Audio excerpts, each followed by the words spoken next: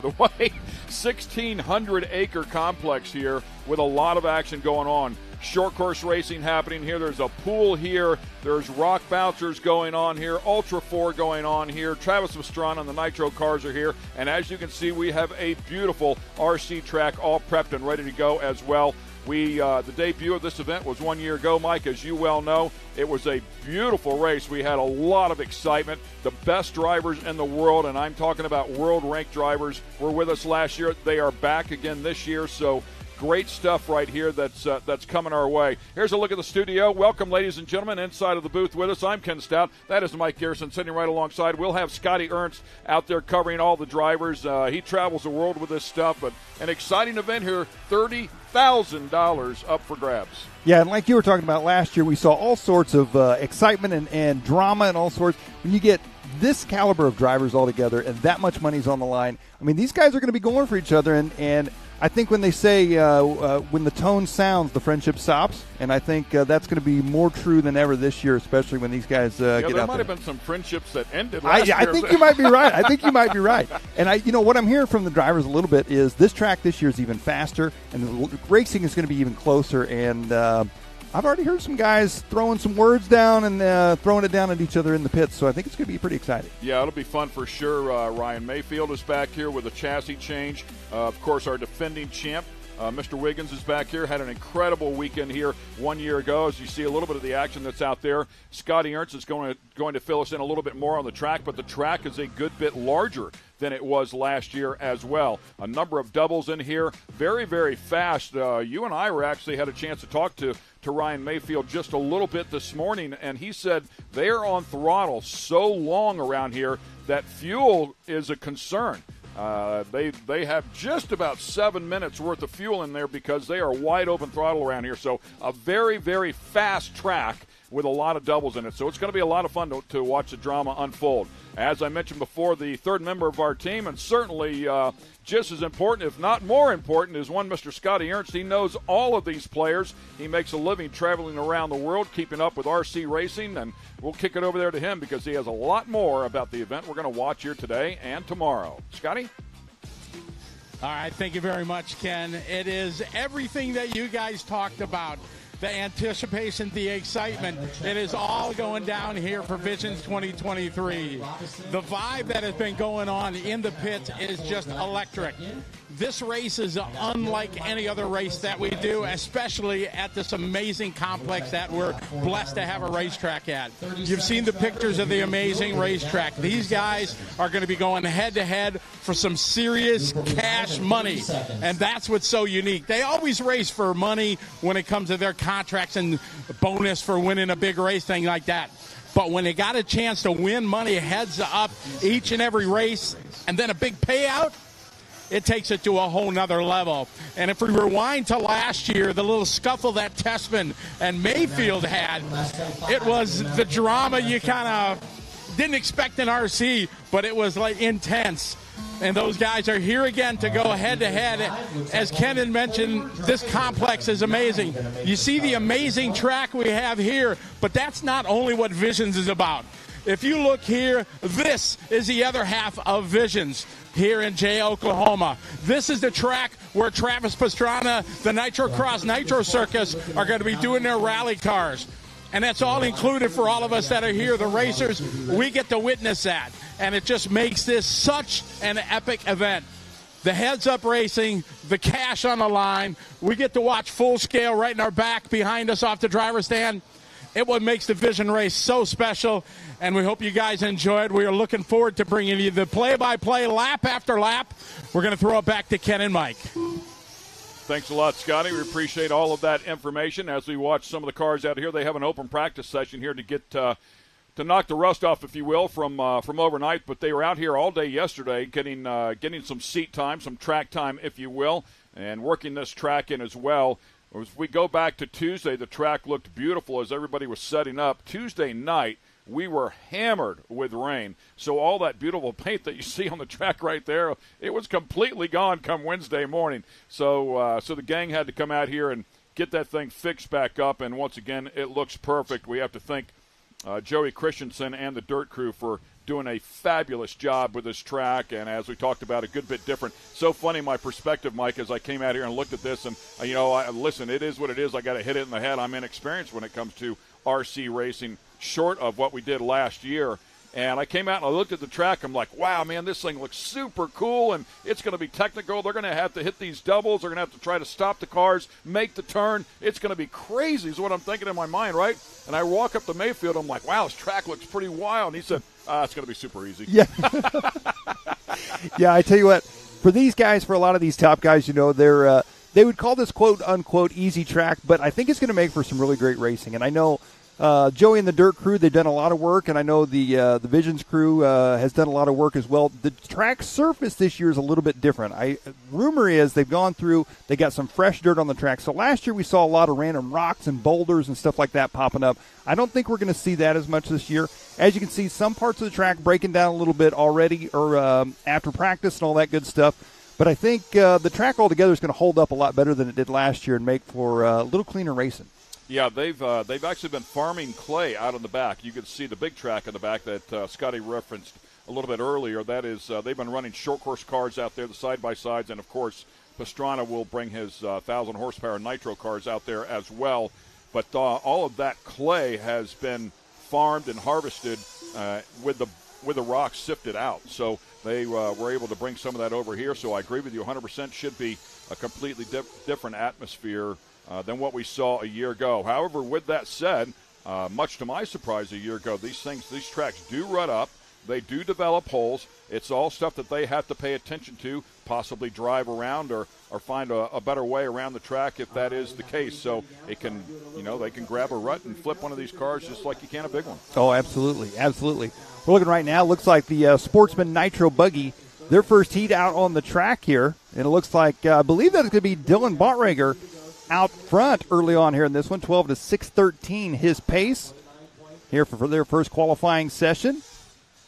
And, of course, as always, qualifying will dictate a starting position here for the sportsman categories. We have a number of different categories, and we'll have sportsmans, we'll have opens. We also have our invites, of course, the world-ranked drivers.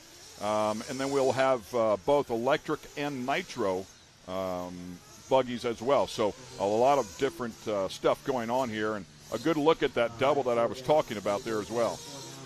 Yeah, you were talking about fuel mileage a little bit earlier, and one driver that we didn't see last year that's here this year is the legend Adam Drake. And not only is Adam Drake a fantastic driver, he's got a ton of talent on the racetrack, but he's also a fantastic engine tuner, engine builder, and he has been known to go 10-plus minutes on a tank, which is not easy to do on any track. But it's definitely, if fuel mileage is going to be a player here this weekend, I think Adam Drake's got a big advantage already coming into this, as he's one of the few drivers that is able to get an engine to do that on other tracks. So perhaps he may be making a few pit stops, and that may put him in the running that ordinarily he may not be in. So, you bring up a great point, no question about it. My first question would be is if he can go 10 minutes, is he making the same power that the other ones are making, or is it just because it's more efficient? I'd be really curious to know the answer to that. Well, I guess we'll find out what the answer is. Yeah, that's right. Here sooner or later, right? Yep. Just the way it goes. But, yes, I do love the fact that you referred to him. A legendary guy here in this industry for sure. And if you look at the chassis and the engines and the tire brands that these different racers are using, Drake is certainly one of those names when it comes to engines. Yes, absolutely. And a lot of these, you'll see a lot of these sportsman guys and stuff as well. It's pretty cool what Drake has done over the past couple of years. He's now he's opened up basically an engine break-in service, an engine mod service for anybody. Anybody can grab an engine from him and that kind of thing. So even some of these sportsman guys running his engines. And when you see him go out there and you see him run things like 10 minutes at a time and nobody else can do it, it's hard to deny where you want to get your engine from, that's for sure. So the next question, oh, man, big tumble right there, ends up on all fours and able to continue on there. You also wonder, so is there a rule, is there a spec size fuel cell for these? So typically at the most ROAR and IFMAR sanctioned events, the fuel tank has to be 125 cc's, and they do tech for fuel and all that. I don't know what the specs are. We'll have to find that out here for this weekend.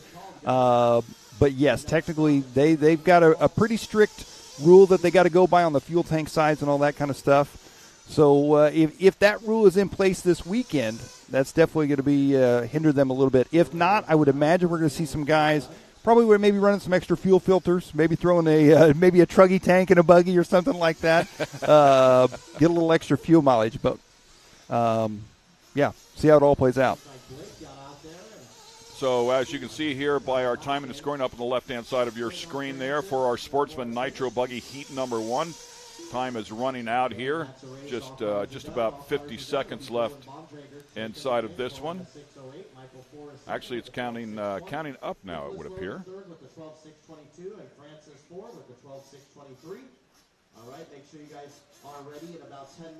So they're working on adjusting that for us. That is pit road here at Mid-America Outdoors. And a lot of stuff going on there as well, hoping to cover some of those stories specifically this year and a little more intently than we did last year. Certainly a very important part of this, as some of the longer motos will come in here and have to refuel and go back out, right? Absolutely, absolutely. And as we saw last year, you were talking about the electric cars. They're going to be out there this year as well. And, you don't think of fuel mileage when you think of the electric cars, but you got to think of the batteries. And the electric cars, just like the nitro cars, these guys are going to be on the gas all the time. So having a quality battery, making sure that thing is topped off, ready to go, and making sure you can make the full race. I mean, there's no coming in for a quick splash and go of fuel when you're driving an electric car. So You either make it or you don't. That's going to be interesting to see as well on this fast of a track. Yeah, good stuff. We'll see how it all lays out here. There's a look at our pits, by the way. That big truck in the back is where we are sitting. It's where our booth is. Brandon and the gang coming out here and setting everything up. All the competitors are underneath the tent. They have tables in front of them where they can work on their vehicles and get things sorted out. Enjoy talking to some of these guys like a Ryan Mayfield and, making a chassis change. And I asked him, I said, what was that about? Was there, you're looking for performance? And he said, it's about business, right? So I figured that would be the answer, but you never really know where they're going with it, because a lot of times business means I need to win, to continue my business. So, but he went over to Techno, which he was explaining to me is a relatively new company in terms of chassis out there. There's a lot of them out there that have been around, for a long, long time, but Techno about 10 years old. So, he said they welcome the information back from a seasoned racer like that. But he said the platform's completely different than the car he was running a year ago. Everything is different. So all of the notes, whatever notes he might have had that would apply towards the chassis they had last year, didn't no longer apply to the Techno chassis that he has to develop and work through now. So it's so cool to take a look at our track workers there, but so cool to hear how intricate these vehicles are. Yeah, it really is. And, like you mentioned, like Techno RC is one. They literally started out making conversion kits back before, I'm going to say, quote-unquote, e-buggy, electric buggy was cool. They made conversion kits for random other brand nitro buggies to convert them to electric, and it was just kind of a fad that guys were doing here and there. And now here they are with, arguably one of the world's best drivers on their team and lining up for them. And pretty cool to see where they've come in such a short amount of time. Yeah, and a lot of different chassis out there for sure as well. For our invite drivers, the two guys that are on the Technos are Ryan Mayfield and, of course, the reigning champ, Jared Wiggins. So they'll be out there trying to relive what happened here a year ago. As we talk about Wiggins finishing up first, he is a reigning champ coming back here, and, man, it was a really tight battle. I mean, the points were extremely close as we were calling the end of that race right down to the very last lap, and a couple of positions changing a little deeper in the field, changing things up, and, teammates that are helping teammates. So it was very cool. Ty Tessman finishing up second overall a year ago, and Cole Ogden with a great effort here a year ago as well, finishing up inside of the top three. So a good effort as we take a look at some of the pit bike racing action that goes on here as well. There's elements everywhere, but the pit bike racing is serious. Yeah, I watched these guys just a little bit last year, and when I think of pit bike racing, well, there you see right there, just trying to take him out in the last quarter before the checker flag. these guys, they ain't playing around. I think a pit bike race is some fun in the backyard. This ain't fun in the backyard. This is serious racing for these guys. I mean, this is wild. And some of the rigs they've got up there for the pit bike races is just as wild as well. And look at the crazy start, kind of like the Monster Energy Cup style start up in the top and drop back down. Good stuff for sure. We're going to take a quick break here, ladies and gentlemen. We have a full day of qualifying coming your way right here at Mid-America Outdoors for the 2023 Visions RC event, brought to you by A-Main Hobbies and HPI Racing. We'll be right back.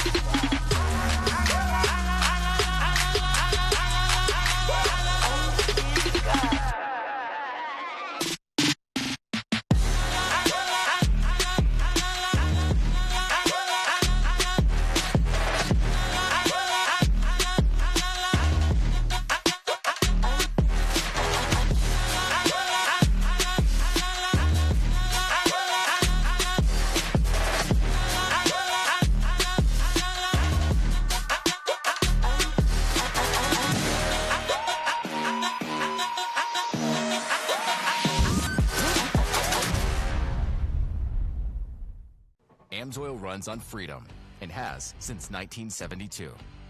We punish our products firsthand in our world-class laboratories and beyond, because some things can't be learned from a test tube. Run with us.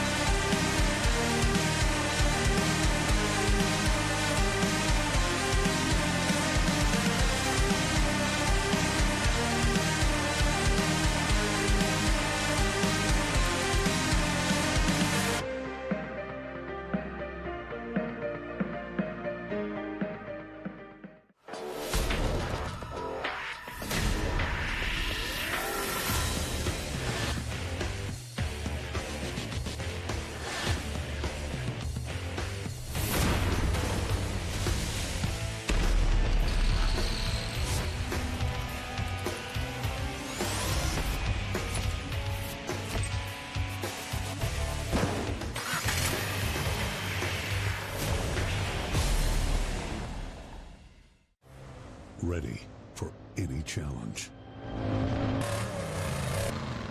Maxxis tires can handle even the most punishing off-road conditions.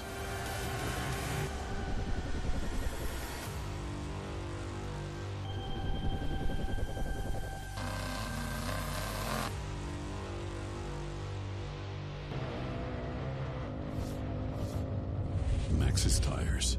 Tread victoriously. Speed Sport has been America's motorsports authority since 1934.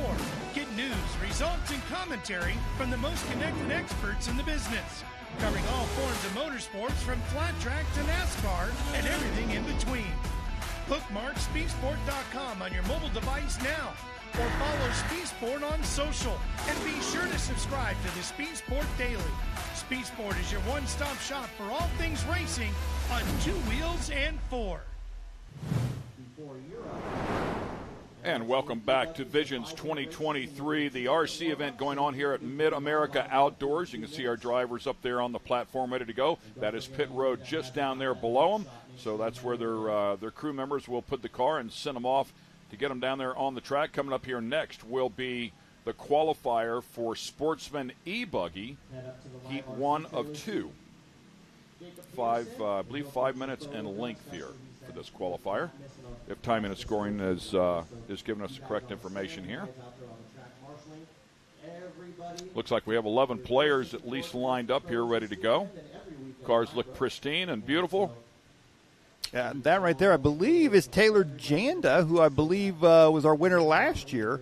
I can't remember if that was in the e-buggy class or the nitro buggy class for our sportsman division, but back again this year. Got quite a few new drivers in our sportsman and open divisions this year that we didn't have on the track last year. Good to see some new talent out there. Talk to me about the controllers. That's a great shot of one of the controllers there. And there's a couple of different styles. I forget who it was. Was it Phi Long Wen who has the joystick? Yes. Which is a little different? Yes. So Phi is, I believe, the only driver here this weekend. Most drivers using what I would call a more traditional style radio like this. It's got the trigger for the throttle and the brake, and then you've got an actual steering wheel that you're turning left and right on the side of it. Phi is actually using a stick-style radio, which is more seen over in Europe and things like that you often think of when you think of remote control cars. You know, the one stick forward and back, the other stick is the steering. Not quite as common here in America with the racing scene, but Phi does a very good job of making that car get around the track very quickly using the stick radio. Yeah, he bumped in last year.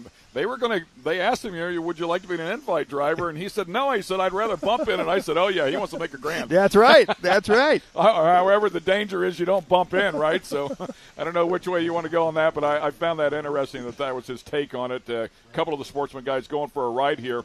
I also find it interesting here because I immediately think of car racing. That's my background. But this is a qualifying session, so I find it somewhat amusing that everybody took off right away with each other. I would think that I would probably let it breathe for a moment, go out and find some clean track and try to chase that, but they've kind of sorted themselves out now. Absolutely. I'm with you 100% on that one. Definitely the ideal way to go about this is giving yourself a little bit of space, a little bit of track room, things like that, but hey, they just want to get the show started and put a show on for us, so they're jumping right out there all together. That's good for us, right? That's right. It's fun to watch. That's right. And as you can see, we were talking about the track a little bit earlier. Joey Christensen, Aaron Webb building this racetrack, doing a fantastic job, and maintaining it as well. We talked about the track may not have rocks and stuff like that in it, but it's already looking a little bit rougher and rougher, and as the day goes on, I think it's going to get even more exciting. These guys running their warm-up laps, getting checked in here. It looks like a few drivers not quite checked in. So you talked about the difference in the consistency of the track, the dirt that seems to be a little bit different. In your opinion, will tire wear be an issue here at all? It kind of depends. Right now, the track's still got a little bit of a loose surface on it, which it still looks soft to me, which I don't think tire wear is going to be super big factor just yet. If the track starts actually grooving up like we saw like on the big short course track and things like that, and they let the track go and kind of just dust it off and things like that, I could see tire wear being an issue. But another thing we got to look at as a lot of these bigger races, more traditional format may run a 45-minute, hour-long main, and yes, I think tire wear would come into that, but we're going to run a little bit shorter mains because we're running multiple main events. So I don't think tire is going to be a huge factor as far as wear goes, but I definitely think, just like any race, I think compound and tread pattern are probably – compound more than anything is probably going to play a part, especially as the temperature changes. Oh, wow. Yeah, pretty vicious contact right there. Again, a bunch of those in groups together. Of course, you can see the track workers out there to help the drivers immediately. If they do ball them up and end up on their lid, they'll grab the car and flip it over and get them going right away. Again, that is a great addition here. And typically, those are volunteers that come out here and help us out. We appreciate that. It looks like one lap into this one. Boomer Wheeler going to be out front leading this one. Ian Morey in that number 2 spot. Frank Columbia in the 3 spot. Jason Morey in the 4 spot. And I love the grouping. I mean, the top 4 are already in the 31-second zone. Ian Morey drops down into the 30s right here, but the grouping was already very close within a couple tenths of a second. Absolutely, yeah, and that's kind of like Mayfield was saying earlier on. This is going to be some very close racing, and tell you what, one wreck on this track or one major mistake, that's going to be a make or break situation. Last year, you guys, everybody was wrecking last year. So, you have one little bobble or something like that. It wasn't that big of a deal to make up time, but it's going to be difficult this year to make up time if you make a mistake or crash somewhere. So this initially, or I'm saying eventually, as I learn how to speak here again, eventually we will turn this into a TV show. Our 3 mains for the invites tomorrow on Saturday will become a TV show on Speed Sport 1 that everybody will be able to watch. So in terms of that, along those trains of thought, as I was talking to Ryan Mayfield, and, he said this track is a little bit easier. I do agree with you. It's going to be more competitive. It gets more people in the game, as they're able to deal with a little bit easier track. The harder you make it, of course, it's going to separate the talent immediately. But this will allow some drivers that might not be as technical as some of the best in the world to keep up and keep pace. However, being on the throttle, becoming a fuel game, a strategy game possibly, it's going to change things up. But one thing's for sure, more people will be in the hunt here on this track, which will make it very exciting for us. Absolutely, and it looks like Ian Morey going to be out front still here in this one. Morey leading the way with Boomer Wheeler in that number 2 spot. Ian Morey with a 28.9. Wow, he just threw one down. That was a super fast lap there for Ian. And if I'm not mistaken, I believe Ian Morey, the son of Jason Morey, so we got a father-son battle here in this one. Jason sitting in the number 5 spot, Ian, his son, leading this one. Some trouble coming off the drop-off there. Yeah, good stuff, man. He's got a bunch on the field right now. How about a little over 2 seconds? A little under 2 seconds now. Boomer Wheeler just throws one down at a 30.2, so he picked up some time there. 2.3 seconds, it looks like the gap here. And Taylor Jander, we were talking about him, last year's winner. He's sitting in that number 4 spot, just dropped back out of the 3rd place spot there. Frank Columbia in the 3rd place spot.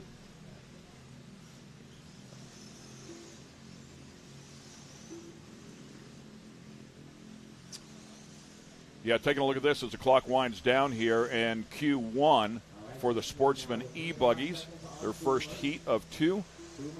Just about a minute left inside of this one.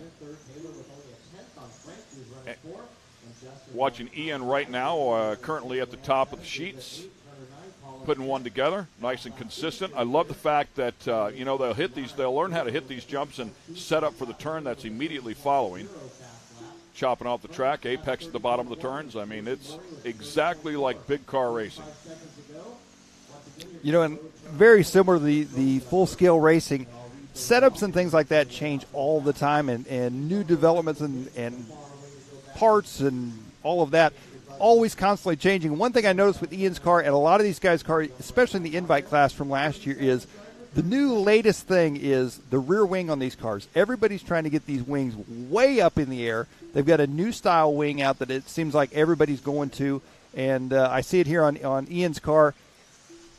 Could it be making a difference? Is it just one of those things? You never know, but Ian's making it look good right now. Well, they certainly fly nicely. I would think that it does have something to do with it. I find it humorous that you bring that up, though, because there's no rule. It's a new wing. It's higher. It's up in the clean air, if you will. In big car racing, typically the rule is the wing cannot be higher than the roof line. So something to think about there. Well, that's definitely not the case here because a few of these wings are way up there in the air. Oh, trouble Stuffed there. That one, yeah, just missed that jump a little bit and stuffed the nose of it in. Again, Ian Morey still out front here as this session is winding down. Looks like with that crash there, Ian going to drop back to the number 2 spot. Boomer going to take the win. Well, I'm looking at the numbers, though. If you look at, I don't quite understand the time and scoring. Ian still shows a 28.9 to Boomer's 30.27. So not real sure what's going on there. And then a 30.15 for Frank Columbia.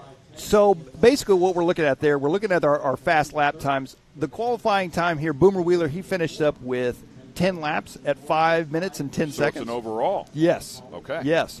And so Ian Morey there with that crash dropped back to a 10 laps at 5 minutes, 13 seconds. There you see the different drivers. way of doing it. Yeah, typically you would grab a fast lap out of normal motorsports qualifying, but this an overall. Love that. I love the twist in this sport that makes it a little bit different. So one with a ton of speed, but risk versus reward when you're hanging it out like that. Absolutely. Good look there at our A-Main Hobbies, HPI Racing, our title sponsors here this weekend. They've got a really cool display set up, all sorts of their different vehicles lined up, and a test track over there. We saw some a wide variety of people over there at the test track, including some of our own RC racers getting the action in with the rally cars. They went and watched the big rally cars on the track yesterday. Then they went and took the rally car and they took it around the test track. So they got their fill of rally car racing yesterday. I love the off-road trucks. They're super cool as well, man. A little monster truck action over there, something for everybody, and it's not just kids, as you can see. I mean, the adults have a blast doing these. You can't go buy one. You have to buy at least two so you can race whoever you have at home. Right? Absolutely, absolutely. One of the most commonly asked questions is, what do these people do? You know, these guys, especially like in the invite class, what do they do for a job? And what people don't realize is this is their job. You know, these guys, a lot of these guys are making their living racing these RC cars. So it's just like any form of racing. It gets serious. It's like lawnmower racing. Hey, there's pro lawnmower racers. Yeah, it's a massive industry. I mean, if you take a look at it worldwide, it's a huge number, and these manufacturers can sell their vehicles, you know, to the masses, just like a car manufacturer, if you will. Yep. And car manufacturers have factory drivers, so they have the same thing. They have factory drivers that are out here, and some of these guys making six figures a year, traveling around the world, racing RC cars. It's super cool. It's also a different lifestyle. It's not necessarily for everybody. You find yourself on the road, and matter of fact, we have one of our veterans out here, I believe, making is making his final run. It's going to be his last year, you know, on the tour. So it takes a lot out of you. It's tough on the family when you're traveling all the time to go to races, just like the big cars as well. So it's a sacrifice that everybody has to make. But in a lot of cases, they would look at you and say it's way better than a real job. That's absolutely true. That is absolutely true. Our Sportsman e-buggy heat number 2, taking the track, warming up here. Yeah, and of course, you're talking there about Jared Tebow, JTP RC. Announced his retirement. This will be his final year for making some of the major events. He finished up his last Roar 8-Scale National Championship here this past couple weeks. A lot of these drivers fresh off the Roar Nats. Of course, Dakota Finn taking the win in the 8-Scale Nitro Buggy Championship. He is here this year, which he was not here last year. It'll be exciting to see him and how he throws it down with some of these other drivers as well. And another broad look there at the track. I don't know the actual distance. I don't remember what the distance was last year, but it is a good bit larger than it was last year. In fact, the test track, if you will, or, you know, for the hobby track over there, if you wanted to go over there and drive one of these things and have a little bit of fun, that section of the course last year is now part of our racetrack. So it's that much larger. Yeah, and I think that's going to make a big difference. Last year was an exceptionally small track compared to what a lot of these guys are used to running on with the 8-scale vehicles. And this is a little more normal size for a lot of these guys. And I think that's going to make the racing even better than it was last year, which is hard to believe, as yet last year was pretty intense. But we get set to go here with Sportsman e-buggy heat number 2. These drivers getting off and underway. That early TQ time set by Boomer Wheeler in that first heat. Of course, by TQ, referring to our top qualifying time for round 1 of qualifying here for these drivers. And once again, as we talked about before, as they turn them loose here in about 30 seconds, and the time the clock will officially start counting for them, much to my surprise here, if you were listening early on, it's not just one fast lap. It is a combined time for the 5-minute session. So it's so important to put in some good, clean, consistent laps here for the entire 5 minutes. It's everything. Yeah, and it's always difficult, especially when you're new to the world of RC, kind of how to explain what we call IFMAR qualifying. IFMAR being the world sanctioning body for the world championships. It's basically the most amount of laps in the shortest amount of time in a 5-minute time span, or however long the qualifier is. And like I say, Boomer Wheeler was that top qualifier that last one. He had a 10-lap run at a 5:10 pace. We'll see what these guys got as they start working their way around. Looks like Dylan Bontrager going to be possibly out front here. We saw him out with the Nitro Buggy in race number 1. He's back out with the e-buggy here in race number 3. So he was running Sportsman Nitro Buggy. He's running Sportsman e-buggy as well. Nicholas Logan and Michael Forrest in that number 2 and 3 spot. John Cayley's in the 4 spot. Jeff Crane in the 5. Still a lot of racing left to go here for these drivers. 3 minutes, 15 seconds here for our Sportsman e-buggy heat number 2. Starting to air these things out a little bit, a little smoother course. You can see them putting these laps together and getting things sorted out. As we talked about, they did have a full day of practice out here yesterday to get some seat time, make some adjustments to the cars. Of course, get themselves competitive as well. Going back to the controller, how much information is on the face of that controller? Let's say for the electric cars, does it tell them how much battery is left? Most of the cars do not. There are some telemetry systems out there that more commonly found in a lot of the ready-to-run systems, more kind of the what you call basher or play cars that you take in your backyard and stuff like that, have some more information like speed and things like that. A lot of your race guys aren't going to run a lot of that kind of stuff.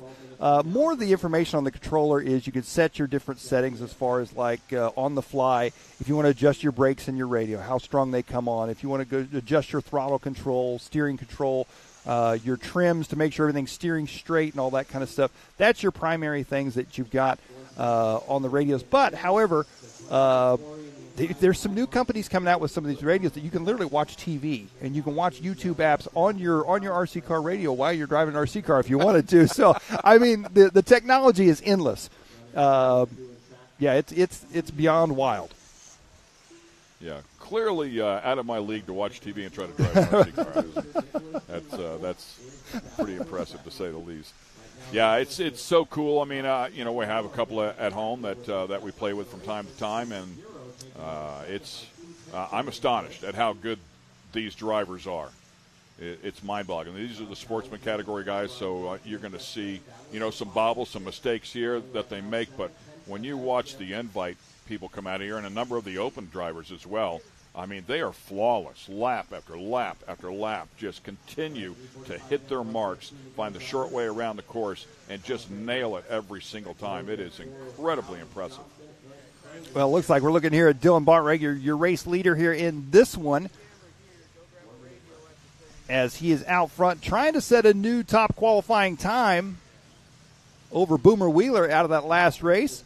A little bit quicker, by the way. I mean, in terms of a single lap at a 28.5, we saw a 28.9 before, so a little more speed there. Another 29.5 here out of Nicholas Logan. So the overall time there, as they continue on here, this one counting down, just 30 seconds left. In fact, under 30 seconds as we talk here for this qualifying session. Group number 3. Yeah, it looks like Forrest in that number 2 spot. Oh, Nicholas Logan jumping up to the number 2 spot that last time around. Forrest in the 3 spot. Bontrager, pretty smooth race here in this one. He works his way down the front straight. I tell you what, I got a feeling the end of that front straight, it's already getting a little bit rough from the rain that you talked about earlier this week. And coming off that drop-off, I got a feeling by the end of this weekend, those 2 spots are going to be key points of this racetrack as they are already rough and already kind of breaking down, and I think it's only going to get worse. So, yeah, hitting those things at speed. I mean, the cars are really moving right there when they go down to that step down and hammer it hard, so you could develop a hole there. By the way, the white chalk there for the fans that are new here will eventually be our starting positions. Looks like this one is finishing up. Dylan Bontrager's going to take it at 11 laps at a 5:21. That is one full lap faster than Boomer Wheeler. So Dylan, for round 1 of qualifying, going to be your fastest sportsman e-buggy driver.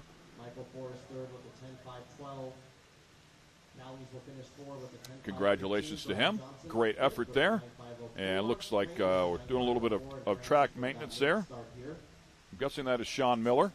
That is indeed Sean Miller. That's going to be our starter this weekend, part of the Dirt and Jimmy Babcock crew. Jimmy Babcock, of course, our race director here this weekend, up in the score tower, getting the racers all the information they need, keeping the race program running up there. Well, there's our qualifying results from that one. Dylan Bontrager with the win, 11 at a 5:21. Nicholas Logan coming in that number 2 spot with a 10.507. Michael Forrest, 10 at a 5:12. John Caley's, Brian Johnson rounding out your top 5, followed by the rest of the field there for Sportsman E-Buggy here from the 2023 Visions RC here at Mid-America Outdoors. Brought to you by A-Main Hobbies and HPI Racing. A lot of racing left to go here. And once again, as you can see, we're keeping an eye on some of the pit bike action that goes on around this complex. We'll treat you with some beautiful scenery shots from time to time. We're going to take a quick break. We'll be back here with more qualifying action from the 2023 Visions RC Nationals. AMSOIL runs on freedom and has since 1972. The rest of the market has been trying to follow our lead ever since. But a head start is a head start. Run with us.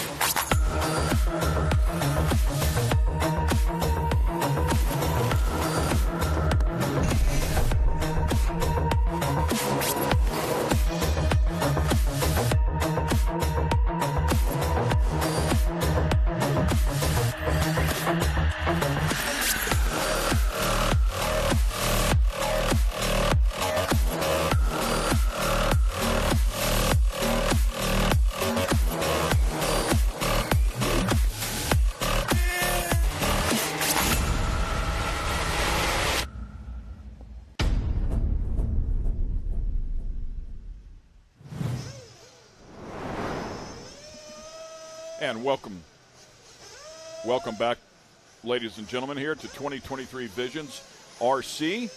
A-Main Hobbies and HPI Racing helping us put this one together as some of the players are up there getting ready to throw down some of the best in the world. Ryan Mayfield over there with the Techno shirt on as you take a look at some of those guys. And Ryan came in here ranked number 1 in the world a year ago. I believe ranked number 3 now, if I'm not mistaken, in terms of the world. But ranked first here in the U.S. That's something we were talking about. They have a U.S. ranking now as well. Yeah, Ryan is, like you said, made the switch over to Techno this year. And the driver coming up on the driver's stand right there, one we cannot count out this year, that is TLR's Dakota Finn. And Dakota Finn was not here last year, but He is coming off a fresh Roar 8-scale national championship win only a few weeks ago. And he's always been a contender, that's for sure. But he has had a phenomenal year. They call him the Phenom. So yeah, right. I mean, that says a lot. Ranked number 1 in the world, ranked number 2 in the U.S., back-to-back national championships. So has all the resources of TLR and J Concepts behind him. So extremely talented with great equipment. And we were talking about young Pheelong Nguyen and using the joystick radio, if you will, and there's a good look at it right there. Yep, Fee standing there. He is ready to go. And as you can see, Fee standing on the milk crate, just a little bit shorter than the other drivers.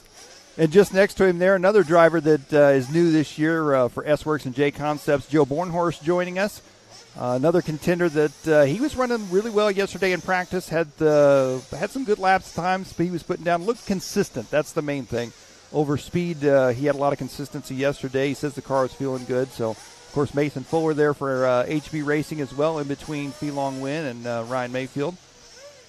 Rivkin, there's Adam Drake with Mugen Siki, Ty Tessman, and, of course, Jared Tebow. Tebow making a switch as well. He was here last year on the Techno team.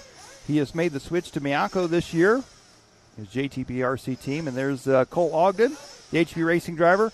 Although Cole did not make a chassis change, he did make one change from last year. He cut his mullet off. He does not have a mullet this year. So we'll see if that affects his performance at all on the racetrack. So Scotty Ernst is back up and running. He is over there with that line of amazing drivers. Scotty, what do you got, buddy?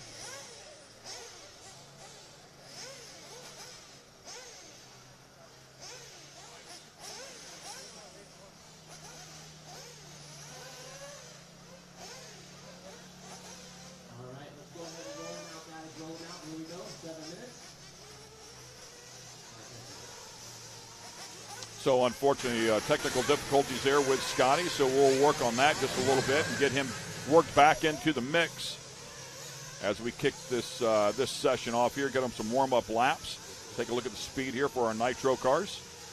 And once again, we think we've got Scotty back here. So, Scotty, we'll kick it over there to you, buddy. All right, we're here in the driver's stand. The Gladiators are behind us, right to behind me here. That Jared Wiggins, your defending champion. This is their final practice. They had some practice runs yesterday. Track's changed a little bit. They've adjusted a couple of the jumps here overnight, trying to make it flow a little bit better. So this is the last chance these guys to really get out there and make their final adjustments and find out what they're going to do. Ken and Mike, you guys have talked about the track conditions, things like that, quite a bit different than last year.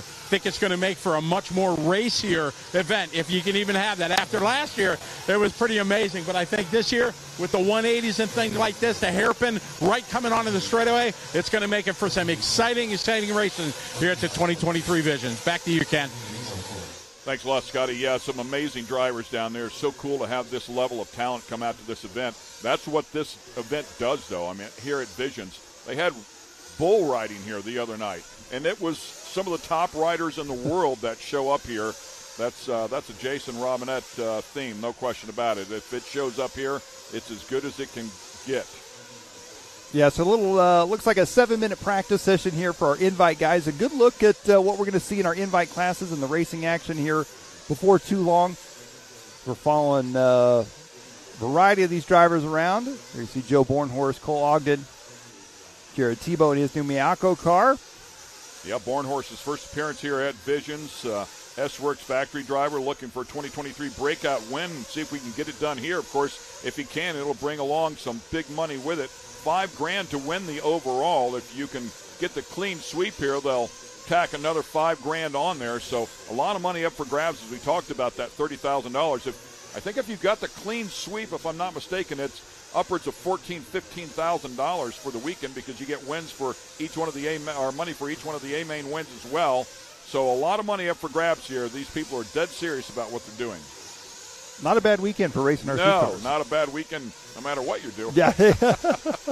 Well, our sprint car racers out there would love a $15,000 payoff. That's right. That's right. Well, they were looking at Joe Bornhorst right there. The red and yellow S-Works. He works his way through the infield. And as we said yesterday, he had some smooth, consistent laps. I don't know. I was looking at lap times a little bit yesterday. Don't know that his lap times were necessarily the fastest that we saw on the racetrack, but very smooth, very consistent. He's looking the same. There you see the end of the front straight. already starting to get a bit rough. Yeah, so another hole right there in the center of the track as well. Oh, right in front of Joe. They threw that car out there in front of me, but I was just going to make a point of what Joe was doing there. As you watch Joe, I mean, he was hitting all of his marks perfectly. Watch these drivers in comparison to the sportsmen, and the sportsmen are cutting their teeth. They want to get up to this level, so certainly not knocking those drivers by any stretch of the imagination, but we want to point out the level of driver that we're watching here. As you watch them nail the apexes through here, carry a ton of speed, set up in the air, I mean, right down at the bottom, they go perfectly, and every single one of these turns, they're just spot on with their entry points and their exits and carrying a ton of speed to the center of the turn. It's amazing to watch them do it time and time again, and that is the big difference. So, bump right there that just upset that car a little bit. Yeah, and like you say, these guys are hitting the perfect line over and over and over, and the consistency is wild for these guys. Here we're looking at Cole Ogden. Ogden, a player last year as well. Yeah, finished third overall. He had a great session out here, did Cole Ogden, finishing up 4th, 2nd, and 6th in the 3A mains. It was a solid event for him. Looks like he's struggling just a little bit here, getting his car dialed in. There we look at Ty Tessman, followed there by Dakota Finn. Now we're looking at Dakota Finn. Finn, the Phenom, the TLR driver. Down the front stretch, he goes onto the right-hand side of the track. Yeah, he's certainly considered, Dakota Finn, we're talking of, certainly considered one of the fastest, most naturally talented racers in the world. Started racing at age 7, chasing the RC Dream.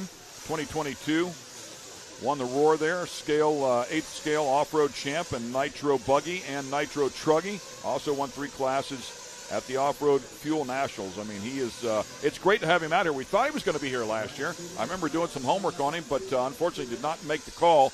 Look at there at the Phenom, Dakota Finn. So expected to be a challenger, no question about it. You know, one driver we haven't talked about yet that was here last year, I believe, bumped up out of the open class last year, is already in the invite class this year, who, looking at these fast laps that they're laying down right now, Mason Fuller, the HB Racing driver, he started as a young gun out of Iowa, maybe Nebraska. Same thing, right? Iowa, Nebraska? It is Iowa, yes. Grimes, Iowa. He's clicked off a 27.044 fast lap. The only driver to get close to that right now is team associated Spencer Rivkin with a 27.090. Looks like they're Ty Tessman with a 27.046. So Tessman laying down some fast laps as well here. Now we're looking at Ryan Mayfield. It is pretty cool because they all kind of morph down there until they end up close to each other. It might take them a couple extra laps to get there, but it's pretty amazing to watch them get there. I think we've got about a minute left in this practice session. Ryan Mayfield working his way around here. Jared Tebow just clicked off his fastest lap at 27.062 for Tebow. Ryan Mayfield, Jared Tebow, two of those drivers that literally have grown up racing together. Yeah, we talked about a couple of these drivers having a great show here a year ago. Ryan Mayfield did not have a great one. He kicked things off as he won the first A main, but after that had some issues. I believe was in a wreck or had a failure, if I'm not mistaken. I think a wheel fell off for whatever reason. Not sure what caused it, but he just did not have a good day last year. So we'll expect him to be right back in the fray here again as well. Yeah, I'm looking at his lap times right now. His fast lap at 27.2, so a couple tenths off the fast lap. Oh, it looks like Mayfield's car is dead there before the double. That's Rivkin there flamed out, and there's Mayfield's car. So I don't know if Mayfield may be having some issues trying to dial some things in, but that's what this last-minute practice session is for these guys. There we're looking at Felong Win. There is last year's champion, Jared Wiggins, Techno RC driver. Wow. So he landed hard. There's a little bit of a rebound right there, and in that rebound, he actually rotated that thing into the right-hander. I do agree with you as we continue to watch this. That's the hole I was talking about before as well. But as they land and smack that hard, there's definitely going to be some damper adjustments to get set up for that right-hander. Absolutely. And, yeah, like you say, Wiggins, incredible control of that race car. There is his dad there pitting for him here this weekend. His girlfriend, Katie Roxbury, also here as well. She is going to be running in the open classes, I do believe. If I'm not mistaken, I do believe Dakota Finn clicked off a 26-second lap just before the session ended there, which would have been the fastest of the session. So as they prep this track here a little bit more, they've had a good look at it here today, including one Mr. Dakota Finn. And Scotty Ernst, you have Dakota down there. Let's get his thoughts on how this track is performing and what he thinks is going to go down. I thank you, guys. We're down here on the driver's stand. Dakota Finn. Dakota, last practice is in the books. Tell us how your car is and how's the track feeling. I think this is the best my car has been. Well, I think we're liking the wet track out there, so hopefully that keeps up. Looks like we're getting water for most of the qualifiers and mains and stuff. So yeah, everything's good. Looks like after last practice that mileage might be playing a role. I saw a couple people run out, so it's a pretty wide open track. And yeah, I mean, the plan was just do one pit, but some people might be having to do two, and it'll kind of change it up a lot. So we'll see. That doesn't happen a lot normally in our races nowadays, so that definitely throws another curveball at this event. Yeah, for sure. I mean, mileage is always important. I think we're getting pretty good mileage, so it puts us in a good position. And maybe my goal is kind of maybe just stay out a little bit longer and get some good track position and then come in a little bit later in the race. All right, best of luck this weekend. Thanks a lot. Cool, thank you. All right, there you go. Dakota, he's ranked number 1 in the world. Just had a great run a couple weeks ago, taking a win at the U.S. Nationals. So we'll see what Visions 23 has in store for Dakota. Back to you, Ken and Mike. Thanks a lot, Scotty. Yeah, looking forward to that, and he brings up a great point. We've been talking about the mileage there, so he thinks maybe a one-stopper could get away with it, possibly a two-stopper. Who knows, as looks like some of the nitro cars are out there slinging around on a very wet track, watering our track down as well. They have a practice session over there with the nitro cars all day long, so they'll be looking to work those things in. Amazing feats of art, those cars. I actually want to get up close and personal, but I saw Dreyer and Reinbold over there. I mean, we're talking about IndyCar level race teams that are going to throw down over here, and a couple different levels as well. The all-wheel drive cars dealing with that racetrack. The S's over there are vicious. It might be difficult to see here, but the elevation change there is massive. That is on the side of a big hill. Yeah, and yesterday watching some of those guys, Travis Pastrana throwed his twist on the track with the big uphill triple section that he's got. And I tell you, when those guys come up a little short on that uphill triple in a rally car, that hurts a little bit more than it does in an RC car, I bet. Yeah, no question. So they'll be throwing down here. Tomorrow is their big race, along with ours. We'll have our 3 A-mains tomorrow for the invites. And that is what will be cut up for the TV show on Speed Sport 1. It'll be 3 short A-mains as we have some of our competitors coming back out here getting ready. Well, they're taking the stand here. That's NFL player right there, former NFL player Reggie Tung, taking the driver's stand there, the Techno shirt. Of course, the S-Works driver, Brandon Rose, lined up there. So we're getting ready to go here for Open Nitro Buggy round 1 of qualifying. So how this is going to work, we got 2 heats. After the 2 heats are finished up, the fastest qualifier out of those 2 heats is going to go on to the invite class. Camden Line, one of our bump-up drivers there as well. He'll be inside of this session. We'll see if he can get it done again. Grabbed a cool $1,000 because of that, and of course a shot at the big money. And right there next to Camden is Katie Roxbury. We're talking about her, Jared Wiggins' better half. Of course, last year's invite winner. So Katie racing the open class, trying to work her way up into the invite class. How about that? That would be interesting. That would. Especially because I believe last year Katie pitted for Jared. On the car, wasn't yeah, so she was what do you do at that point? Yeah, I guess you look at him and say you're on your own, pal. Yep. Let's see if you can win it without me. I'm going to go over here and try to beat you. Yeah, that's good stuff. Well, great look at the track there. You can see the A-Main HPI Racing demo track over there with the hay bales. The conditions so much different here than it was a year ago. I believe we were here in July last year. It was brutally hot. Yes. Very humid.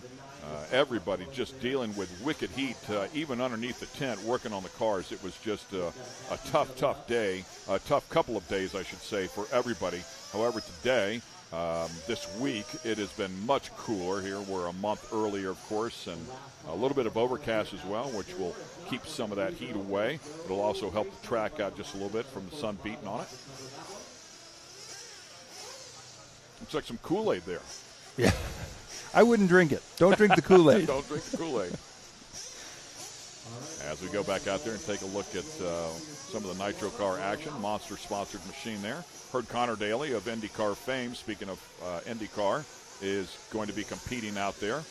However, I believe no longer one of the news drops here in the past week or so is no longer with Ed Carpenter Racing. Ryan Hunter-Ray is back on that team. Well, we turn our RC cars loose here. This is going to be our Open Nitro Buggy Heat number 1. So winner out of this heat will be early on top qualifier for the round. We've got one more heat to go to see if anybody else can top that time. And then after that second heat, we'll be able to identify exactly who's moving on to the invite class. Yeah, our bump-up driver, if you will. And, of course, once those two are done, we have the overall times from both of those to figure out who that driver is going to be. They will no longer be in the open class. They will immediately be bumped up to that invite class. Well, and there's a number of these drivers. I got to be honest with you, looking at this lineup, just in this heat race, there's more drivers that are capable of being in the invite class than we have spots to move up. So this is going to be exciting for sure. We got Creed Nally out there, Dennis Remington, Santos Rodriguez, Brandon Rose is going to be one to keep an eye on. Barry Rowe, Roxbury, Seth Van Dalen, if I'm not mistaken, was in the invite class last year. Joshua Vigil, Walker, Reggie Tung, and of course Camden Lime. Camden Lime making his way out from Arizona, the S-Works driver. And one of those bump-up drivers from a year ago, as we talked about earlier. And it's so tough. I mean, a lot of people are like, how do you become an invite driver? I mean, there's so many worthy drivers. I would not want to be the person that tries to pick them out, but they do it as fairly as possible, and they do have some criteria that they work off of. They'll try to make it as fair as they can, but there's only so many positions here. I'm with you on that one. I would not want to be that person, that's for sure. That's not an easy job, I'm sure. As these puff of the fuel smoke out of those things. We're probably run them just a tick rich there. They don't want to hurt these engines today. That might be something, though, as we talk about fuel mileage, that they'll consider here. If you can lean them out a little bit and save a little bit of fuel and get them to go a little bit further. But whenever you do that, you also run the risk of sticking one.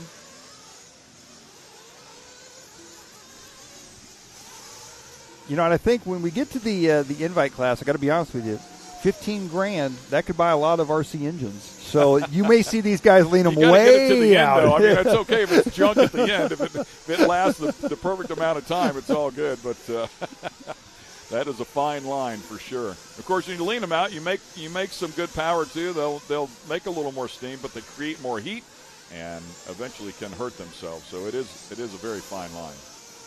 Well, we're looking here at Brandon Rose, one of those drivers that definitely want to keep an eye on, the S-Works driver as he works his way around. He is leading this one early on.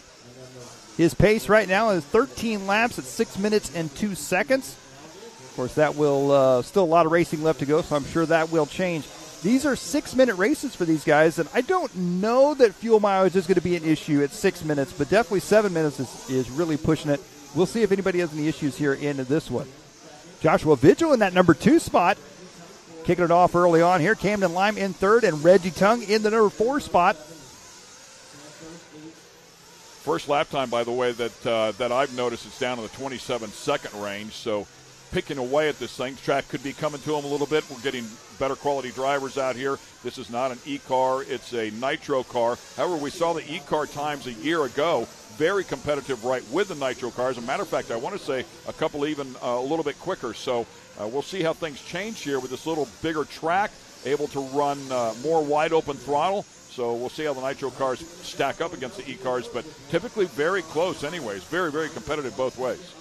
Yeah, and a lot of these guys, they'll run the e-buggy classes, not so much to be running them, but more so for a little extra track time, because a lot of times they got these cars set up pretty close to where it feels very similar, and they get a little extra track time for the nitro class, especially an event like this where the big money comes for the nitro class and not the electric class.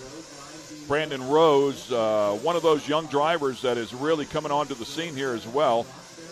Anticipating him being one of the bump-up drivers. We'll see if, in fact, he can close the deal out here. Of course, he has to get through this round and the next to do that. But Off to a great start here so far. And again, over that jump there, right down to the bottom of the turn, running a great line.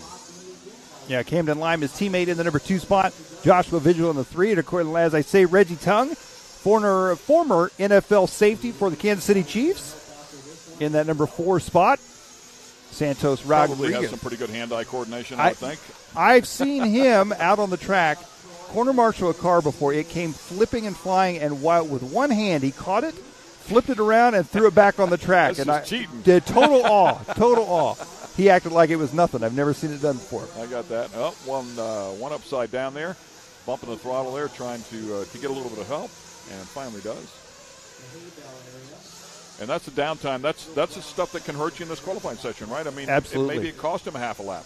Absolutely, especially on a racetrack like this. One crash like that will really drop you back. It's hard to make that time back up. Good save right there for Brandon Rose. I believe this is going to be Camden Lime here, his teammate in that number 2 spot. Camden, really. Go ahead. Oh, Camden on the clock, I was just going to say, is only 1/10 of a second. His pace is only 1/10 of a second at this time. And now he's taking over the number 1 spot. Brandon Rose right back at him. There's Camden Lime on the driver's stand. Look at the trigger and throttle hand of Camden Lime just shaking. He is feeling the pressure right now.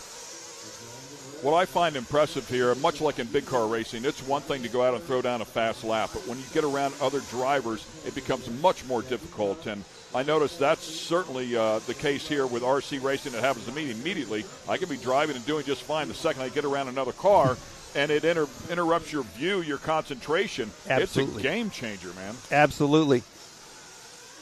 Yeah, not only is the track full of obstacles itself, but these guys are on the track with 10 other moving obstacles, being the other drivers that they got to factor in. Yeah, and they will absolutely stuff it down underneath the other driver. I mean, they know exactly what they're doing. The opportunity to pass somebody they'll take full advantage of it there. Again, just nailing the bottom of that turn, the entry point there perfectly. Late apex there. And look how good that car rotates. I was watching a couple cars down in there, and they were really tight. They would push out wide and that left-hander. But again, watch that thing rotates so well down on the bottom. When he turns the wheel, man, it reacts immediately. Camden Lime and Brandon Rose going back and forth for that number 1 spot. 0.6 of a second apart right now. We're looking at Camden Lime as he works his way through the infield. The S-Works driver. Got a little bit of traffic there. Works his way through that traffic. Again, this is each driver trying to set the fastest pace. When we get to our invite classes, those will be heads-up races. And these drivers right here in our open classes trying to work their way into the invite class. We got one more heat of open coming up after this one. We'll be able to determine our top qualifier for this round and who is going to the invite class. Right now, Camden Lime, he is trying to set that early fast pace with a 14-lap run at 6 minutes, 25 seconds. Time has run out. Well, those two were so close the entire session, just back and forth. The teammates, how much information do you think they share in terms of setup? Or maybe it's just driver style. It's not something you're necessarily, maybe get you in the window, but then fine-tune your own car. I was going to say, I got a feeling these guys, I know with Camden and Brandon, they probably share quite a bit of information together. But again, 2 different style of driving, so I'm sure each have kind of their own little tips and tricks that they're going to throw on their cars to suit their style. And it looks like Camden is going to get it. So Camden with a 14 at a 6:25 is going to take the win here in this one. So right now, he is going to be your top qualifier. As of right now, will he hold on to that? We've got one more open Nitro Buggy race to go after this one. Joshua Vigil finished in second. Reggie Tung moves up to third. Creed now, I did not see what happened to Brandon Rose. Yeah, something happened to Brandon Rose there very late in that session. May have been fuel. He may have ran out of fuel in that one. Great point. So, yeah, as you can see there, 1 lap short, right? Yeah. Tough luck there for Brandon Rose. He'll be back for round 2 for another shot at trying to work up into that invite class. There you see our qualifying results.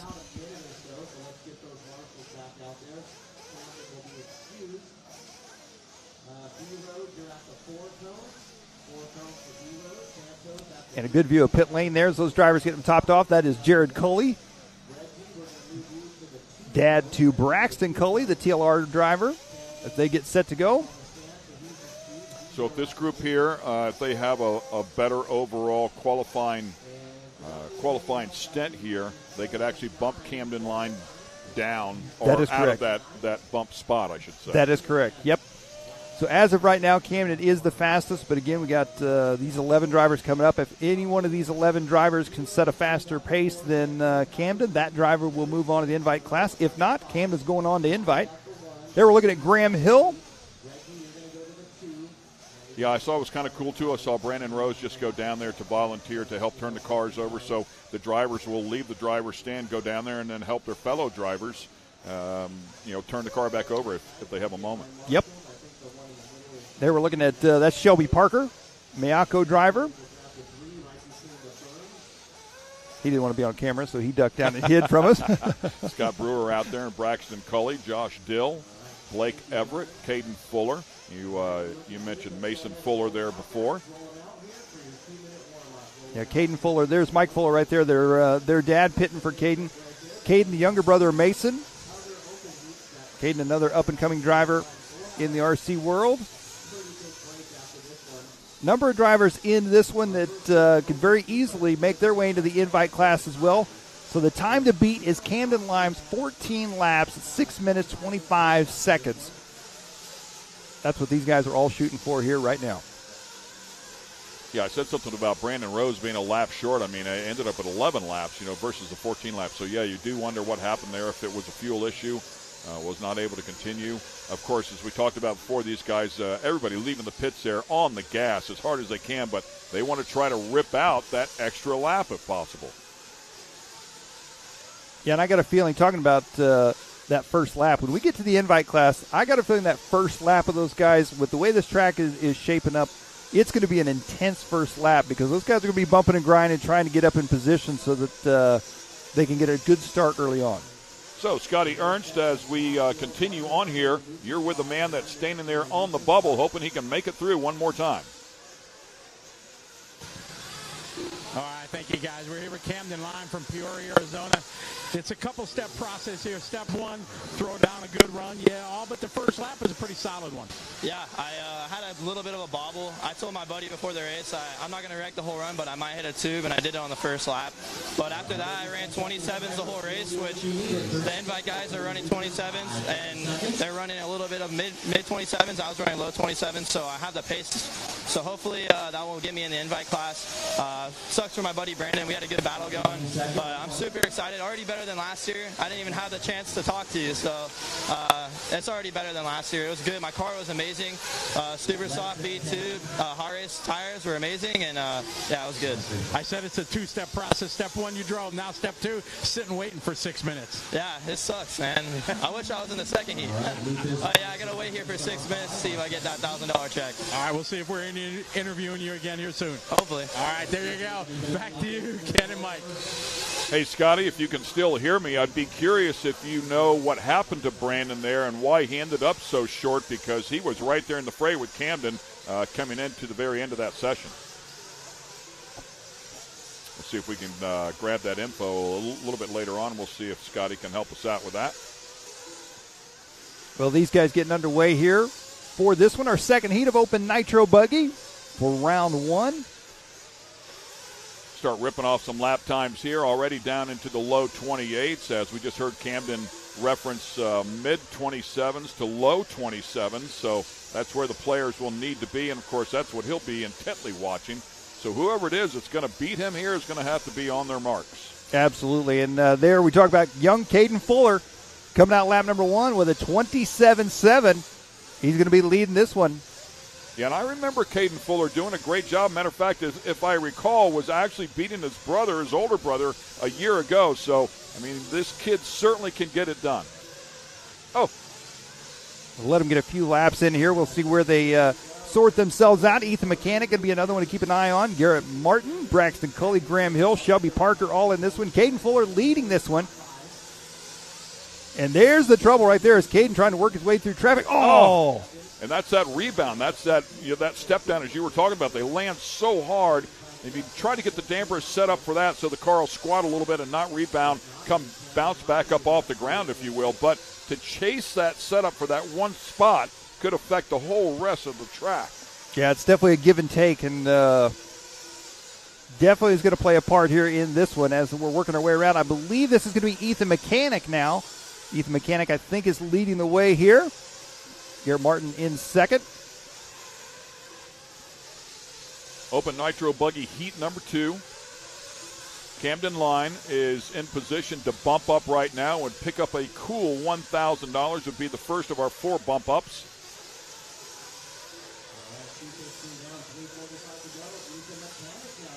Car looks like it's flying nicely right there. Fuller currently in second. Cully in third. That's Caden Fuller, by the way, and Braxton Cully. And Caden Fuller again down in the mid-27s. Ethan, right now, his pace is a 13-lap pace at 6 minutes and 2 seconds. So he's not quite on the 14-lap pace. Lap short, right? Yeah, so right now, Camden Lime, I got a feeling he is all smiles up on the driver's stand right now. Oh, big mistake right there for Ethan Mechanic, as that was Caden Fuller making the pass on him. So Caden Fuller in the number 2 spot here, trying to work his way back up. Nice smooth rotation there, and that left-hander out of the throttle just a little bit under control. Spencer Heckert jumping his way up to the number 3 spot, another S-Works driver.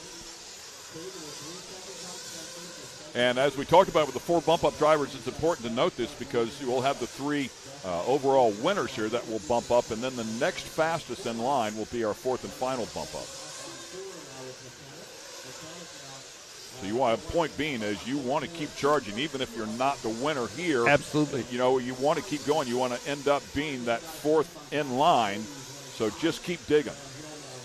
Well, Ethan Mechanic out front right now. They're showing his pace at a 13.602. So 13 laps in 6 minutes, 2 seconds. He needs to shave about 3 seconds off to jump onto that 14-lap run. Caden Fuller in that 2 spot. Spencer Heckert in the 3 spot. Braxton Coley up to 4. Spencer Klein in 5th. Mechanic still hanging on to that number 1 spot. Fuller much, much closer now.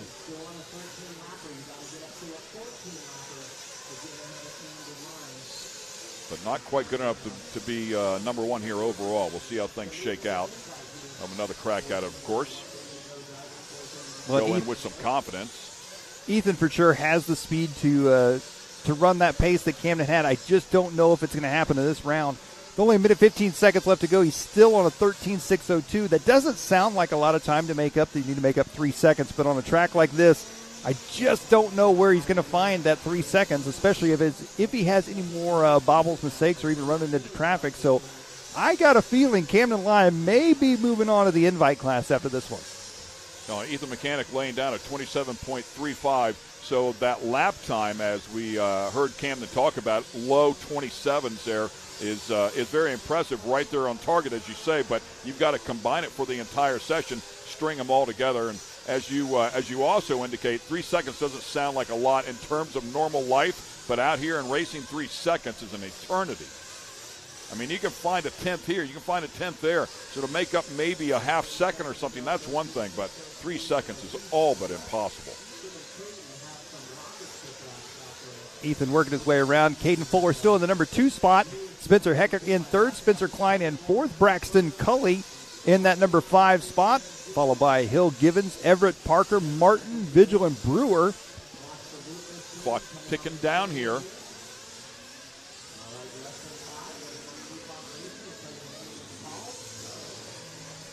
We finish up this session, and we'll see if Camden Lyon was certainly looking good for him. Oh, big moment there. And I believe that may have been Ethan Mechanic that just got caught up in all that. I could be mistaken. There's Spencer Heckert, the red, white, and blue. Right there behind him, I think, is Braxton Coley in the green and yellow. Yeah, and again, it's so critical here for that overall. And at the end of the day, I mean, you still want to be as close as possible. You might not win any of these, but you could still be in line.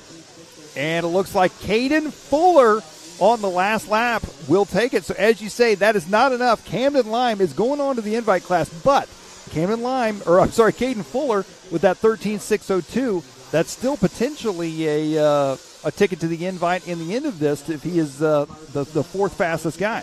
And a lap time of 27.25. I mean, He's very, moving. very impressive. So certainly the speed is there. If he can come out there and put that combination together for the entire session, certainly capable of bumping in. Absolutely. So Fuller's going to take that one. Mechanic second, Heckert third, Spencer Klein fourth, and Braxton Culley fifth. As you talked about, Mechanic getting caught up into that session there towards the end of that session really hurt him as well. So that'll finish things up there. Camden Line has to be very happy. They're writing a name on that check right now for $1,000. Congrats to him. He'll be buying dinner tonight. I was just getting ready to say, where are we going for dinner? It's on Camden. Well, there you see our qualifying results. It's Fuller, Mechanic, Heckert, Klein, Culley, your top five for that heat. Gibbons, Hill, Everett, Martin, and Vigil. Rest of the crew finishing up there. For Open Nitro Buggy here for our 2023 Visions RC at Mid-America. Well, there it is, the $1,000 check. Good handwriting there as well. Creative. That's one you want to hang on the wall. That's pretty cool. And once again, Scotty Ernst is with our Camden Lime. And Scotty, also curious because his teammate Brandon Rose was right there in the thick of it with him. Would love to know what happened to Brandon. All right, we are here with Camden Line. Camden, you said last year we didn't even get to talk at all. Now this is our second one. Congratulations, taking round one with the win. Yeah, it feels really good. I've been driving like super good this year itself, and I think most of the top guys have been seeing me coming up the leaderboard pretty progressively over this year, and hopefully now I get to go battle it out with them and show them that I belong in that class. We talked a few minutes ago here, that long 6-minute wait. You're up here pacing, looking at your phone, looking at results, wondering. That was a long 6 minutes, wasn't it? Yeah, it was. I knew I put on a really good run. Like, I only ran 27s the whole race besides one lap, and I was watching the invite guys, and they were running 27s and 28s. So I knew I put in a really solid run, and I'm excited to go battle it out with them now. All right, now we got a big moment here. We got Joey Christensen here from the dirt, the track man. He's got a big check to present to you, $1,000 here from the Open for TQ in the first round. $1,000. That's a first for you winning that kind of big money at an RC race. Can't go wrong with $1,000 in your pocket on the first qualifier. Yeah, it's awesome. This place is awesome. The track, the facility, everything you can do. It's just a good time, and I will always be coming back until it's never here. So. All right, best of luck. You got to turn this around, though, because you're in the first round of the invite. Best of luck. Thank you. Appreciate it. All right, there you go. Camden throwing the big check here. Yeah, big round of applause. Camden taking the win here. $1,000 in his pocket. Now he's up running with the big dogs. It's a whole nother step in his young career, but he's got the skills to pay the bills and see if he'll be able to run with these guys in round one of invite. Back to you, Ken and Mike. Thanks, Scotty. I love it. The skills to pay the bills earns that ticket into the invite. Congratulations to him and that $1,000. We'll take a quick break here. Once again, we'll be back with plenty more racing action here at the 2023 Visions RC Nationals.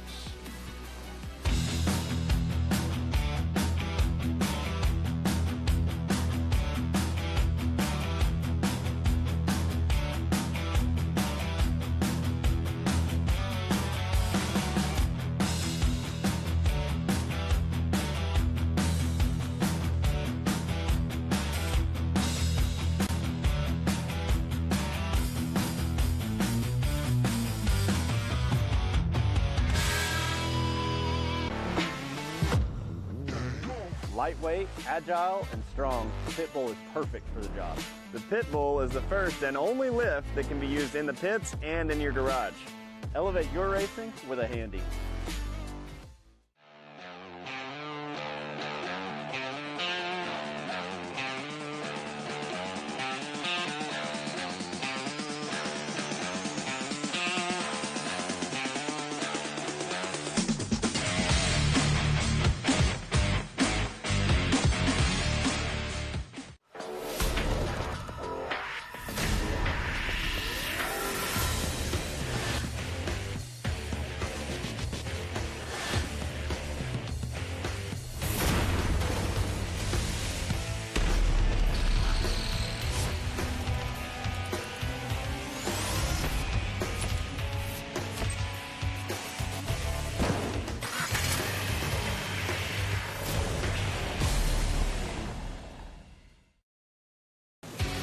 watching Speed Sport 1, your home for great off-road racing from America and around the globe. Woo-hoo-hoo! From Ultra 4 to rallies. These guys are fighting for the lead. It seems very aggressive. Short course to desert race. Great move there. He is so fast. Whether on 2 wheels or 4, Speed Sport 1 has the off-road action you crave. Look at that move. Jumps to the inside. Speed Sport 1, the Motorsports Network.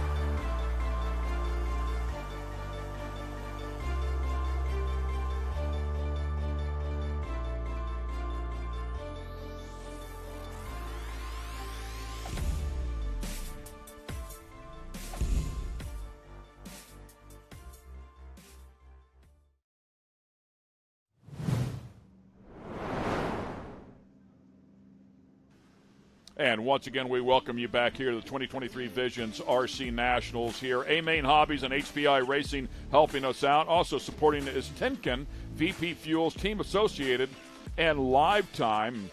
Our event sponsors, Can-Am, Rugged Radios, AMSOIL, Project X, and Raceline Wheels here for Visions. So we appreciate all of our partners and what they bring to the table here, the support, and certainly want to take care of them and give them some love back as we take a look at that track. Congratulations to Camden Lime. First bump up from the open category into the invite category. Look at some of the banners there and some of the competitors there as we give you some scenic shots here from Mid-America Outdoors. We're in Jay, Oklahoma, just about an hour or so outside of Tulsa. Mike, how long was the drive for you? It's actually not too bad. Only about a 3-hour drive to get down here, and I got to say, I never thought only 3 hours away would be a facility quite like this. Yeah, it's and just continues to grow. 1,600 acres here. They have another place called Paradise. I want to say Miami Paradise, something like that they call it. Another 800 acres that they're working with. Here's some highlights of what we've seen here so far today, but plenty of action here, some qualifying heats. We've also had a couple of practice sessions. Saw the invite drivers come out here and throw down a little bit as well. Gave everybody a benchmark on time, and then Camden Lime came out here and said, man, they were running mid-27s. I'm running low 27s. I feel like I can hang with the invite drivers, and certainly proved his worth as he will be the first one to bump in.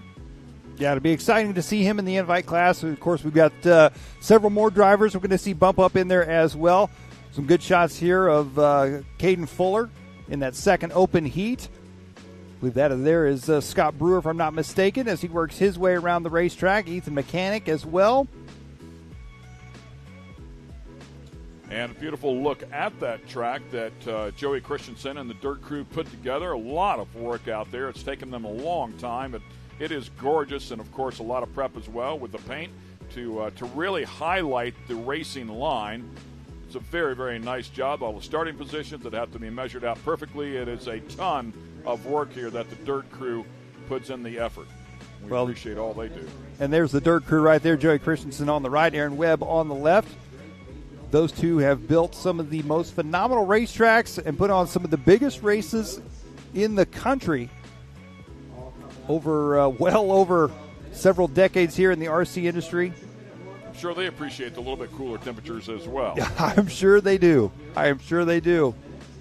So we were racing here all day one day ago. We actually started on Tuesday with the side-by-side racing. So Mid-America Outdoors has a side-by-side series. They have a ton of different classes, something here for everybody from youth right on up into the Pro NAs. That's a Pro NA right there. I see Owen Van Eperen, current points leader in the number 5 car, but something out here for everybody. Chase Carr there as well was throwing down, doing a great job. We had a great race out here in the Pro NAs. Normally aspirated is what the NA stands for, and a big moment there, as you can see. And then we also have the Pro Turbos as well that come out here. And a good look at that, the number 17 car there of Corey Willis, Cody Martin out there. That was Hunter Miller, who was making his way from the second to last row. Plenty of annex going on for sure, and some great racing as well. Kyle Cheney was a class of the field here just one day ago as they got in their first race of the weekend. They will be racing again tonight. The pros will kick off here. We'll bring out the Pro NA, the Pro Turbos, and the Pro Light trucks. Will kick the action off here at 6 o'clock. Speaking of the Pro Lights, there's a look at them right there. Kanan Baker and Johnny Holter got together there just a little bit as they were scrapping in race number 1. So a lot of racing that has gone on here this week. Some prep and some groom going on. They use the same track that the Nitro cars are practicing on here today. Unfortunately, Mother Nature, as I mentioned at the top of the broadcast here, came in on Tuesday night, and I mean just beat us to death. We just got hammered. So no racing action happened on Wednesday. They were planning on running the first race on Wednesday, but this track would have been absolutely destroyed, and millions have been spent to create it. So we just had to let it dry. And much like Mother Nature made it wet, she came back out with some beautiful sunshine on Wednesday. It was a perfect track come Thursday, but unfortunately we lost a round of racing there for a lot of the sportsman competitors and youth competitors there on Wednesday. Well, and yesterday we got to see some of the Nitro Cross cars out on the track. Of course, we saw the electric cars out on the track as well, and very similar to the RC scene. You got the gas-powered cars, and then you got the electric-powered cars, and it was pretty interesting to see on a full-scale range. I'd never been up close and personal with any of the electric race cars on a full-scale side, and it actually sounded very similar on the racetrack. You could hear every rock and every gear and everything grinding just like you can with these RC cars. Very, very cool for sure. All right, ladies and gentlemen, we have a lot of great action coming your way, but we're going to take about a 10-minute break here and pause for the cause, if you will. We have a lot of action coming your way, though, so we would urge you to do the same. Get up, stretch out, maybe grab something to eat or something to drink. Keep an eye on us here. We will be back in just a short amount of time. Again, just taking a quick little 10-minute breather here for the entire crew, and we'll come back with some great RC racing.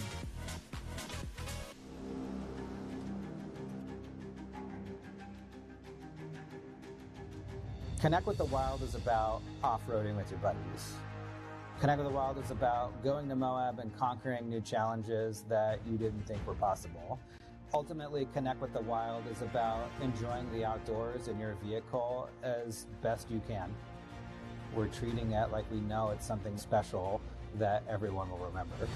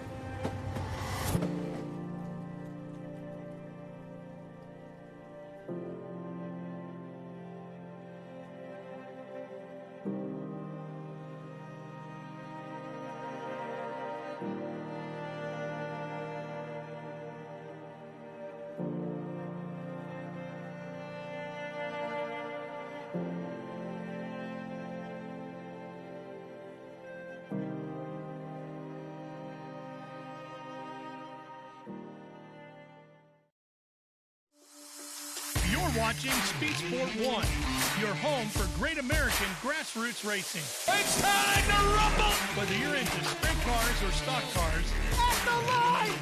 modifieds or midgets, Down to the low side, we take the lead! dirt late models or demolition derby, Oh! Speed Sport 1 has the grassroots action you love. Oh, you kidding me? Speed Sport 1, the Motorsports Network. Amsoil runs on freedom and has since 1972. We punish our products firsthand in our world-class laboratories and beyond, because some things can't be learned from a test tube. Run with us.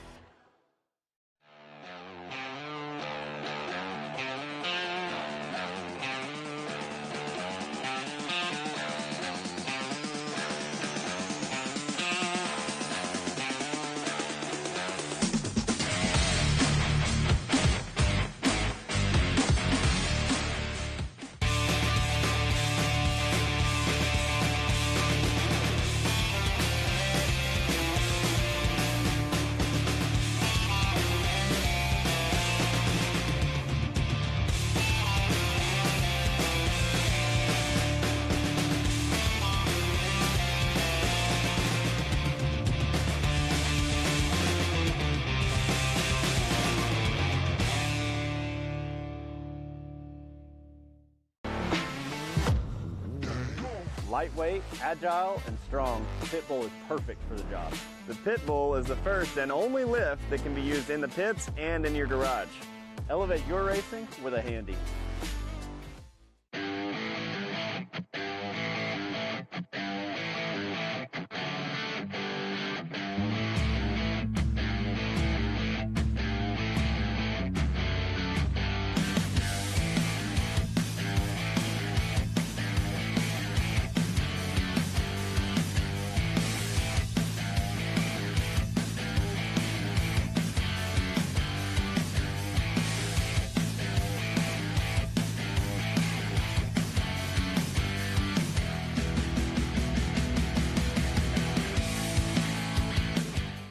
Speed Sport has been America's motorsports authority since 1934. Get news, results, and commentary from the most connected experts in the business, covering all forms of motorsports from flat track to NASCAR and everything in between. Bookmark speedsport.com on your mobile device now, or follow Speed Sport on social, and be sure to subscribe to the Speed Sport Daily. Speed Sport is your one-stop shop for all things racing on two wheels and four. Amsoil runs on freedom and has since 1972. The rest of the market has been trying to follow our lead ever since. But a head start is a head start. Run with us.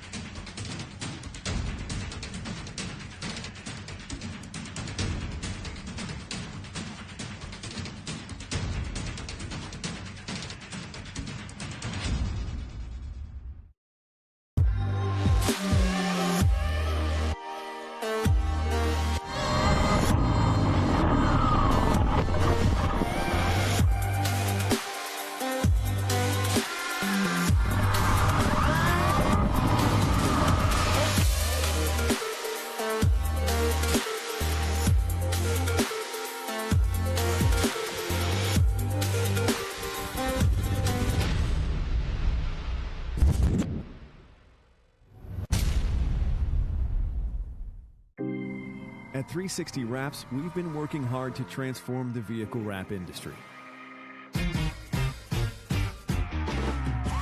Wherever you are, we're standing by to show you the professionalism you deserve.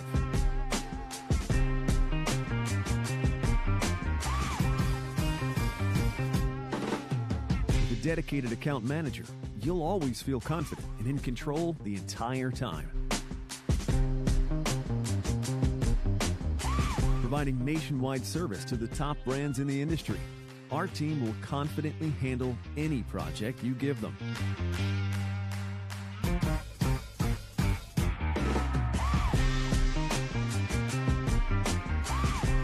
One contact, one company, nationwide service.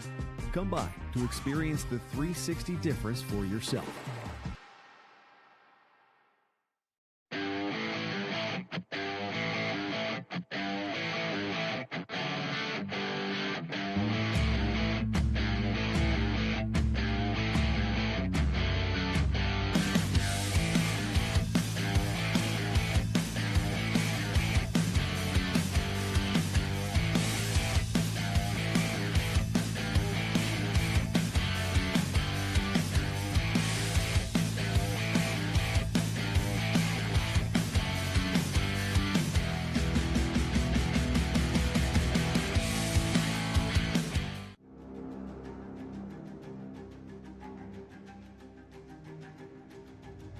Connect with the Wild is about off-roading with your buddies. Connect with the Wild is about going to Moab and conquering new challenges that you didn't think were possible. Ultimately, Connect with the Wild is about enjoying the outdoors in your vehicle as best you can. We're treating it like we know it's something special that everyone will remember.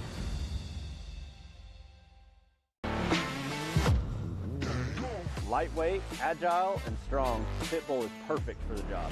The Pitbull is the first and only lift that can be used in the pits and in your garage. Elevate your racing with a Handy.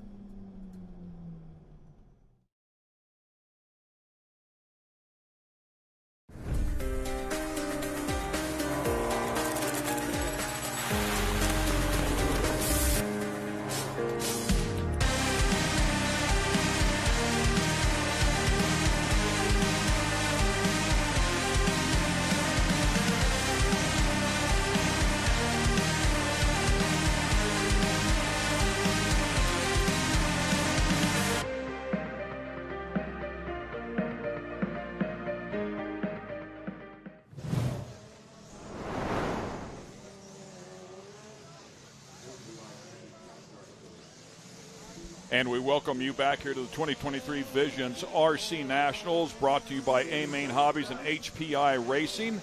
We have our open e-buggy competitors up on the platform, and some of the big names that are here: Seth Van Dalen, Joe Bornhorst, Ty Tessman, Mason Fuller, Jared Wiggins, Adam Drake, Ryan Mayfield, Spencer Rivkin, Jared Tebow, Cole Ogden, Dakota Finn, Fee Long Wen, and Brandon Rose, all ready to throw down here in this session, the biggest names in the industry. Yeah, we're going to see a lot of our invite drivers from our Nitro classes out here in our e-buggy classes, as you just mentioned. They're looking at, I believe that is Ty Tessman, if I'm not mistaken. That left brain, right Yeah. brain right there going Yes, on. yes. Pat your head and rub your stomach type of thing, right? I mean, one running the steering, the other one running the throttle and brakes, of course. And so explain again, I go back to that controller. When you're running the throttle, you pull it one way, it's accelerating, you push it the other way, it's brakes, correct? That is correct, yep.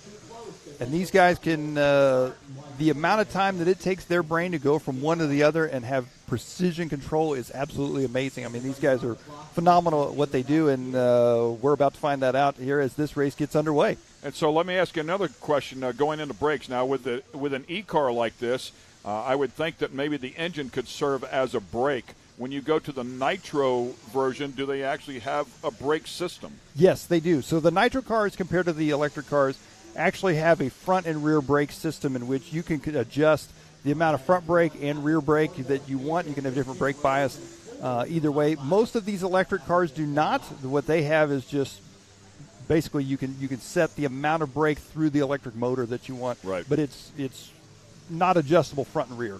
It's all the way around, whereas, like I say, on the Nitro cars, you can adjust them front, rear, and that kind of thing. And that is a big thing on some of these tracks. You'll see a lot of these drivers, especially with these 180s, they'll throw in a little more rear brake to get that rear end to slide around and things like that. Set the car, yeah. Yeah, and a whole other tuning option available there for a lot of those guys. Yeah, very interesting stuff for sure. Didn't even think about that, as I recall, a year ago. But, yeah, with the electric motor, you can use that to just generally slow the platform down the second you get out of the throttle. Naturally, it's going to pull it down. But with the Nitro cars, a good bit different, and another adjustable, situation there on those cars. I mean, it's just infinite, much like a big car, if you will. Absolutely, absolutely. 2 minutes into this one, Spencer Rivkin, the team associated driver out of Arizona, going to be leading us out here in open e-buggy. Spencer Rivkin there in the signature paint scheme on the left side of the track there, the J Concepts driver. Coming into the infield there. Looks like now Dakota Finn, the TLR driver, taking over the number 1 spot from him. Getting after it. Of course, we touched base on that a little bit earlier with Spencer Rivkin out of Surprise, Arizona, which, by the way, was a home of a short course off-road track for a long time, a very, very exciting one at that, but finished up 6th overall 1 year ago in the invite category for the 3A mains. Finished up on the podium in the first one in 3rd place, so had some good success out here. Of course, I don't know that any of those notes work here this year with this track being completely different, not only in design, but consistency of dirt as well. Well, you're talking about the short course truck track there in Surprise, Arizona. 2009, Joey Christensen actually had his major race, the Dirt Nitro Challenge, his RC race at the Fear Farm at the Nitro Pit, right there next to the big truck track. So it was one of the most exciting they actually had moguls there at that short course track rather than a rhythm section, and to watch the Pro 2s and the Pro 4s go through there, and the suspension work was like no other track on the planet. It was incredible. Then the Pro Lights went through there, and I don't think there were any trucks left. Well, Dakota Finn leading the way here in this one. He's got a 0.4 of a second lead over Spencer Rivkin in that number 2 spot. Brandon Rose, who we just saw, just falls short of bumping up into the invite in the Nitro class. He's sitting 3rd with Mayfield 4th, and Joe Bornhorst in the number 5 spot. Yeah, and worth mentioning here, if you've been with us following along here this morning, we welcome you. We thank you. Hope you're enjoying what we're bringing to you. It's great pictures. Video crew doing a wonderful job. Track beautiful. The racers, of course, second to none. World-class ranked stuff. But Camden Line was the first one to bump in from our open class into the invite category. He was talking about how the pros, the world-ranked guys, were running mid-27s. He said, I was running low 27s. I was wondering if the track was developing developing, coming along. We'll take a look at it now because the pros are out here. They're running mid-26s now. So they're going to show up every single time. But certainly something is changing out here, and I would have to lean towards the condition of this track as it works in. You talked about it before. There's some fluff up on the top. They'll start to blow that off and get some good grip. Yeah, look at the Dakota Finn here as he makes his way around. He's got Mason Fuller, the HB Racing driver, right there behind him. Mason holding pace right now with Dakota. Mason's sitting in the number 9 spot. But right now I think he's just latching on to Dakota, trying to use this race here. May not be Mason's best race, but trying to use this to his advantage. Maybe see where Dakota's picking up some time on him and find some lines that he hadn't found just yet. Dakota Finn out front with 1:04 left to go here in this one. Yeah, just a couple of those left-handers, and you could see the gap grow right there, just how close to perfect you need to be. So Dakota Finn just a little bit quicker here. And then, of course, combining that with the consistency that all of these guys seem to have is nothing short of exceptional. Watching that landing right there, and again, a quick rebound, bounces it up in the air and rotates it into the right-hander as we continue to watch the Phenom make it look so easy. It is anything but. That's what the pros always do. Oh! And just like that, the session is over. So intently watching the car.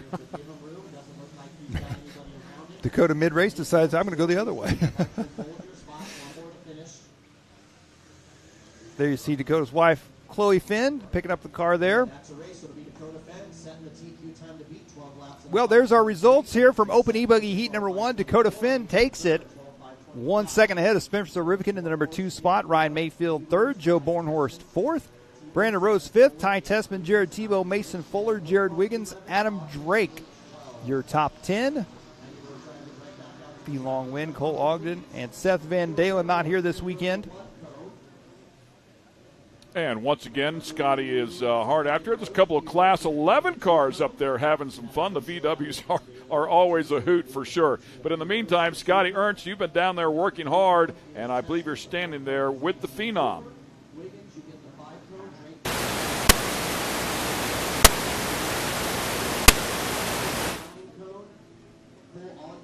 And it sounds like, unfortunately, once again, there are some technical issues with Scotty. We'll see if we can get that sorted out and get it back down there to Dakota. As once again we watch these Class 11 cars, you know, they go out and run in the desert. They run Baja with those cars. They are bone stock VWs.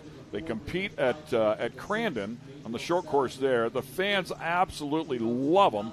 We had pros in them last year. Pros, and they have co-drivers in them, believe it or not. So one of them went for a pretty big ride at Crandon. Those things, they love to roll. Once they start rolling, they keep rolling. So it's pretty incredible. But the fans love them, and the competitors have just as much personality as those cars do. It's great to watch the Class 11. And what we're hearing is, Scotty Ernst, you're back, brother, down there with Dakota Finn. All right, thank you, guys. We're here with Dakota Fend after his win there in that run. Obviously, E-Buggy is not the big focus. Nitro is, but tell our viewers, can you take anything from what you ran there in E-Buggy and transfer it to your Nitro car? Yeah, 100%. E-Buggy is a pretty similar setup-wise to Nitro Buggy, so we're able to kind of do a little bit of testing, changing in E-Buggy, and then transfer that over to the Nitro Buggy pretty smoothly, and then also just tires as well. So it's good having E-Buggy first. We can do just a little bit of testing with the car and tires, and make sure the Nitro Buggy's dialed in. Sounds good. I know you got a thrash. Go get them. Cool. Thank you. All right. They're Dakota Fend. They're pretty busy. They're clipping along. They got E-Buggy. They got to get their Nitro cars ready for the first round of invite. So they're keeping them busy here at Visions. Back to you, Ken and Mike. Thanks a lot, Scotty. Yeah, they do get very busy here.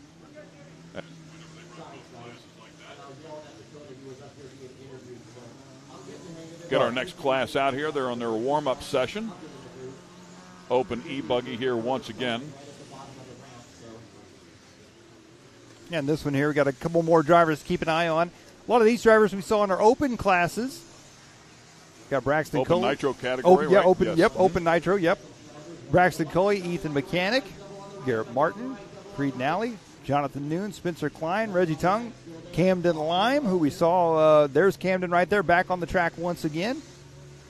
Yeah, pretty interesting to listen to Dakota Finn say how similar these cars are and that they can go back and put some of that setup on the Nitro car. You had also mentioned that as well, Mike.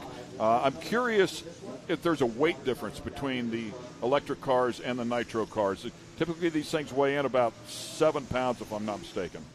That's a really good question. I know it's going to vary between manufacturers. Some of the manufacturers basically have the same platform with just very little configuration differences, and then other platforms like, for instance, Techno RC, they have a Nitro platform, electric platform, and the cars are quite a bit different compared to, like some of the other brands may have a Nitro car and electric car that are basically the same car, just electric and Nitro swapped out. So I think it's all going to kind of depend on manufacturer, what brand chassis you're running, and things like that. Yeah, interesting for sure. I would just I immediately think of the weight of the battery would make the car a bit heavier, but not necessarily the case, of course. Certainly with all the other components that are on the Nitro cars. As you can see, some of the cars here now lining up, waiting for this session to begin, which will start in 2-1 now. 5 minutes they'll have to go get after it. Well, Camden Lime going to be the first one. He's jumping out there. He says, I want the clean track. I want nobody ahead of me. Rough start for Camden off the drop-off. It's right back in the throttle to get after it and try to keep that clean air out in front of him. Clean track, I should say. Misses that left-hander by a bunch. Camden may be a bit on the wild side here on lap number 1. He's wound up, isn't he? Yes, he is. Attacking this thing. And it sounds like we're going to get a replay here as well. The guys in the truck there having some fun. We appreciate this. Go back and take another look at it here. Yeah, let's take a look here. An instant replay here as Camden get ready to come off the, that was very instant. It was instantly gone. So it goes. We'll keep working on that. Oh, here we go. As you can see, catches that inside tube, tumbles. Larkley lands back on his wheels, but look how fast he's back on the throttle. Spins that car around, takes off. Says a lot about how tough these cars are, too. It really does. It really does. Yeah, these cars are taking a beating each and every time they hit the track, that's for sure. Joshua Vigil going to be out front here in this one. Ethan Mechanic in the number 2 spot. Garrett Martin in the 3 spot. So Dakota Finn, that last run, he had a 12-lap run. Joshua Vigil right now is on 11 at a 5:06. So only on a lap run for Joshua. Ethan Mechanic in the 2, Camden Lime in the 3, Garrett Martin, Rodriguez, and Creed Nally. Yeah, again, it just comes back to that consistency. They're just amazing how good they are. They can just run lap after lap after lap, and in a 5-minute session will put you a lap down just that quickly. A couple of moments like this, it can affect everybody that might be up there on the leaderboard. Talked about Camden going for that ride. Even though he landed back on all fours, it still cost him a couple of seconds just in that one instance. Then kind of overdrove a couple more turns, probably another second lost in there. So you do that a couple of times, and boom, a lap is gone. Yeah, and as we talked about, it's extremely difficult on this track layout to make that time back up for sure. Little trouble there for Braxton Coley, it looked like. So Ethan Mechanic still out front. Camden Lime back up at the number 2 spot. Fast lap on the track here in this one, a 26.9 by Camden Lime, the only driver to get down the 26-second lap range so far. Yeah, very impressive effort. Camden certainly proving, I think what I saw before was a 26.6, if I'm not mistaken. So certainly proving that he has the speed to compete there with the invite drivers. Again, it would come back to the consistency will probably be the difference. And that may have been, we'll have to wait and see here, that may have been Ethan Mechanic there dropping back with that mistake. So Camden Lime going to take over the number 1 spot now. 11 at a 5:04 going to be his pace. Joshua Vigil in the number 2 spot. Ethan Mechanic drops to 3rd. Spencer Klein is up to 4th. Creed Nally in the number 5 spot. Mechanic has been at the top of the sheets here a couple of times. It seems like something will bite him somewhere along the way and does not end up at the very top. But again, somebody with a lot of speed, and that's how you chop the corner off a little bit. Camden Lime getting lucky right there. Yeah, the time to beat right now is Dakota Finn, that 12 at a 5:23 pace, and I don't think they're going to do it here in this one with a minute 20 to go as they're on 11:5:04. Camden working his way back around here down the front stretch. It is going to be fun to watch these guys throw down in a race. I think we'll have some good close racing here, and it'll be fun to watch them make the dive bombs, and try to get underneath somebody or see a train of them all running nose to tail. Camden right now, he's got a clear track ahead of him for the most part. Nobody right on him, so smooth running here for him. The rest of this one possibly. Yeah, no pressure, right? Settle in, get into a rhythm. Seeing that left-hander there, it looks like it upsets the car just a little bit. Wow, way out there by the tube. Joshua Vigil putting in a great run here in this one as well. In that number 2 spot, he's going to be 2 seconds back from our leader. Ethan Mechanic in third. Spencer Klein in fourth. Reggie Tung up to the number 5 spot now.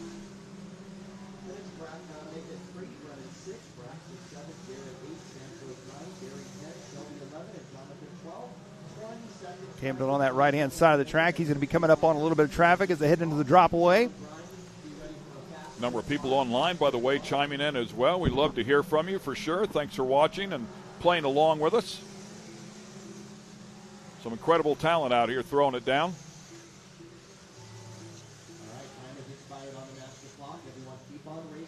Now, Camden should be done this time as he crosses that line. And I believe he is done. Camden's going to be finishing this one up 11 at a 5:03. I believe he's going to seal the deal here for heat number 2. How about that, man? He's off to a great start here. Good weekend so far here for Visions. Nitro and e-buggy. Highlights reel, some of the action.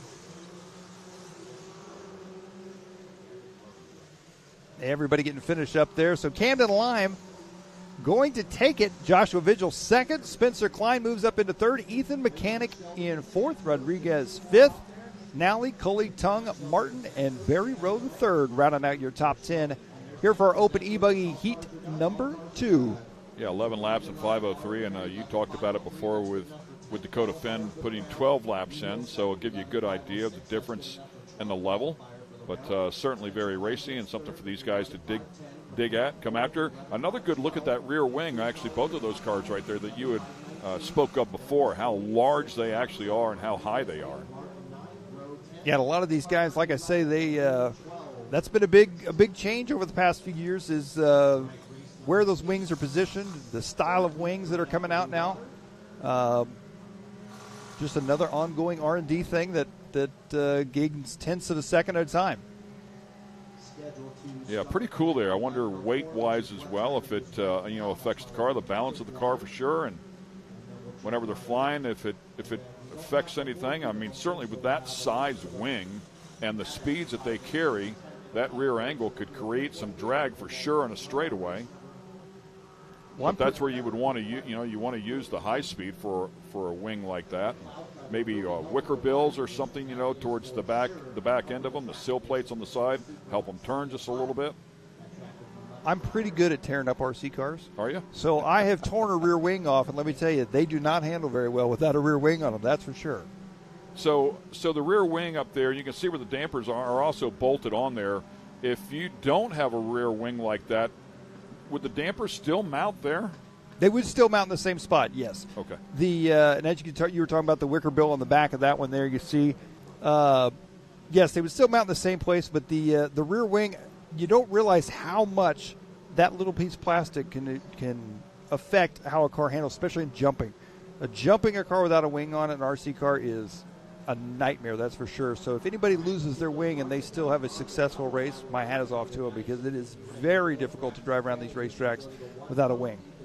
It looks like that right rear is towed in pretty far as well. I don't know if that's by design or if something that had happened out there on the track. I know some tow in on the front will help control a car a little bit better, at least a big car on a long straightaway. If you're on a big track or road course track, they put a little tow in it to keep it from being so darty one way or the other. So I would think that all of that applies. And, of course, rear tow will help them turn in a right or a left. But given this track has both rights and lefts, I wouldn't think you would apply too much tow in to the rear. So maybe something just bent back there, or maybe both of them are set up the same way.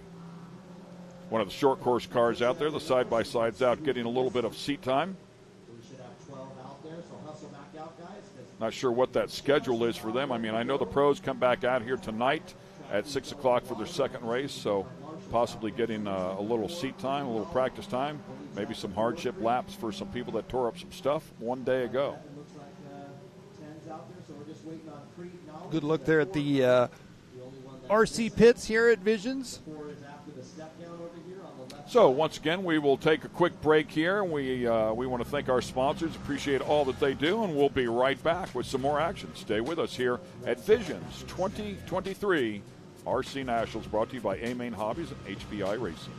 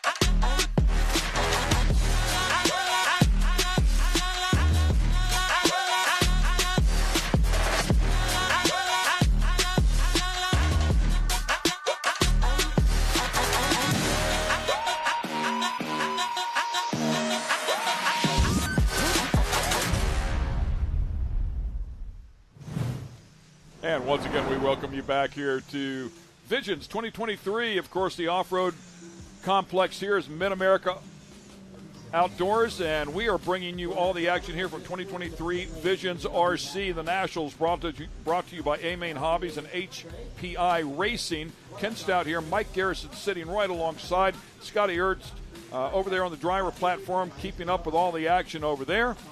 And Brittany also in here with us, Mike Garrison's wife, and just pointed out 4th through 22nd, we're all on the same lap. Yeah, pretty impressive how close everybody is racing, and we're just getting started. This is just round 1 of qualifying, so a lot of racing ahead of us here this weekend, and it's all going to be fantastic, that's for sure, as these drivers all getting checked in here for our Open E-Buggy Heat number 3. Sportsman's out here, Opens out here, invite drivers out here as well. E and Nitro.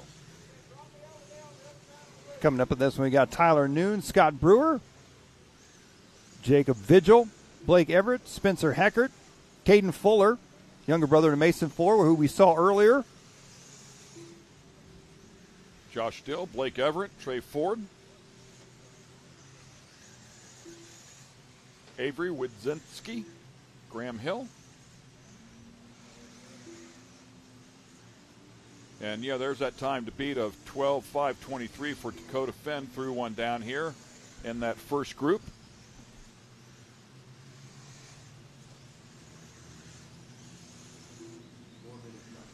And this one counting down already. So a 5-minute session here once again and qualifying. Already down underneath 4.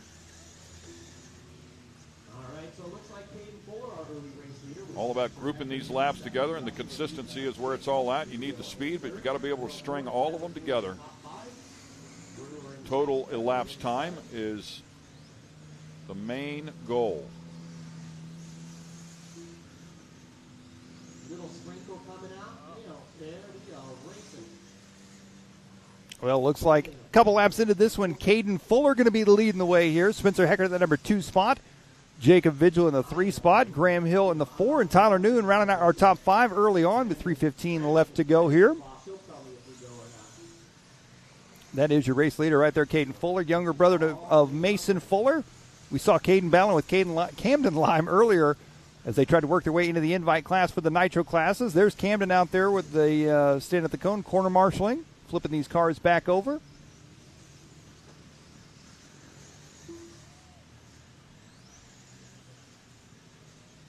Caden out to a early lead here in this one. 11 at a 5:01 going to be his pace. 1 second off a 12-lap run for him.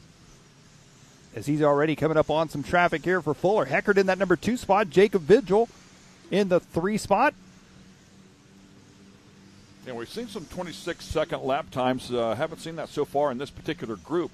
So I find it impressive that he's only 1 second off that 12-lap segment time. Here he comes back down the front stretch. And as the drivers were talking about a little bit earlier, they were excited because Joey and the track crew keeping the track watered, keeping a lot of traction in it. Well, let me tell you, they're getting a lot of help out there because it's an overcast day. There's a high layer of clouds out there. Actually, off in the distance, some pretty serious-looking rain clouds. Hopefully that stays away here as this track is completely exposed. But there's a look at it there. But completely overcast here, so they're certainly getting some help. A little breezy out there, so you can see the flags waving. But that overcast keeping the sun off of this track to be able to keep some moisture in it. And hopefully this track will stay very consistent here. It's very good right now.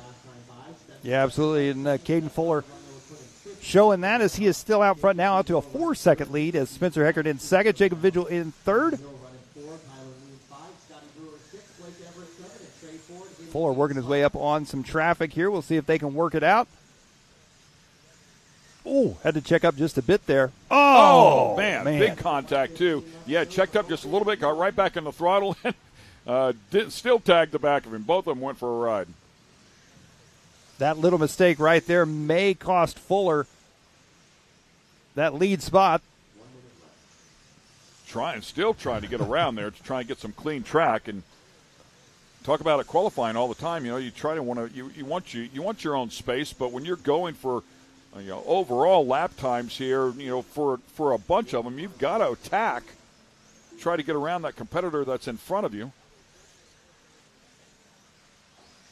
I thought maybe the front end was damaged here just a little bit, but everything seems to be okay. It is pretty amazing the vicious rides these things can go for. You would think that they would break or bend something very easily, and maybe they do bend them just a little bit, but they're pretty tough cars.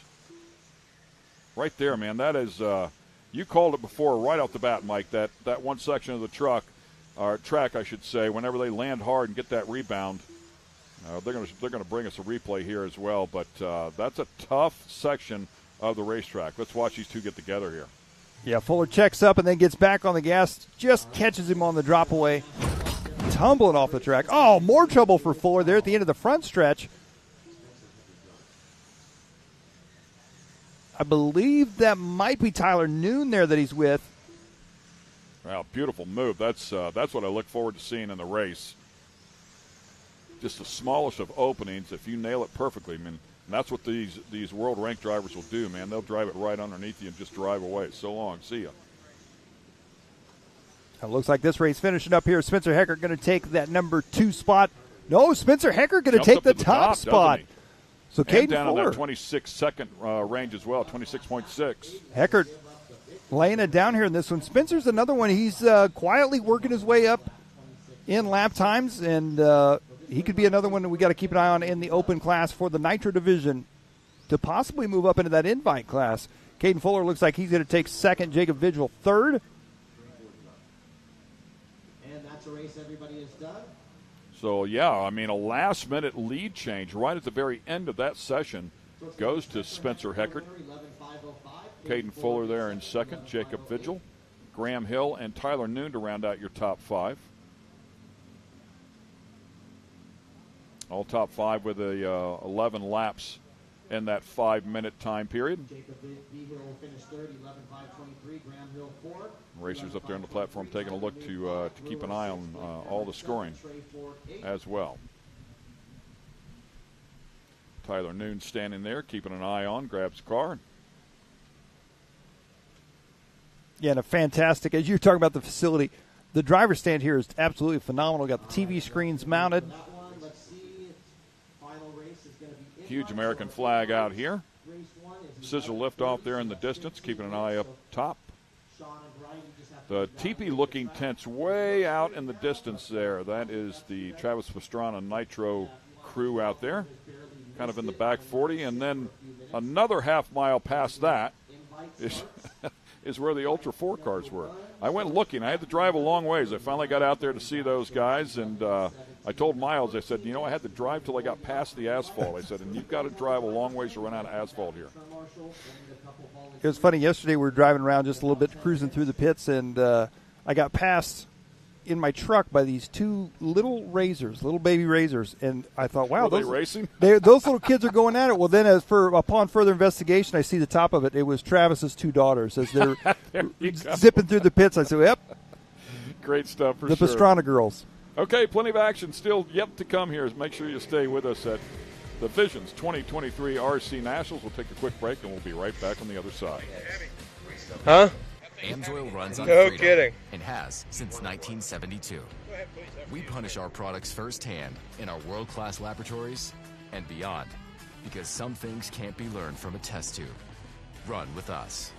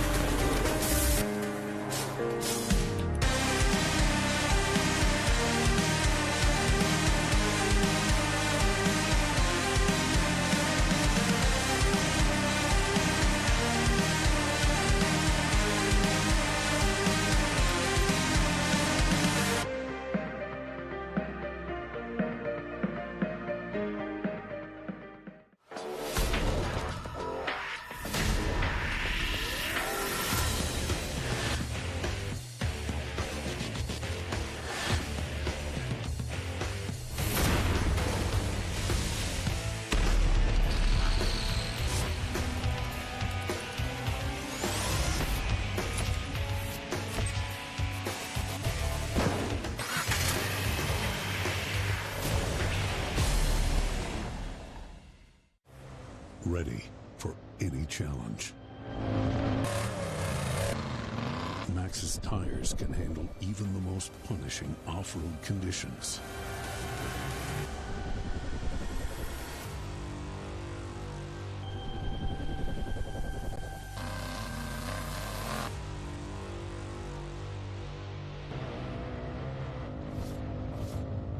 Max's tires. Tread victoriously. Speedsport has been America's motorsports authority since 1934. Get news, results, and commentary from the most connected experts in the business, covering all forms of motorsports from flat track to NASCAR and everything in between. Bookmark speedsport.com on your mobile device now, or follow Speedsport on social, and be sure to subscribe to the Speedsport Daily. Speedsport is your one-stop shop for all things racing on two wheels and four. Okay. Do you want to drop that off with them and then go do the interview?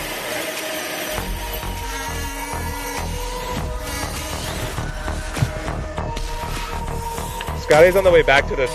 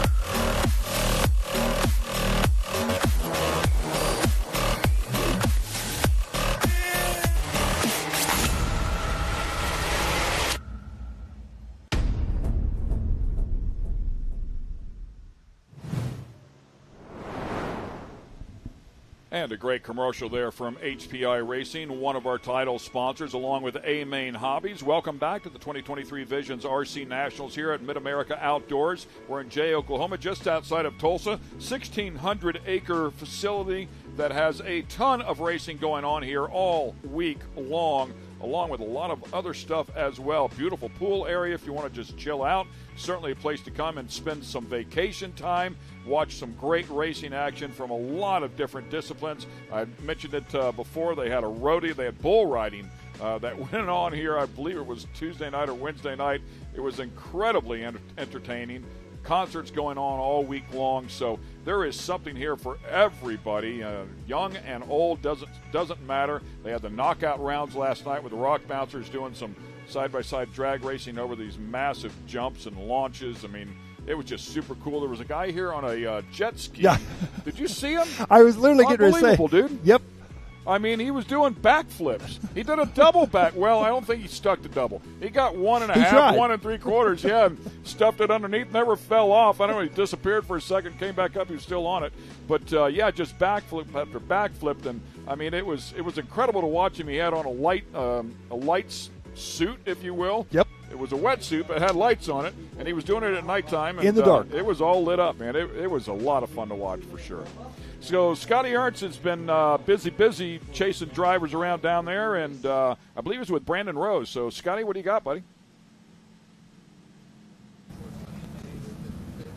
All right, thank you, guys. We're down here in the S-Works pit with Brandon Rose. Brandon, that first round of qualifying, things were looking good. You and Cam, that were going head-to-head. What happened there at the end? Yeah, I mean, Cam were having a good race going. It was kind of switching back and forth. We were separated by about 5/10 the entire run. I was pushing hard. I can kind of see where we were meeting up at a certain spot on the track, and he was starting to gap me a little bit. So I started pushing, driving harder, and just clipped the tube, went flying, and then engine flamed out. But E-Buggy was really good, though. Got a 5th in that one, so happy about that. And yeah, I'm confident going around 2. Going to make a different tire choice, and it should be a lot better. You and Cam, obviously good friends and teammates here, but the desire to still win and beat him is still there, right? Oh, yeah, I love him off the track, but on the track, he's my biggest enemy. I got to beat him, but no, it's good fun out there. Track's a blast. We're having a good time, and yeah. All right, best of luck to you. Thank you. All right, Brandon here is thrashing, working on his different things like that, trying to get it ready for round 2. He's definitely got a chance to bump up in an invite. We'll see how it goes here for qualifying round 2 for Brandon. Back to you, Ken and Mike. Thanks, Scotty. Yeah, 100% has a chance to bump up there because Camden did bump up, and he was right. Matter of fact, he was leading Camden for a good bit in that session. So we'll see if he can string it together here in this second group, this second qualifier. Well, the track looking fantastic right now. They got it all watered down. Whole facility looking fantastic. You know, one race that we haven't mentioned yet that may be one of my favorites is the downhill Barbie Jeep race. Yes. That I'm not sure when that's taking place. I think it takes place tonight. Perfect. We'll be there. There it is in the background. The Barbie Jeep downhill. I watched it last year. It's a hoot, to say the least. So I saw some guys. Not everybody was necessarily in a Jeep. I mean, there's the Barbie Jeeps over there. That's the factory teams right there. That's the pro pits. Prepping the cars right now. Yep. But, yeah, sometimes there were just people standing beside them that ended up going down the slip and slide, if you will. And they'll put some water down there at the bottom, and it is, needless to say, again, very entertaining. The smile never leaves your face. It's a lot of fun. Well, our invite driver is getting ready to take the track here. Yeah, nitro buggy.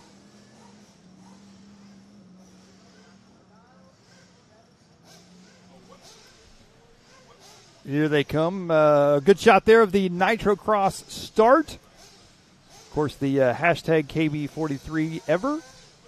That is obviously in memory of the legendary Ken Block.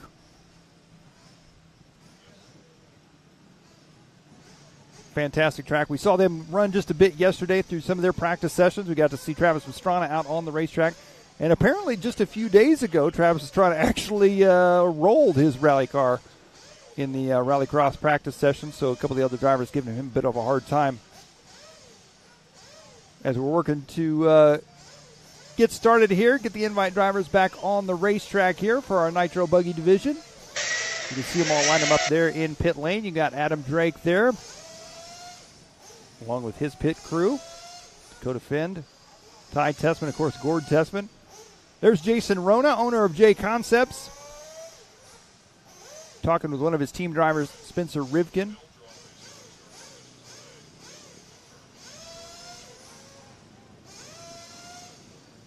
The rest of the drivers working their way down the sideline there. There's Gord and Ty right there. Team X-Ray RC America drivers.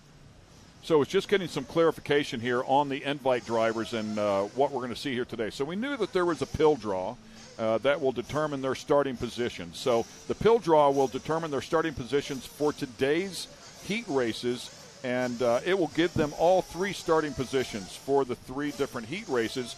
And the reason they do that is they want it to be fair. They want everybody to have a chance to start at the front, the middle, and the back of each one of these heat races, and it's a number system. I did have a chance to look at that. It's very cool. I think it's very, very fair. But these heat races, how they finish here today, and a kiss, good luck, by the way, for Mr. Wiggins, the reigning champ. So, but these heat races will determine the starting positions for tomorrow's A main. So they are an important factor here in terms of how they will line up for the A mains tomorrow. But they drew pills to start here today, and everybody will have a fair chance. They will start each one of these in the front at some one point or another. So good stuff. So no money on the line. That right. Yeah, I have no money on the line here for this one. This is, as you said, starting position for tomorrow's main event number 1. Good look there at Jared Tebow, JTP-RC Mayako team driver. Overall was 5th last year, and we talked about one of the drivers that is going to turn in the full-time card, and that is Jared Tebow out of Missouri. Made the change to Mayako for 2023 and says this will be his final year as a full-time professional. 2-time 10th scale world champ, 2-time 8th national champ. Been competing for 19 years, so thinking about throwing the towel in at least on the full-time gig. That's quite an undertaking for the better part of 20 years. Yeah, and there's Mason Fuller. Yeah, and I've known Jared for a long time, and I would say this is just my guess. If I know Jared, he's going to retire for maybe a little bit. And then, well, I would venture to say he'll probably maybe show up here to 1 or 2 races a year, maybe more, maybe make it right back. You never know. Yeah, maybe just scale things down, a little bit. Take a break and just and recoup and get away from it, and then maybe you get that desire to go back. After 20 years, maybe he's had his fill. Might depend on this weekend. Something to prove here for sure. He did finish 3rd in the last A main last year coming out here, so certainly very, very capable. We know that. Finished 8th, 7th, and 3rd in 3 A mains in the 2022 Visions event. 2022 coming in here, it already had 5 podiums, including the 3rd of the DNC and Pro Nitro Truggy, and a double podium at the Southern Indoor Championships. So, yeah, he's just one of those guys that can certainly get it done. If you take a look at Spencer Rivkin here as well, finished 6th overall here at this event 1 year ago. AE Reds and J Concepts on that car. Currently ranked 14th in the world is Rivkin and 5th in the U.S. Ty Tessman standing up there as well, ready to throw it down. As he's ranked 6th in the world and 7th in the U.S. Mason Fuller, of course, a young gun, making his way into the directly into the invite class this year. You've got Felong Wynn standing there right there next to him. Felong Wynn bumped in a year ago, as we talked about, but then really struggled once he got to the A mains. Just did not have things go his way. Mason Fuller, as you showed him there, ranked 7th in the world, 4th in the U.S., finished 8th overall here a year ago. A good shot there coming in and out of pit lane. You saw the bars up above pit lane and on the way in and on the way out. What that does is keep the drivers from coming in too fast, and if they do come in too fast, it's going to catch those wings that we just talked about are even taller now on that bar and hang them up. So keeps the drivers coming in at a safe speed for all of the pit crews. So they will have a good warm-up session here. They'll pull back in, and my guess would be they will refuel, and then correct me if I'm wrong here, but it looks like this heat race, is it going to be 15 minutes? That 15 laps. We're going to do 15 laps, 15 lap. 15 laps.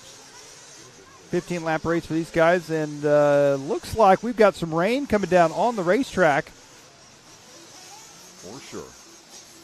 We'll see if these guys run it out in the rain. It's coming down pretty steady too. Yeah, and it looks hear like the drops on top of the studio here, on top of the trailer. Here comes the cars in real quick. You can see the pit crews trying to get those cars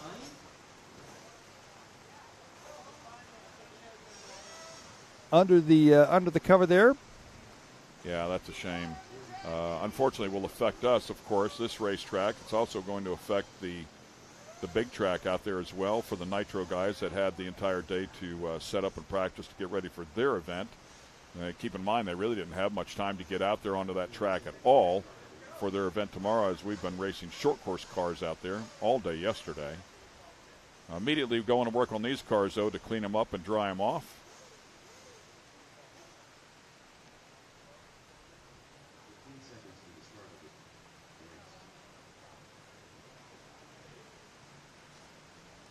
And yeah, man, it is hammering right now.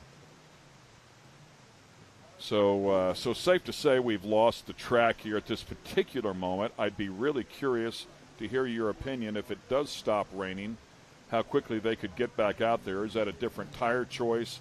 Will they need to wait for this thing to completely dry? What is the typical protocol in RC racing with inclement weather? Well, there's a number of different factors out there. One being, obviously, you've got some electronics in there that, a lot of the cars that you can buy for running your backyard and stuff are waterproof and things like that. But these race cars aren't really designed to be out there, especially in the rain and the mud and things like that. Not saying it can't be done. Probably one of the muddiest races of all time was the 2008 World Championships, which was here in North Carolina in the United States. And they ran them in the rain and the mud. The problem is it tears up engines, it tears up electronics, it tears up servos. So, it's to preserve the cars just a little bit. But the other thing you got to think about is the turn marshals that are out there on the track and have to run out and get the cars. It's a safety issue for them, and they don't want them slipping and falling and things like that. So, as far as the track goes, you could feasibly run on this racetrack right now. But like I say, it's a safety issue, and make sure everybody's equipment stays together because nobody wants to tear up all that. Well, all I that think you equipment. said it all with the electronics. It's and I'm used to the version, the amateur version. You go and buy one, you can run it through anything. Thinking everything is pretty much sealed up and waterproof. But with the electronics there at this high level, I mean, it's just not an option. The last thing we want to do is have car failures at a level like this. So disappointing for sure. We're sorry for the fans at home. I know some of them are chiming in that not the first time this year. Unfortunately, the rain has delayed or eliminated a number of races along the way here in 2023. So it goes. I mean, big cars, small cars, whatever the case may be, if it's exposed to the weather there, this is how it can turn. Yeah, and it looked like on the big track there behind the RC track, looked like even the Nitrocross cars were coming to a stop as well. So the rain is definitely coming down here at Visions. All right, well, once again, we will take a quick break here. We'll decide on what we're going to do here with the broadcast. Stick with us. We'll keep you up to date. As soon as we know, we will pass it along. Stay with us once again. 2023 Visions, RC Nationals.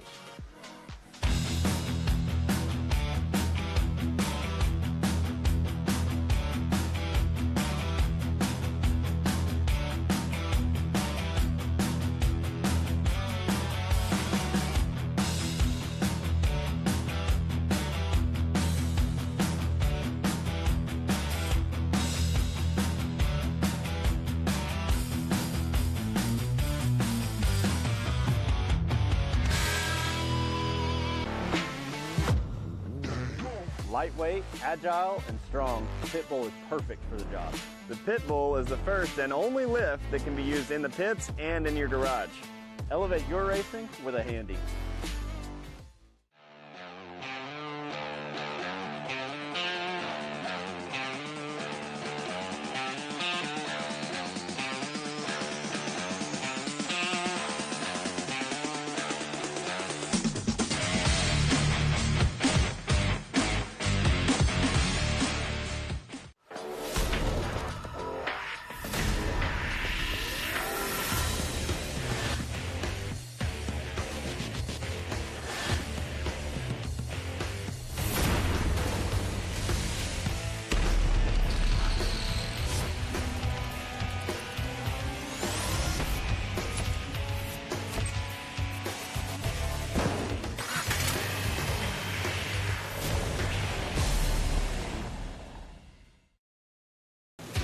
You're watching Speed Sport 1, your home for great off-road racing from America and around the globe.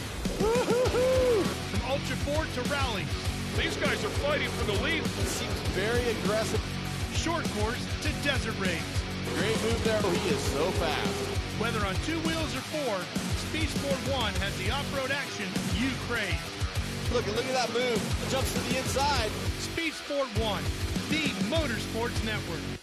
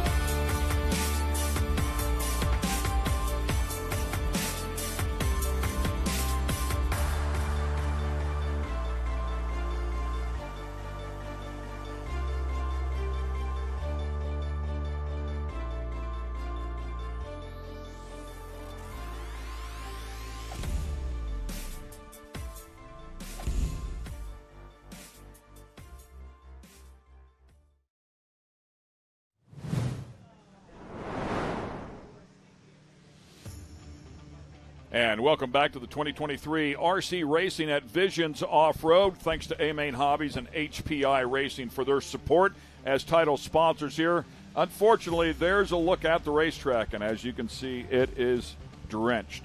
So a number of changes will need to be made to some of the cars. We get back out here, but first and foremost, we'll need some time to get the track back, and it looks like it's still raining out there now. I know Scotty Ernst is running around to talk to a couple of the players. So, Scotty, who do you have, and what's going on, man?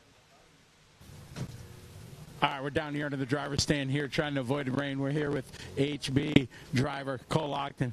Cole, you guys were stoked, ready to go, locked and loaded, and then Mother Nature, she won this one. Yeah, I mean, for sure, yeah. We were all pumped, ready to go, doing our warm-up laps, and then bottom fell out. So, I mean, it is what it is. The weather is can be a mother sometimes, but here we are. You know, we'll just wait it out and see what happens. Normally when we talk to drivers after your year, big changes, you know, chassis manufacturers, tire. The biggest change for you is the golden locks of hair. The mullet is gone. Yeah, the locks are gone, and a little tire swap for me, but everything is pretty much else the same. And, yeah, the locks, man, they're just too hot, too much to take care of, and I was like, I'm over it. So we cut them off right after, I think, the TNR race earlier this year, so I was over it, man. Too many years with it? Yeah, I think I started growing it out when COVID started because I was like, well, hell, I ain't going to the freaking Great Clips or wherever I get my hair cut. So I was like, we'll just rock it long, you know, we'll just see what happens. So I waited like 3 years, almost 3.5 years, and I'm finally like, this looks like a mop, dude. It's got to go. So had to go. And I donated them too, so that was good. Oh, that's really good. That's good. I know a lot of people have done that. All right, back to racing here. You got a bunch of practice in. How's your car?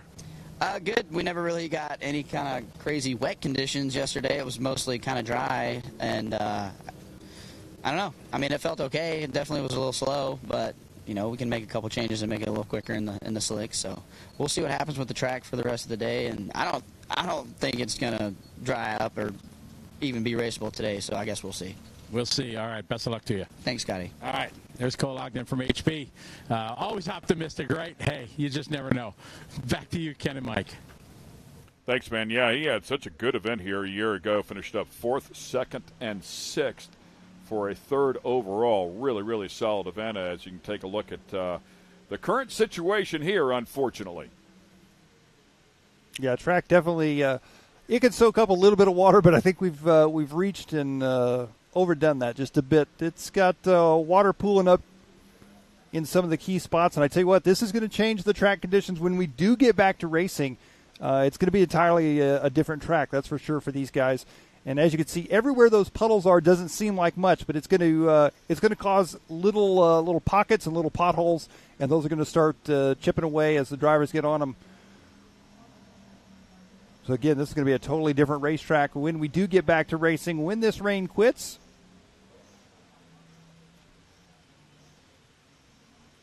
Yeah, we'll get an update. Of course, we'll get down there and talk to Joey Christensen and the gang from the dirt track as well and get some information from them, figure out just how long we think that will last, kind of checking out the weather here in Jay, Oklahoma as well to see what the radar looks like, maybe how long this is going to linger around here. A lot of stuff in the works that, of course, that we talked about before. Pastrana and his gang should be practicing out there on the big track back behind ours.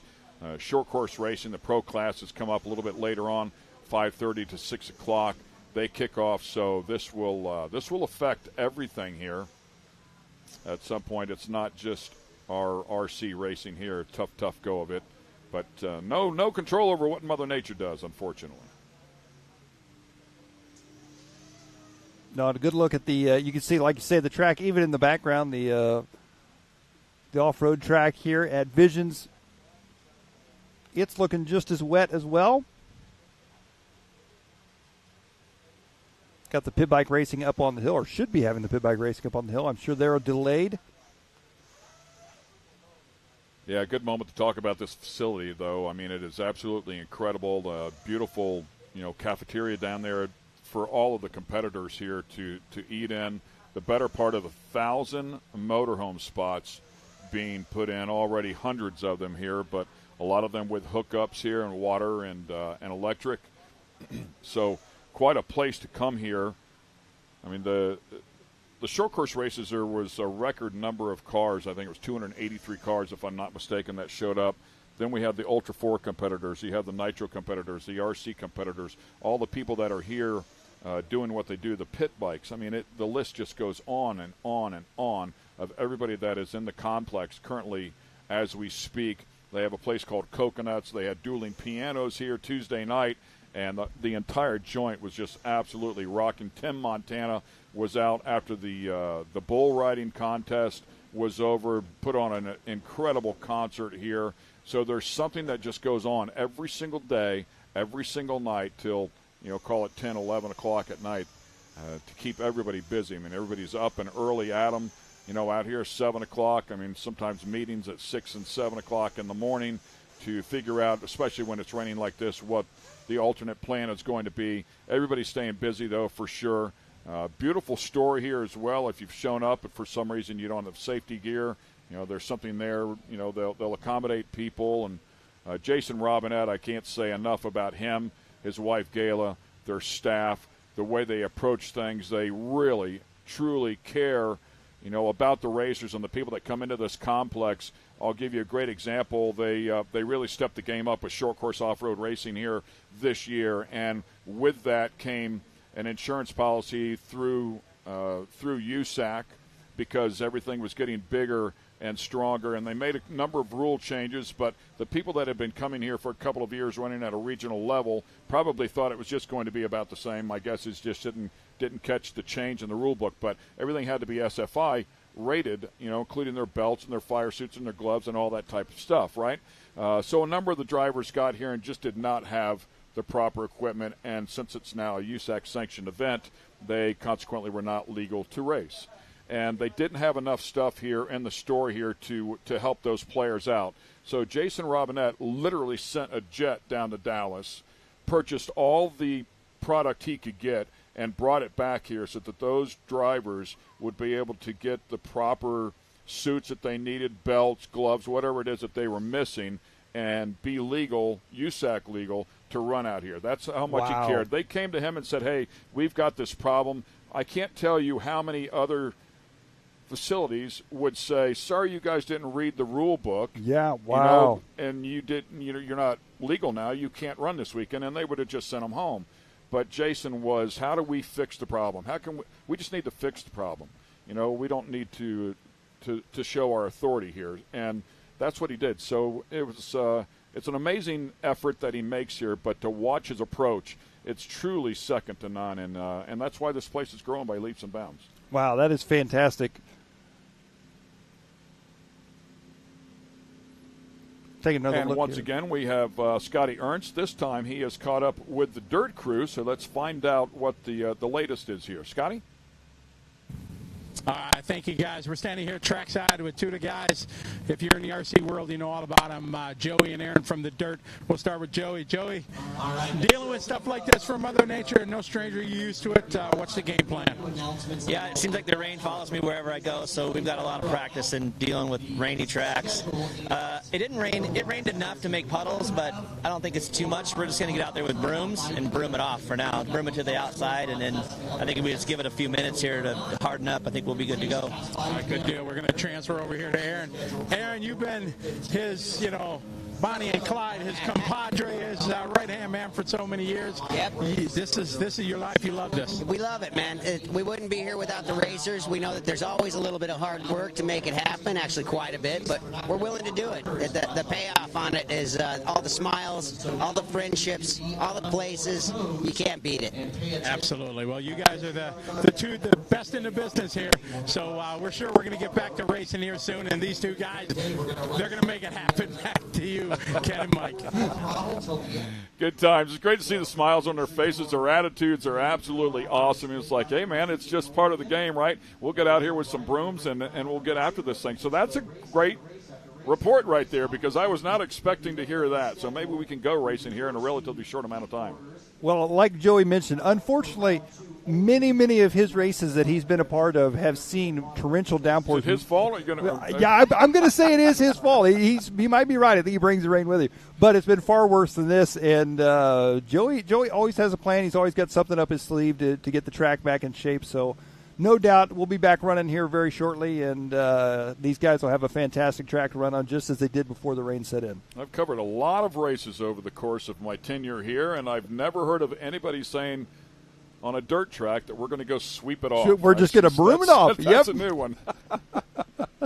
That's a new one, but that's great. I love the approach, man. Let's make it happen, right? And it does look like I don't see any more rain coming down. And keep in mind, we're sitting inside of a booth here, so we don't really have a feel for it. But there are the brooms already in action. They'll try to pull out some of the big puddles and disperse it evenly and let it dry out. Might take us a little bit more than a few minutes here, but as long as the rain has stopped, we can get back after this thing in a relatively short amount of time. See, man, they might be onto something. Maybe the rallycross track over there, just get everybody in the complex to grab a broom. And a big section of the rally course track, it's just going to run off, man, because it's so steep anyways. We got 9 races, so for round 2, we'll go just back to back to back to back all the way through races. Yeah, Joey and Aaron have been doing this for a very long time. Best friends and obviously work teammates, and they do a fantastic job. They've kind of already done this once this week before the car's gone on it. You were talking about Tuesday, I believe it was, when the rain set in. They had to do a little track maintenance to get it dried up and back in shape as the rain took its toll on it. Yeah, the painted area still looks pretty good, so that's a good sign. Again, I mean, if it just doesn't rain anymore, give you a good look at that clay. As we talked about it before, last year the dirt a good bit different, a lot more sand, a lot more rock, now a lot more clay. Once the clay gets wet, if you've not been around it, maybe watch My Cousin Vinny, that movie, and you'll know that you just spin your tires in the clay, but it becomes like ice. Very, very slippery. Skip most of the water and only water as needed. And if we are going to water, we'll give you a couple race head start, or a heads up, I should say. There's a good look there at the A-Main Hobbies HPI Racing booth that they've got set up. They got a demo track set up there in the parking lot as well. You can see all the different vehicles they got on display. They got monster trucks, they got rally cars, buggies, trucks, a little bit of everything, all different scales and sizes. Got the demo track set up, which was had quite a line going for it yesterday. Pretty cool for the spectators to be able to get a chance to not only watch some of the best in the world at what they do here for the RC Racing, but they also get to grab a radio and try it out themselves. Again, our title sponsors, A-Main Hobbies and HPI Racing, making that possible for everybody here at Visions. Fantastic to see. Awesome to see all the kids over there. You can see them all pointing, Dad, get me this one. Get me this one. No, I want this one. Just get them all.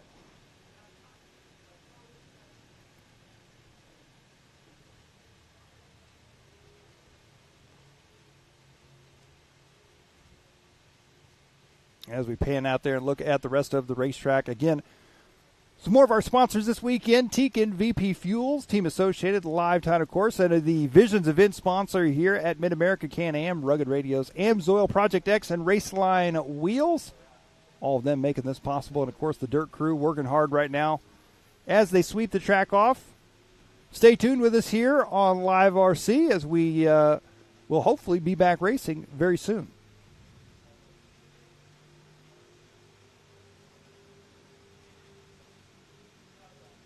That was a great throw. Well, we hate to do it to you, ladies and gentlemen. I know we've run a lot of commercials here, but we just nothing more to talk about here other than telling you that the track is wet, which you can see and we can see. So they're working on the track. We're once again going to roll a few spots here and take care of our sponsors. We certainly want to get them some exposure and make sure you take care of the people that take care of you. So that's what we'll do here. Stay with us. We'll get back to racing as soon as we can.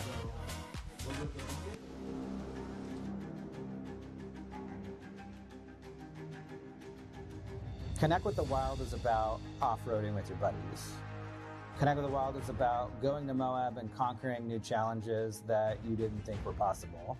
Ultimately, Connect with the Wild is about enjoying the outdoors in your vehicle as best you can. We're treating it like we know it's something special that everyone will remember.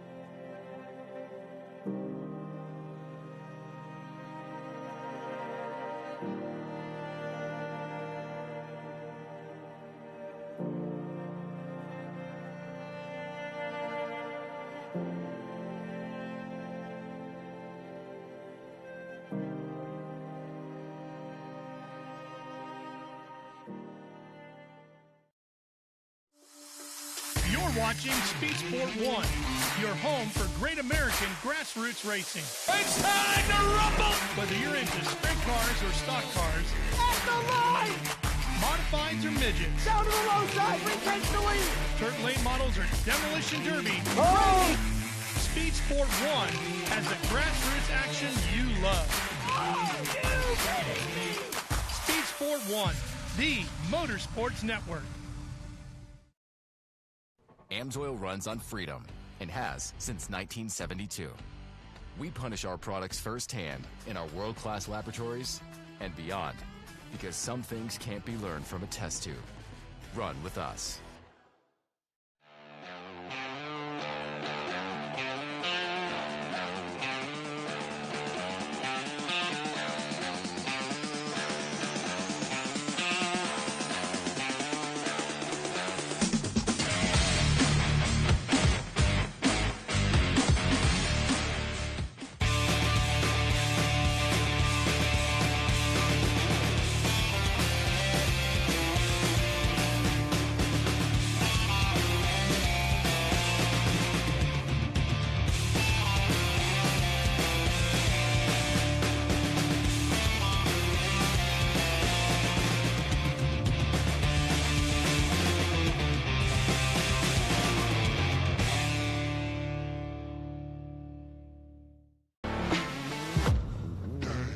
Lightweight, agile, and strong, the pit bull is perfect for the job. The pit bull is the first and only lift that can be used in the pits and in your garage. Elevate your racing with a Handy.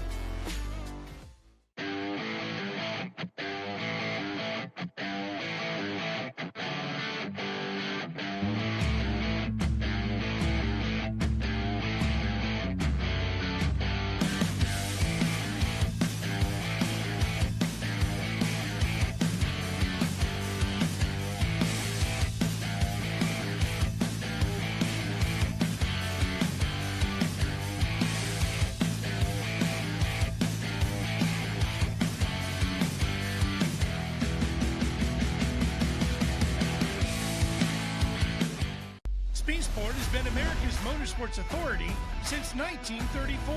Get news, results, and commentary from the most connected experts in the business, covering all forms of motorsports from flat track to NASCAR and everything in between. Bookmark speedsport.com on your mobile device now, or follow Speed Sport on social, and be sure to subscribe to the Speed Sport Daily. Speed Sport is your one-stop shop for all things racing on two wheels and four. AMSOIL runs on freedom and has since 1972. The rest of the market has been trying to follow our lead ever since. But a head start is a head start. Run with us.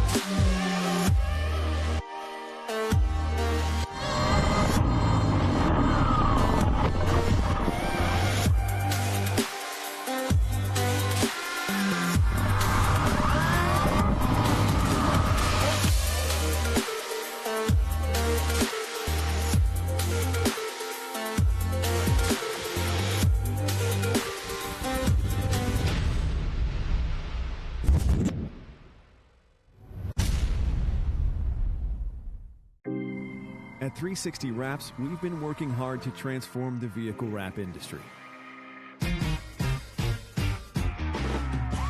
Wherever you are, we're standing by to show you the professionalism you deserve.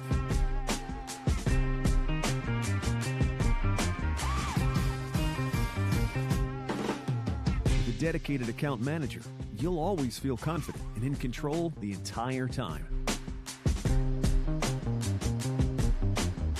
Providing nationwide service to the top brands in the industry, our team will confidently handle any project you give them.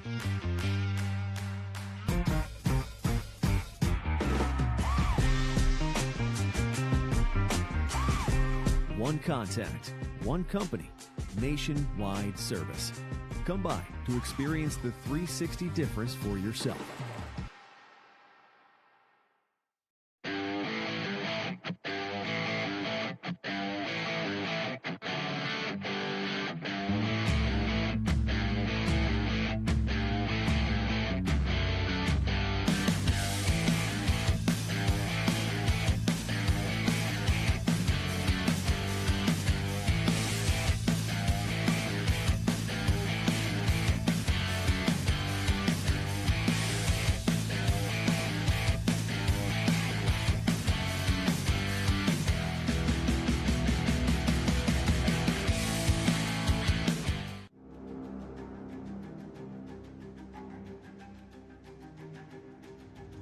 Connect with the Wild is about off-roading with your buddies.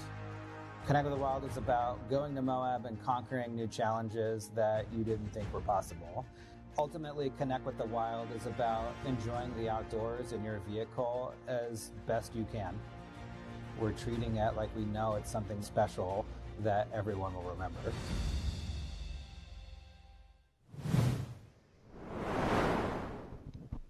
Welcome back to 2023 RC Racing at Visions Off-Road, presented by A-Main Hobbies and HPI Racing. Ken Stout, Mike Garrison here at the desk. Scotty Ernst out there running around chatting with a few people. So here's a quick little update of what we are trying to put together for you. As you can see there, unfortunately, we encountered a bit of rain.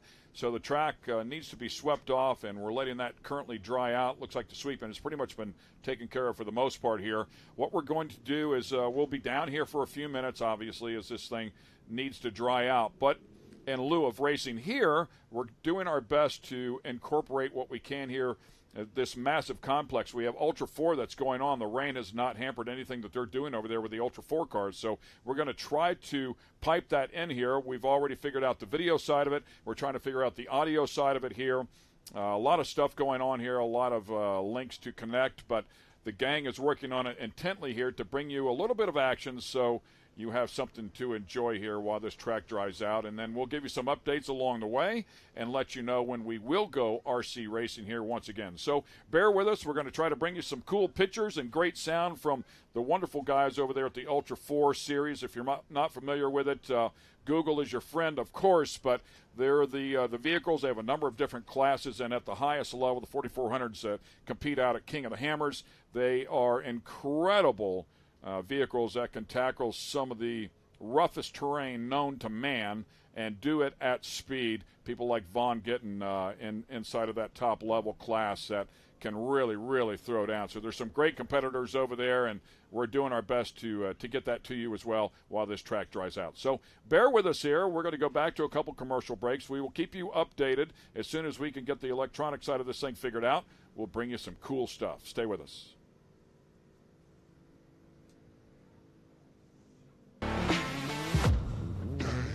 Lightweight, agile, and strong, the Pitbull is perfect for the job. The Pitbull is the first and only lift that can be used in the pits and in your garage. Elevate your racing with a Handy.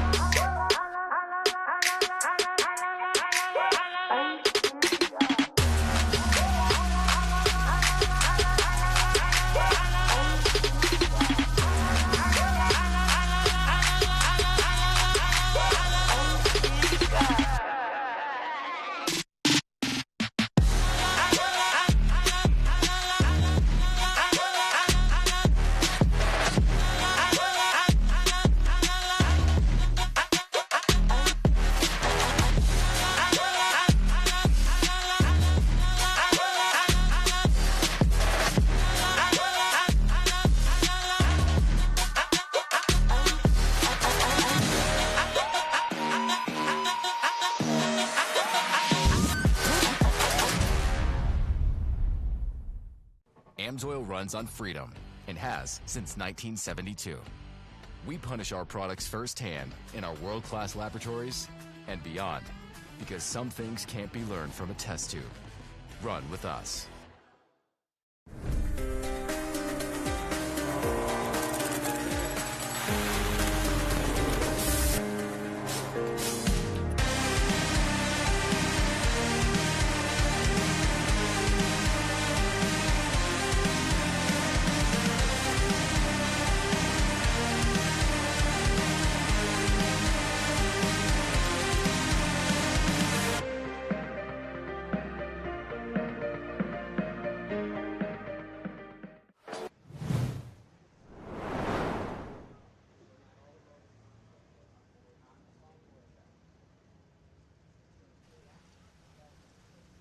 And once again, welcome back here to 2023 RC Racing at Visions Off-Road. Again, we thank A-Main Hobbies and HPI Racing. Unfortunately, had a bit of rain here on the track. We're letting things dry out here.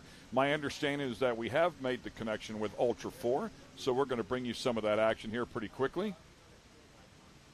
Miles and Jim over there working intently. Great broadcasters, very, very talented, very knowledgeable about the series that they love dearly and cover extensively. I believe Pam Hall might be over there as well. Tiffany Stone possibly. I think they also are involved as pit reporters. I was over there a little bit earlier in the week, Wednesday, when we had our rain out here. I had an opportunity to go over there and watch them, and the vehicles were running through the woods, and as impressive as what they were doing that was, I might have been more impressed with the drone pilot that was following them through the woods to give them some great pictures, some great video to follow. It was impressive, to say the least.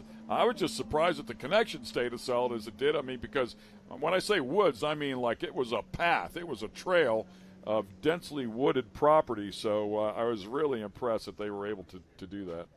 I've seen a number of drones flying around here this weekend, and I thought the same thing. I thought, talented. I don't know who's behind the controls of that. But they're racing drone pilots, so it's really what they are. So they're very, very capable. So without further ado, we're going to bring you some great action here. Stick with us. We'll give you some updates when we can go RC racing. But in the meantime, enjoy some great Ultra 4 action.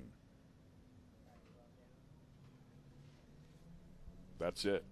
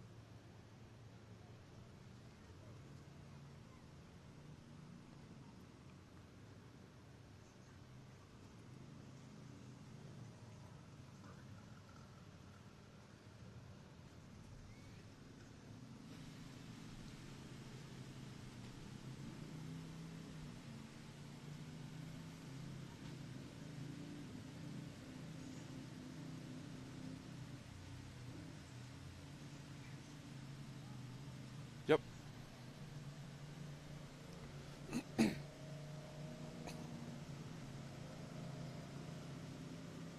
Well, welcome back to the broadcast studio. As you can see, Ultra 4 and a rain delay as well. The rain wasn't here for very long, but it screwed things up just enough to slow us down. So here we are back in studio. I'm with Joe Tripp, Speed Sport. Joe, welcome to the booth. Let's talk about Speed Sport just a little bit. Explain to our viewers what exactly is Speed Sport. Well, Speed Sport is America's oldest motorsports media company. It was started in 1934, which is part of a little newspaper called the Bergen County Herald. It was a racing section. It soon turned into a standalone newspaper about racing. Racing was really taken off there just before the war, and it went into a little bit of a hiatus during World War II. But after World War II, the whole motorsports industry really took off with all those men coming back from the war. And for 50 years, it was edited by what we like to call the dean of American motorsports journalism, a gentleman named Chris Economaki. I overlapped with the Economaki family when I worked at Speed Channel, which was owned by Fox Sports, and I oversaw the editorial part of that business and worked a lot with National Speed Sport News, as it was called then, for content, and started working with them because my expertise was in the digital space. Started working with them. One thing led to another, and myself and my partner, Ralph Shaheen, had an opportunity to acquire that business, so we did that in 2011 with the idea of really trying to become the next Speed Channel. And so since then, we've taken it from what was a weekly newspaper about racing to a company that has 24/7 news on speedsport.com. We're now the largest live streaming motorsports platform in the United States due to a partnership we have with a company called Rivet.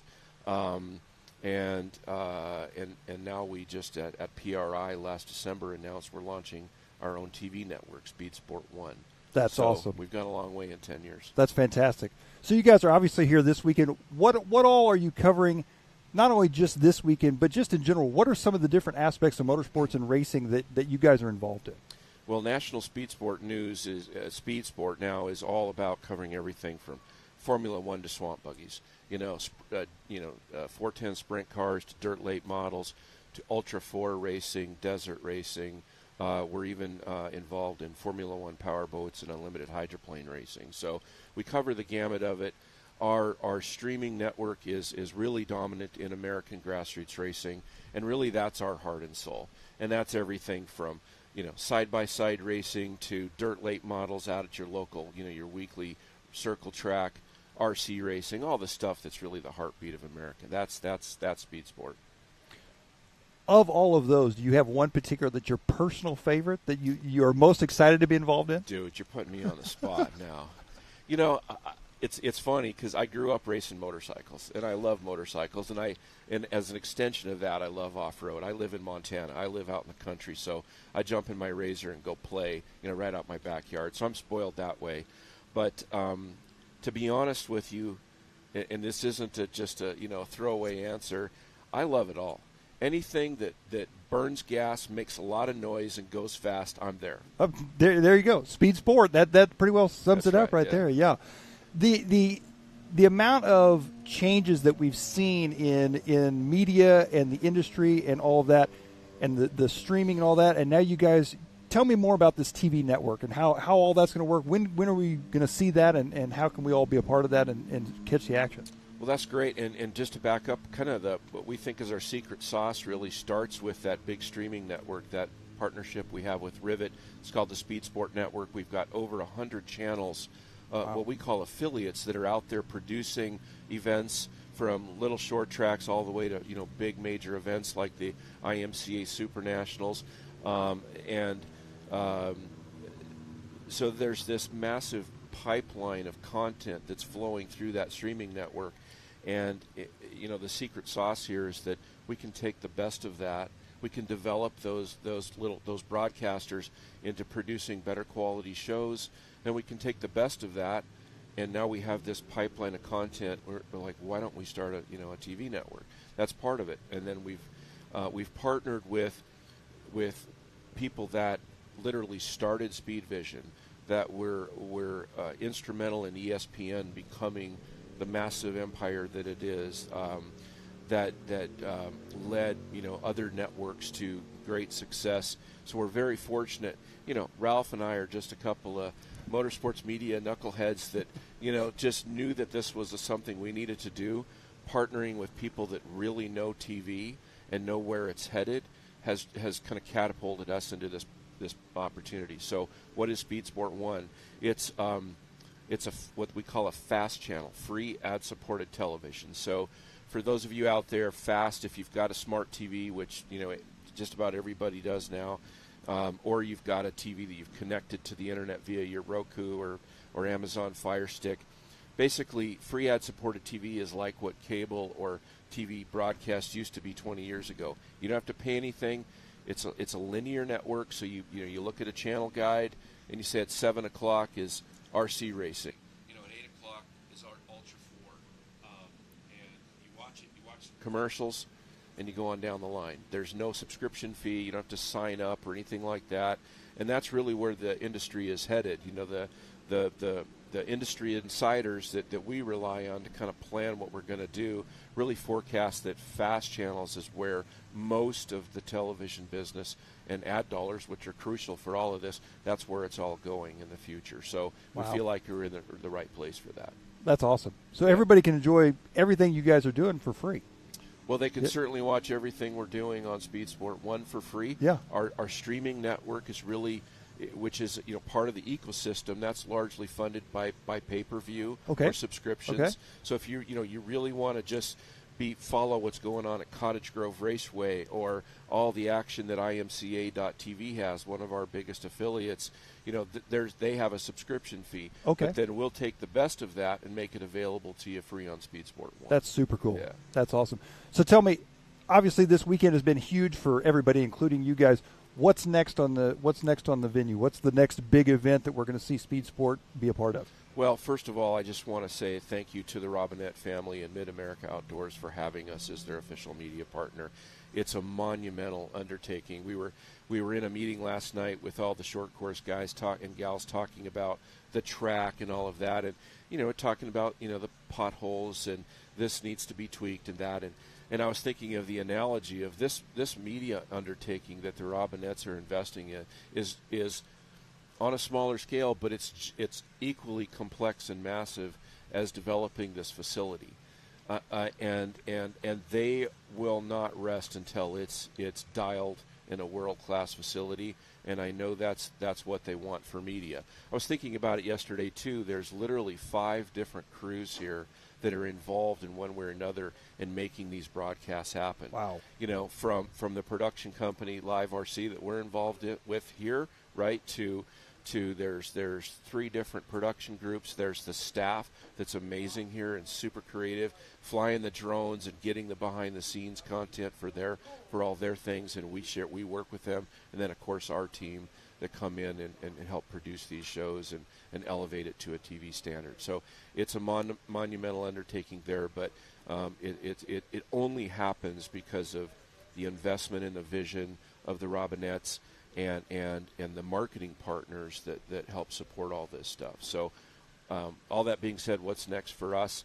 I'm off to Gunnersville, Alabama for Unlimited Hydroplane racing next week. They're another one of our content partners. Same kind of thing. They already have a pretty good live streaming platform. We come in and mentor them and help them develop that live streaming into television quality content. Then we'll take that content back like we're doing with short course racing, say the trucks and Ultra 4. We're live streaming, but then we'll also take that content, produce it down into a 1-hour show so folks can watch it on TV and not have to sit there for 6 hours. They can, everybody's got a short attention span right now, right? So, but yeah, off to Unlimited Hydroplane, and this is the meat and potatoes of our season, man. So we've got just a huge, in addition to everything that Mid-America and Ultra 4 have going, which keeps us plenty busy. We've got, this is it for us. This is the season. We'll do over 100 live events typically on a weekend in the summer. Wow. So we're busy. Wow. Yeah. Just a little bit. Just a little bit. Yeah, and you can check it out. So there's different URLs. Speedsport1.com. The network is actually streaming live now. Okay. Online, and the reason we do that is so that all the distribution partners, which we'll be announcing very soon, can, quality control. They can say, oh yeah, they got their act together. Let's go ahead and put them on the platform. But we'll make the platform announcements beginning, very soon, and then they roll out. The bigger platforms take longer to make those decisions. It's quite a process, as I'm coming to learn. Sure. But sure. So speedsport1.com to check that out. Speedsporttv.com is all of our streaming network. Okay. So that's all the content that's out there with all of our streaming partners across the country. That content aggregates through speedsporttv.com, including the content we're streaming here. And then for all your motorsports news, that's speedsport.com. Awesome. Well, Joe, thank you so much for coming in. It's been awesome pleasure, talking man. to you. Yeah. And rain's gone. I think we'll probably be getting back to racing. Get the hair dryers plugged in. Let's go try That's right. Exactly. Well, right. thank you again. Thank you. And thank you all for tuning in. And the RC track's still drying out a little bit, but we're going to go back, enjoy some Ultra 4 racing. We'll be back with our RC action here very soon from Visions RC. We missed talking about the partnership we have and like what's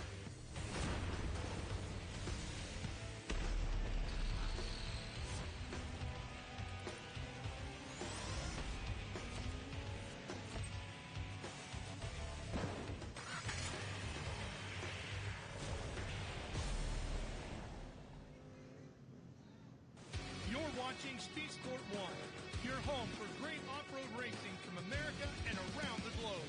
Woo-hoo-hoo! From Ultra 4 to rally, these guys are fighting for the lead. It seems very aggressive. Short course to desert race. Great move there. He is so fast.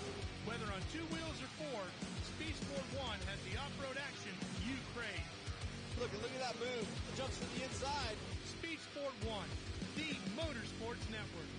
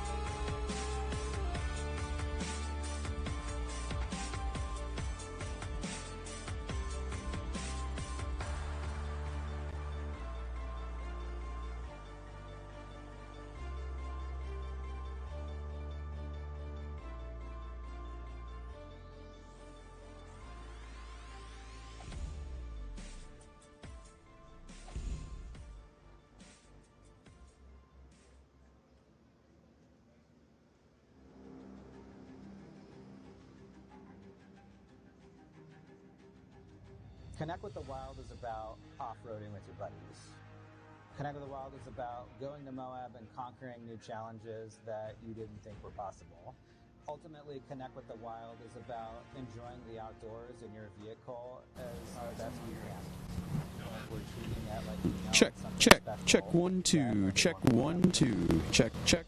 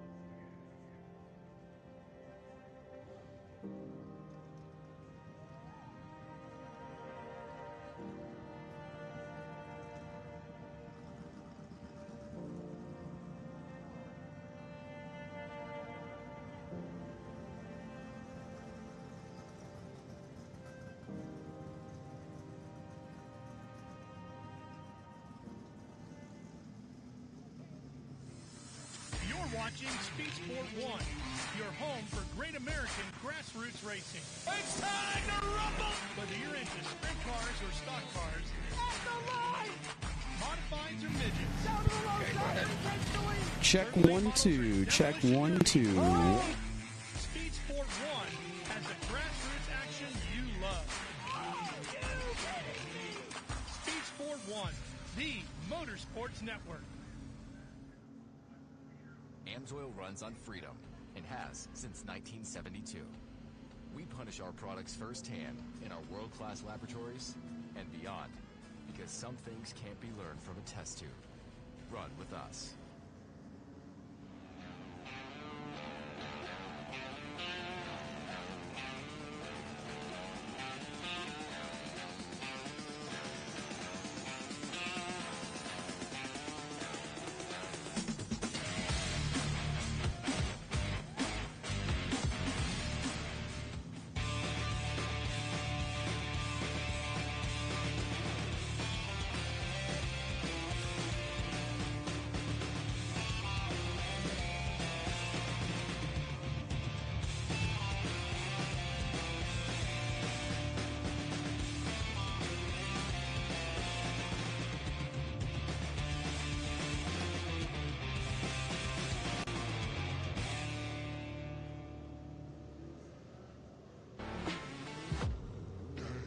Lightweight, agile, and strong, the Pit Bull is perfect for the job.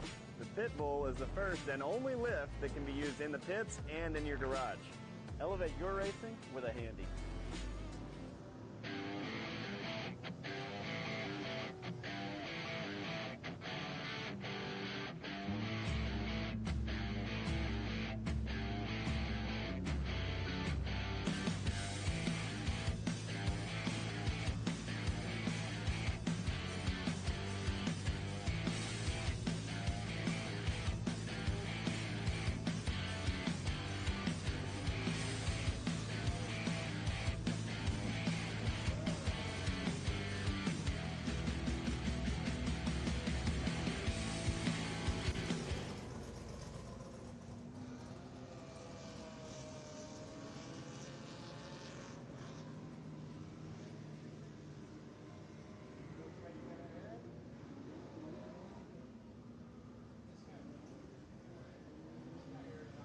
Speed Sport has been America's motorsports authority since 1934. Get news, results, and commentary from the most connected experts in the business, covering all forms of motorsports from flat track to NASCAR and everything in between. Bookmark speedsport.com on your mobile device now, or follow Speed Sport on social. And be sure to subscribe to the Speed Sport Daily. Speed Sport is your one-stop shop for all things racing on two wheels and four. AMSOIL runs on freedom and has since 1972. The rest of the market has been trying to follow our lead ever since. But a head start is a head start. Run with us.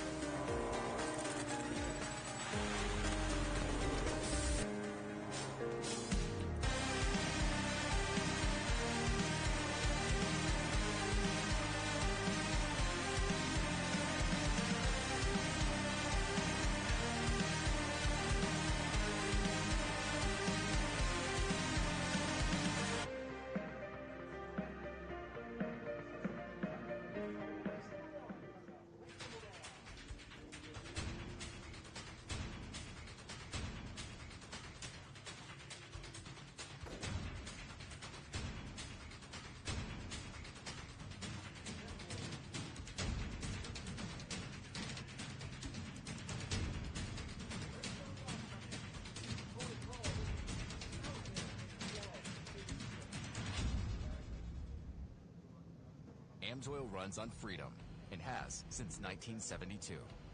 We punish our products firsthand in our world-class laboratories and beyond, because some things can't be learned from a test tube. Run with us. Scott, can you? This is going to be live. Okay.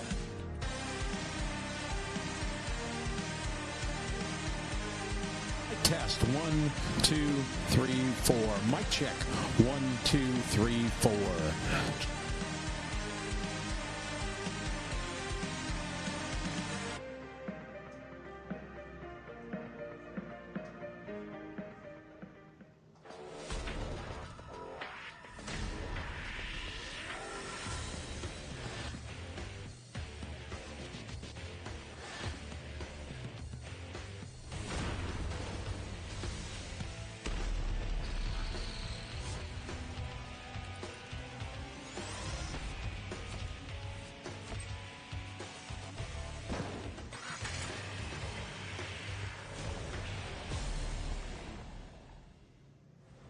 Ready for any challenge. Maxxis tires can handle even the most punishing off-road conditions.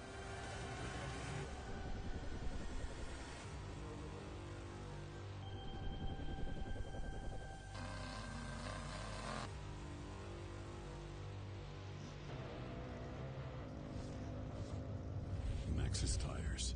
Tread victoriously.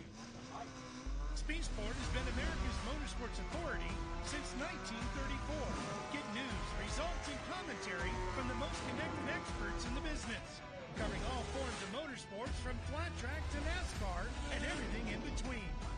Bookmark speedsport.com on your mobile device now, or follow Speedsport on social, and be sure to subscribe to the Speedsport Daily. Speedsport is your one-stop shop for all things racing on 2 wheels and 4. AMSOIL runs on freedom and has since 1972. The rest of the market has been trying to follow our lead ever since. But a head start is a head start. Run with us.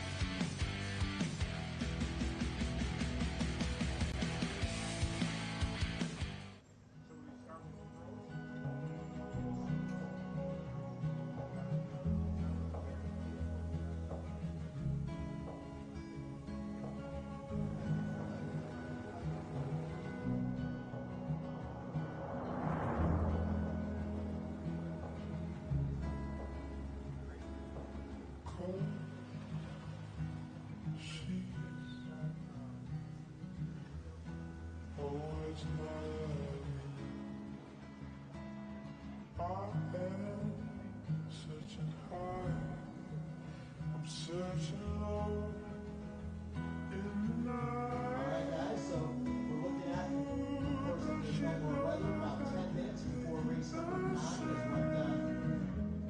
what we're being told up here.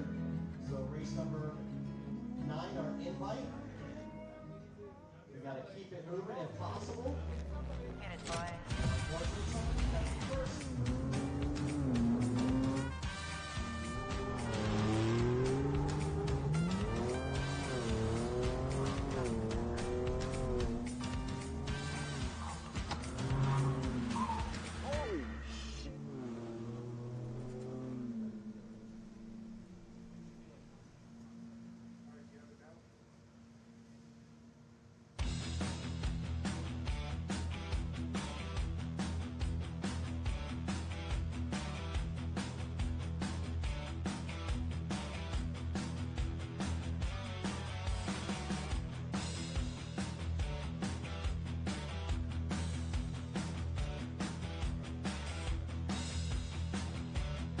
Mic check. 1, 2, 3. Mic test.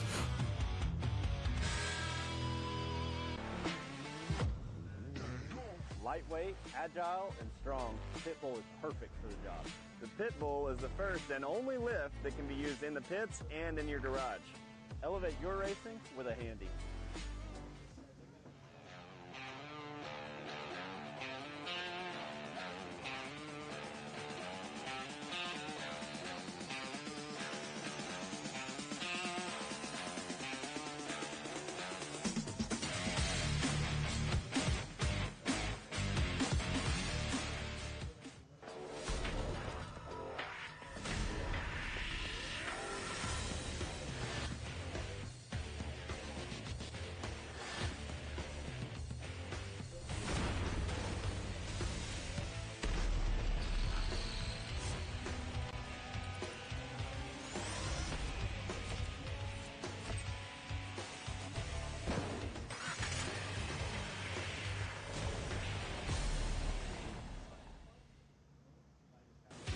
Watching Speed Sport 1, your home for great off-road racing from America and around the globe.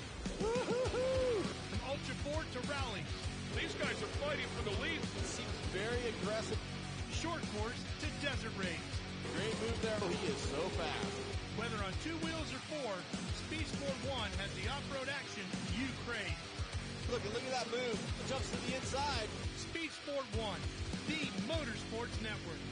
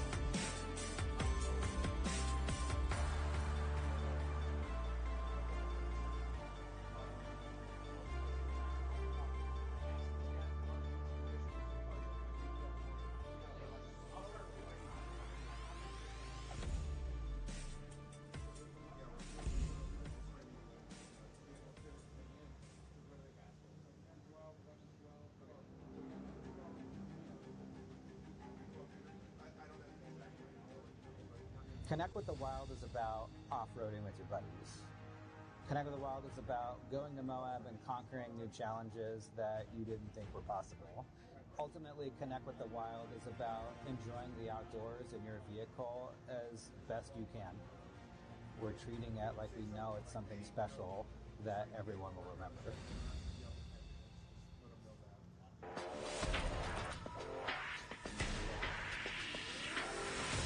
Continues. Obviously, we call 10 minutes, but now we're going to get back. A little heavy, so that no need to come down there, of course, and we'll give you an update as soon as we have one. We're working on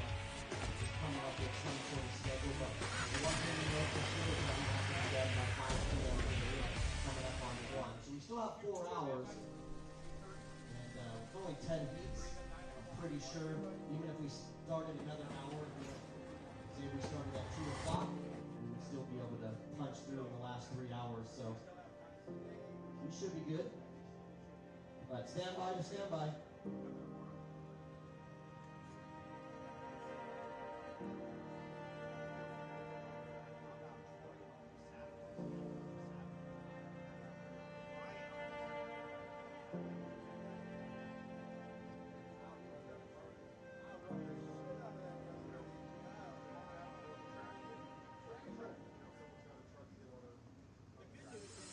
You're watching Speed Sport 1, your home for great American grassroots racing. It's time to rumble! Whether you're into sprint cars or stock cars, At the line!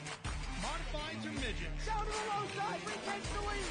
dirt lane models or demolition derby, Oh! Speed Sport 1 has the grassroots action you love.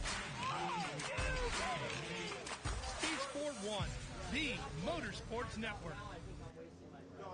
Good afternoon and welcome to the 2023 Visions Off-Road presented by Can-Am. And this is Ultra 4 racing at its finest. You are on for some great racing action through the tight trees of Mid-America Outdoors here in Jay, Oklahoma for this double points race.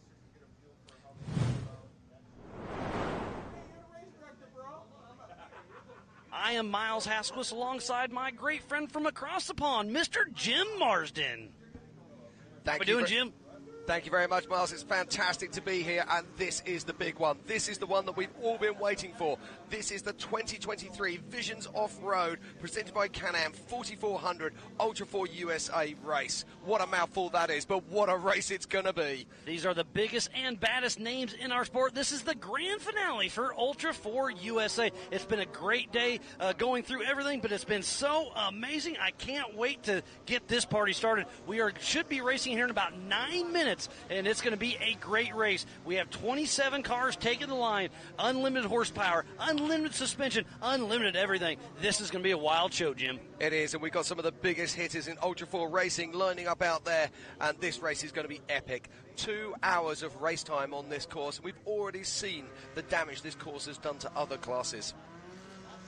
Yes, Jim, it's been a great day. But earlier this week, we started with the stock UTV, and third is Mitchell Riccelli, and third was Byron Sterrett, and first, Jason Wofford. And in the Open 4900 UTV class, in third, it was Cody Quattlebaum. In second, it was Philip Papapo, and in first, it was Ian Dickey. In the Pro Modified class, it was Kyle Chaney in third.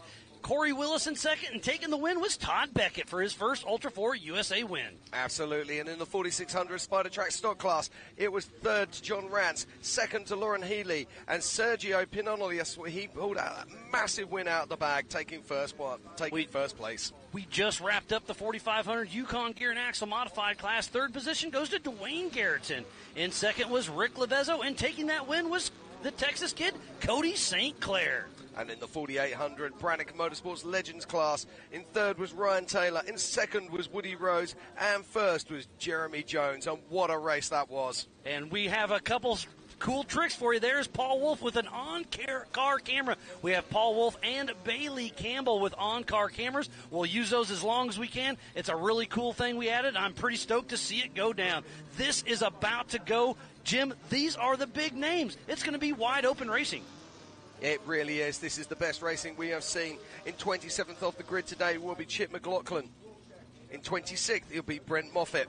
In 25th is Philip McGilton. In 24th, there's so many big names out there. I can't wait to see it. I mean, we have two-time king Lauren Healy. We have three-time king Shannon Campbell. We've got the biggest and baddest names that are going to be racing with us here.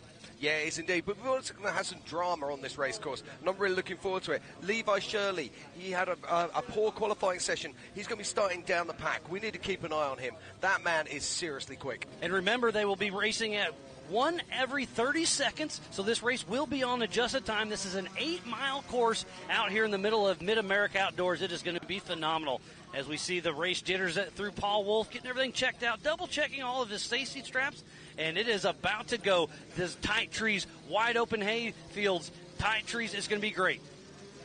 Yeah, so Paul Wolf is making his way to the starting lineup, and I can see our race director, JT Taylor, has the green flag out. We're only a few minutes away from the start of this race. And we'll be going live here at Visions 2023 at Mid-America Off-Road in Jay, Oklahoma. And here comes your Project X lineup grid. Starting in first position is Mr. Paul Wolf. In second is the young gun, Cade Rod. In third position, Vaughn Gittin Jr. In fourth, it's Brian Crofts. Fifth, our fastest straight axle is Tad Dowker. And in sixth and another straight axle, it's Chad Hunt. Seventh is Lauren Healy. In eighth, our first lady of the sport is Bailey Campbell. In ninth, Christopher Branton. And in 10th is Paul Horschel. And then in 11th is Wayland Campbell. In 12th is Ben Miller. 13th, Off-Road Hall of Famer, three-time King of the Hammers winner, Shannon Campbell. And in 14th is Brett Harrell. We just saw his son, Brent Harrell, racing in 48. All the way from Australia, Pip Justice. And then at 16th is Hunter Sparrow. Ryan Rockhold. And 18th, Frank von der Heide. Glenn Page. And then in 20th, Tim Hooper. And then 21st is Levi Shirley. 22nd is Jonathan Dawes. And 23rd is Jan Petrie. Then we have Roger King in 24th. And 25th is Philip McJilton. And in 26th is Brent Moffitt. Last but not least, Mr. Chip McLaughlin. Now, there's so many stories inside this starting lineup as we watch this. Now, Paul Wolf is a man who's absolutely on form at the moment. And he's going to be loving the fact that he's going to have clear air in front of him. Better than that, there's a little bit of moisture on the ground. It's going to be a perfect race conditions. Just as I say that, though, the heavens open, and we have rain here at Jay, Oklahoma. It's a heavy drizzle as we speak. Last year we battled through the dust. This year it's going to be a little mud. You can't have the best of everything. Do you want the dust? Do you want the mud? You can't have it all. But here we go. 4,400 Unlimited Racing is about to kick off, I'm going to say, in less than 5 minutes.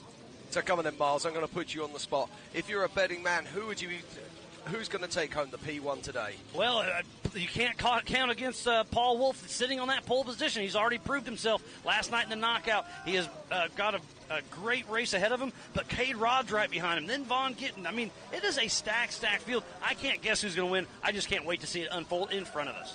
Absolutely. It's going to be absolutely fantastic.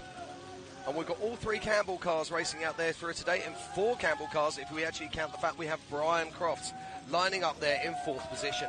What a great race. This is the 3rd annual Visions hosted at Mid-America Outdoors, just outside of Jay in northeast Oklahoma. Spanning over 1,600 acres, this place is absolutely amazing, Jim. Now, talking to some of the drivers earlier, this is a 2-hour race. That means that a lot of these cars are going to have to stop for fuel. So strategy is going to play its part out here for sure. But there are some cars, like Bailey Campbell, who's running 70 gallons of fuel. She will not need to stop. Will that play its part later in the race? I mean, it's going to play advantage because just after the race line start-finish is the AMSOIL hot pit, so we'll see how it all shakes out. We have 27 cars to get off the line, one at a time every 20 seconds or 30 seconds. We'll see how it shakes out. Yeah, indeed. Now, our fastest lap we've seen this weekend is a 14.06 from Nathan Parker, right at the beginning of this session of fantastic Ultra 4 racing. And now, that was in a stock UTV. Exactly. Are we going to see these big guns break that 14-minute mark? Up to 1,000 horsepower in a few of these vehicles. Paul Horschel sniffing 1,000 horsepower. It's going to be absolutely amazing. And look at the line of cars. Remember, this race is on adjusted time, so even if you start in the back, you're still racing your own clock. You're just going to have to deal with more lap traffic. Normally starting in front, you have the great advantage with no dust, but there won't be too much dust out there with this perfect rain conditions.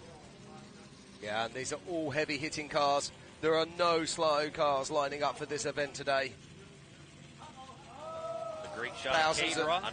Thousands of hungry horses there getting ready to start. And just wait until you see the roost coming off of these tyres as they make their way down the side of the hot pits and head down into the woods. Less than 2 minutes to go for the 4,400 Unlimited class presented by Good Boy Vodka. Our race director, JT Taylor, has the green flag patiently awaiting. We have Paul Wolf with an on-car camera as well. We'll be able to check in with him and a Bailey Campbell as they race through the woods. Paul Wolf, we just saw him in that exact car last night racing the America Pro Rock Knockout, winning that race in his UFO and in his Can-Am. Absolutely, and we saw it yesterday lining up for the Pro Mod 4900 class. He was sitting here on the front row of the grid, and literally 5 seconds before the start, his UTV stopped. Is that going to be playing on his mind today, Miles? Oh, you know it's the race jitters, because like you were saying, he was sitting there, everything was good yesterday, and then something went wrong. He had to back out of the way. He worked on it for quite a while, trying to get going, couldn't figure it out, but now the UFO is sitting there ready to rumble. Oh, I see his hands up. 1 minute to go from JT Taylor. We are about to get this party started, Jim, and this is going to be absolutely amazing. There's a great shot of Lauren Healy and a Bailey Campbell. There is indeed. Now we're going to get some superb shots from Bailey Campbell, hopefully. She has a camera attached to her vehicle. So let's hope our production team can bring that through for us. But let's not forget, we are in the middle of nowhere in Jay, Oklahoma for the 2023 Visions. Don't forget to download the MAO app on Google or Apple. Go to AOE.TV, the Ultra 4 USA and Mid-America Outdoors Facebook and YouTube channels. Check it out. Share it with your friends. Get your snacks ready. Get the drinks prepped. We are about to go live racing. And if you just joined us at home, this is 4400 class racing. This is unlimited four-wheel drives. Most of these cars are going to be on 40-inch plus tyres. They're going to be running independent front suspension. Here we go. Look at this. 3, 2, 1, live racing with Mid-America Outdoors Ambassador Paul Wolf, number 1018 out of Brighton, Illinois, with Wolf Racing and that UFO single-seat beautiful Joe Thompson-built machine on car with Paul Wolf. And look at that. We had absolute laser focus there from Paul Wolf. And it's all about this young man, Cade Rod. So it is 20-second increments. Mr. Cade Rod out of Cortez, Colorado with Cade Rod Racing and his Jimmy's 4x4 single-seat IFS high horsepower machine. Yeah, commonly known as a Dragon. Those things are absolutely monster, and it's so good to see him back out here. And now it's Vaughn Getting Jr., GIF champion, Ultra 4 champion. There's not much this man hasn't done and not much he cannot do. Let's see what he can do today. Another Mid-America Outdoors ambassador with Eric Davis riding shotgun out of Concord, North Carolina with Fun Haver Off-Road team with this Triton Engineering 2C IFS Bronco Brocky 2.0. And lining up next, it is Brian Cross. This is the nearly man. He's qualified first at King of the Hammers. He's been so fast at so many races. Has he got what it takes to bring it home today? Out of Queen Creek, Arizona with CB Motorsports and his Campbell single-seat chassis, IFS. And going off the line now, this is Tad Dowker. This is the first of our solid axle machines. With Brian Trent riding shotgun out of Kewanee, Michigan with North Shore Raceworks and a Trent Fab solid axle machine, Bambi. Yeah, and we just saw a Trent Fab winning the Brannick 4800s Legends class as we watch now Chad Hunt in his Miller chassis. With his son Caden Hunt riding shotgun out of Plymouth, Indiana with Hunt's Motorsports and a Miller Pro chassis, solid axle, Mass Motorsports LS 427. And the man that needs no introduction as we watch there.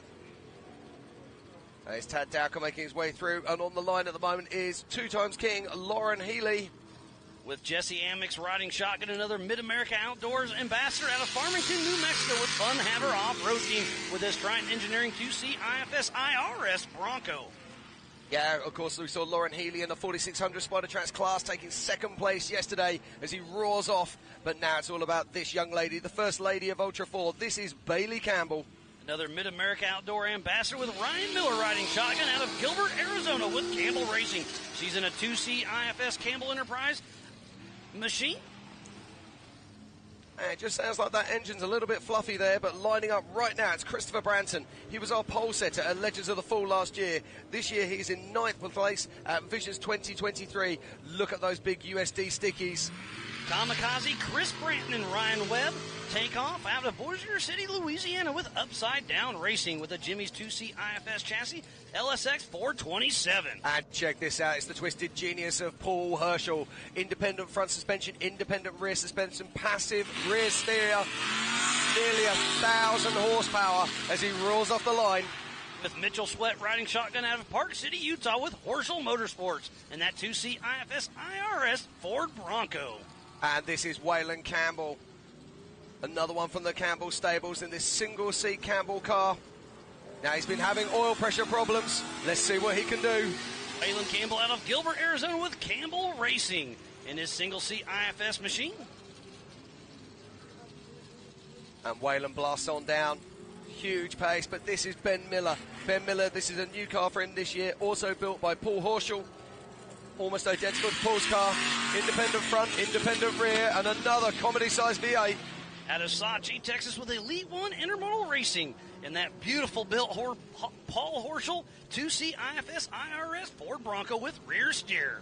Yeah, it just sounds like he's having to clear that motor out a bit. When they've been sat idling for a while, they quite often take a time to clear. And that is three-time king Shannon Campbell in the Dragon Slayer.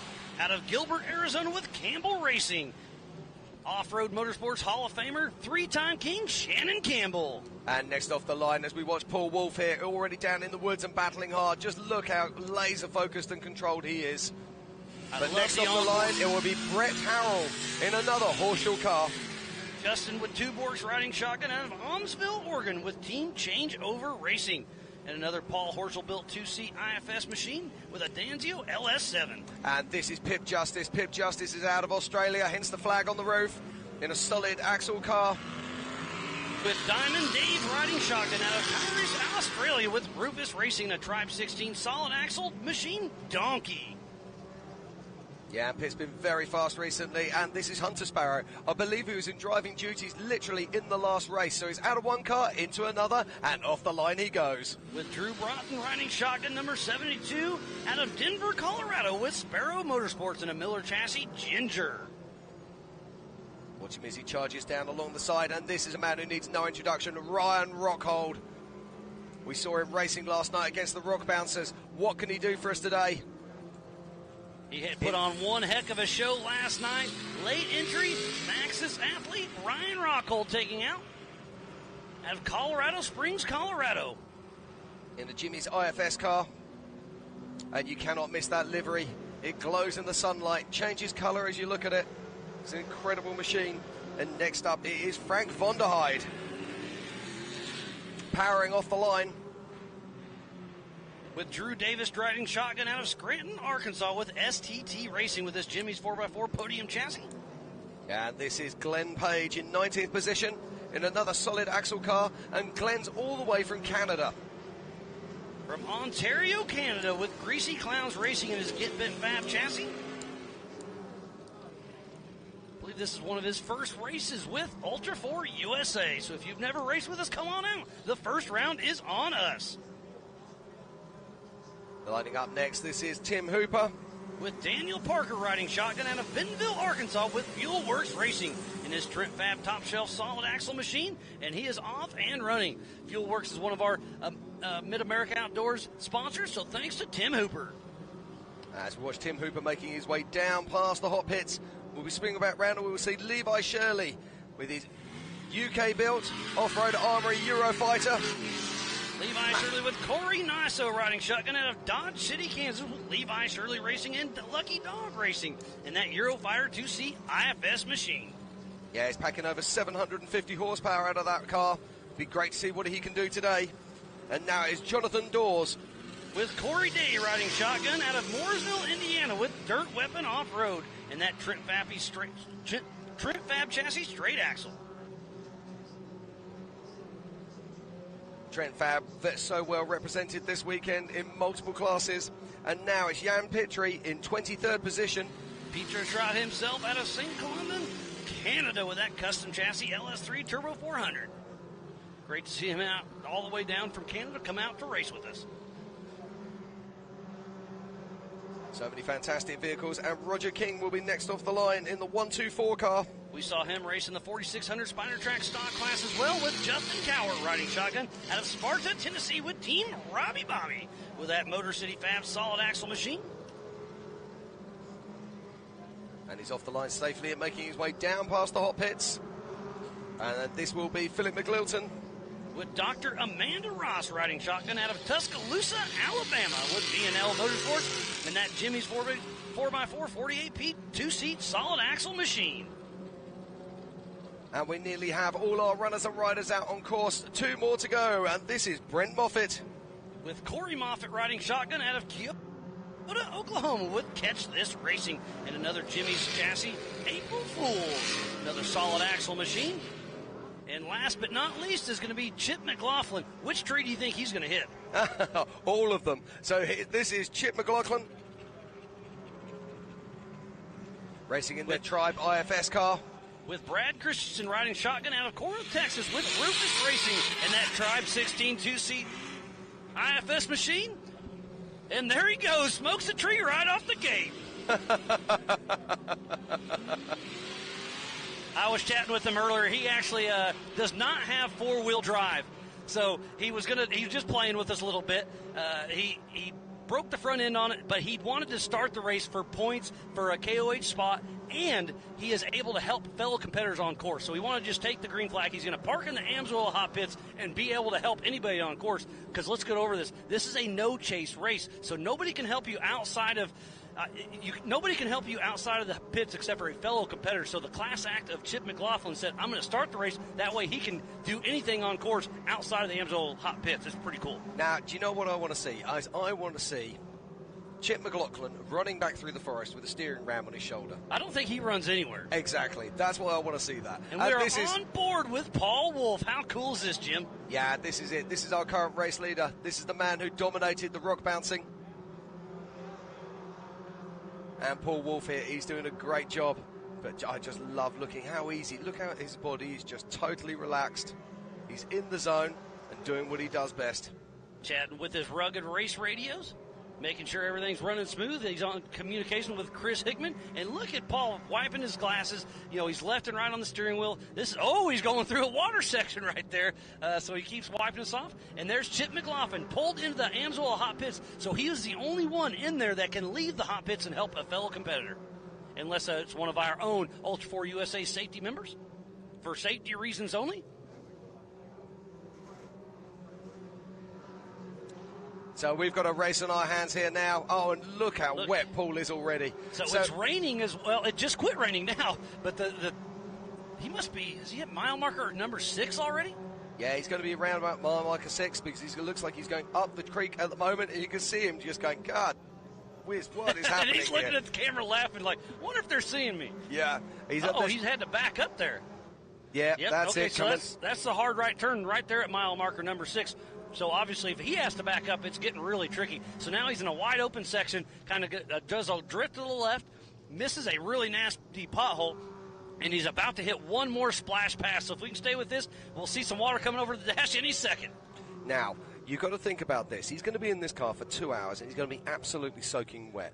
You get a lot of heat coming through the car as well. You get that adrenaline that keeps you going. But he's a very fit young man. He hasn't got a lot of, how shall I put this, meat on the bone, okay? And it's important that he stays warm. And in these kind of vehicles, in this kind of race conditions, it's very easy to get cold out there. But the humidity is already starting to kick in. I can feel it. But you're right. The water does make you chilly. But Paul Wolf's going to give it all he's got. And this is such a great shot we have going on. We had 27 cars leave the line in 20-second increments. And there is Vaughn Gittin Jr. right there at mile marker number 6. The Drift King himself with Eric Davis riding shotgun, the Monster Energy athlete, still pushing through hard. Now, we don't know for certain, but of course, Vaughn Gittin Jr. did start in 3rd position. So has Cade Rod already blown through, or has Cade Rod got a problem out on track? And there is a Campbell car. I couldn't quite tell who that was, but that should be Brian Cross. It should be, yep. Back on board with Paul Wolf. This onboard camera is a lot of fun to watch. Look how rough this car is. Even though the suspension works amazing, these cars really do put a beating on you. These cars are the Swiss Army knife of off-road. We race King of the Hammers, Crandon, Mid-America Outdoors, Pennsylvania, Tennessee, Kentucky, Lake Havasu. We can go over huge rocks, mountains, short course, jumps, tight trees, mud, dust, desert. Whoops, these cars can do it all and do it all well. Yeah, I was just looking. It looks like he's reaching back there to try and find his pumper hose. I've got a feeling he might have lost his pumper. You can see that his visor seems to be misting up, and that is the UFO, I believe, isn't it? Yes, that is our physical race leader, Paul Wolf. And look, even with the rain, it's still a little bit dusty. So he's about mile marker number 7 as we speak. And here comes Lauren Healy, I believe. Yes, yeah, that is Lauren. With Jesse Amix riding shotgun there at mile marker number 6. Now, Lauren Healy started in 7th position behind Chad Hunt and behind Tad Dowker. So has he already managed to push his way past those two vehicles? I wouldn't bet against it. I was talking to Tad and Chad about that. They were super stoked about their qualifying, but they're also like, yeah, but we have Lauren Healy right behind us, so we're going to let him go around if he catches us, which obviously they do, because remember, this race is on adjusted time. So if you've been caught, you've already been passed on time. So most of our drivers see it, they hear it, they pull over, let them ride around. Yeah, absolutely. Don't be a jackrabbit. What do we mean by that? When someone comes up behind you, you find an extra gear and pull away. You've already been caught on time. You're not quicker. Get out of the way. Look at the water coming here. That may be Bailey Campbell and Ryan Miller, I believe. Yes, it is. Now, it's very interesting in these water sections because you have to make a conscious decision. Are you going to punch through the water as fast as you can to be as quick as you can, or are you going to slow down just a little bit and try and stop you getting so much water on board so that you can look after yourself so you'll be more efficient later in the race? But it sounds like she's already taken off enough water to knock out her onboard camera as we are here with Paul Wolf, and Cade Rod is right behind him. So we've got a race on our hands. Remember, they took off in 20-second increments. Go to live.ultra4racing.com for the same live timing we have here at the Can-Am desk. And Paul Wolf is on a mission, but Cade Rod has already got him on time. So our new race leader is Cade Rod on adjusted time. What a race we've got going on here. These two young men are absolutely the pinnacle of off-road motorsport. Looks like it's 15 seconds, so it's a 15-second lead from Cade Rod to Paul Wolf. Yeah, and you can see that it looked like Cade was actually catching Paul Wolf there as he made his way down. So impressed with this new Dragon that Cade's driving, and he's driving with the seasoned professional that he is. Let's not forget, Cade Rod came up through the ranks. He came through 4,800 and made his way into 4,400 driving solid axle cars, and now he's been working with this incredible IFS machine. Oh, and look, that was Vaughn Gittin Jr. coming up towards the Brannick Bowl. He is pushing hard, goes around the little Yukon launch there, but still pushing strong.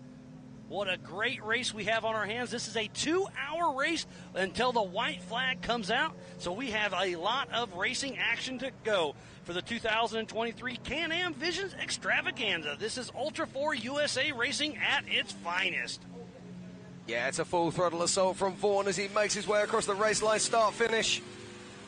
And we've already seen flat tires in the EMC on their first lap, so that just goes to show you these race tires are really doing well. There's three-time King of the Hammers champion, Shannon Campbell. Yeah, Shannon looks really good there as he comes on through race mile 6. And I think that's Tad Dowker there. He'll be coming across the race line, start-finish, heading out for lap number 2. So Tad Dowker is still ahead of Lauren Healy. In fact, Tad Dowker has got ahead of Brian Crofts. Brian Crofts has a right rear flat tire, so he'll be heading into the Amsoil hot pits. There is Brett Harrell. We saw Brent on the last race. There's a great shot of Paul Wolf and Cade Rod. Yeah, this is a proper battle here. Look at the multiple lines as they pick their way around this course. And this is a cool spot. It's an uphill battle. Then they'll be heading off. And there's Hunter Sparrow, followed closely by Pip Justice at mile marker number 6 in that creek section. Yeah, we've got a solid axle battle going on there, that's for sure. But right now, it's all about Paul Wolf and Cade Rod as they pull away from the rest of the field. And Lauren Healy just about smokes our drone with a rocket. He's giving it all he's got. They're all going around that little bump area. Yeah, that's very interesting. Although, did you notice that Paul Wolf went over it? I did not. I missed that one. He's giving it all he's got, but Cade Rod's giving a run for his money. And I tell you, these guys are putting our drone pilot to work here. Look at the speed they're going. What a great show. Is getting a little slideways as Lauren Healy, two-time King of the Hammers winner. So let's go through our Optima Battery leaderboard right now. In 6th position, it's Lauren Healy. In 5th is Brian Cross, but he will be stopping in the pits. In 4th is Vaughn Gittin Jr. In 3rd, our highest placed solid axle car, it's Ted Dowker. Our pole setter, number 2, Paul Wolf. And physical race leader, but right now on adjusted time, it's the young man himself, Cade Rod, who's leading this race. We just saw Ben Miller and Lauren Healy back around the Amsoil hot pits. Lots of action all over this race course. I'm loving these drone shots here, Miles. They're absolutely fantastic. Got to say a huge shout out to our production crew who are bringing these wonderful images here at the 2023 Visions Off-Road presented by Can-Am.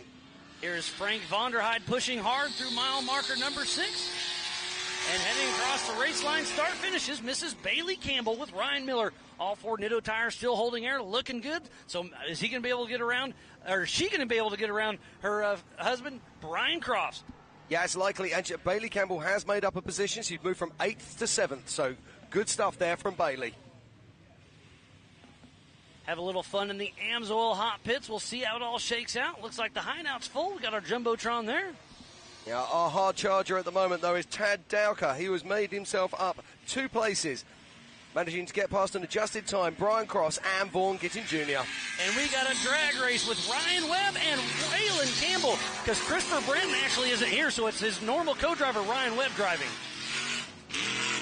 And Paul Horschel pushing strong. Waylon Campbell gets a little off. Waylon? Waylon's coming into the pits. He tried to dive in a little early, but got figured out. So Waylon Campbell is in the Amsoil hot pits. What is the matter? Now, is this an oil pressure issue? He's been fighting engines for quite some time. Yeah, he's had some real issues. Oh, tough break here for Waylon. Right, fingers crossed, everybody, that he can get back out on track. And there's the 464 of Glenn Page. I believe this is his first race with Ultra 4 USA. So if you've never raced with us, come on out. The first race is on us. We'll waive your entry fee. If you are just tuning in, I am Miles Hasquist alongside my good friend Jim Marsden. And this is the 2023 Can-Am Visions Extravaganza. And this is the grand finale for Ultra 4 USA. Back on screen with Philip McGilton. Jim, what a show it started. Oh, it's absolutely fantastic, Miles. It doesn't get better than this. This is Ultra 4 racing at its very, very best. And it looks like Waylon's moving out now. Is he going back out on track, or is he just going to be pulling out of course? And Let's here see what comes happens. some horsepower of Shannon Campbell all over the throttle, giving it all he's got. Now, Shannon, he looked like he had all 4 tyres on that machine there, so hopefully he'll be blowing through the pits. There's Jonathan Dawes, mile marker 6 in that creek section. What a great shot we have here. And that may have been Hunter Sparrow right behind him. No, I think we've already seen Hunter Sparrow go through. So Waylon Campbell looks like he is pulling off the race course. There is Brett Harrell. Looks like his car's still in good shape. Right behind him is Hunter Sparrow. Good call, Jim. Yeah, so Hunter Sparrow having a good race there. Hunter Sparrow looks like he's made up a couple of places. But where's Pip Justice? And just as I say that, Pip Justice crosses the race lane start-finish as we back in car with Paul Wolfe. What a great shot here we have. And look how wet Paul is. This is a wet race course. They didn't want dust. They got their wish. Yeah, now look at this. He looks a little bit steamed up there. I'm wondering if he's actually lost the pipe. Yep, there goes the visor.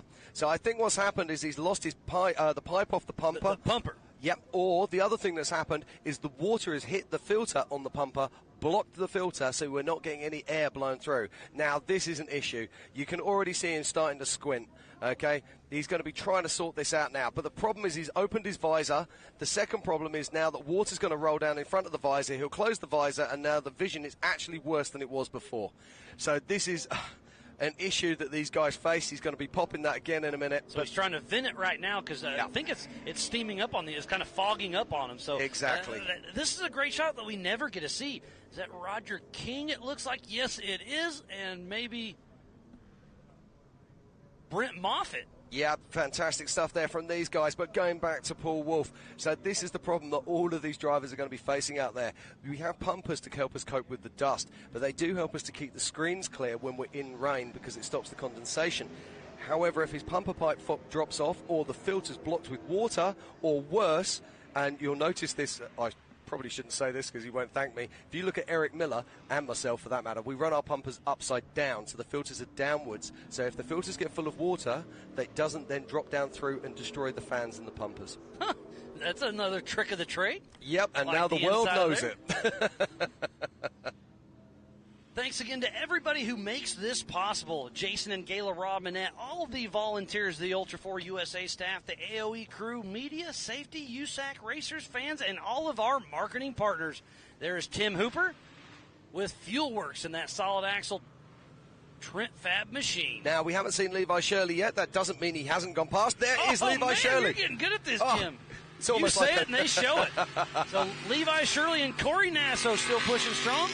All 4 Yokohamas on the ground looking good. Yeah, we're just going to see where he comes in on an adjusted time there.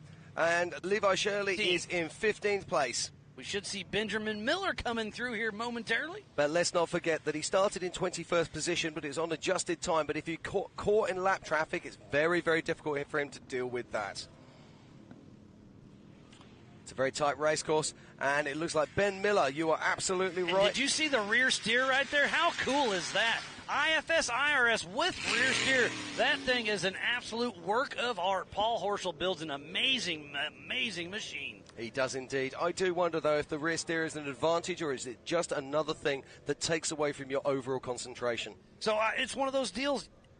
It's cool. It's cool. It's really cool. But it's another moving part. So sometimes keeping it simple helps. Just like a Jimmy's chassis driven by Philip McGilton right there on screen. That is a proven car. They're simple. They work well. They get it done. But Paul Horschel's car is it's next level. Oh, absolutely. With it, alongside Paul Horschel's car, then we look at Ben Miller's car, also built by Horschel, and then Lauren Healy's. Built by Triton Engineering? Yeah, by Triton Engineering. And the other Triton Engineering machines out there, I mean, they're spaceships. They're running these amazing portal hubs, IFS, IRS. They're running live shock technology, so there's computers looking after their shock absorber valving. As you say, next level. It is absolutely impressive. So welcome. If you've just joined us, this is the 2023 Visions Off-Road presented by Can-Am here at Mid-America Outdoors. We are in Jay, Oklahoma in the United States of America as we watch him Paul Wolf taking yet another shower as he makes his way up through race mile 6. The Mid-America ambassador himself, Paul Wolf, with his UFO single seat, LSX 434, ATO 4L80E, SCST case, Raceline wheels, Nitto tires, Mid-America Outdoors, Ramflow, RCV, Brannick, FK, Hickman Motorsports, Off-Road Patriot, JB Scale Graphics. Yeah, we're getting more cars now crossing the line.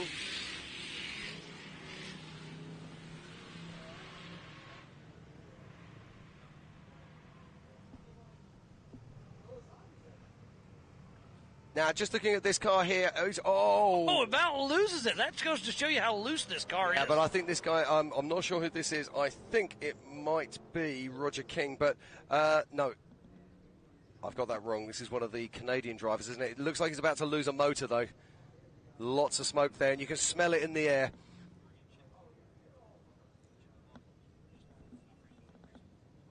So, making his way back out onto course there. But keep an eye on that guy, because I don't think he's going to be running for that much longer. Oh, and Paul's got some trees in the car with him by the looks of it. They are running over everything they can to keep going. But something is flapping in the wind. Yeah, that's just a small branch just caught on the roll cage there. Just flicked up and just stuck there. I'll be gone, I'm sure, in a few minutes' time. Hopefully it doesn't beat up our on-car camera too much. Looks like that's Chad and Caden Hunt pushing through mile marker number 6. Yeah, Chad Hunt driving a Miller chassis. And these things are bulletproof. They're built like tanks. And just behind it, that looked like Lauren Healy. No, that was Vaughn Gittin Jr. That was Vaughn, right. Okay, so is Vaughn going to be... is this because Vaughn... Actually, no, that would make sense if Vaughn is lapping him. There is Brent Moffitt crossing the race line start-finish here at Mid-America Outdoors for the 2023 Can-Am Visions Off-Road Extravaganza. So we're already on lap 2, and the lead cars are starting to pass back markers. Isn't that pretty crazy? That is crazy indeed. There goes Roger King right there. So I think that was Jan Pittry just a minute ago that we were thinking about. One of our new racers. That was the name I was looking for. He's out of Canada as well, am I right? Yep. Yep, that's correct. Yeah, I just couldn't put the name there, you know. Oh, it happens. We've got lots of names going through. Speaking about names, there's Tad Dowker. Yeah, now Tad Dowker is on a flyer here. He was our highest place, and I still believe he is our highest place. Solid axle car right now, putting that Trent Fab car to work. And there is a Campbell chassis out front, it looks like. Now we go back to this may be Frank Vonderheide, if I'm not mistaken. Yeah, I think that's a good call there, Miles.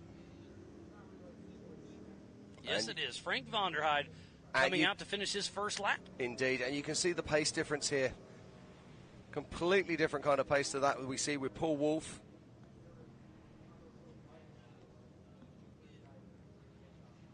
Oh, it sounds there, just as he comes around, Frank Vonderheide seems to have an engine issue. It sounds like some of his electronics or something got wet because it was stumbling, and now he's trying to clear it out. And this is what we were talking about earlier, about car preparation. When you're going through this kind of water, you need to do prep. You need to get the silicone spray into those plugs, even spray them down with hairspray, which you mentioned yesterday. Yep. That can put a protective layer of like shellac over the top that stops the moisture breaking through. WD-40 is another great example of that, and there are other water-expelling chemicals that you can use that will help. I'm certainly not going to give away all my little tricks of the trade today. And we got a great race right Look at here. that. Oh, I believe this is our race leaders. That is Paul Wolf, and Cade Rod is right on his tail. Remember, they took off in 20-second increments, so Cade Rod has them by 19 seconds right now. We just We just saw Frank von der Heide. Is Frank von der Heide going to have it cause an issue here for our race leaders? Huge wheel stand by. K-Rod was able to save it. Paul Wolf and K-Rod are in an absolute dogfight right now. This is a great race by two single-seat IFS machines.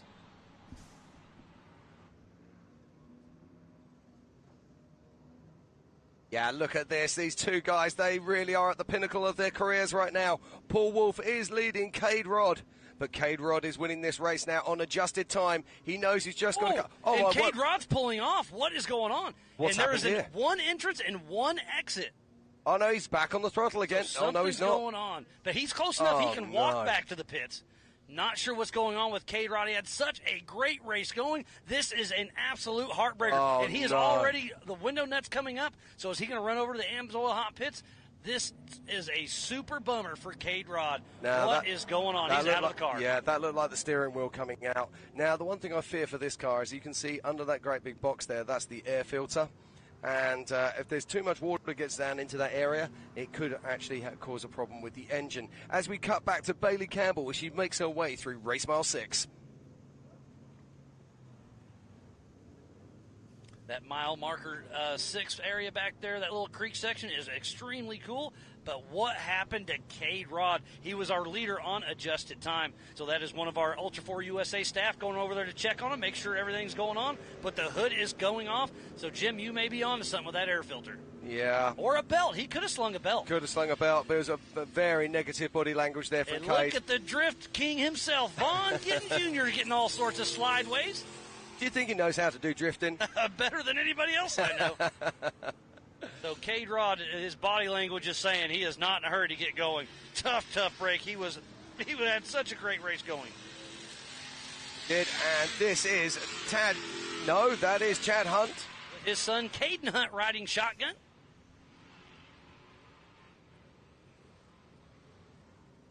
A great image there. K-Rod. So the hood is off. He's putting the steering wheel back on. So is he? Maybe it's a steering issue as we go back to Hoop. Tim Hooper with Fuelworks. He is off pace as well. He's stumbling a little bit, having some drivability issues. Sounds like he's having some fuel issues, ironically. So our first 3 are through. It was K-Rod, then Paul Wolf, and Vaughn Gittin. But K-Rod is stopped and looking like he's out of the race. Absolutely. It does look like that Vaughn Gittin Jr. is now ahead of Tad Dowker. We did see Tad get ahead of him on adjusted time on the last lap. So Tad is our highest place, solid axle car, and is currently in 3rd position. So physical out on course, it is Paul Wolf out front, then Vaughn Gittin Jr., then Tad Dowker. Yeah, what a race this is. Oh, such a tough break for K-Rod there. Nobody likes to see that.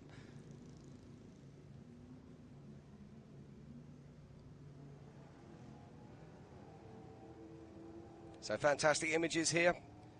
And if you're just joining us, welcome to the 2023 Visions Off-Road presented by Can-Am. And here's Paul Wolf. The camera's getting all sorts of dirty. Hopefully he can splash through and clean up that camera real quick. We were joking in line when we were mounting that camera. He's like, hey, that's close enough. I can clean it. Hey, Paul, clean the camera, buddy.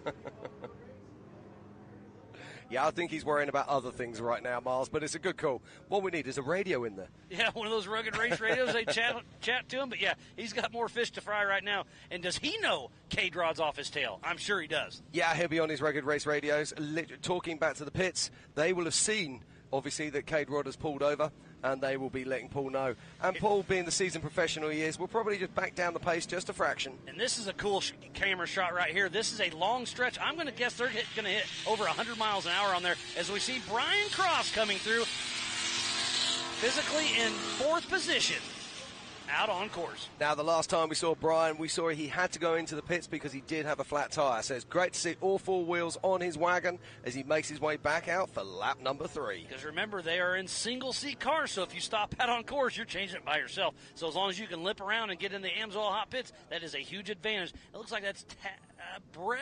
Yeah, that's Brett Harrell. Yeah, that is Brett Harrell. Now, you mentioned about that. These tyres are incredibly heavy. You're going to be talking about something in the region of getting on for 120 pounds, something like that. And some of these cars use some pretty cool technology. We have cones on the hubs, so when you take the wheel off, you can pick the tyre up, pick the wheel up, And it put kinda it onto the cone, self-centers. self-centers, spin it until it lines on the studs and drop them on. But you still don't want to be doing it on your own, particularly in muddy conditions. The mud sticks to the inside of the tread, and what is a 120-pound tyre becomes a 150-pound tyre. And if you have to throw that back up on the rack, oh, man, that's hard work. Should be seeing Bailey Campbell coming out and around, and there she is through the Brannock Bowl. Bailey Campbell and Ryan Miller still pushing strong. That should put them in that 5th position. Oh, on adjusted time, she's going to be in 4th. Yeah, that's fantastic. Now, interestingly here, we saw her leaving the line earlier on, and the engine sounded a little bit fluffy. You can hear it now. It sounds crisp, it sounds sweet, and these V8s, when they've been stood there idling, as I say, they just block up the plugs a little bit, and they need some time to clear out, and that's exactly what's happened to Bailey's. Cleared out it is, and she is ripping and roaring out there. Our only female competitor in the 4400 Unlimited race, presented by Good Boy Vodka. There's a great shot. So on the top of our screen is where they come out of mile marker number 6, little creek run. And you can see how muddy it has gotten because they're dragging all the water out of the creek and dragging it with them a little ways. Yeah, it's a fantastic 8-mile course that we've got out here. Really enjoying this. And just looking at our scores.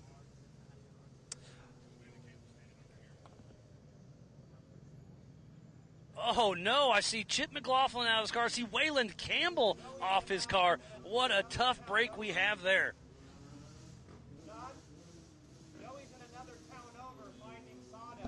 So I'm going to bring into the Can-Am desk with me is Mr. Chip McLaughlin. Chip happens. What happened? We got across the start line without breaking. No, I think you were already broke. We were already broke. We went across for the starting line or starting points and maybe one of those KOH spots that are so elusive to me right now. So we were marking trail the other day, and about mile marker 5, we put the chip tree. You didn't even make it that far. Come on. Oh, I saw it in pre-running, and that's when we broke. Not on that tree, but yeah. Thank y'all for that. Appreciate it.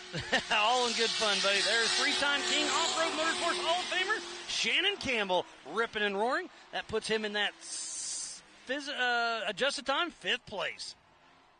Yeah, so it's interesting to see how this track develops. When we were pre-running it Tuesday and Wednesday, it was real dusty, like almost in silt, and it was slippery then. And with the rain that we got today, it's ideal conditions right now as we watch Brett Harrell getting a little slideways across the race line, start finish, and we got a rollover. Oh, it's Pip. Hey, you're still in the race. You want to run over and help him? I'm going to help him.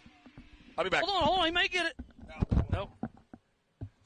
So, again, Chip McLaughlin is still in the race technically. He is a physical racer, so he can run over and give Pip, one of his teammates, a hand.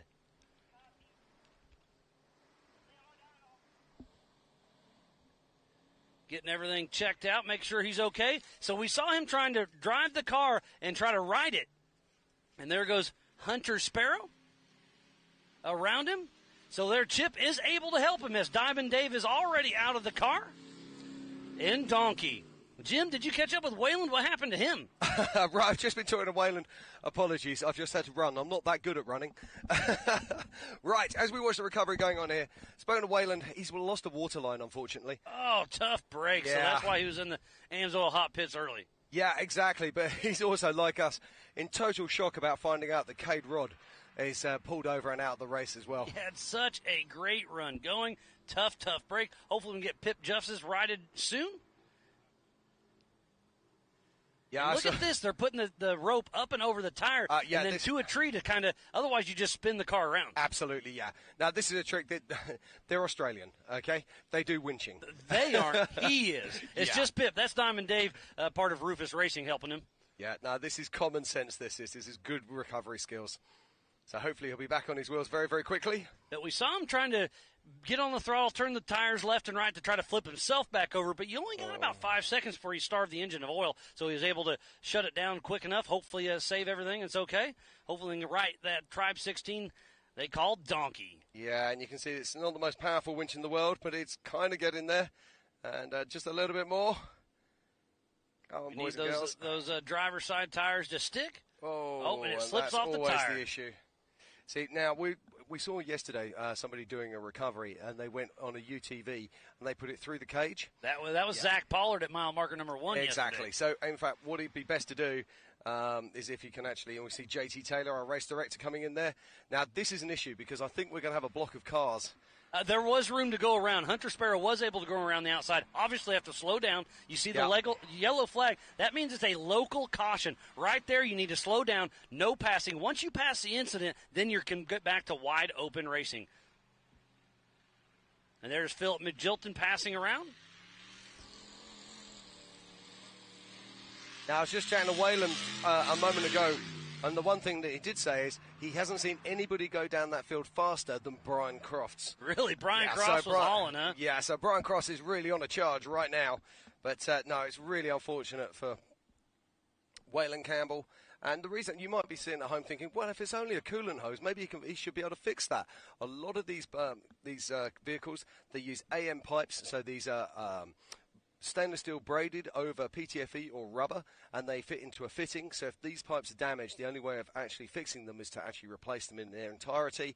And if you haven't got the kit here to do that, that's not going to happen. And there it looks like Pip is about to get on all 4 tires. They'll let the car settle for just a moment. Remember, Pip stayed in the car, so he's been on his side for, 4 or 5 minutes? So now Diamond Dave will get the winch unhooked, get it back, drove in. And was that Paul Wolf, our physical race leader? Looks like it It might sure be. looks like it. Yes, that is Paul Wolf, the Mid-America ambassador himself, still out front. And since Cade Rod dropped out, Paul Wolf is winning this race physically and on adjusted time. Exactly. So we have got Pip Justice is back on his wheels now. And what they did there, they actually used a soft shackle so they could actually bring their rope from a different angle on the roll cage to be able to get it back on its wheels. And it is Levi Shirley that's just driven round them there. That is a beautiful looking car.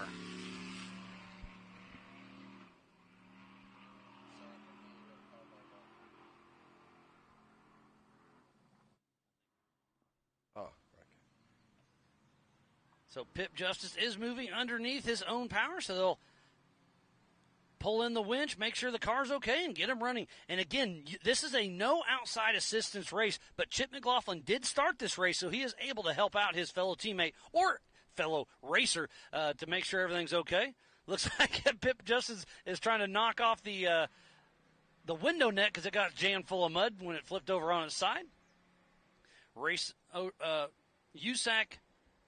rep Liam O'Donnell's checking everything, make sure everything's safe and sound to keep on going. USAC is our sanctioning body and runs timing, scoring, race operations, safety, and tech.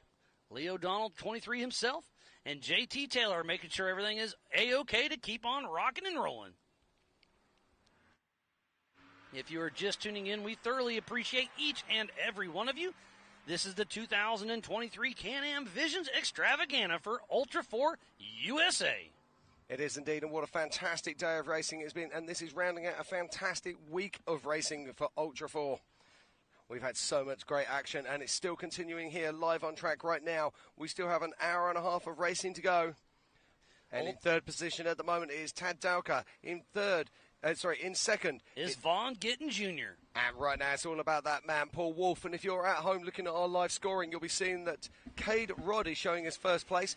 But unfortunately, we have seen that he's pulled over on the side of the track and is currently not running. Glenn Page blowing through the race line start-finish, but we're back to Tim Hooper in the Amsoil Hot Pits. There's Cody St. Clair, who just won the 4,500 Yukon Gear and Axle Modified class down there helping his buddy. I love Ultra 4. Everybody's all hands on deck to help everybody, but Tim Hooper is stopped in the Amsoil Hot Pits. Yeah, this is...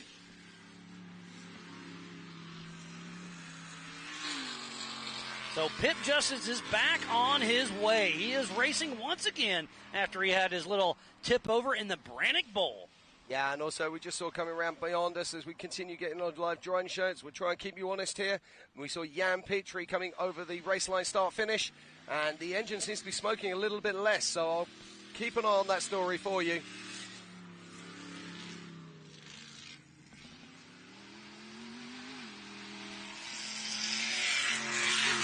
And That is our physical and current race leader. That is Paul Wolf. He is on a mission, and he was on the throttle all the way. I do still smell a little bit. Yeah. Oh, but I'll bet you that's from Pip Justice when he fired up and took off. I hope that's not from Paul Wolf. There's Paul Wolf on screen, kind of. Still has a little bit of water on the lens. Well, that's really interesting for me, and I like to see that image. The reason I like to see that is because that gives people an idea what it's like, actually, when you're looking out of a visor that is covered in condensation, mud, and you're trying to fight to see. And quite a lot of the time when you're racing, particularly on a wet race like this, your vision is so impaired by your view that you can see through, either through your visors or your goggles, and you're fighting that almost as much as you are the course. Yeah, it's a tough break. So looks like they're checking out wiring on Tim Hooper's car. There's Anthony St. Clair. We were saying earlier, if you haven't prepped for water, that could be the issue. That could be Chad Hunt, possibly. Or Hunter Sparrow. Looks like a Miller chassis. What a great week of racing it has been, and we are not over yet. But this is the grand finale for Ultra 4 USA. We started about 40 minutes ago. We are racing for 2 hours plus a white flag. So at the 2-hour mark, the white flag will come out and 1 lap to go. And we will crown a winner here for the 2023 Can-Am Visions. I'm just looking at my score sheet right now. We've got Bailey Campbell sitting in 6th position. She's one of the few cars that is not going to have to refuel out there. That is going to be worth at least 2 minutes for her. So still lots of racing to go. And that's a great view there. That is the Brannick bump as they come out of the woods there. And just on the left-hand side is that little white box, and that's where we're sitting. Here at the Can-Am desk. As somebody goes past on their back wheel. Yep, having a little fun. There's part of North Shore, part of Tad Dowker's team coming down there to check on old Tim Hooper. And that is physical number 2, Vaughn Gittin Jr. That started 40 seconds behind Paul Wolf. But Paul Wolf left a couple minutes ago, so he's got a pretty good lead over second place. But Vaughn Gittin Jr. is playing kind of steady. He's got smooth and consistent. Mr. Vaughn Gittin Jr. in that 25 with Eric Davis riding shotgun heading into the Brannick Bowl. Yeah, one thing that Vaughn Gittins Jr. is, he's Mr. Consistent. He always brings it home as he crosses over the race line, start-finish line. And I just worth noting there, we saw him coming up through the woods, and he was going round that bump earlier. Now he's going straight over the top of it. He's getting into the feel of the car. He's setting her up, and look at him getting all slideways around the AMSOIL hot pits. Vaughn Gittin Jr. does what he is doing right there and doing it well. Indeed, and if anyone can drift a car, it's got to be world champion Vaughn Gittin Jr. As we just saw there, Ryan Rockhold powering through the race lane start-finish. You'll notice him from Formula Drift doing his play. So there's Roger King and Tad Dowker. I believe Roger King is a lap down, so Tad's trying to give him the horn, saying, hey, I'm here, I'm coming around. Yeah, but did you notice that Tad Dowker's horn isn't working properly? Again, it's water. So there's a Miller chassis at Chad Hunt. It looks like Chad and Caden Hunt coming up. Yep, there's the green wheel on the back, you can tell. The number 456 of Chad Hunt. Yeah, showing good pace here. With Hunt's Motorsports coming around the Brannick Bowl and crossing the race line start-finish. And I've got some big news here for you. You're going to like this. In 3rd position, adjusted time, is Vaughn Gittins Jr., which means that Tad Dowker is our hard charger at the moment. The solid Axel man has moved up into 2nd position on adjusted time. What a great run by him, but it's still Paul Wolf that took off first and hasn't looked back, has not been passed yet, is Mr. Paul Wolf, the Mid-America ambassador. But like you just said, Jim, Tad Dowker is on a mission. And look at this, Jim. What's that? It's the sun. It's decided to grace us with its presence. So the humidity's starting to build, but it is going to be an absolute beautiful afternoon for Ultra 4 USA here during the 2023 Can-Am Visions Extravaganza. It would appear that our race director, JT Taylor, has stopped rain dancing and the sun has decided to join us. So this is going to be physical. 4th position is going to be Brian Crofts. And on adjusted time, Brian Crofts has a great run going. And like you said, Waylon has been watching, and he said there's nobody on that fast spider track backstretch than Brian Crofts. And we just saw a glimpse of him coming around the AMSOIL hot pits. Yeah, so Brian Cross is charging hard. He started in 4th position, and he's still in 4th position. Another car that's worthy of note, and we'll be seeing him come through fairly soon, I expect, and that's Phil McGlinton, who's having a fantastic race. But right now, it's all about that young man, Paul Wolf, driving his UFO. After winning last night's America Pro Rock bouncing event in that same exact car, it was an amazing show last night. They were doing some water flips on the jet ski, and then they did the Pro Rock bouncing. Paul Wolf took first in the rock bouncing open and in the UTV race. So if he can keep his streak up alive, he's going to be a happy man here at Visions. Yeah, he will be indeed. I've been really enjoying the in-car shots we've been seeing Paul of him racing. Looks like Paul Wolf has a 2-minute, 40-second lead over Vaughn Gittin Jr. Got my buddy Garrett tuning in, helping out. Yeah, that's a huge lead there. And it's starting to mean that he can start to control the pace of this race if he wants to. And I'm sure he'll be speaking back to the pits on his Rugged Race radios. Well, I just got an update. Paul's radio is not working. It got wet, so he doesn't know where he's at. He doesn't know what's going on. And there's a great onboard with Paul Wolf. And look at that, the water. This just goes to show you, like you were saying earlier, Jim, that's probably what his visor looks like as well. Absolutely. You can see his visor's cracked open right now at the moment. There goes Bailey Campbell. Number 35.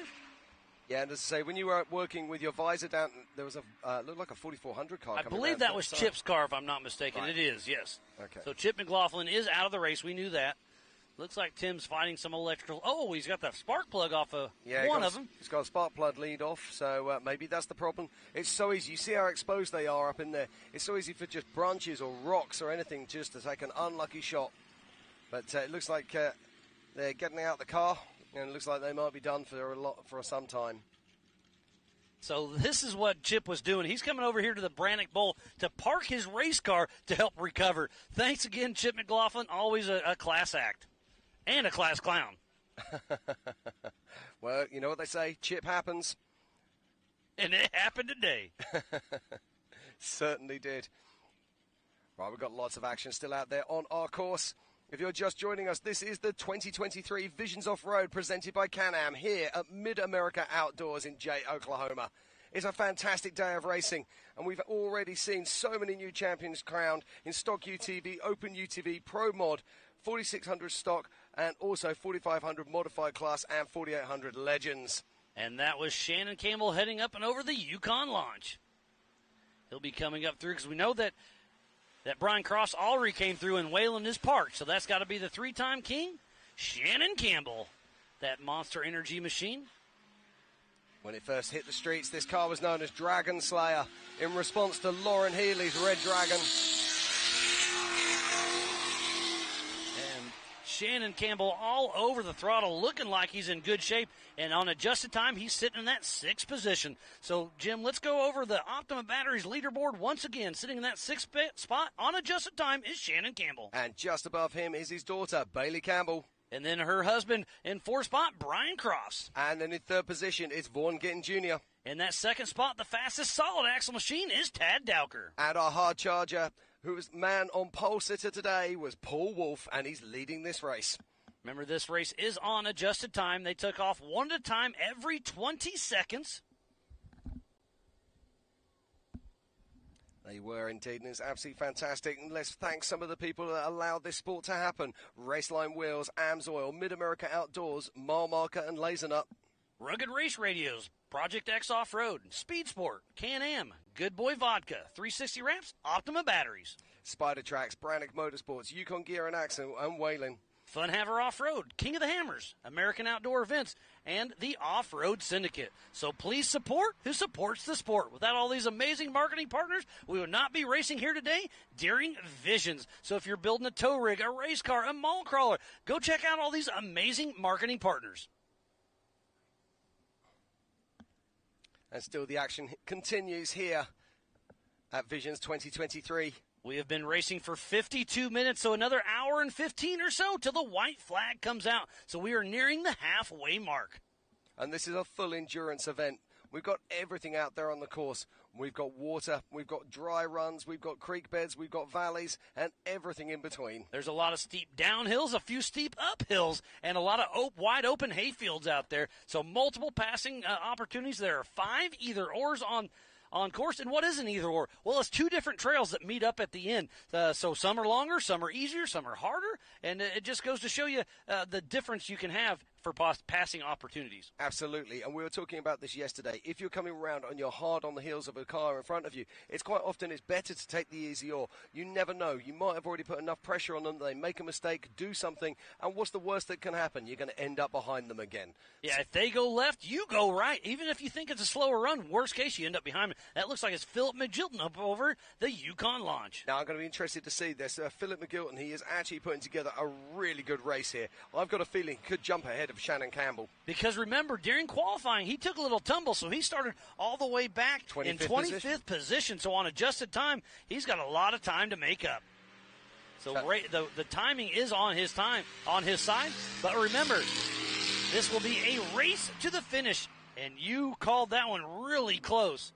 He moved all the way up to 4th position. Philip McGilton has a run, and right now, time is on his side as our physical race leader, Mid-America Outdoors Ambassador, Mr. Paul Wolf, at mile marker number 6. Absolutely. The one thing these guys will not be worrying about today is overheating. There is enough water on course to make sure these transmission temperatures stay down and the engine temperatures stay down. Well, you can't say that completely because we just saw Waylon Campbell overheat. Yeah, that's because he lost a water line.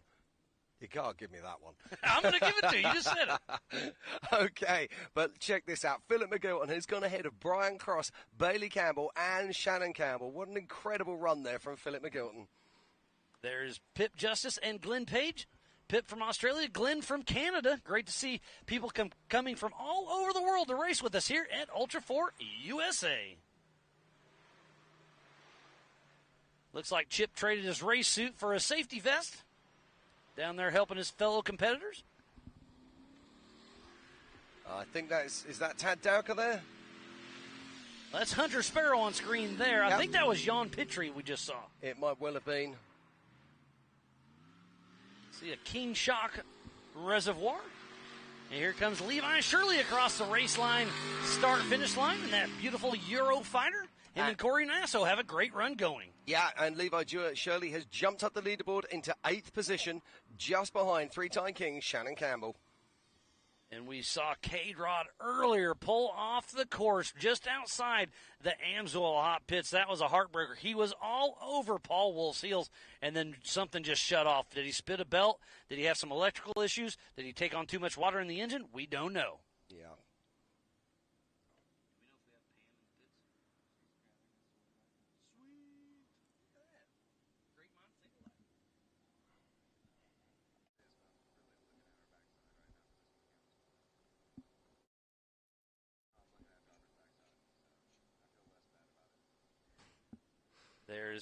And if you're just joining us, this is the 2023 Visions Off-Road presented by Can-Am. We are here at Mid-America Outdoors in Jay, Oklahoma, USA for the best off-road racing in the world. What is that? That is Ultra 4. And we're seeing the big guns out there on track at the moment.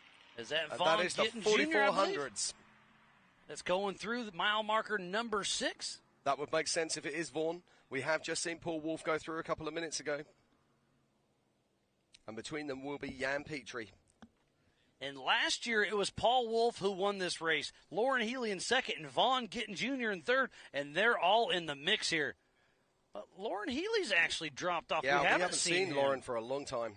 Lauren Healy's a lap down, so he is out on course having issues. Tough break for him.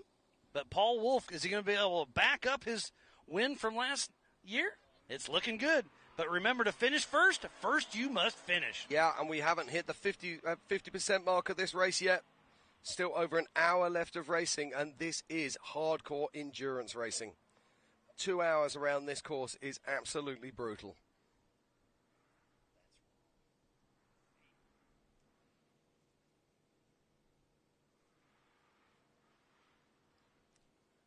There is Tad Dowker, who is on adjusted time in second place. He is physically on course behind Vaughn Gittin Jr., but Vaughn took off in third position. So he's got 40 seconds, so it's going to be really close, I think. Vaughn and Tad on adjusted time are going to be neck and neck on this next lap. I just noticed Tad Dowker isn't running a spare wheel.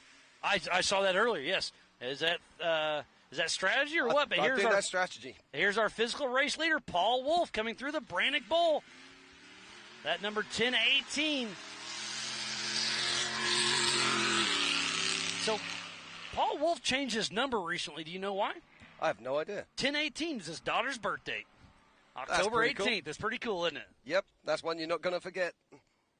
He kind of wanted to rebrand a little bit, and he is doing some great things with us here at Ultra 4 USA. Yeah, it's always good to have a number that you're not going to forget. Just don't ask me what wine is. It depends on the day, right? That looks like Hunter Sparrow, possibly. So we're chasing him. That could be Pip. I think Pip has a tail fin that's very identifiable. Yeah, no, that's not Pip Justice. Oh, drone down. He saved it. He saved it. Dancing through the trees, we'll get a visual. That is Pip Justice. Oh, of course. He lost it when he rolled onto his... Yep. Yes.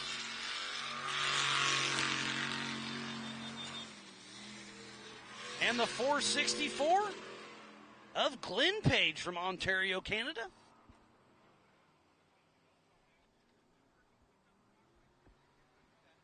So it's still Paul Wolf. How far back is Vaughn getting? And Tad Dowker.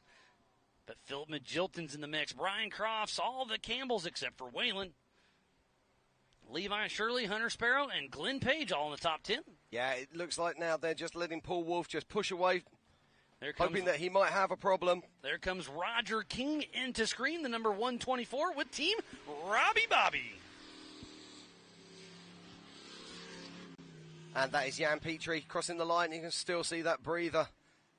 Petro shot himself. Yeah, it looks like he's still got an engine problem there. And as he comes by, you can smell the oil in the air. And hitting the heads-up loop is Vaughn Gittin Jr., so we'll see him at the Brannick bump here very shortly. There he is, the Drift King himself, heading out across the race line start-finish, heading out for his fourth lap. Now, has he managed to close the gap, or has the gap increased? It's going to be really close because Vaughn Gittin started 40 seconds ahead of Tad Dowker. So if he doesn't hit that heads-up loop here pretty quick, Vaughn's going to slip into that second position. But I hear horsepower down there.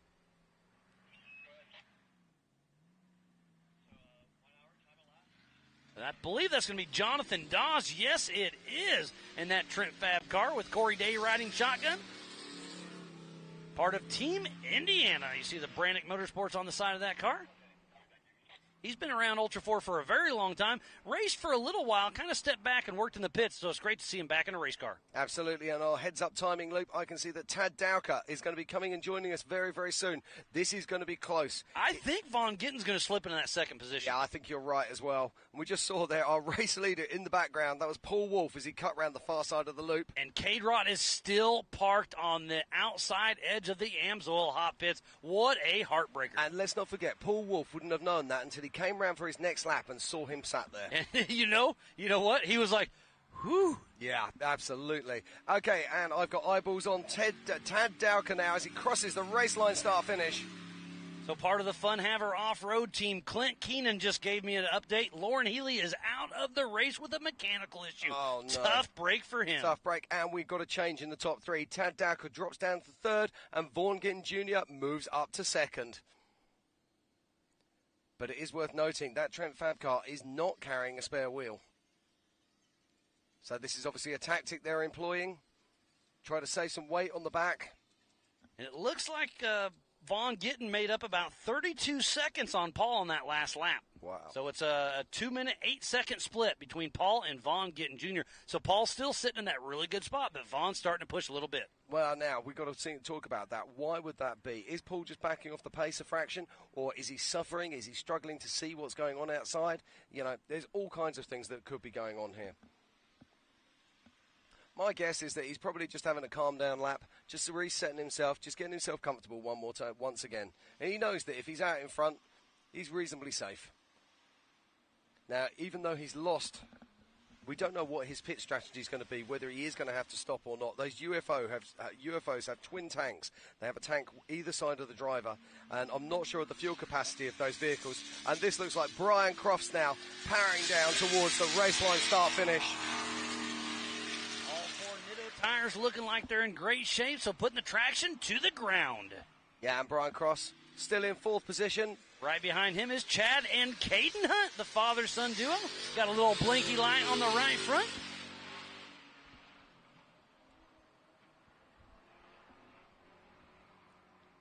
So is Chad Hunt a lap down, possibly? It looks like it. It is. Chad Hunt is a lap down, so he's obviously had a problem out on course.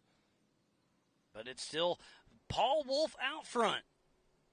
Yeah, Paul Wolf out front. Then in 2nd is Vaughn Gittin Jr. In 3rd right now is Tad Dowker. And our 4th across the line at the moment is Brian Crofts. Now, we've got to look out for Philip McGlinton here.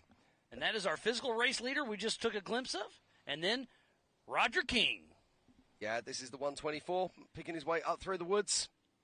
Up and over the Yukon launch. Isn't it interesting on that Yukon launch there? On the first lap, everyone was driving around it. Now they're settling into the cars. They're getting used to the drive straight off the top. It's getting burned in pretty nice-like. We'll see if he can make it through the Brannock Bowl. Clean. The only person that's took a tumble that we have seen is Pip Justice. Oh, he takes a little bit of a bicycle, lets her settle, and gets back on the gas. Yeah, we saw Cade Rod earlier on doing a big bicycle round the Brannock bump there. Oh, and Bailey Campbell's coming up across the heads-up loop, so we'll see her and Ryan Miller here in just a moment. So she should be on adjusted time right around that 6th position.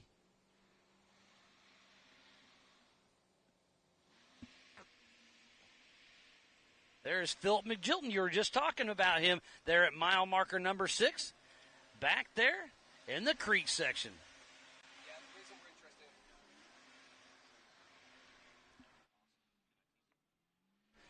And I think we have had lots of action in the Amsoil Hot Pits, so we're going to send it down to Pam Hall here in just a moment to get an update. Hopefully she can talk to a few of our racers and see what's going on. Pam Hall, what do you got for us? Out here in the Amsoil Hot Pits, we do have Tim Hooper behind us. He's fighting some issues with his motor missing. What's going on is his spark plugs, they have them pulled out. He went through a water crossing, and he's having some troubles now. So they're trying to fight the little gremlin that came in with the water. But right now, we have so many cars coming through. We have Waylon Campbell that we're going to go try and catch up with that's out of the race over here in the Hot Pits as well. But you guys, this is an amazing race going on. I'm excited about it, and I know you guys are at home watching as well. But Miles and Jim, back to you. Thank you, Pam. Always good to hear from you down in the pits and try and get those inside stories as to what's happening out there with our race cars. Now, Miles, we already know that Waylon Campbell has had coolant issues. Tough break for that young man. This is the man who really nearly always could have, maybe. Always has a chance. Oh, he's so fast. We saw him at Legends of the Fall last year. He had that race in the bag until Absolutely. he had a flat tire, wasn't able to change it, destroyed his wheel, and took him out of the race. And what happened there? He lost his radio due to water, didn't get the comms back to the pit crew, made a decision that went wrong for him. Just proves how important communication is. And we just got an update from Pam about Tim Hooper having electrical issues, spark plug issues with that. Oh, there is Levi Shirley in that Eurofire at mile marker number 6. Yeah, this is a vehicle that is absolutely packed with innovation. He's running one of those LT5 engines, which is the new version of the LS with a massive comedy-sized supercharger on it. And that vehicle was putting down nearly 750-plus horsepower. And there comes the 3-time king, Off-Road Motorsports Hall of Famer Shannon Campbell, number 5. Yeah, Shannon looking good as he's working his way up through there. He won King of the Hammers in 2008, 2011, and 2017. He's also been the Dirt Sports Driver of the Year. Shannon Campbell's done a little bit of everything, and he keeps on going. He's actually just started building a new car. It's going to be a 2-seat Campbell chassis. Yeah, I'm really excited to see that. That's going to be fantastic. And isn't it amazing to see that they're changing back? They went across to single seats, and now they're going back to two-seat vehicles. I think the co-driver assistance is a huge element in here. And I was talking to Bailey Campbell and Ryan Miller before this before this race, and I was talking strategy. I was like, "Are you guys going to stop for fuel?" No. The only person that has to stop is Shannon and his old hoopty. I was like, "That's not a hoopty." They said, "Yes, it is." That's why he's updating, landing our drone on the little race line map. Yeah, he'll just sit on there waiting for the next set of cars to come through. Do a little battery change. And let's have a quick rundown on our top 6 currently. The Optima Batteries leaderboard. In 6th position is Shannon Campbell. In 5th is Bailey Campbell. In 4th spot, Brian Crofts. In 3rd is Tad Dowker. 2nd place, Vaughn Gittin Jr. And the man at the moment, he was our pole setter. It is Mr. Paul Wolf. What a great race we are having during the 2023 Can-Am Visions Extravaganza for Ultra 4 USA. But I think we're going to see a change there. I think we're going to see Philip McGilton coming in very, very soon. I think we're going to see Philip is going to be jumping over the top of Shannon and Bailey. Sounds like Pam Hall is back in the AMSOIL hot pits, and she's got an update from Fun Haver Off-Road Team. Maybe it's about Lauren Healy. Pam Hall, what do you have for us down in the AMSOIL hot pits? I'm here over in the AMSOIL hot pit with Clint Keenan. He is the Fun Haver crew chief. Give us a little rundown here. We know Vaughn is running that 2nd position, trying to chase down Paul Wolf, but Lauren Healy more out of the race. So what with Lauren? Yeah, I'm not sure exactly what happened yet. It sounds like we twisted a front drive shaft somehow, and Lauren sounds pretty mind blown by it. Well, okay, we're going to come back from that. Let's not forget, we are in the middle of nowhere in Jay, Oklahoma, so we do get some technical difficulties once in a while, and we will be back with Pam very soon. Right, look at this. The top 4 has changed. In 7th position now is Shannon Campbell. In 6th position is Bailey Campbell. In 5th, it's Brian Crofts. In 4th is Philip McGilton. Yeah, wow, he's moving up some. And remember, he started all the way back in 25th position, so adjusted time is on Philip McGilton's side right now. Obviously, qualifying is very important for the clean air, but there's no dust today. There's just a little bit of lap traffic, so Philip McGilton accidentally tumbled during qualifying, but right now that's actually helping. It's on his side. Yeah, absolutely. If you'd said to him at the beginning of the day that he would be passing the likes of Levi Shirley, Shannon Campbell, Bailey Campbell, and Brian Crofts, he'd have probably just given you a wry smile. But so remember, fantastic drive from Philip. Remember, that is on adjusted time. He hasn't physically passed all of those cars. Yeah, and does he know, or has he got radio issues? Here comes Levi Shirley out of Dodge City, Kansas, with Corey Nasso riding shotgun and that Eurofighter. Yeah, and Levi Shirley holds in 8th position behind Shannon Campbell. So Levi just running a very consistent pace there. And that is our current number 2. That is Vaughn Gittin Jr. in his Bronco. And Bucky 2.0. And he's making his way down through mile marker 6. There comes Hunter Sparrow. We just saw him riding with his wife, Kimberly Sparrow, in the 4800 Baranica Motorsports Legends class. We are an hour and 11 minutes into this 2-hour race before the white flag comes out. It is an 8-mile loop through the trees, through the hayfields, through the creeks. This has got a little bit of everything here to throw at you. We started this race in the rain, but now it's drying up a little bit. Is that our physical race leader? I think that might be that might well have been Paul Wolf there. And that UFO Joe Thompson built machine. Another absolute beautiful work of art. I was checking it out a little bit ago. He needs a new bumper. Last night during the Pro Rock knockout, when he won that race, he landed a little nose heavy and took a tumble, but was able to get it back going. Yeah, I'll be honest, we were sitting there watching that, and I thought that he'd thrown the race away. Didn't realise that the finish point was actually just before he actually hit the deck. So he won that race in midair. He jumped over the finish line. Yes, it was a fun little show last night. They had the jet skis doing backflips. He did something like 10 backflips in a row. It was a lot of fun to watch last night. That was incredible. Mid-America Outdoors is pulling out all the stops for the 2023 Can-Am Visions Extravaganza. Tomorrow is Nitro Cross and Nitro Circus. Lots of fun action yet to come. We have a little Barbie Jeep action tomorrow afternoon. And I hear horsepower. Is that our physical race leader, the Mid-America Outdoors ambassador, Paul Wolf? I think it well could be. It sure is. There he is on screen. Be coming through the Brannock Bowl. And he'll be looking to complete his 5th lap. Heading out for lap number 6. And there's Tad Dowker on screen. Paul Wolf's car physically looks good, sounds good, and he is moving out.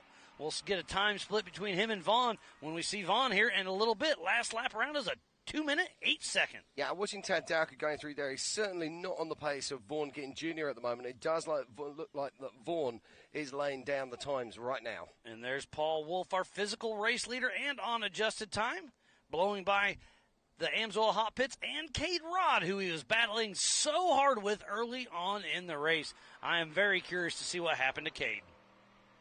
That was such a tough break. Everything looked good. Him and Paul were battling. He was all over Paul's bumper, pushing Paul, trying to make him give a little hiccup, but Paul kept strong, and something happened with Cade Rod.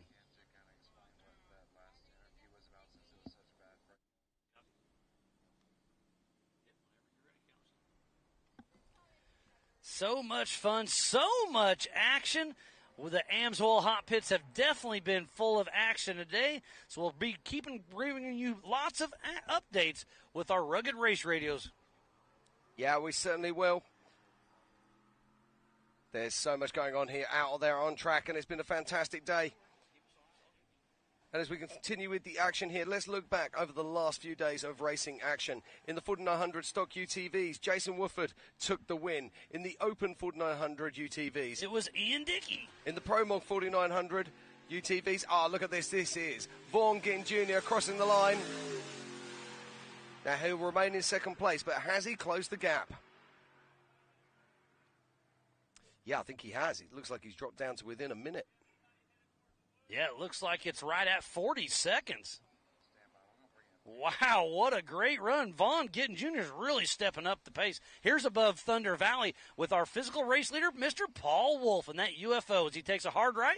This is an uphill, little wide open section, and then he'll take a hard left around this tree and go down pinball.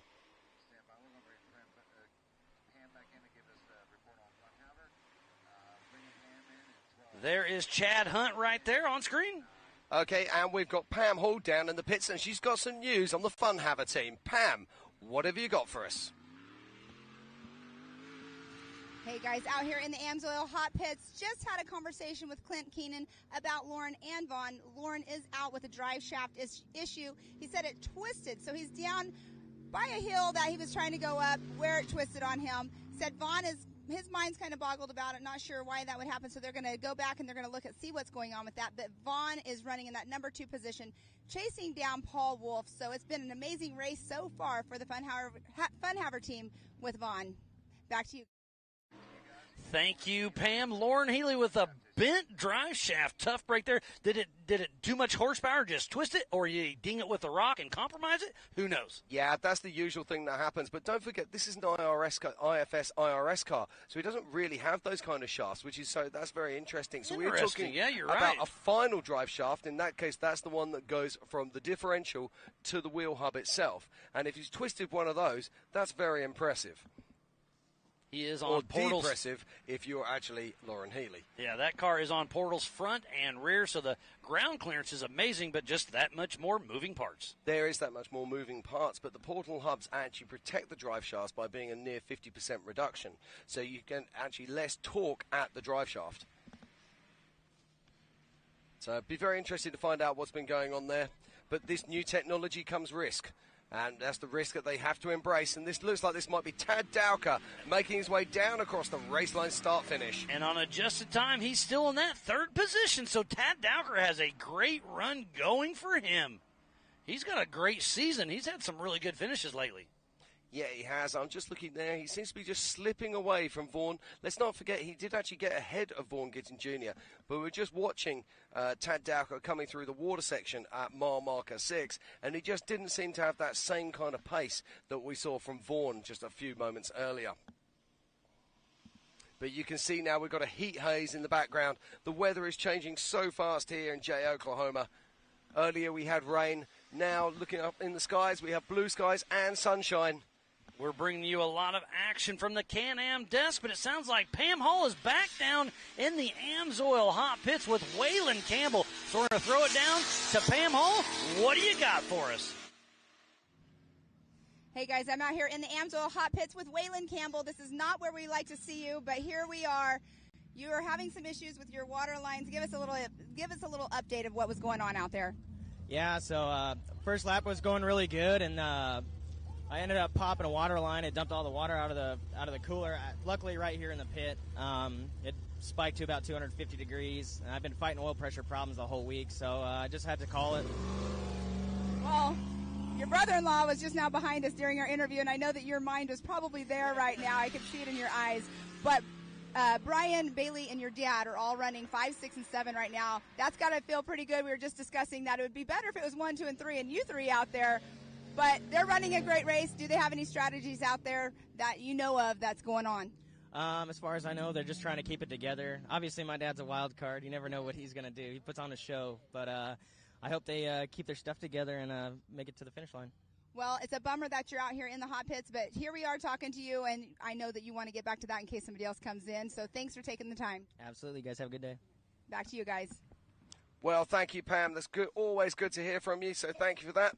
Now, the interesting thing there was Brian Cross pulling in the pits behind. What were they taking off that car? They didn't do much. He was in and out in about 5, 6 seconds, so I missed what happened. Yeah, I'm not sure what it was. They seem to be wrestling something off the hood. Maybe I can only surmise or guess. Maybe it was some kind of strap or something like that, and they were just removing it out of the way. And it looked like his pits were not ready for him either. So I don't know what's going on there. This looks like Chade and Caden Hunt coming through, the number 456. Now, Chad Hunt's running a great pace, but unfortunately, I think he is a lap down on everybody at the moment. But he's got to keep pushing because the attrition is starting to set in. Exactly. We've already seen a great many cars that are already out of this race. Yeah, just think of the big names that are already out. Lauren Healy, Waylon Campbell, Cade Rod. Keep on pushing. Yeah, absolutely. And the kind of pace he's running at the moment, he's staying up alongside. I'm just trying to find out what his last lap was there. And I'm just having a look right there. Yeah, no, I mean, he's putting him down 16:19s. I mean, that is a fast lap there from Chad Hunt. We're looking at 14:19s from Vaughan Gittin Jr. and a 14:09 from Paul Wolfe. So they are speeding things up and they are getting fast. And still the action keeps coming here at the 2023 Visions Off-Road presented by Can-Am. We are here at the Mid-America Outdoors in Jay, Oklahoma, USA. For Ultra 4 Racing 4400 Classic as Phil McGlinton makes his way down through mile marker 6. And Phil McGlinton is putting on a fantastic race right now. Started in 23 position, managed to make his way all the way up into 5th place.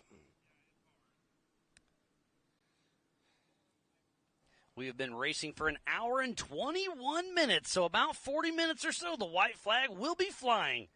This is a 2-hour plus a white flag. One more lap.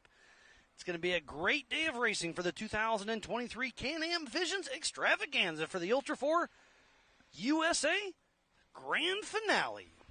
And Bailey Campbell should be joining us in a minute. She should be coming up through the Brannock bump. So I'm getting an update from John Rance that Brian's comms are down, so he pulled in, had us pull a broken winch motor off. The hood is gone, winch is broken into pieces, so that's what's going on there.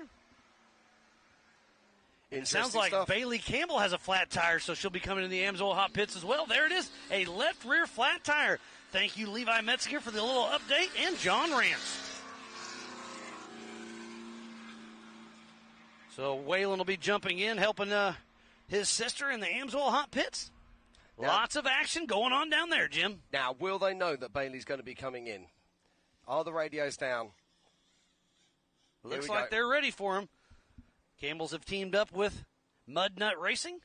So we're going to do a quick tire change and go. All hands on deck. And that's Wayland on the top right of your screen, jumping on top of the car. Yeah, it looked like he was looking for the aerial. It looks like the aerial is missing. The antenna. Antenna, aerial. You call stuff a lot of funny things, buddy. Hey, we invented this language. And it sounds like we have our one and only Pam Hall down there. We'll get a check with her in just a little bit while we're changing the tire for Bailey Campbell. Pam Hall, what do you have for us down there in the AMSOIL hot pits? Hey guys, we just talked to Waylon Campbell and we were talking about how his sister came through and they saw that they had a left rear flat. They are in right now changing the tire, making sure they get it all buttoned back up because she is running in that 6th position. So brothers out here helping out. Bailey's in the car, just making sure everything is good. They do a walk around when they do come in, but having this left rear flat, and that seems to be the tire that most people have been having an issue with out here this weekend. But they're getting her all buttoned back up. They'll get her back on the race course. So Miles and Jim, back to you. Okay, thank you very much, Pam. And that was a nice fast stop there by the Campbell crew, and Bailey Campbell is back out on track. Now, it's been very interesting. We were talking about this earlier, Miles. We were talking about this earlier, about tyre You've been degradation. talking about all sorts of things. What do you mean talking about what? Well, it's very interesting how we're seeing fewer flat tyres in this main 4400 race than we did in the limited races earlier. And that's the difference in tyre technology between a DOT tyre and a full race tyre. And like you were saying earlier, the sidewalls actually have more reinforcement on these race tires. Yes, they do, but they can't have so much reinforcement that they don't flex. And that is our current race leader. That is Paul Wolf. And he is still pushing hard right there at mile marker number 6. He is indeed. We have around about 45 minutes remaining in this race. And coming into shot now, 3-time king Shannon Campbell. And from Waylon himself, there's the wild card. You never know what Shannon's going to do. He is a wild man for sure. He is. He crosses the line. And he is in a 6th position right now. And he will be catching Bailey, his daughter, who's just come into the pits.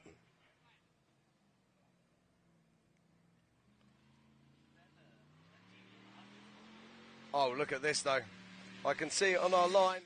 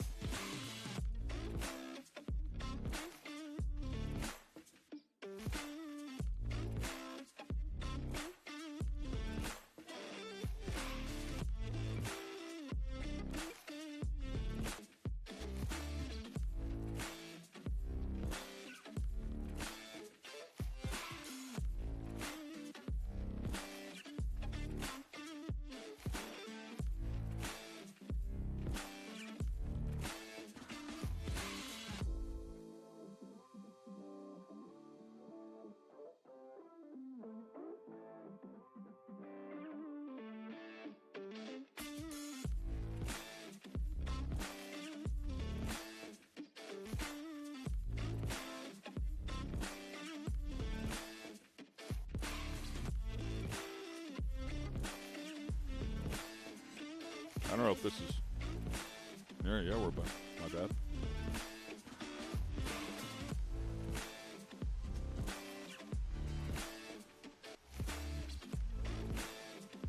And welcome back, ladies and gentlemen, to the 2023 RC Racing at Visions Off-Road, brought to you by A-Main Hobbies and HPI Racing. We are back, and yes, the track is looking pretty good. Not completely dry, 100%, but pretty much dry. A couple of little wet spots in there across the way, but they've already had an e-car out there, and everything looked pretty good. The car came back pretty clean, so we are ready to rip, and that was some 30 minutes ago. Hello, I'm Ken Stout, and sitting alongside is Mike Garrison, Scotty Ernst down there in the pits, chatting with some people as well to find out what's going to happen here. If you're just joining us, we have been on a fairly lengthy rain delay. Unfortunately, got rained on, and then it started to dry out, and we were really close to going racing, and then, of course, it rained again. But the sun is now out. It is hot. It is also humid, so conditions have changed drastically. Yes, this is the 2023 Visions RC at Visions Off-Road. Plenty of our sponsors as well. We want to thank them, A-Main Hobbies and HPI Racing, Tecan, VP Fuels, Team Associated, and Lifetime. So back here ready to go. We've got a lot of racing to do, and we're going to try to jam it into 2.5 hours. We think we can get it all done, but we are going to rip here, line them up, and turn them loose. And with more on what we're going to see here today, let's get it down to Scotty. Scotty, what's the theme, man? What's everybody thinking down there? All right, thank you very much, guys. We're here trackside, getting ready to roll again. The cars are starting to roll out of the pit line, and these guys are ready to go at it. Mother Nature, she's always the boss. Caused a little bit of rain, got the track pretty wet, but Joey and Aaron from the Dirt Crew did their magic, got it ready to run. But the last 20, 25 minutes, we've had sunshine, so they're locked and loaded, ready to go for our first raid here of Invite. Back to you, Ken and Mike. Thanks a lot, Scotty. Appreciate that. Yes, some cars already out here on the track. The clock is already counting there in terms of the warm-up session. 15 laps in distance. We already had them out here on the track, and the rain came out. Immediately, everybody jumped off of the track. Mike, you touched on it real briefly. The electronics in these cars are exposed, so the last thing they wanted to do is get these cars wet. So everybody got them off there, and they've had plenty of time to prep them. Maybe make a couple of changes. I chatted with Dakota Fend a little bit. He thought primarily tire might open some things up there just a little bit, but other than that, he felt like everything else would be pretty much the same. Yeah, it looks like the track conditions have changed a little bit, but not near as much as I thought they were going to when we first saw the rain move in. I think, like you say, Joey and Aaron and the Dirt Track crew doing a fantastic job. You can see, though, those outside lines out there where the kind of fluff is and all that, that is pretty wet, especially right here. We're looking at Mayfield as he takes that inside right there. If you head a little bit wide there, that's pretty sticky, and that traction is going to be real easy to get out there and flip a car upside down. So it'll be interesting to see how that plays a part in this one. There, you see Mayfield. That's that area of the track. You've talked about it a couple times. I brought it up to the guys down there as well. I also brought up is that something you would adjust the dampers for, knowing you're landing so hard, the rebound is bouncing the car back up in the air. You have to immediately make that right-hand turn. But pretty much the consensus is, as we anticipated, was if we adjust for that, it'll hurt us everywhere else. So it's just something that they're going to have to learn how to deal with, and hopefully better than anybody else. It might also open up a passing opportunity, and we're talking about that section right there. Yeah, it's definitely going to be, I think, a make-or-break section here for all of our classes. We've already seen some of the drivers in the open and sportsman classes struggle with it, and even in our invite class as well. As you can see, their warm-up clock is winding down. These drivers getting ready to line up on the front straight. This order lineup here is simply by pill draw. It is at random. And whoever wins this invite race today will start our invite main tomorrow in the number 1 spot. Yeah, so and let's touch on this real briefly because it might be a bit different than they typically format these things, but they did a pill draw. The pill draw will determine the starting spot for all 3 of the Invite Nitro Buggy heats that will happen here today, and then depending on how they finish in each one of those heats will determine their starting position for the A-Mains tomorrow. That's right. So we got some big money on the line, of course, this weekend here at Visions RC. However, no money up for grabs here in these heat races. This is just for starting positions tomorrow. Tomorrow's main event races, that's where all the money comes into play for these invite guys. But now our open guys that we saw earlier, like Camden Lime, as they qualify, if they're a top qualifier out of the rounds of qualifying today, they do get that $1,000 check, and they're going to the invite class. So money's still up for grabs in the open class today. Yeah, for sure. And to elaborate once again on this pill draw, the reason they do it the way they do it is they want to make sure everybody has a fair chance at winning their heat race, meaning everybody will start at the front of one of the 3 heat races at some point in time. They'll all start in the middle, and they'll all start in the back at one point in time. So they've made it as fair as absolutely possible so everybody has a shot at the big money in the A mains tomorrow. Okay, as you can see, we're about ready to go here. They're going to do the drop, and it is showtime. Here we go. Invite Nitro Buggy Heat Race number 1. The best in the world are going at it. Well, it's starting out front. It's going to be Ty Tessman. Of course, Ty Tessman, former IFMAR world champion. He is definitely a force to be reckoned with here this weekend. Of course, one of the world's best. He's got Spencer Rivkin right there behind him and Ryan Mayfield in that number 3 spot. We look back at last year. Remember, Rivkin and Tessman had a little bit of a scuffle last year on the racetrack. Yeah, a couple of guys actually, and doing exactly what we thought this track might do. You can see everybody lined up nose to tail. I did chat with a couple of the guys. They said passing's going to be a bit difficult because everybody can run within a couple of tenths of each other. So we'll see how things shake down here. As you mentioned before, Ty Tessman, so solid here. The former world champ's been racing for some 18 years. 2023 MAO-sponsored Dirt Nitro Challenge champion as well. So great to have him out here, and he is leading the pack around. Everybody knows the tail right now. A couple of bumps there in the middle of this track. We'll see how they upset the cars and if they create some opportunities. Yeah, Spencer Rivkin running that number 2 spot. No surprise there. Dakota Finn starting in the back of the pack. He set some of the fastest laps we saw in that practice session earlier this morning. However, he's got a lot of work cut out for him here on this one. And this track is going to be tough to make up time. So for Dakota, even with the faster lap times, he's got a lot of work ahead of him starting in the back like that. Ryan Mayfield is there in 3rd place as we watch them all clear that big jump. Of course, Mayfield, former ranked number 1 in the world. Actually, when we came here last year, he was ranked number 1 in the world. Currently ranked number 3, ranked number 1 in the U.S. And he's up there looking for a spot. He just gets it right there. Beautiful job, man. Opened up the entry there to that turn. I saw Rivkin do that a couple of times, and you cannot do that with a Mayfield behind you. Absolutely not. Those guys, good friends off the track, obviously on the track. These are all harsh competitors. Jared Wiggins in the number 4 spot, our winner from last year here in the Invite Division, sitting in 4th. Mason Fuller up into the number 5 spot. Taking a look there, Ty Tessman gained a little bit of track there on Mayfield, the number 2 spot. Rivkin in 3rd. Wiggins starting to close the gap up on Rivkin just a little bit. Yeah, and it looks to me like Mayfield driving away from Rivkin just a little bit as well. Obviously, in the midst of making that pass, you're going to lose a little bit of ground. Curious if we can see him close up here on our leader, Ty Tessman. We saw it in the lap times before. It looked like Mayfield was a couple of tenths off from some of the quicker lap times, but with a couple of hours off and time to make adjustments, he'll be right in the hunt. Yeah, and I tell you what, look at the lap times right now. As you mentioned there, a 27.4 is fast lap for Ty Tessman. Mayfield fast lap at 27.4 as well. Rivkin's fast lap at 27.5. Fast lap of the race actually set right now, and that time by Ryan Mayfield, a 27.1.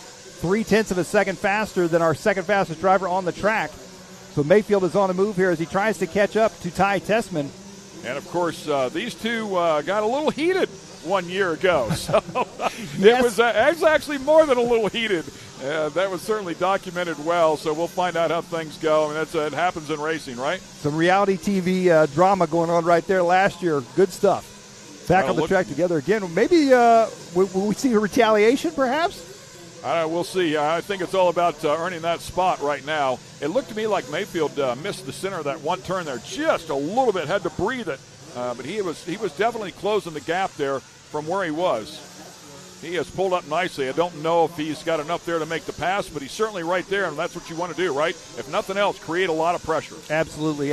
Try to put the pressure on, and I tell you what, though, Ty Tessman, he is a tough one. He's as cold as ice when it comes to trying to break him on pressure, and Mayfield and these guys have all raced together for a long time. Looks like Rivkin may be closing back up just a little bit. Saw some chaos there in the back of the pack. Thing to take note of here with only 7 laps to go, Dakota Finn has only worked his way up into the number 8 spot, and he still has some of the fastest laps on the track. That makes me think, I tell you, the guys that are starting in the back on tomorrow's main events, that's going to be tough for them to get back up at the front. So yeah, exactly what those guys said. It's going to be a tough track to pass on when all the lap times are pretty close. And Rivkin, closing up the gap here on Mayfield. as well. We watch them work their way around here. There's one left-hander where I think Mayfield's, Rivkin unfortunately into the tube there cost him. But Mayfield is entering a little bit tight, a little bit early, if you will, and Testament is right there. So right there he opened it up. So Mayfield opened up that line just a little bit and carried more speed through there. But Testament had been beating him through there every single lap, and now Mayfield's figuring that out as well. I'd be curious to see their tire choice as well for the next round for these guys, because just between the time the race this race started and now, the track has changed tremendously. We're already getting some dust on top. You can see it's starting to get a little bit more slick. The traction's starting to go away just a bit in the main line. So I'm curious whether they change compounds heading into round 2 or not. These two guys seem to have it figured out the best, though, as they start stretching out on the rest of the field. 4 laps left to go here for Ty Testament. Yeah, Testament has that one corner, man. He runs it so well. He really gets off the bottom of the turn well and then drives it out. A couple more here to go, and we'll see if he can pull it out one more time. And then Mayfield spends the rest of the lap catching him. So right in here, he just drives away from him every single time, carries good speed to that left-hander, and then Mayfield spends the rest of the lap catching back up. Yeah, 3 laps left to go. New fast lap on the track. It's a 27 flat by the legendary Jared Tebow.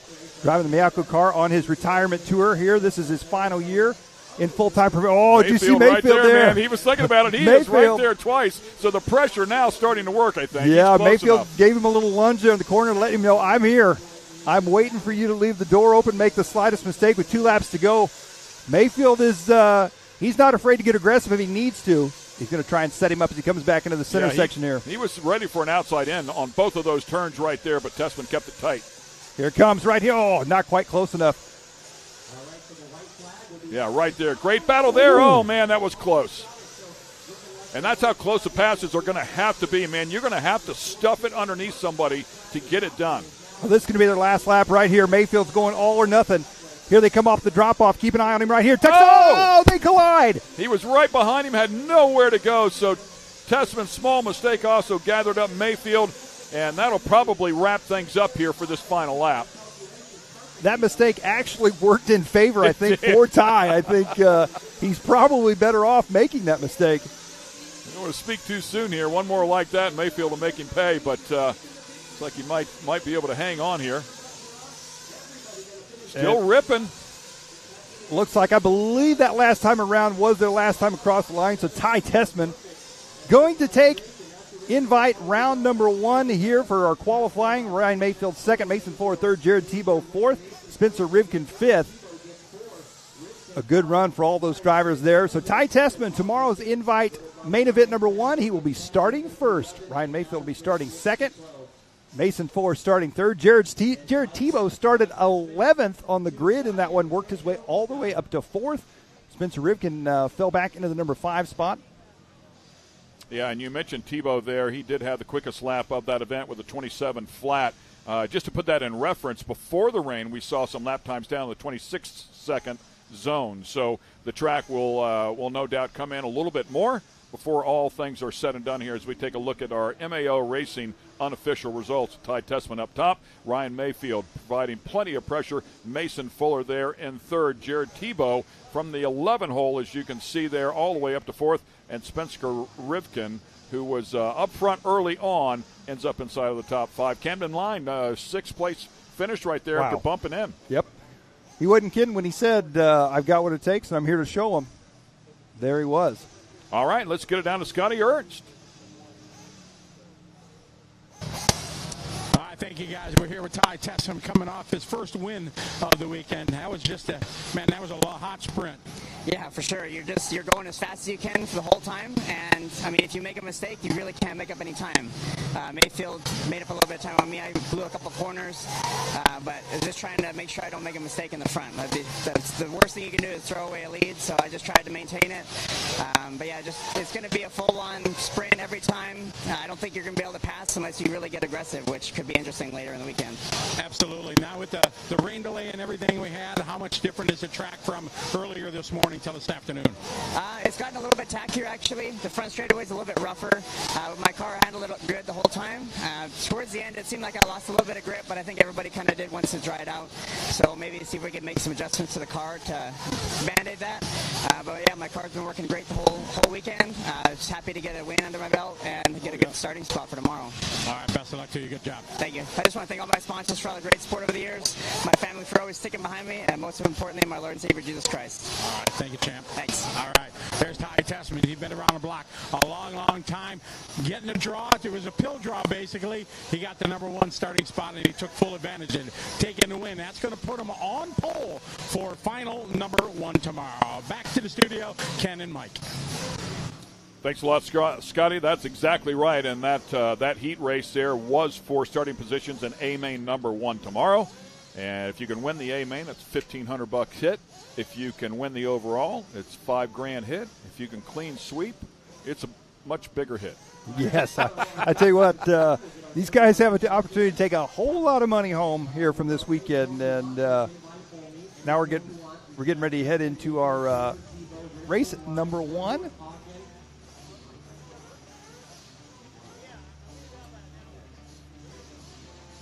So, a little highlights reel here from heat race #1. It was a great pass there that we saw Mayfield make on Rivkin, and then slowly worked his way back up to Ty Tessman, creating a lot of pressure. Could have stuffed him right there and checked up just a little bit. Tessman with a small mistake, but it collected Mayfield as well. Worked out for Tessman and ended up winning that one. So he'll start on the pole, as Scotty just mentioned a moment ago, on A-Main #1 tomorrow. Great stuff. Plenty more racing yet to come here from MAO. Thanks for joining us. We're going to take a quick break. We'll be right back on the other side here at the 2023 RC Racing at Visions Off-Road. AMSOIL runs on freedom and has since 1972. The rest of the market has been trying to follow our lead ever since. But a head start is a head start. Run with us.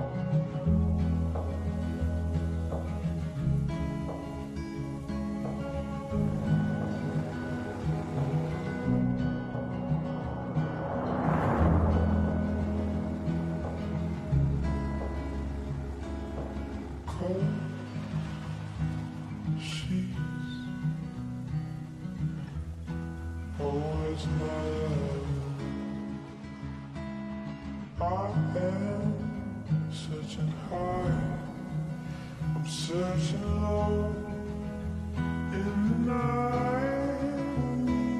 Ooh, does she know that we bleed the same?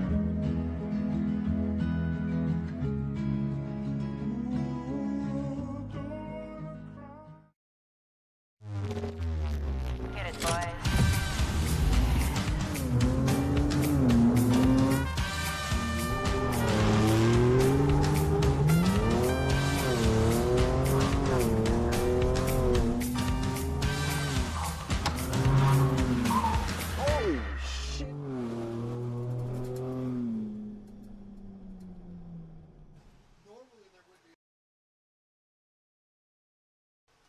AMSOIL runs on freedom and has since 1972. The rest of the market has been trying to follow our lead ever since. And welcome back to the 2023 RC Racing at Visions Off-Road. One heat race in here for the Nitro category to set up A-Main tomorrow. It was Ty Tessman that came out here and threw down early on. had the lead from the start and hung on to it. Plenty of pressure provided by Ryan Mayfield, who also made a really, really nice pass there on Rivkin. So it gave us an idea. Spencer Rivkin, very solid, but opened up the door just a little bit. And Mayfield made him pay, and that's what they're going to have to do here if they're going to make a pass. We heard that from Tessman as well. He thinks to make a pass, and you're going to have to get aggressive out here, and you don't want to crash somebody, but sometimes wheel to wheel is what it is. If you've opened it up enough for them to get up beside you, you better get ready. Yeah, and then as we get set to go here, this is our second round of qualifying. We're getting set to go here with our Sportsman Nitro buggy drivers.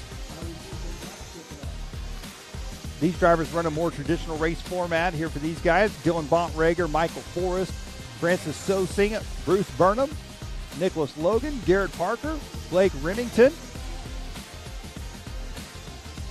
It looks like these drivers all getting on the clock. This time around, round 2 of qualifying, race number 1. We've got 2 more, this round and 1 more to go. We got 3 total rounds of qualifying, so we'll see our invite drivers again 2 more times here today in the Nitro class. We'll also see a lot of those drivers up again in our Open E-Buggy class. A lot of the invite Nitro drivers run the Open class. And, of course, after this, we'll see our Open Nitro Buggy class, where those drivers will try to set the fastest qualifying time for the round, and those who do will move on to the invite class. So good stuff, all about seat time, right? I mean, you want to get as much as you can. Even the pros understand that, and they'll take advantage anywhere they can. If you could guarantee yourself in a perfect world that you could enter the Open class, run to the final round, and then move up to invite and get yourself as much track time as possible, that might be the way to go, but I don't know you want to take that risk. The one caveat to that, if I'm thinking about this correctly, is if you're the last bump in, you don't get a chance at any of the heat races. Consequently, you would start at the very back. Ooh, that's true. I didn't think about that. You are correct, yeah. So if you bump in, as we saw Camden Lyon, he got in that first heat race, so he'll have a 6th place starting spot in that first A. So, yeah, you want to. That's the advantage of trying to bump in as soon as possible. But in terms of track time, yes, it's another way to look at it. Well, we're off and running here in this one. 2 minutes, 10 seconds down, 3 minutes 50 to go. Michael Forrest going to be out front. Nope, take that back. Dylan Bontrager taking over the lead that time by with a 12 at a 6:03. That's 12 laps in 6 minutes 3 seconds here in their qualified session for our Sportsman Nitro Buggy class. Yeah, and Dylan had a good run going a little bit earlier in here today as well. Michael Forrest now bumping up there just a little bit more, literally by 0.08 of a second. A 12.603.108 versus a 0.186. So it shows you how close they are here already.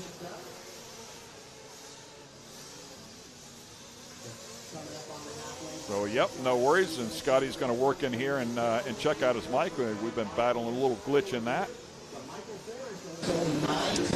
Audio check, 1, 2, 3. And clearly still there, so electronics, they're always throwing curveballs out here. It's just the nature of the beast, it seems like. Well, Dylan working his way around here. Our race leader in the green and pink dropping down there. Going to be coming up on some traffic here. Dylan right now has got the fastest lap on the track at 28.7. About a 2-second difference from our Sportsman division per lap in our invite division, running in the 26s. These guys running about the 28s.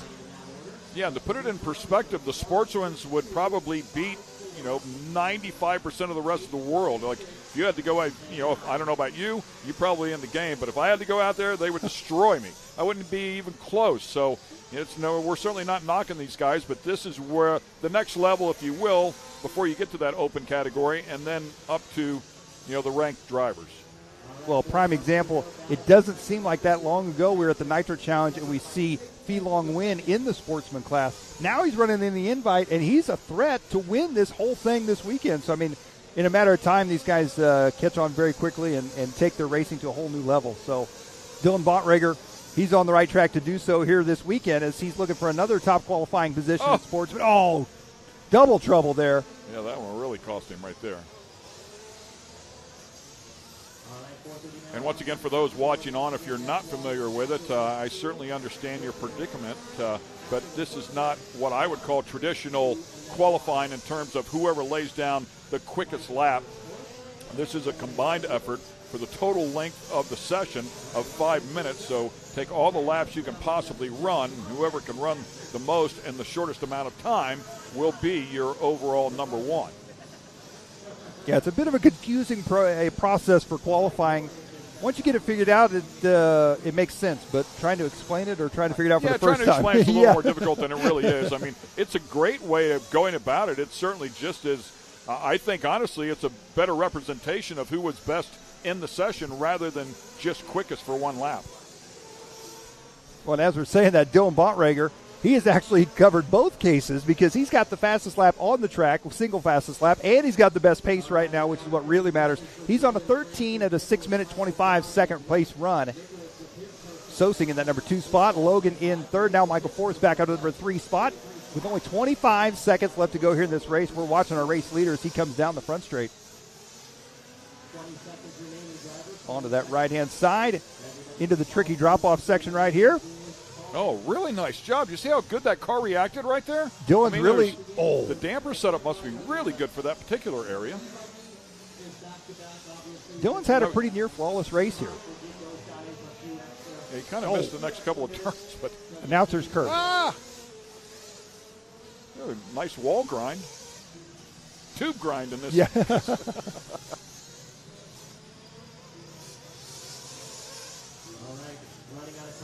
A little wide. Got up there in the fluff, put it on the bike, then stuffed it into the next jump. I mean, when it goes wrong, it dominoes, and then you can do that.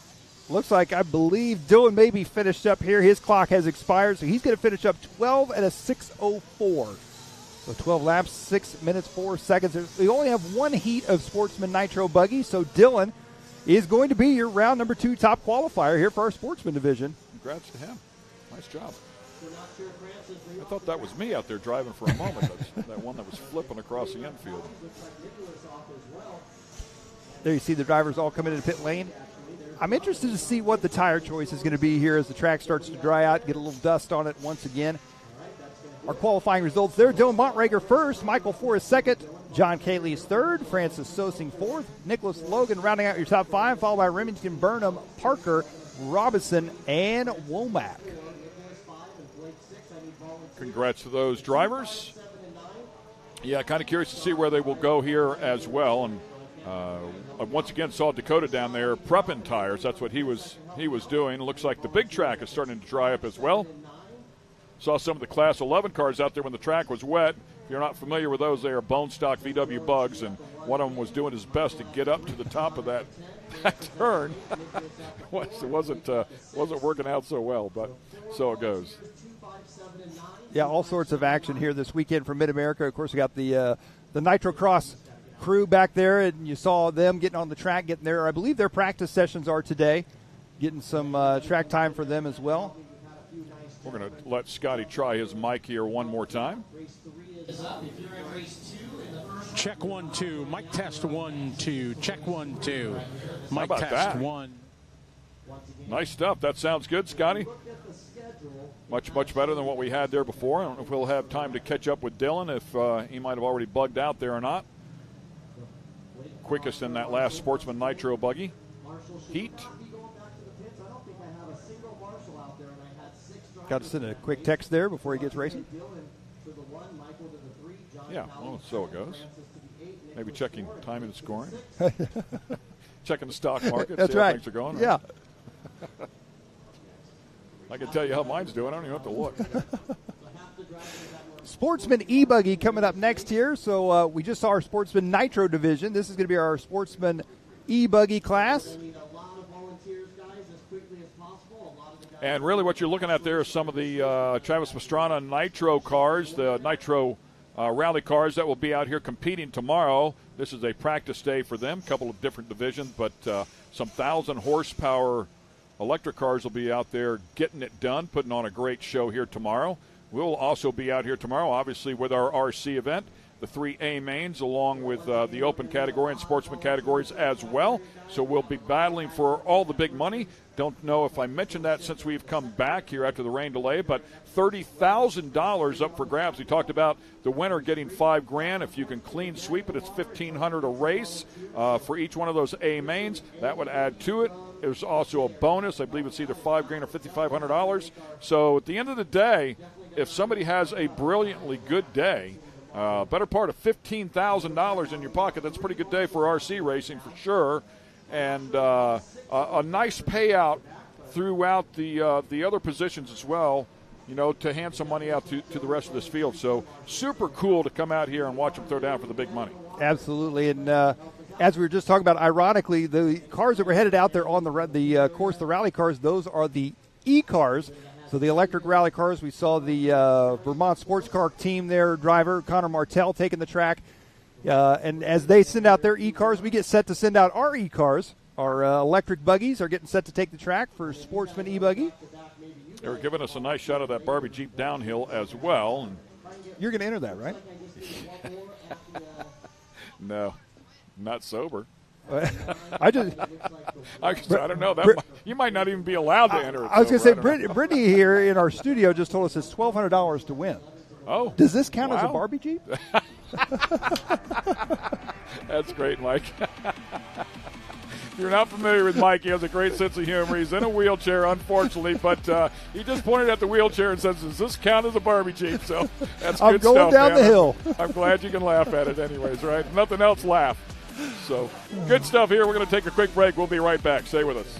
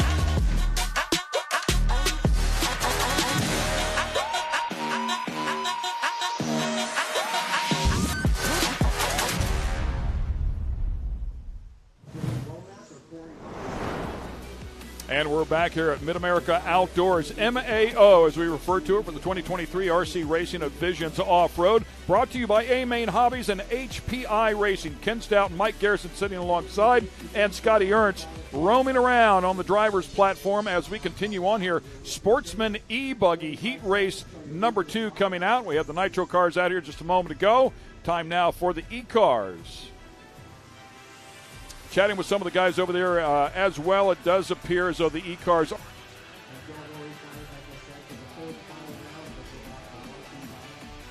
think we lost Mike there for just a moment, but checked in with some of the guys. The E-cars are just a little bit heavier than the Nitro cars, but pretty much the same application to the setup applies. It's not significant enough. As we wind down our warm-up section here, 10 seconds left to go, and then we will start the 5-minute clock. Q2. Good shot there under pit lane there. Everybody's trying to stay in the shade. As we are off and underway here for Sportsman E-Buggy. Race number 3.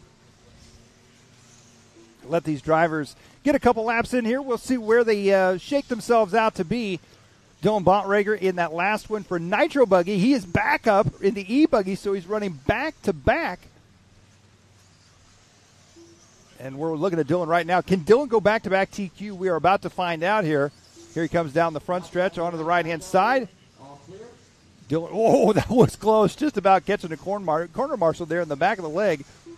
Oh, nice inside move there to stay out of the wreck and then tag the tube, unfortunately. So Dylan running back-to-back. He hangs the Nitro car up, heads right back up with the electric car. And it looks like we'll see where he's at when he comes around here this time by.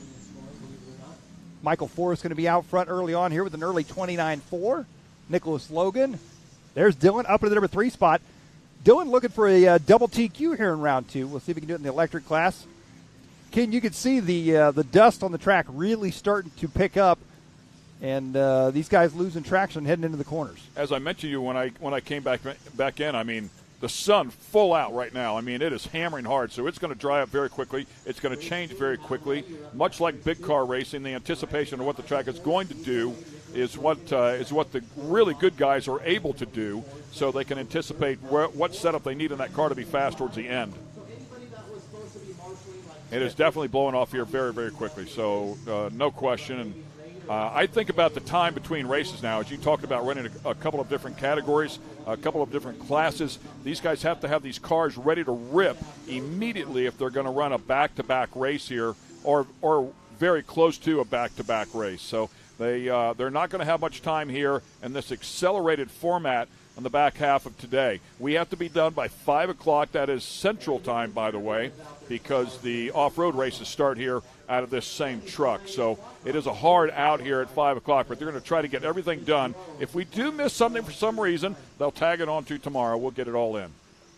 Yeah, and I'd be curious to know, watching Dylan Bontrager right now, he is out front leading the way. He was in that last race with his nitro car. Now he had to flip over to the e-buggy. There's a very short window there. I'd be curious to know if in between that time, did he change tires on his e-buggy? Did he pick up anything from the nitro car that he wanted to change on the e-buggy before he got out there in this one?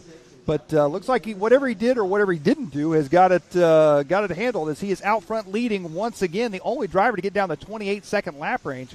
28.6 for Dylan right now. He's on an 11-lap run at a 5-minute, 23-second pace. Oh. Up and over in that car, in that particular case, just did not fly necessarily properly. Typically, you see him fly nice and level, but that one was nose high. That step down that we keep talking about. Only a minute 45 left to go here in this one for these drivers.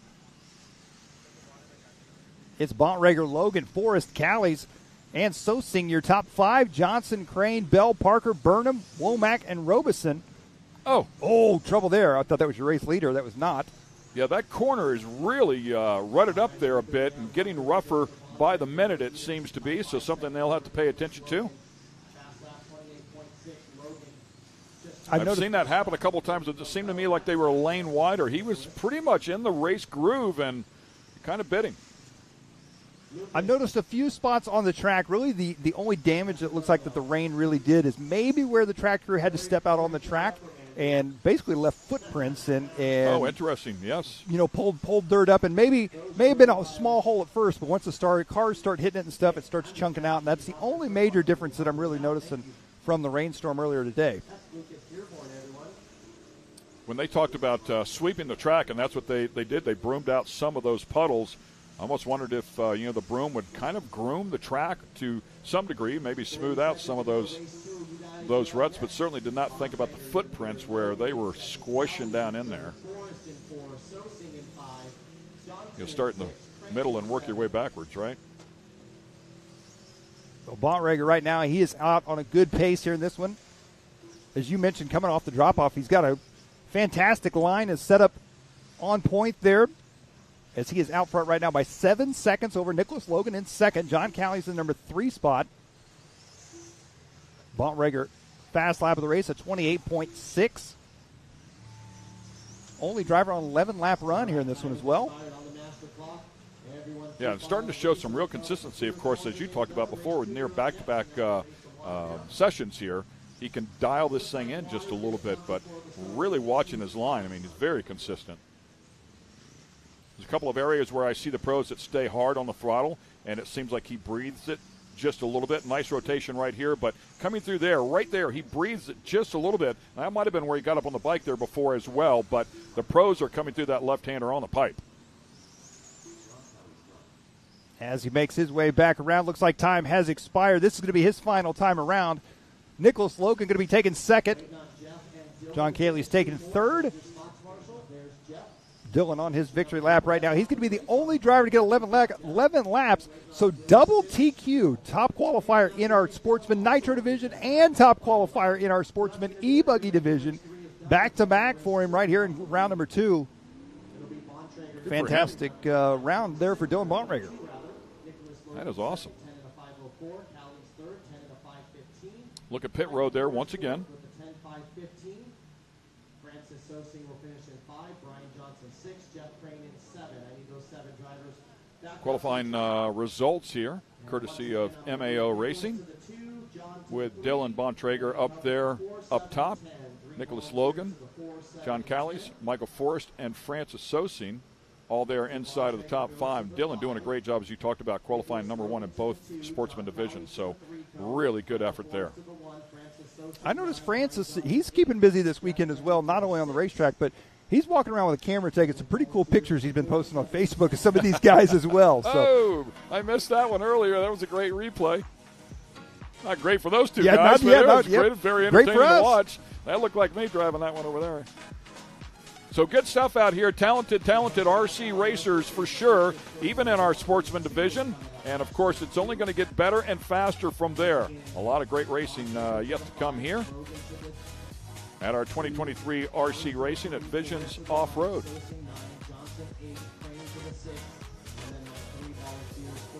Cool-looking car.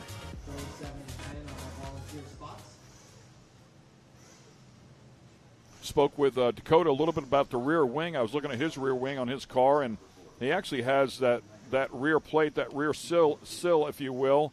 He actually has some holes drilled in his.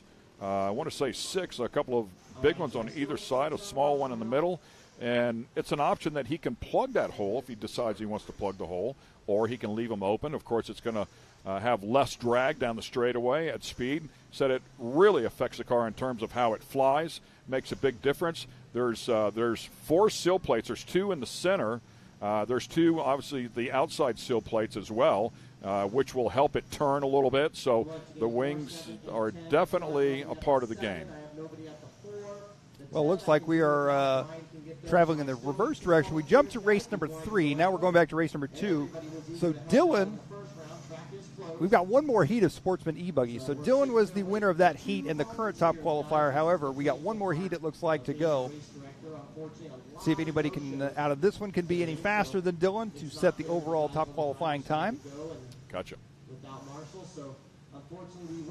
So in the Sportsman Nitro, we just had the 1 heat race. And the Sportsman E, we have enough cars for 2 heat races. Yep.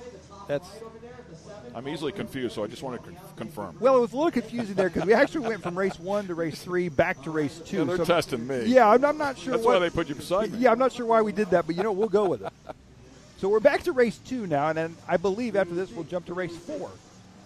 So, and based on that theory, we'll eventually get back to race 1. That's right. So the warm-up session has started here. We are under 2 minutes.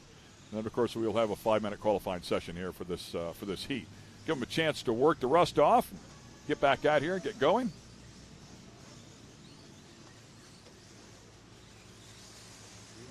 Love the name Boomer Wheelers. You get any better than that?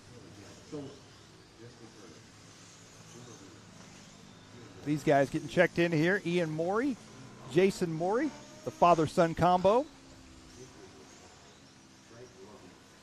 Frank Columbia, Taylor Janda. I do believe Taylor Janda was our winner from last year. And I can't remember if it was the Sportsman Nitro Buggy or the E-Buggy class, but I know he won one of them. So good to see him back this year. Jake Goodlett, Justin Turner, Boomer Wheeler, Peyton Lamb, Brad Langley, Steve Collins, and Bucky Bachman. Good memory there, my friend. As we watch him wind this one up, under a minute now in this warm-up session. And still watching that left-hander there that has a few ruts in it.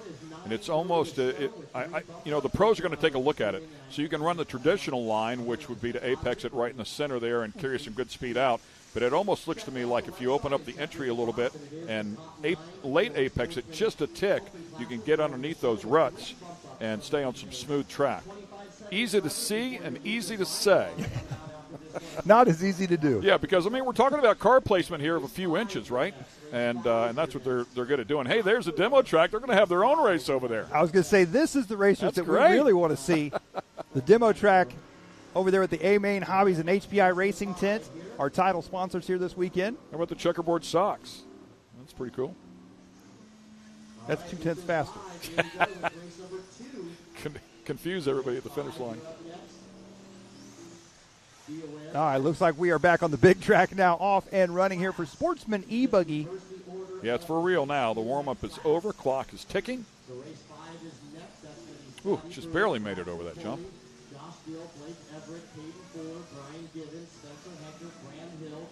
Nice pass there. Outside in, and now some clean track, and unfortunately tags the tube and ends up inverted. There's that left-hander I was talking about. You can see how rough it is on the outside. If you can go out and rotate the car a little bit early and chop right down on the bottom of the tube, it'll kind of lengthen that straightaway and carry some good speed. Something the pros will be looking at for sure. These guys are just trying to get around and stay out of trouble. Well, a Boomer Wheeler, he's wheeling it right now out front, 10 at a 5:02. Not quite as fast as Dylan Bontrager's earlier top qualifying time, but he is out front. Peyton Lamb in that number 2 spot. Brad Langley in the number 3 spot. Now Peyton up into the number 1 spot.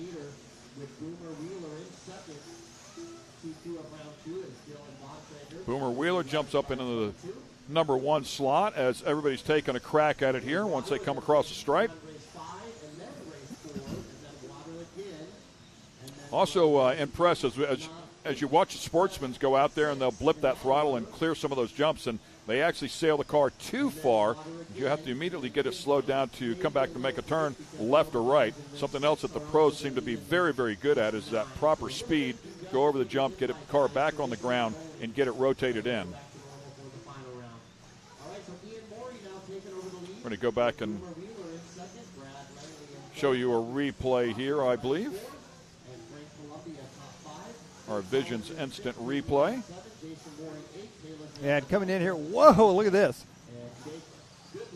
Quite the maneuver, a little bat spin there, a Batmobile spin. And these are all-wheel drive cars, correct? That is correct, yes. These so I didn't see any dirt coming off the front end of that one. I almost wondered if it spun out because I maybe lost front-wheel drive, but not always able to see that. Certainly would, oh, man, there's a couple of pretty good tumbles right there.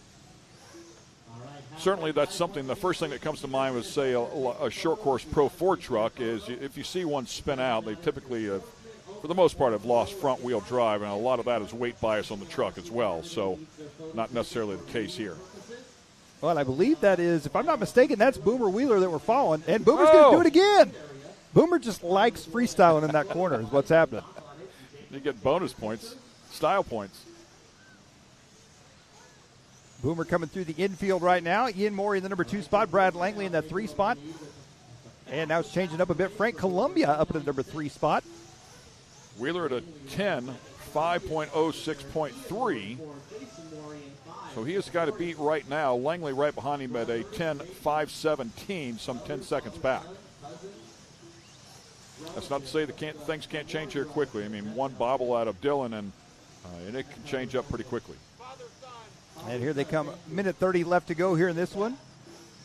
Bontrager in that last heat set the 11-lap pace. I'm going to say that's probably a pretty safe time. He's probably going to be sitting top qualifier here for our second round. Nobody in this one is. Yeah, that's a great point. Nobody's quite close to that 11-lapper. He'd have to make himself. Right? Yes. Can't even bump himself out. But yeah, that would be a lot to make up there for Langley. 1 minute left to go here in this one. Boomer Wheeler out front, 10 at a 5:05. Ooh, that was close. A little drifting contest there in the middle. Ooh. Talk about putting the pressure on.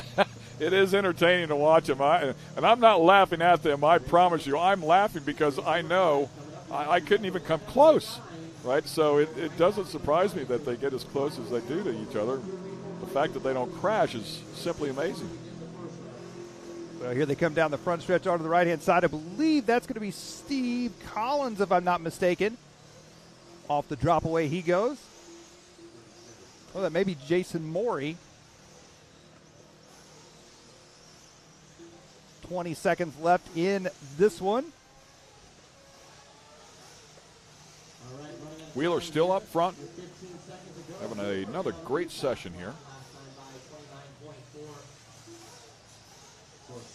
Langley has closed the gap just a little bit, closed it by a couple of seconds.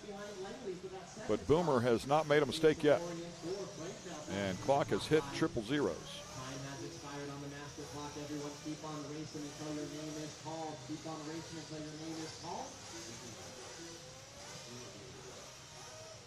As he crossed the line, he is going to finish up there with a 10 at a 5:07 for Boomer.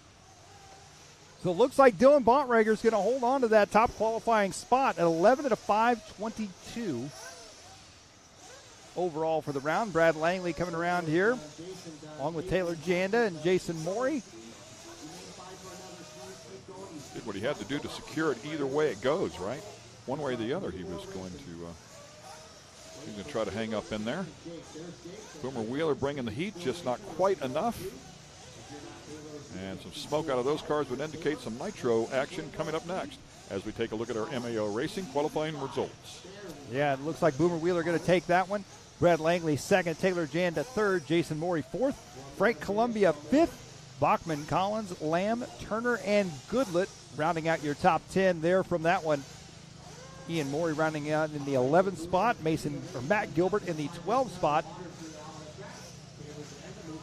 And it looks like coming up next is going to be our open nitro buggy division. These drivers are going to be fighting for that spot up into the invite class. See Caden Fuller's HB Racing buggy on the left side there, the TLR to the right of Braxton Culley. Just past him, the Kyosho of Spencer Klein. And once again, Scotty Ernst busy down there. Had that microphone working perfectly. Scotty, who do you have? All right, thank you very much, guys. We are here at the A-Main Hobbies HPI Racing Try-Me Track. Chance for everybody to try their hand at a little bit of RC. We're here with Troy from A-Main Hobbies. And Troy, this is your second time doing this. You're back with a vengeance and just putting on a great show. Oh, thank you so much, Scotty, and thank you for everybody coming out. This is such a great event. We love to be here. You guys brought the HPI Racing products here. You got a plethora here of rally cars and monster trucks and things like that, and a bunch of kids throughout the last couple of days been coming over here trying them. Absolutely. We're so thrilled that HPI Racing came on board with us and provided us with so many RTR kits of all types. We're on the Try-Me track here, the A-Main Hobbies HPI Racing Try-Me track. We're running their jump shot line, so we've got stadium trucks, monster trucks, and short course trucks that the kids are getting to run. And then we're showcasing all their different on-road cars, and they have a great line of cars, and we're happy to be partnered with them. And I see a lot of signs here, win this car. There's been kids and big kids, too, coming up, signing up to have a chance to win some of these. Absolutely. Kids of all ages trying the cars, and then you get a chance to win a car. We're giving away 4 giveaway cars in the next 2 days, so 2 today and 2 tomorrow, and some great stuff. Some Savage, upgraded short course truck, one of their Vorzas, and one of their stadium trucks. So really excited. That's coming up here in about 30 minutes, the first of 2 drawings today. When I see the kids racing and driving around the Try-Me track here, and the parents on the sidelines looking at them, what do you say to the parents when they have questions and things? Well, they are asking a lot of questions, and we've got a great team here with Chris Boyd and Mike Lee and myself, just talking to all the customers, just trying to. There's so many people that maybe they have an RC car. Most of them don't have an RC car. They just showing some interest. They're here for the full scale racing. They come over, and sometimes the kids hit the transmitter button and go in reverse. The cars are kind of going everywhere, but we take our time with them. We show them the basics, and after they come back time 2, time 3, time 4, they really get it. Now we're running heat races, and kids are winning some A-Main t-shirts for little 3-lap dashes. So we just spend time with them. And then, of course, we tell mom and dad where they can get all their cars at A-Main Hobbies. And we've got some great coupon codes for them here. So it's just been a lot of fun. Well, that's awesome. We appreciate you doing it. It definitely adds to the vibe here at Visions. There's lots of racing, but there's also downtime. So the families come over here, hang out, run a few of the HPI racing cars, and have a good time. Absolutely. We've been slammed here, but it's been so much fun. It's been great. Well, we appreciate it. And again, tell the folks where they can find more information and where can they buy these. Well, at amainhobbies.com, we do carry the entire HPI racing line, but of course all cars and all parts and everything you need RC can be found at amainhobbies.com. But we're working with HPI this weekend, so you can check out their line right at A-Main Hobbies. Awesome. Well, we thank you again for your time and giving something back to the youth here. Thank you very much, Scotty. Thanks for coming out. My pleasure. Thank you. So there you go. From the Try-Me track here, racing some HPI vehicles, having some fun. about all the things that A-Main Hobbies has to offer. Visions is a different kind of event. It's a unique vibe. Full-scale racing, RC racing. You can find it all here at Visions. Hope you put it on your calendar to join us sometime here in the future. Somebody keep an eye on Scotty. I bet he hangs out over there and drives one of those cars for a little bit. We thank A-Main Hobbies and HPI Racing. Appreciate all of their support, and very cool for them to come out here with that display and share some information about this sport that we love dearly. And here we go, warm-up laps here for this 6-minute session that is coming up, the Open Nitro Buggy Heat Race number 2. We believe there's enough cars out here to have a couple of heat races, so the overall winner here will have an opportunity to bump up, much like Camden Line did a little bit earlier today. Well, a little known fact for a lot of people about Scotty Ernst. Not only is Scotty known for his announcing and his events and stuff that he puts on within the RC industry over the years around the world, Scotty is a pretty dang good racer as well. And he's got some accomplishments to his name, especially in the on-road world.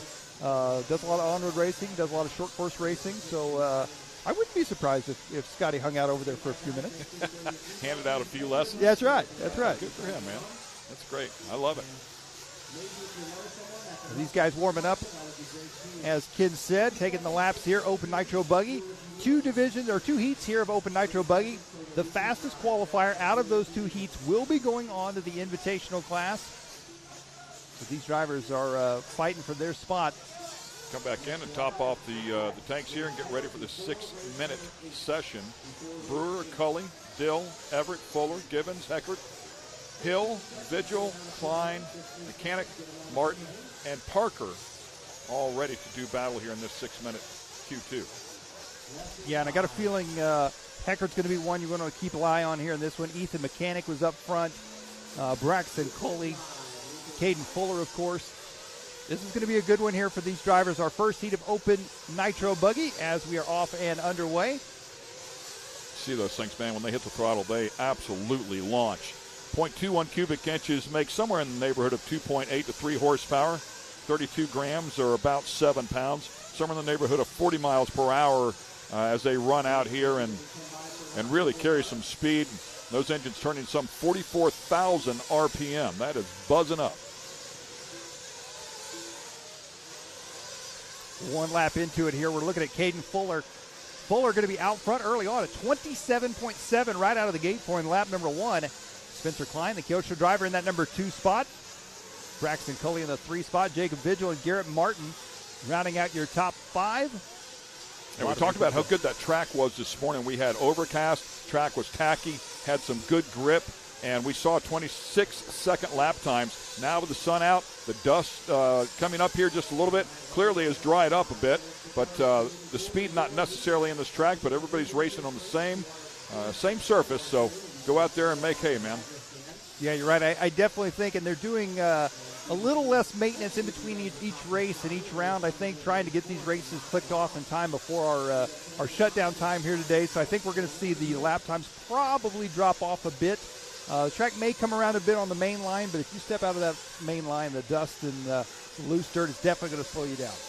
Caden Fuller, the only one in the 14-lap zone, 14 in a 6:26, and then Spencer Heckett back behind him at 13, 6 flat. So Fuller putting together a great session here so far.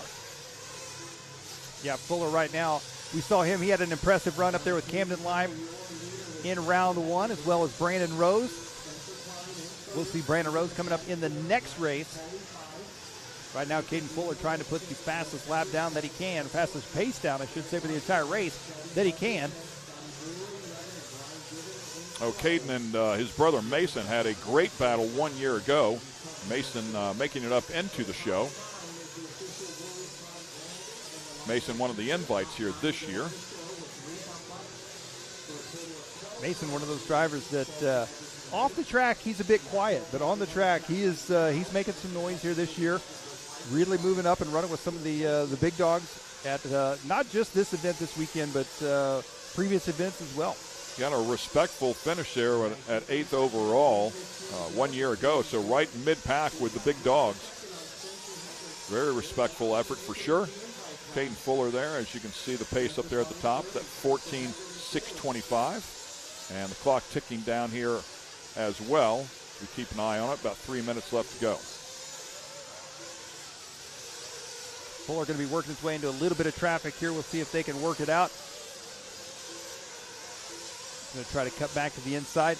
As we talked about earlier, too, this track, tenths of a second can actually make a difference on this racetrack, and it's hard to make that back up. So when these guys have to slow down just a little bit to wait on traffic to get out of the way or find a good line around them, it can really be a detriment to your overall pace.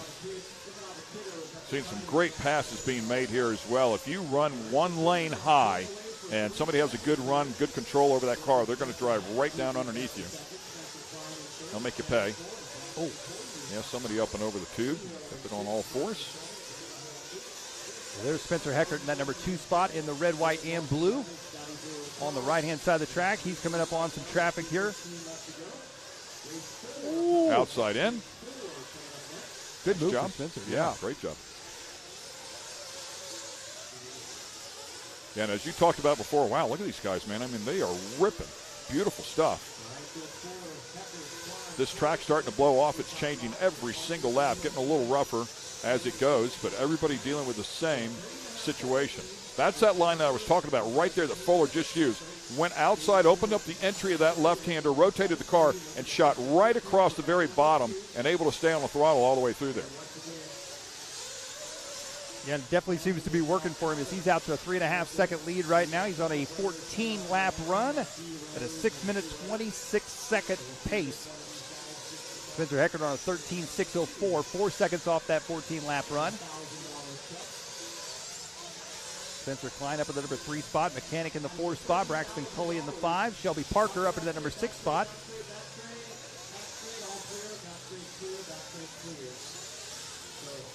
Yeah, good stuff. And keep in mind, it's not going to be the winner of this heat. It's not necessarily the one that's going to bump in. We have enough cars here to have another heat here for Q2. So if you remember, in round number 1, Camden Lime was in that first heat race, and he set the time, and then he had to wait the forever long 6 minutes of the next one. What feels like a lifetime. Yes. And then they wrote him a nice check for $1,000. Just power slide that thing up in there. That was nice. You know, a lot of momentum up in there. Car slid right into the preferred line. Back in the throttle. Rotating pretty nicely there in the tight stuff. Again, hugs the inside of that left-hander. It's gnarly on the outside. Step down is so violent. So many people having trouble with that. Car looked pretty calm sitting down through there. Nice setup there for the right-hander. Again, chop it off. Be it right down towards the bottom. Maybe a tick high right there, but really, really nice job, man. Well, time is going to expire here. Caden Fuller, I should say, he's going to go one more lap. This should be his final lap right here. He is going to get the 14-lap run, so set a pretty strong qualifying time with only one heat left of open nitro buggy to go. Yeah, so he's going to have to wait that 6 minutes now as well, but with the only one in the 14-lap zone, he's got to feel at least comfortable that if somebody's going to come out there and beat him, they better have a really good session. Yep. Here he comes back around, and Caden Fuller finishing up there with a 14-lap run, 6 minutes, 26 seconds. He is currently your top qualifier with one more heat to go. Looks like Spencer Klein jumping up into the number 2 spot, so a good run there for Spencer. Yeah, and Spencer Heckett just behind him. Those two actually really close there on the 13.606.0 and a 13.608.0. So just separated by a couple of seconds there throughout that entire session as we take a look at our MAO Racing qualifying results here for this particular heat race. Yeah, Caden Fuller taking it, Spencer Klein, Spencer Heckert third, Ethan Mechanic, and Braxton Cully, TLR driver, rounding out your top 5, followed by Parker, Givens, Hill, Everett, and Martin. And once again, Scotty Ernst busy down there. This time he is with our winner, Caden Fuller. And Scotty, he's going to have to hang on as well for another 6 minutes. All right, thank you, guys. We're here with Caden Fuller after that run. Caden, that's the first step here. Now you got to hope you were faster than these guys. Take us through that run. Yeah, I was just trying to be smooth and consistent, stay fast, and hopefully my time holds up for this round. Yeah, it was pretty quick. 14, I think, in a 26. So that's pretty close to what Camden ran in the last round. How much is the track different from before the rain till after? It's not much different. Same pace, I'd say. So, yeah. All right, now you got a long wait here to see if your time holds. Good luck. Yeah, thank you. All right, there you go. All right, Mr. Fuller here doing what he needs to do to try to get that bump to the invite. We'll find out in a few minutes if his time's going to hold. Back to you, Ken and Mike. And, of course, if he can bump in, he'll get to take on his brother. And he's guaranteed if he bumps in $1,000. Right. His brother doesn't have any money in his pocket just yet. So so he's winning already. That's right. That's right. A lot more up for grabs, though, for sure. Get a little highlights reel. So we're going to take a quick break here one more time. We've got a lot of great racing action coming your way. Can't wait for it as well. Take care of our sponsors, and we'll be right back.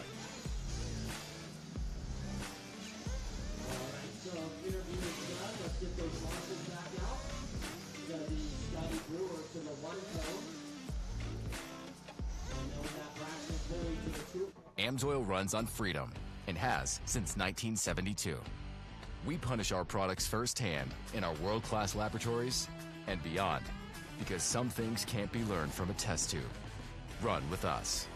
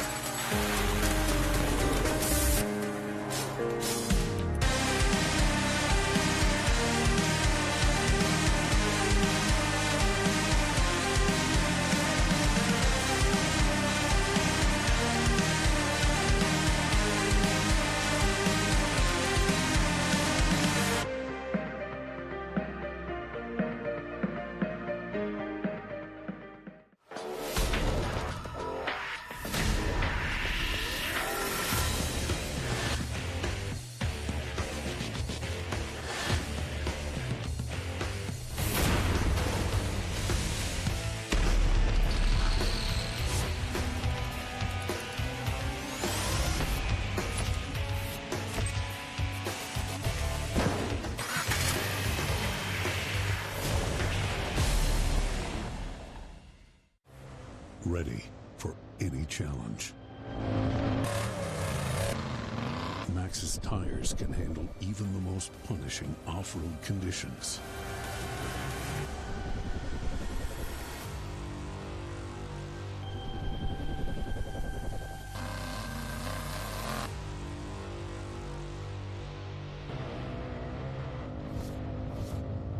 Maxxis tires.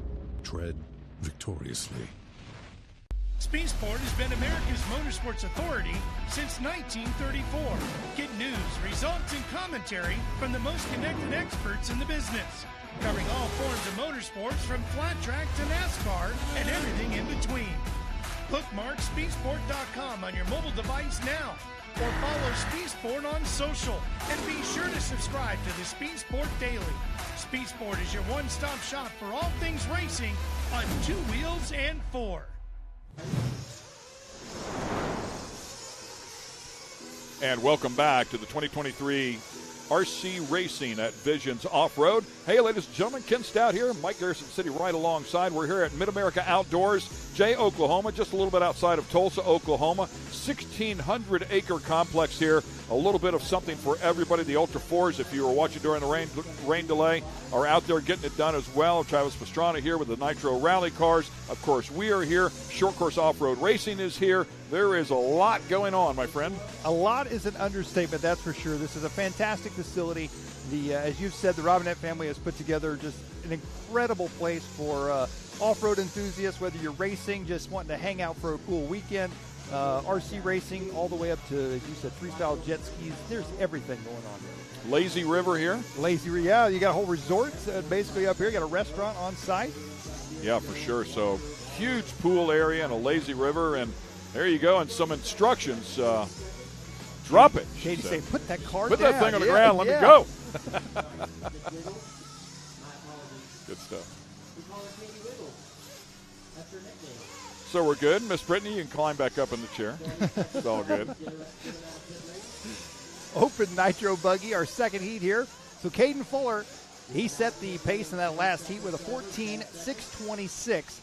If nobody beats that time, that means Caden Fuller is getting a $1,000 check and going to the invite class. If somebody can beat that time, if it's only one person that beats that time, I should say, that person's getting a $1,000 check and going to the invite class. The one to keep an eye on, I think in this one it's going to be Brandon Rose. Brandon was up there running for the spot with Camden Lime in the last round of qualifying. Had some misfortunate events happen, flamed out, wasn't able to finish the race, dropped him back into the 4th and 5th place spot. I think he's going to be the one to watch here. Yeah, I would agree with that 100%. There is Brandon Rose there, second to the right, if you will, standing right alongside Reggie Tung. And had a chance to speak with Reggie a little bit. I said, will you make any changes between, the track that you were on a little bit earlier and the track that you're going to be on? And the only thing he was going to do was make a shock oil change. He said he felt like he was going to go to a little thinner oil. He felt like the car was just a tick lazy in terms of responsiveness, so he wanted it to respond just a little bit quicker in the turns and was going to go to a little thinner oil to accomplish that goal. Well, that's another point that you make and talk about oils and stuff. As the sun comes out, everything heats up. These guys are going to be changing their shock oils and dip oils from where they were this morning, most likely. As this morning it was cool out, everything was the track was tacky. We had more traction. Now we have less traction. The sun is hot, so everything's changing for these guys. A lot on their plate in a short amount of time. Had a chance to talk to Dakota Finn. If you're wondering how adjustable these cars are, I was talking to him about dampers and can they rebuild them? Can they adjust them inside? And they're not like what I would call a typical short course off-road shock where there's a shim stack inside of that the oil blows past. In these shocks, they do have holes, and they're allowed to. You can get just a blank shaft and custom drill your own holes and get it the way you want to. Some of the shocks some of the damper pistons have some flaps on them that will allow the oil to blow through that way. So it's an infinite setup there in terms of damper setup. But again, so critical to the speed. You've got to keep the tires on the ground, right? And that's how you create the speed. But that is much easier said than done. And of course, there's a lot of different ways to skin that cat. It's an important piece of the puzzle if you're going to compete with these guys. Well, one driver that comes to mind when you say that is Jared Wiggins. We call him the Wizard. He is notorious for drilling his own shock pistons and having his suspension absolutely fine-tuned. So absolutely one of those things that you could adjust around the clock. So I think we have to talk about Brandon Rose. You talked about the time to beat. You can see it up on the board, ladies and gentlemen. 14.626.9. Brandon Rose at a 14.627.2. We are talking about somewhere in the neighborhood of about a second, 1.3 seconds here. If Brandon Rose can pick up the pace, it is very, very close. Yeah, Brandon headed on the right-hand side there. The S-Works driver in the green and white. His biggest obstacle right now is going to be traffic, I think, and that worked out well for him as he makes his way through. Clean track now for him. Reggie Tung up to the number 2 spot. Santos Rodriguez in the number 3 spot. Katie Roxbury in the 4. Barry Rowe in the 5. Brandon looking smooth and comfortable right now. Yeah, and he did the same thing. You talked about it before in the previous session. Camden Lime, up on the bike, but manages to stay on the throttle and continue on. Camden, his teammate, so he did have something good to go off of, and he dug. You see him dig that edge, and it upset the car. So a good, quick reaction is going to cost him a little bit of time. He's going to have to keep scrapping here if he's going to jump into this fray, but right now would take over the invite at a 14.625. Pressure is on for Brandon Rose right now, and he's got to know it. He's only got 2 minutes and 10 seconds left to go. But is that all? Yeah, I was going to say, he's feeling it. That's going to be the longest 2 minutes and 10 seconds. It's actually the same amount of time for him and for Caden waiting up there to see, is he going to get beat or not? It's going to feel that's feel 4 like laps, maybe 5 laps, somewhere in that general area. So plenty of time for a mistake, no question. Brandon working his way down the front stretch now. Nice. We'll see if he's got this time by through the rough first turn.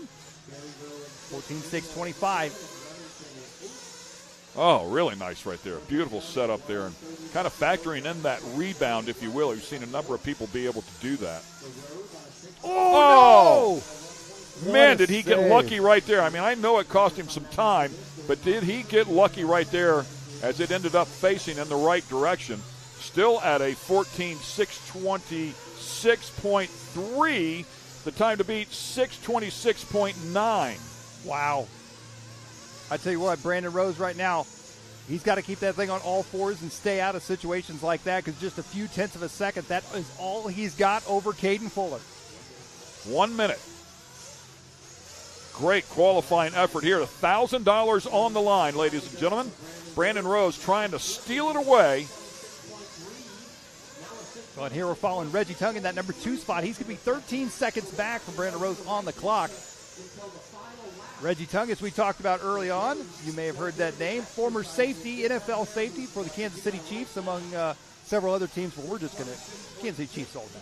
It's getting even closer. Now it's at 26.6. 0.3 of a second is the difference for the invite. 20 seconds left to go here for Brandon Rose. He's got to keep his composure. He actually spread it out a little bit. 26.4 now. A little bit of breathing room. He's going to have to rip around about one more lap. Well, actually, the clock ticking down up there on the top left-hand side as it goes to zeros right here. He's going to go, I think, one more after this one for that 14-lap run. He's going one more. This is going to be his final lap. It's all coming down to this one. 14 at a 6:26.3 is his pace right now. Pressure is on. A car crashes right in front of him. And this is at 6:26, the 26th part of that, right? I mean, he's got to complete that one extra lap. He is pushing so hard. Oh, no! He's run out of fuel. He has run out of fuel. The car is flamed out. Oh, my Disaster goodness. has struck Brandon Rose again. Oh. Unbelievable. And we heard about that. Ryan Mayfield said it early on. They are on throttle. There goes Brandon, unfortunately, I'm sure dejected. But he talked about making it to the end. He thought fuel mileage would be an issue because the track is so fast. They're wide open throttle for so long. Wow. It's showing him at a 14.626.3. I believe that was his estimated pace. So No, there it is right there. It just adjusted. 13.558. Oh. Wow. I mean, right there, close. And, yeah, he'll have one more crack at it. But, boy, he had it done. He's definitely got the speed to do it, that's for sure. A heartbreak there for Brandon Rose. On the other side, Caden Fuller's like, yeah, well, I'm all good with this. Yes. I don't know what you guys are so bummed out about. Oh, boy. Wow. What a turn of events right there. There you see Joey Christensen filling out that $1,000 check for Caden Fuller. Joey Christensen is not only an artist with dirt as far as building tracks, he is actually an artist outside of that as well. Yeah, I noticed that before. I said nice handwriting, right? Yes, I wasn't yeah. kidding you. It's very creative, clearly. So, beautiful job there. Yeah, filling that out. So, congratulations to Caden Fuller. He did a great job. Definitely put the pressure on and forced Brandon Rose to stay in the throttle there right to the very end. And, of course, came up just a bit more time than what he was looking for. Scotty, what do you got, buddy? All right, we are here with Caden, and man, oh man, you and I are sitting here watching Brandon from behind him here. Man, that is just tough luck. And a win's a win, but you don't wish that on anybody. Yeah, I hate to win like that, but it was going to be close. But like, Brandon had a flame out at the end, which sucks, but I got the win, I guess. Exactly. So, hey, you're going to bump up to the invite. Now you got a chance for some big money along with the $1,000. Here we got Joey Christensen here from the dirt.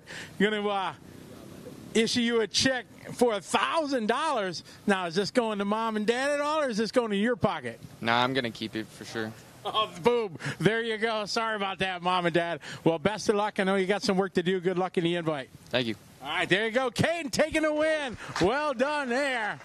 Well earned. Little luck on his side. So Caden winning $1,000 here at Vision. Bump it up to the invite. Back to you, Ken and Mike. Thanks a lot, Scott. He didn't seem to be too excited there until he said, are you going to give that to mom and dad? He said, no, I'm keeping it for sure. That's right. Finally, a little bit of emotion there. Yeah, no, I'm not giving that away. Good stuff, man. Congratulations to him on a great job.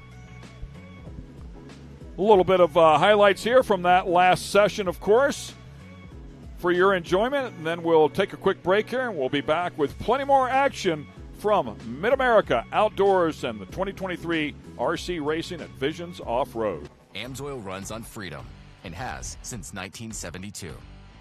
The rest of the market has been trying to follow our lead ever since. But a head start is a head start. Run with us.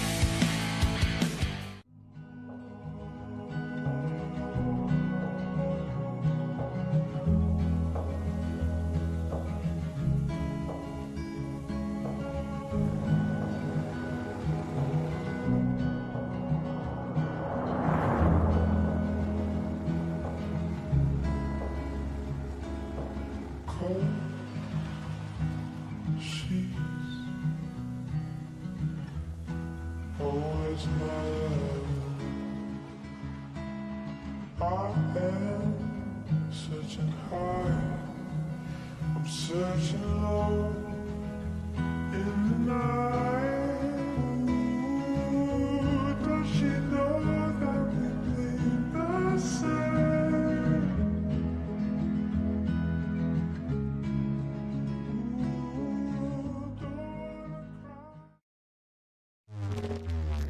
Hit it, boys.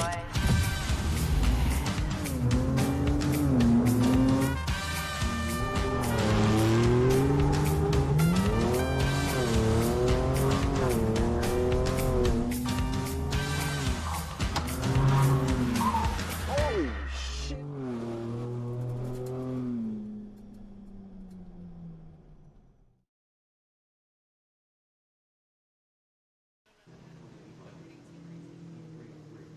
And once again, welcome back to the 2023 RC Racings at Visions Off-Road. Plenty of action yet to go here today, and of course we will finish things up tomorrow. Our 3A mains. There's a look at Brandon Rose, who unfortunately ran out of fuel, we believe, flamed out right there at the very end. Had a quick enough time going to bump in to the invite, but missed it as he had about a quarter of a lap to go. Yeah, I think most definitely in that third and final round of qualifying, I think we're going to see him come out swinging, that's for sure. And I think obviously he's got what it takes. He's been right up there both rounds. So let's hope for Brandon Rose he can make it happen in round number 3. The benefactor of that was Caden Fuller, of course. So Camden Line and Caden Fuller, 2 of the 4 bump-ins so far into the invite. There's a look. I mean, he was just this close to the finish line, and that's where it flamed out. And boom, the effort was over. From a 14-lap average, was better by about 0.4 of a second. It was very, very close, but you've got to make it across the stripe, and that did not happen. Wow, he just made a pass right over the top of him. Looks like they did spray a little bit of water down here to control the dust just a bit. Warm-up laps here for Open E-Buggy. This will be heat race number 3 in Q2.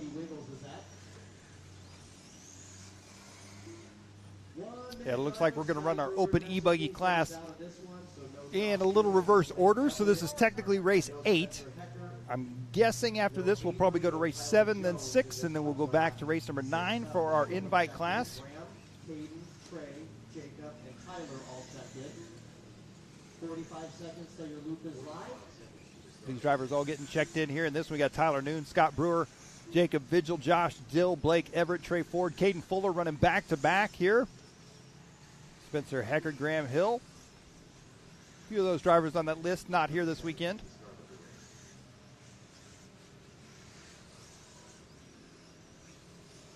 So 30 seconds, our next water is after all 3 E's. So Adam Christensen asking a question about the 4 p.m. hard finish time. It was actually 5 p.m. is our hard out, and that is Central Time. So depending on where you're at there, Adam. Hopefully that helps you out. We have a little more than an hour here to get in a whole bunch of racing. 3, 2, 1. Yeah, these drivers getting ready to go. It looks like the tone is sounded. They are off and underway. They'll get on the clock this time around. We have the reason we have a hard out for our fans there that are watching on is there is a short course off-road race that will take place here that starts as soon as we are finished up here. They have 3 pro classes yet to run. Their second race here for the weekend. In the side-by-side categories, it'll be Pro NA, then Pro Turbo, and then they'll have the Pro Light trucks out here to finish up their second race. So that is the reason behind the hard out, I should say. And if we don't get everything in here today, we will tag it on to tomorrow. Oh, Somebody whoa. tumbling me out. Big tumble. That was close right there for Caden Fuller. We're following Caden around here for our first couple laps. Caden going to be leading us out here. And by the way, Adam Christensen is in Australia. Wow. I'm not even going to come close to that time zone. I have no clue, man. So good stuff there. But thanks for watching, Adam. We appreciate you watching from down under. That's pretty cool. 1 lap into this one, Caden Fuller going to be out front. Jacob Vigil up at the number 2 spot. Tyler Noon in the 3. Graham Hill, Spencer Heckert, and Trey Ford. Your early running order here in this one. That's Spencer Heckert we're taking a look at. We saw him earlier in the Nitro division as well on our open class. He was trying to make his way up into the invite. All right, Caden Fuller, who just picked up a $1,000 check. Yeah, big airtime right there. Bumped up into invite. Out front leading the way. Once again, open e-buggy here. Caden Fuller now up front here once again. And Trey Ford, only 6 drivers in this one. 11 laps, 5 flat. Oh, wow. A little bit short there, right?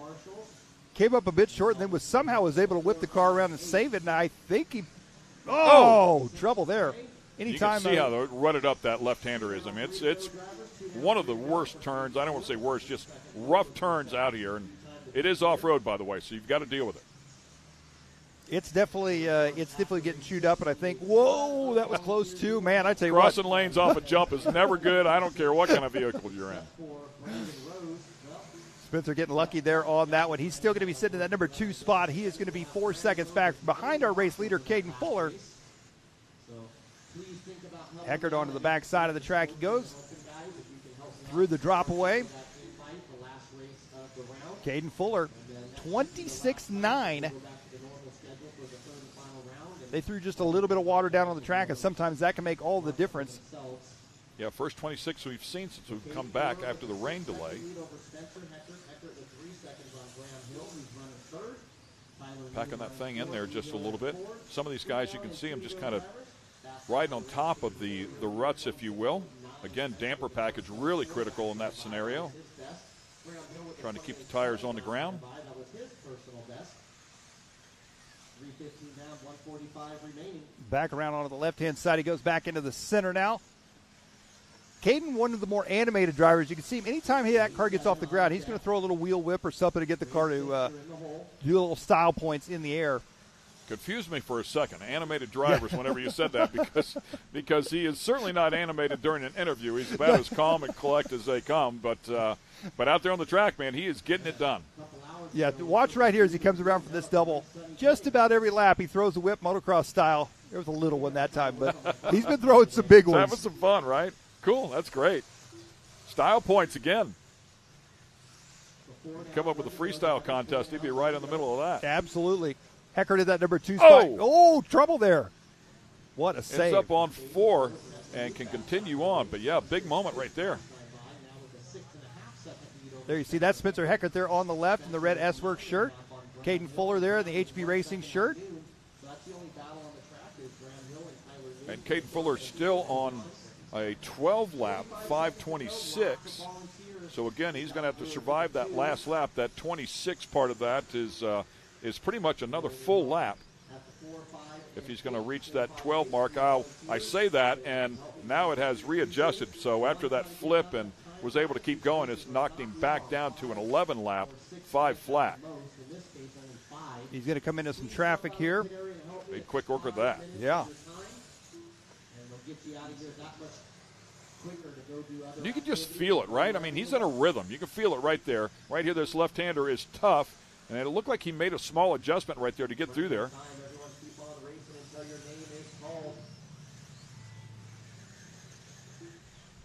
Time's going to expire here. Caden Fuller on the bubble for a 12-lap run. He's on 11 at a 5 flat. It is going to be really close here. That is his time right there, and I don't think he's going to make it. I think he's going to have to settle for an 11-lapper.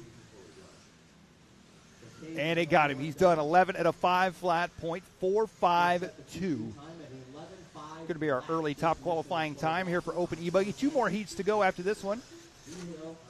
Spencer Heckett about 7 seconds behind there. Then Graham Hill, Tyler Noon, and Jacob Vigil as it stands right now. We'll see if anything changes here as they cross the stripe at the very end. There's Graham, and there's Trey going into the first berm. He's still racing. One more into the first berm there. That is Open E-Buggy. Heat race 3 here in Q2, race number 8. One more jump to go, one more corner. And Mike believes we will go to race number 7. And that's a race. Everybody Clearly went to the same school. I'm taking a wild guess here. There's your qualifying results from our first heat of Open E-Buggy here for round 2. Caden Fuller, your race winner. Spencer Heckard, second. Graham Hill taking third. Tyler Noon. Jacob Vigil taking fifth. Followed by Ford, Brewer, Dill, Everett, and Widzinski. Several of those drivers not actually out there or here this weekend, unfortunately. And actually, we'll put Graham Hill at the 8 right next door to the 10. Then we just need 2 volunteers. Another great setup there. So the driver's up there on that second level. Volunteers at the 4 and 5. Pit road down below. Over on my left side here. Crew members down there helping out. Over on the left if you're looking off the driver's hand. As we documented before, a number of the racers that have raced will now go out onto the track and help out. And in the meantime, let's get it back over to Scotty Ernst. I'm guessing he is with our Caden Fuller once again.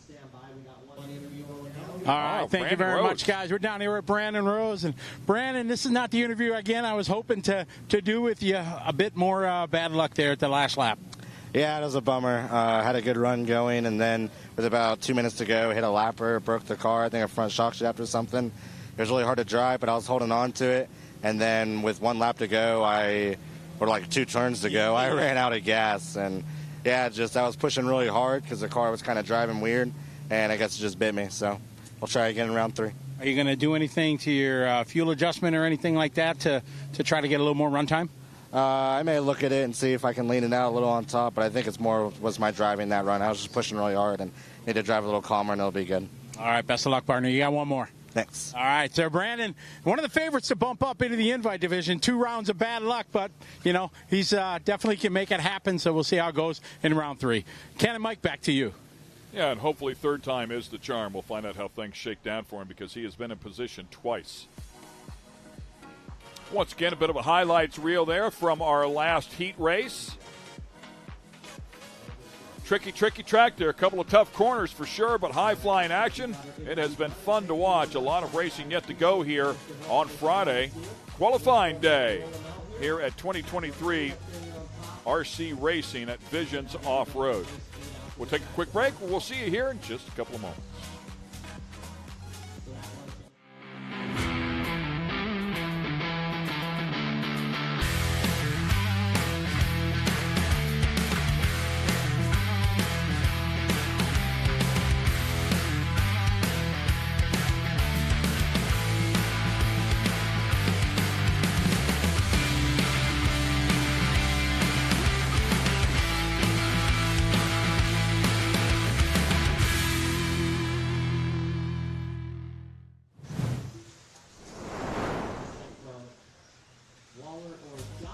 And a quick commercial break. We are right back at it here thanks to A-Main Hobbies and HPI Racing. Welcome back to Mid-America Outdoors, Jay, Oklahoma, for the 2023 RC Racing at Visions Off-Road. Everybody getting checked in here. This is your Open E-Buggy class. Race number 7. Our second heat of Open E-Buggy. We saw Caden Fuller set the fast TQ time, top qualifying time, I should say, here for round number 2, that last race. 11 at a 5 flat, .4. There you see Team Associated's Richard the King Saxton watching closely as his driver out on the track here. That Chloe Finn, walking past him.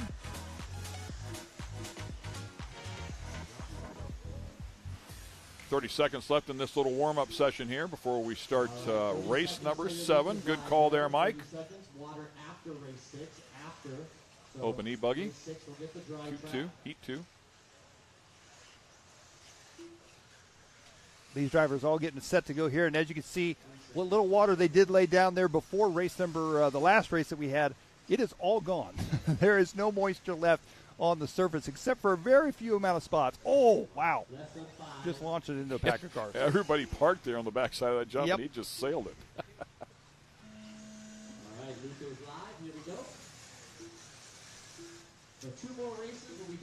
All right, we are off and running here, and this one already trouble there. That may have been Camden Lime there with a little bit of trouble there right out of the gate. We'll see who comes around here for lap number 1 in our open E-Buggy heat number 2. Time to beat Caden Fuller, 11 at a 5 flat, .4 out of that last heat race. 5-minute race here for these drivers. Had a 12-lap session working there briefly. Had a 12.5.26 working, but had a moment there and ended up back at the 11. So the 12 is possible. A lot of traffic out there, though, right now. Yeah, and these guys are going to have to work together just a little bit to make sure everybody gets a good run in. Looking at Camden Lime as he has worked his way through traffic. I think that was him right out of the gate there that did have some issues, so that's going to start him back a little ways in the field, so he's got some making up to do already. Ethan Mechanic going to be out front early on. Joshua Vigil in second, Braxton Culley third, Spencer Klein fourth, Garrett Martin rounding out your top 5. Oh, hooked a rut right there and launched him. Wow, I can't believe he ended up on all fours, but no doubt cost him a fair amount of time, and now he's going to deal with traffic again. Camden pushing hard. Not quite the luck he had in he was laying it down in Nitro Buggy. He had a pretty smooth run whenever he moved up to the invite class, and then in that invite heat we saw him, he got in that 6th place spot. But E-Buggy's been a little bit rougher on him here this weekend. Still a lot of racing left to go, though. Pretty gnarly hole right there. He went out and around it that time. But a couple of holes developing there in that left-hander. Oh, more trouble there for him. Gets caught on the tube. Wow. Oh, gets all Going sorts from bad to tangled up. worse. So Ethan Mechanic now has jumped up into the number 1 slot. Just tuning mistakes there. Braxton Coley in the number 2 spot. About 6 seconds behind Mechanic. Ethan working on an 11.505.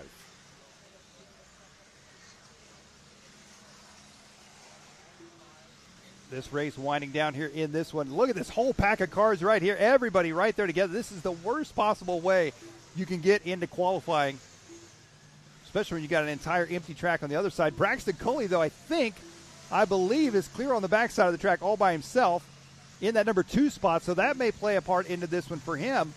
Great precursor to what we're going to see in a race, though. Yes, absolutely. These guys are going to be nose to wing once our Heads Up Racing gets underway tomorrow for the main events here for these guys in the open classes. Of course, we've already seen that in our invite classes. Reggie Tongue a little bit deeper down inside of this one in the number 6 slot. Garrett Martin 5th. Spencer Klein 4th as we stand right now. Joshua Vigil in 3rd. Braxton Culley still in 2nd. And Ethan Mechanic leading the group here, still on 11.504 now. A little bit quicker, as did and Joshua Vigil just jumped up into the P2 position, 11.508. Yeah, looking at, I believe this could be Ethan Mechanic here coming around as he has made his way through the traffic. Time to beat still, that Caden Fuller, 11 at a 5 flat. He's on 11.504 right now. I don't know, with 1:20 to go, Ethan is a very talented driver. I just don't know if there's time to make up on this track, a 4-second deficit there. I mean, ripping off lap times in the 27-second range. So it's not like his pace is way off. I mean, it's just not a whole lot left to make up that time. Like you said, that's 4 seconds. Yeah, he would need some hero laps for sure. He works his way onto the right-hand side of the track now. Braxton Coley still in the number 2 spot. Joshua Vigil in 3rd. Garrett Martin in the number 4 spot. And Spencer Klein rounding out your top 5 right now. last lap for Mechanic, 27.8, quick lap 27.3, so he's got about a half a second in that. He'd have to do that 4 laps in a row to make up that type of, make up 2 seconds. I tell you, the track is changing lap after lap for these guys. Any of the moisture that they had in the track there for the last heat is definitely gone here for this one. We've got one more heat to go after this, so they're going to get an even drier track, and that would be why we're running the weird order that we're doing. I'm going to say they're going to continue to water right before open e-buggy, and they're trying to give each group a fair shot at a prep track. So that's why this time we went 8.75 instead of, or 8.76, I should say, instead of 6.78. Yeah, interesting thought process there. You're exactly right, and that's super cool to try and give everybody a fair chance here. Ethan pushing hard right now. I believe that is going to be Spencer Klein right there in front of him. I think Spencer's in the 3rd place spot.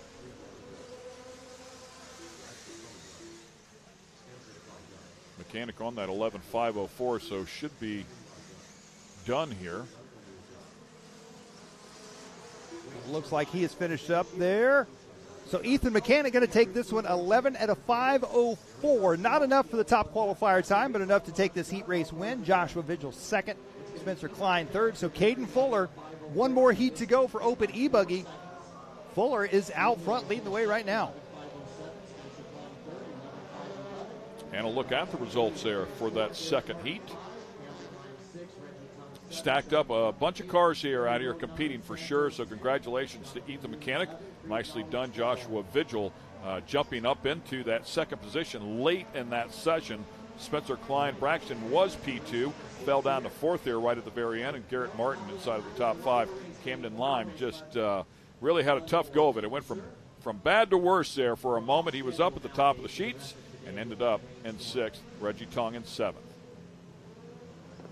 And coming up here is going to be our final heat of open e-buggy. This is going to be a lot of our invite drivers. These are going to be the cream of the crop here as they get set to go. Some highlights there from our last heat race. As we're looking at Camden Lime, some of the struggles he had there. When in doubt, throttle out. Get up after it. A little cross thatching. Not the fast way around here. Ethan Mechanic, of course, as he works his way through. He was your heat race winner there. Made some beautiful passes to stay out of traffic. Stay with us. Once again, we'll take a quick break. We'll be right back on the other side.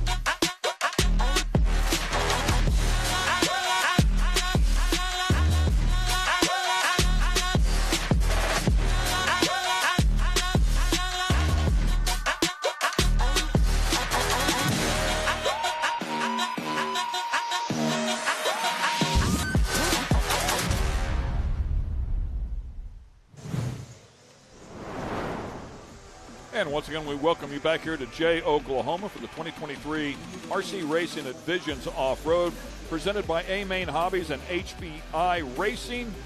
We also have presenting sponsors as well of Tekin BP Fuels, Team Associated, and Lifetime.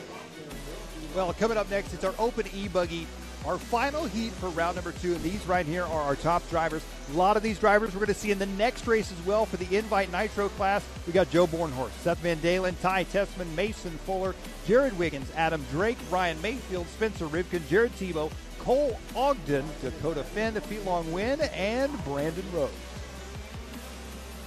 So knowing that you have a race immediately following this one as they take their warm-up laps here, about 45 seconds there left in that, would you bring your other car over. So, I mean, you're right there, boom, ready to go, right? I would say so. And I'm going to venture to say they're going to have to give these guys just a minute or two in between these two races in case they are sharing anything between the two cars. Perhaps they want to change tires, something like that.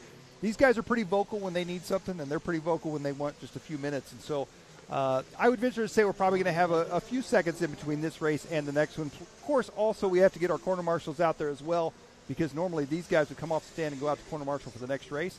They're not going to be able to do that because they're in the next race. So one thing I can guarantee you about this one, though, Brandon Rose has had some tough luck, and he is not going to run out of fuel in this race. There we're looking at Joe Bornhorst. Joe Bornhorst, the S-Works driver, working his way around. There's Ryan Mayfield just ahead of him.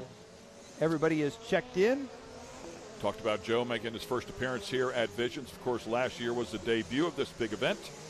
And once again, if you're just joining us, $30,000 up for grabs, $5,000 if you can win it, another $5,000 if you can sweep it. Of course, $1,500 for every one of those that you win. So that would be another $4,500 there right in the middle if you win all three of the A mains come tomorrow. A lot of money up for grabs here, $30,000 total purse, so, and some money going out to second, third, fourth place. So we wish everybody the best of luck out here, but the games have begun for sure. Good look right there as this race gets underway. We're following Cole Ogden.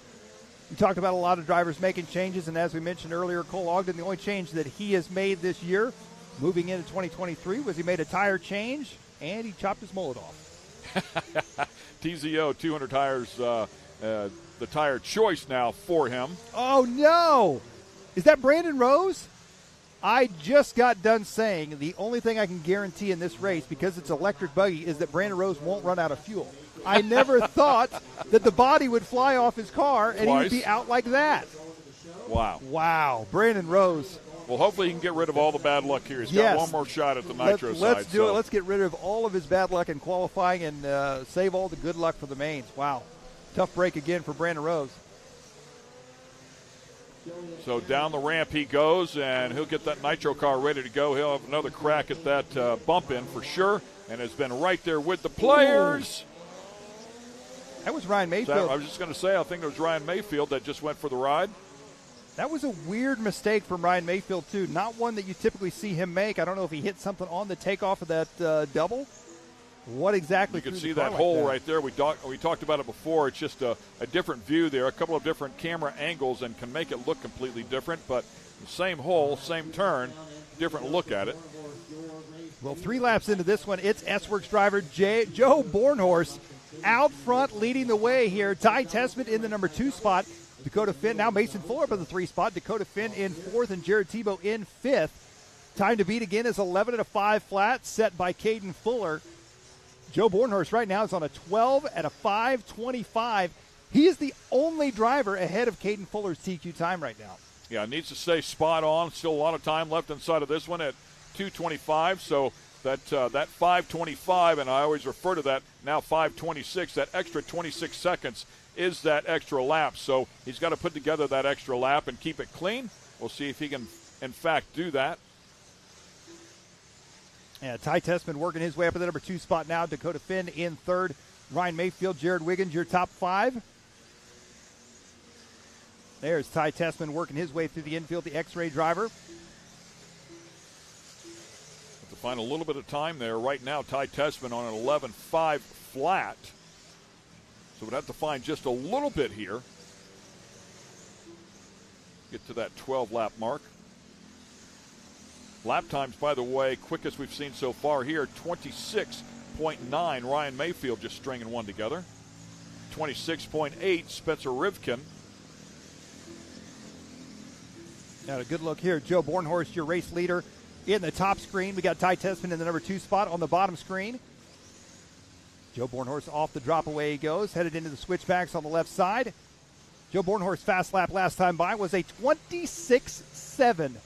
Fastest lap of the race right there for Joe Bornhorst. So Joe feeling good with the S-Works e-buggy. Laying it down at this point. Ty Tessman in that number 2 spot. Yeah, he shaved that average off just a little bit, having a great session here. Now 12.520. Well, it was 5:25, back to 5:26 now. Look at this, though. That last time by, Ty Tessman a 27 flat, his personal best for the race. He is now going to be 0.5 of a second back from Bornhorst. Yeah, he's down on the 12 lap range now. 12.527 to 27 flat, I should say, to a 12.526.1. So about 0.9 there between the two. Bornhorst back around on the right-hand side. Down the backstretch he goes. Into the drop away. Oh, real nice. The car settled really nice in that drop away. I could be wrong. I believe that might be Ty Tessman just ahead of him on the racetrack. Our second-place driver, Ryan Mayfield, in third, going to be just ahead of him. So our top three drivers in reverse order on the track. Here we're looking at Ty Tessman as he works his way around. Time is going to expire here. This is going to be a fantastic round of qualifying for Caden Fuller. That 11 at a 5 flat. He's looking at a third overall at this point. Got a long 54.3 out of Richmond, so Spencer, let me know if you were off the track or not. Look at that time up there in the top corner for Joe Bornhorst. Up on the bike there, just hanging it out. Joe's time got all but out here. 1 lap to go here. Joe and Ty both have got 1 lap to go. They were 0.2 of a second apart last time around. Mayfield is already done. Here they come through the switchbacks. Oh, so close. 5:26.5, 5:26.8.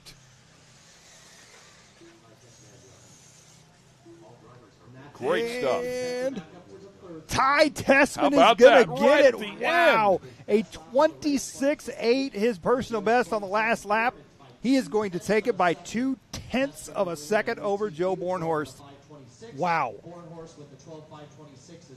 Yeah, the average there, 5:26, a 12.526.45 to a 12.526.73. 0.274 the difference there. that is oh so close. Great stuff, man, and that's what we're looking for. And, of course, that's what we're going to see come tomorrow as well for the A mains. Ty Tessman up top there in our qualifying results. Bornhorst so close all the way across. Rivkin jumping up into the P3 spot ahead of Ryan Mayfield, and Mason Fuller inside of the top 5. Well, these guys running back-to-back now. They're going to be going out for the Invite Nitro. And just behind the screen there is Mason Fuller's 8-scale buggy. And I'm looking at those tires. I don't know what those are that he's running. I can't honestly say that I've ever seen that tire before, so I don't know if he something worn down, traditional tread worn down or not. I don't know. We'll find out. And one more time, let's get it over to Scotty Ernst. Scotty?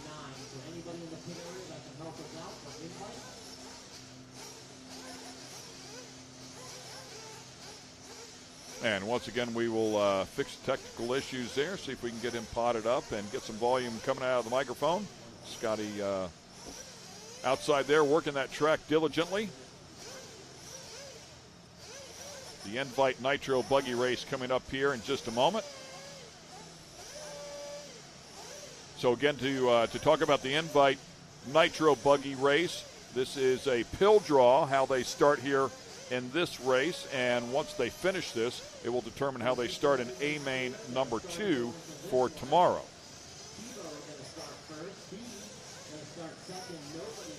And there you see the the Fuller brothers, Mason and Caden, both in the Invite class now. The HP Racing drivers, both of them running whatever tire that may be.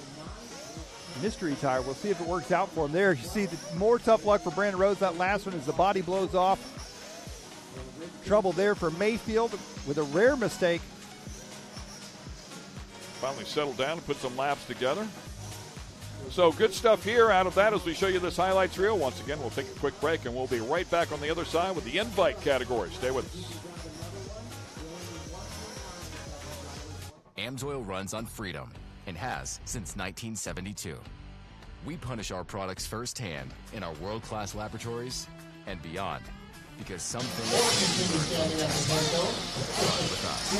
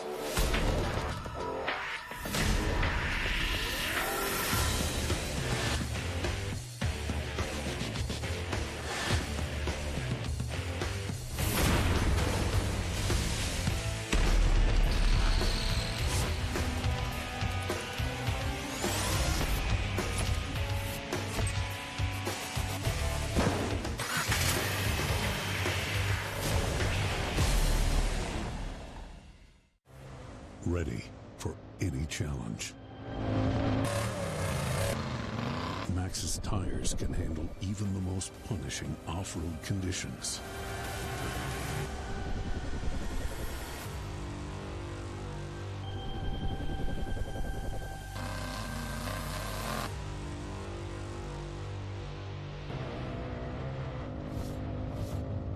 Maxxis tires. Tread victoriously. Speedsport has been America's motorsports authority since 1934. Get news, results, and commentary from the most connected experts in the business, covering all forms of motorsports from flat track to NASCAR and everything in between. Bookmark speedsport.com on your mobile device now, or follow Speedsport on social, and be sure to subscribe to the Speedsport Daily. Speedsport is your one-stop shop for all things racing on 2 wheels and 4. And we are back here at the 2023 Visions Off-Road, so plenty of racing action yet to go with the RC Racing, A-Main Hobbies, HPI Racing, both presenting this race. We appreciate all of their support. And Invite Nitro Buggy Race number 2 about to take place here. They're conducting their warm-up laps as we speak. And we keep touching base on this because I think it's very important here in terms of the format and how fair it is that they've made this for everybody. So everybody with a pill draw. And the pill draw will tell you 3 different numbers on it, and each one of those numbers is where you will start in the 3 heat races here today for the invite category. And each one of those will be a good bit different so that you can start in the front, the middle, and the back in each one of those races. And then how you finish in your heat race here today determines the starting race for the 3 A-Mains come tomorrow. So everybody with a fair chance of starting up in the front at one point as we take a look at our Visions Off-Road starting order. Yeah, this is going to be an interesting one here. We saw Jared Tebow in the first invite race, started clear in the back of the pack, was able to work his way up into the top 5. Jared Tebow now starting first in this one. Same with Fee Long Win. Fee starting in the number 2 spot this time. Mason Fuller starting 3rd. Camden Lime, who we saw bump out of the open class early on this morning, starting 4th. Ryan Mayfield 5th. Joe Bornhorst 6th. And the rest of the field lining up here for invite. And 7th was our, I know they switched the page on you, but that was Caden Fuller, our second bump up in there. So we'll find out how he does as well. Speaking of Caden Fuller, he was all the way to the left-hand side of that screen as we take a look at some of our drivers up in there. And you can see the hats are on now as the sun is out in full effect. Crew members down there are about to line everybody up there, get them in their spots, and turn them loose. 15 laps here is this session. They've got about... well, it says here just a few seconds to go before we get this thing started. So we'll get everybody going there. The starter down there, Sean Miller. Telling everybody to prep those cars. They'll fuel these things up. Yeah, our second invite race here. This is going to be an exciting one.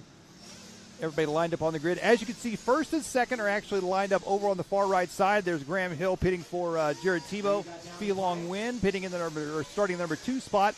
Then on the front straight, we've got the rest of the field as they kind of wrap around that corner after the double.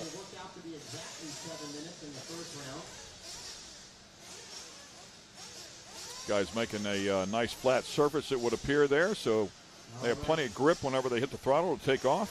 So we're ready to go. Let's go ahead and fill them up with fuel. Fill them up, fill them up, fill them up.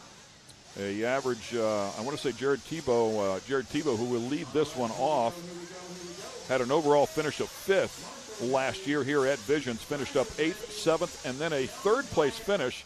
Hands up, put them down. That is it, man. We are racing. Here we go. 15 laps for Invite Nitro Buggy Race number 2. A big pileup down there. 2, 3, 4 cars involved. Yeah, I got a feeling these first couple of laps aren't going to be quite as clean or as nice as they were in round 1. Everybody's been sitting around waiting a while, anxious to get on the racetrack.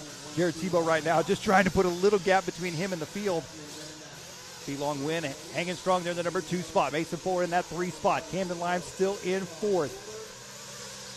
A little bit of gap there between 3rd and 4th as the first 3 get away with a nice clean out lap. Dakota Finn starting in the back of the pack once again here. This one, I think Dakota was caught up in that mess out there in first or second turn there. A bunch of cars got together. Cole Ogden down in there and Adam Drake as well. And great to have Adam Drake out here, of course, one of the legendary drivers. Oh, nice pass. Mayfield working his way to the inside there. I believe that was going to be Camden Lime.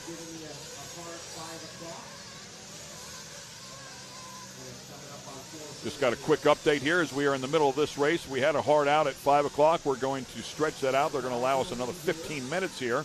That is nice of them. Hopefully we can get everything in here today as we continue to watch this battle here at the front. It is Jared Tebow still out front. Felong Wynn, Mason Fuller. Mayfield now up in P4. Oh! Big trouble right there for the Miyako of Jared Tebow. He drops to the number 2 spot now. Felong Wynn taking over the number 1 spot. Fee gets up on 2 wheels. Mason Fuller right there, ready to take advantage if either one of these drivers make a mistake, and right there behind them is going to be Ryan Mayfield, Joe Bornhorst. It is anybody's race at this point, and you can see how precise these guys are, all hitting the exact same line. Tebow tries to dive to the inside on Fee. Fee not giving in whatsoever. A little bit high there in that run. Fee bumping in a year ago. Did not have great results in any of the 3 A mains, but dealing with the pressure here now, a year later, what a difference that can make, because the absolute best just hawking him behind. This is exactly what some of the guys predicted, that we would have a train of really good cars here. They're separated by just a couple of tenths of a second in terms of lap times, so it makes it extremely difficult to pass. And Fee, without a doubt, one of the youngest drivers, if not the youngest driver here, for sure the youngest driver in our invite class. Scotty has a little bit more on Fee. Scotty?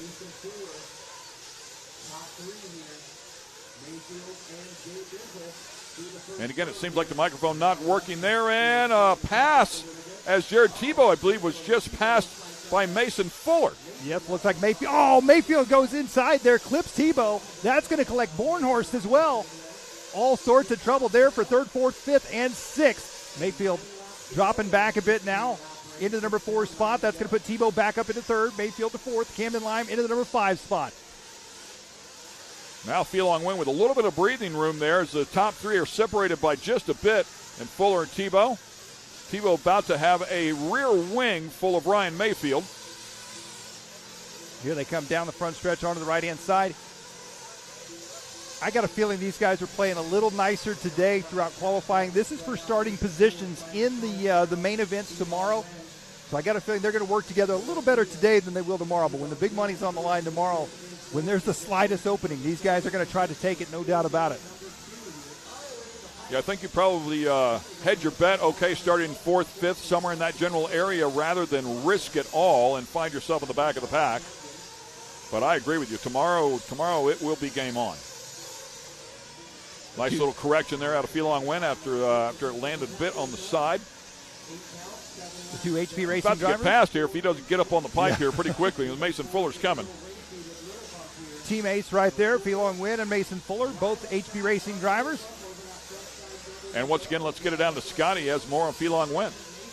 Thanks, guys. Yeah, if we rewind a few months back, young Fee ran as best as he could. He was a contender at the Silver State race in Las Vegas with a 2nd place overall against these guys. Lit up. Felong Wynn now gapping that out just a little bit more.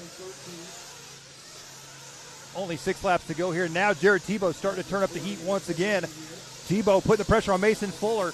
Those 2 drivers have been racing together quite a bit throughout the winter season up at the Hobbytown USA Hobbyplex in Omaha, Nebraska for that Techno Winter Series.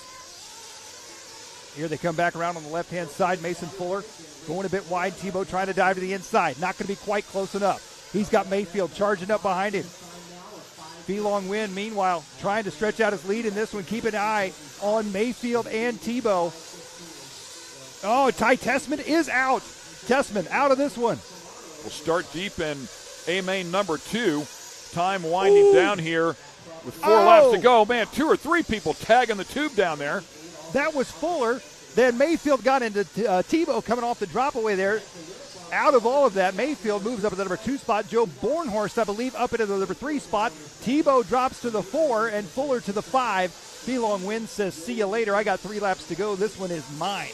Yeah, we'll go back and take another look at this, and this is a precursor, I think, of what we're going to see tomorrow when they're nose to tail like this. They are so close to each other. If anybody has a moment like that, it's going to collect 2 or 3 more. So Mason Fuller makes a mistake on his own there. Mayfield taps the rear end of Tebow just as they come off the drop-off. it all just turned into one big cluster there, and Mayfield comes out the best out of that deal. Well, I should say Felong Wynn comes the best out of it. Yeah, he gets some breathing room, some of the pressure taken off. Look at that gaggle of cars there now, though, all nose to tail, side by side, trying to make some last-minute passes here.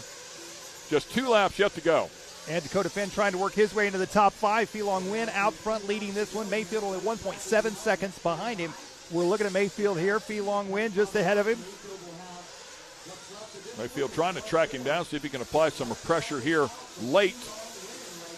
Lap times here, 27.6 to a 27.4, so Mayfield just a tick quicker there, but not enough to really close that gap. Felong Wynn doing a great job.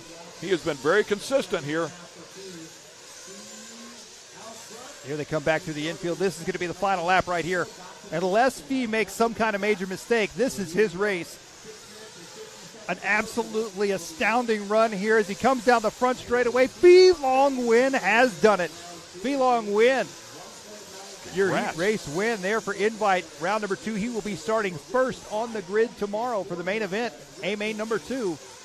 Yeah, how about that? I mean, he needed that too. I mean, in terms of confidence here at Visions, not that he hasn't come a long ways here in the past year, but last year bumping in 13th, 14th, and 13th, his 3 finishes in the A-Main. Now he knows he can get it done at this track, at this event. He'll come into A-Main number 2 tomorrow with a ton of confidence. Starting in that number 1 spot, that's going to be huge on this track. Ryan Mayfield finishing up at the number 2 spot. Jared Tebow in 3rd, Mason Fuller 4th, Jared Wiggins 5th. Dakota Finn worked his way up to 6th. Joe Bornhorst, Spencer Rivkin, Camden Lime, Cole Ogden round out your top 10, followed by Caden Fuller, Adam Drake, and unfortunately Ty Tessman off the track at the 4.5-minute mark. Looks like Drake came off early as well at the 6:30. We'll have to see what happened to both Drake and Ty Tessman. And once again, we will get it over to Scotty Ernst. All right, thank you very much, guys. We got Felong Wynn here, little bump. Man, an excellent drive. Continued to show these guys that you got what it takes to run with the best in the world. Tell us about that run.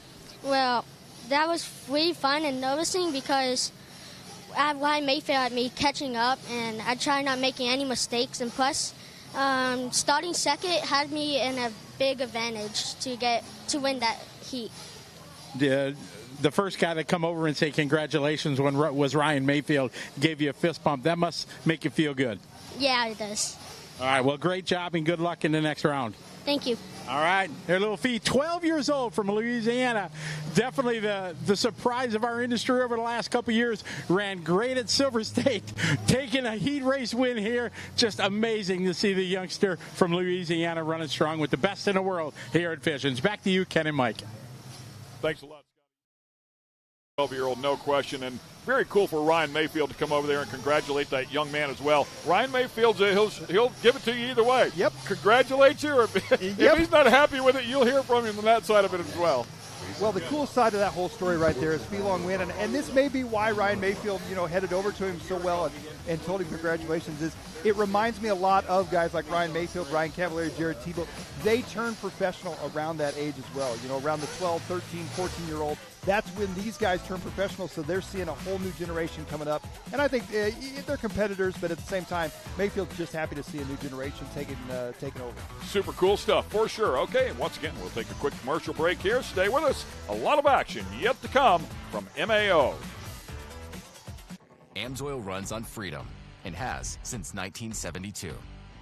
The rest of the market has been trying to follow our lead ever since. But a head start is a head start. Run with us.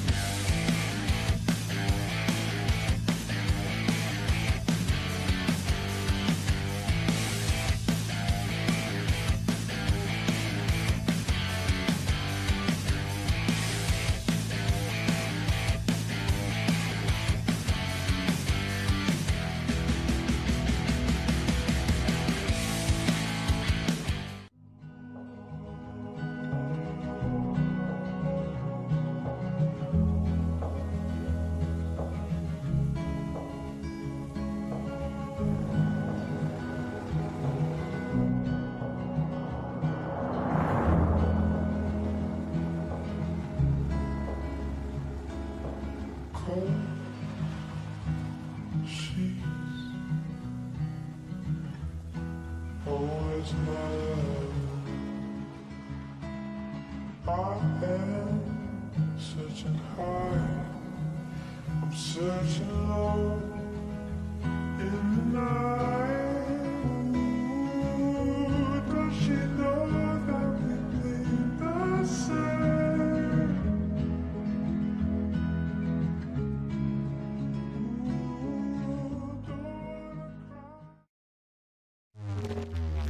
Get it, boys.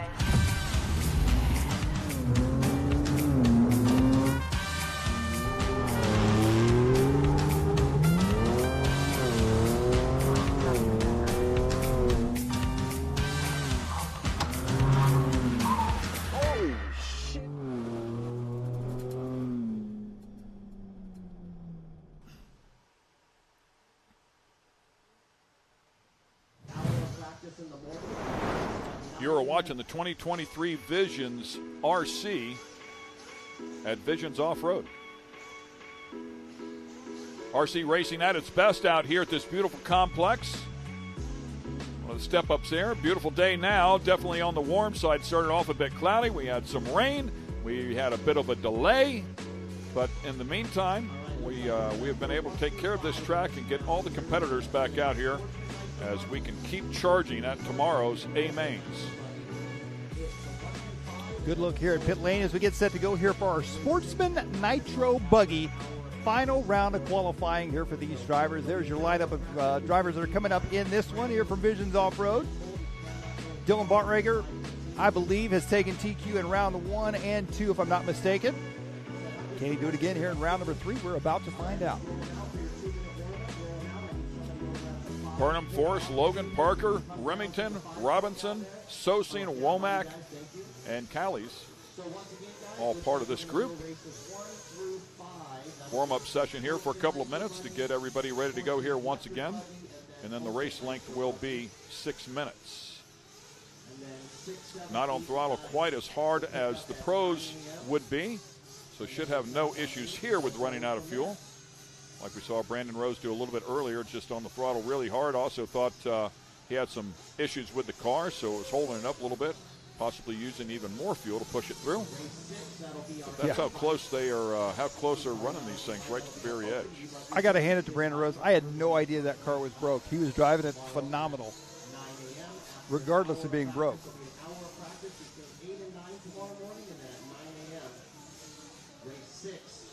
And it did look like they have sprinkled a bit of water on this track, as the Sportsman Nitro buggies will come out here. So, and it's almost dried up immediately. That's how warm it is out there now. A couple areas there, you can see where they put some moisture down. That left-hander seems to be smoothing out a little bit. Do you agree? Yeah, I would say so. Just a bit. It either that or these guys are making it look a whole lot better. One of the two.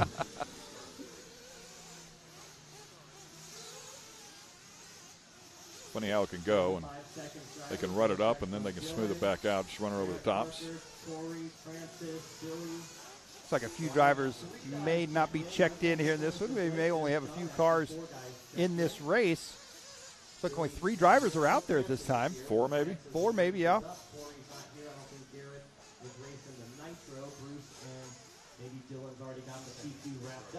15 seconds, drivers. 15 seconds. So your loop is Again, live. beautiful look there at this track, and we appreciate everything that Joey Christensen and the Dirt Crew have done, and certainly working on it, maintaining it throughout the rain delay as well. Jimmy Babcock, the race director, Sean Miller, our starter. So another quick water after this one. Then we run race 2 and 3. And it looks like this race is underway. So, yeah, I think we've only got 4 drivers out on the track here in this one. Not sure where the other 6 drivers are that should be out there. They are not out here for our final round of qualifying. Well, plenty of track space for these 4. Watch them all end up together. Yeah. Just the way it goes. Ooh, what a big save. yard dart action right there. Those hurt in a big truck.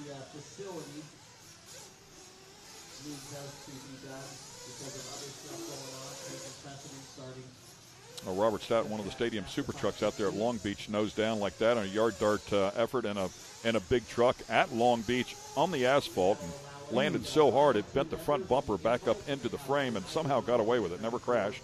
It's about as close as you can get to sticking one and not wrecking. I bet that costs a little more than it costs these guys to fix. Yeah, they're super cool about that. It was okay. I mean, they also sail at the better part of a football field in the air as well. So it's a fan exciting favorite to say the least. Definitely putting on some excitement out here as well. Love watching the sportsmen hone their craft and get better, and you can watch them every lap in some cases. Just continue to get better. They just kind of get in that rhythm. We talked about it before. Of course, the pros will come out here and just nail it right off the bat. Maybe it takes them 1 or 2 turns, maybe no turns. But here they might struggle the first couple of laps and then slowly start putting it together. And it's cool to watch them learn and come along exactly what they're doing. You mentioned it before, Fee Long Wen, just a couple of years ago down here at this level. And now just won one of the invite races. So super cool.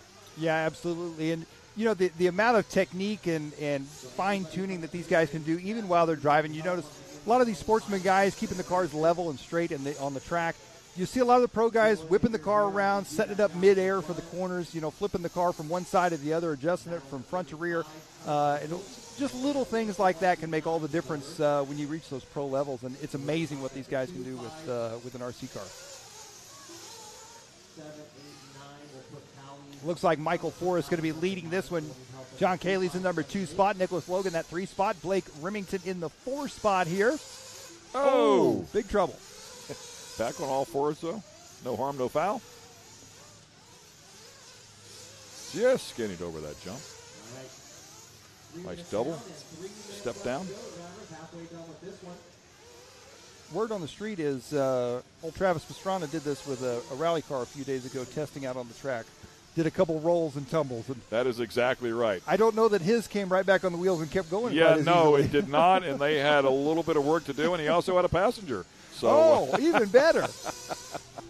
Yeah, the last turn over there on that track has a kicker on the inside of it, so he hit it, and he hit it at speed and tried to pitch it in there sideways, and when it landed, it hooked, and they went for a bit of a ride. So, Travis Pastrana style. You got to try it out, man.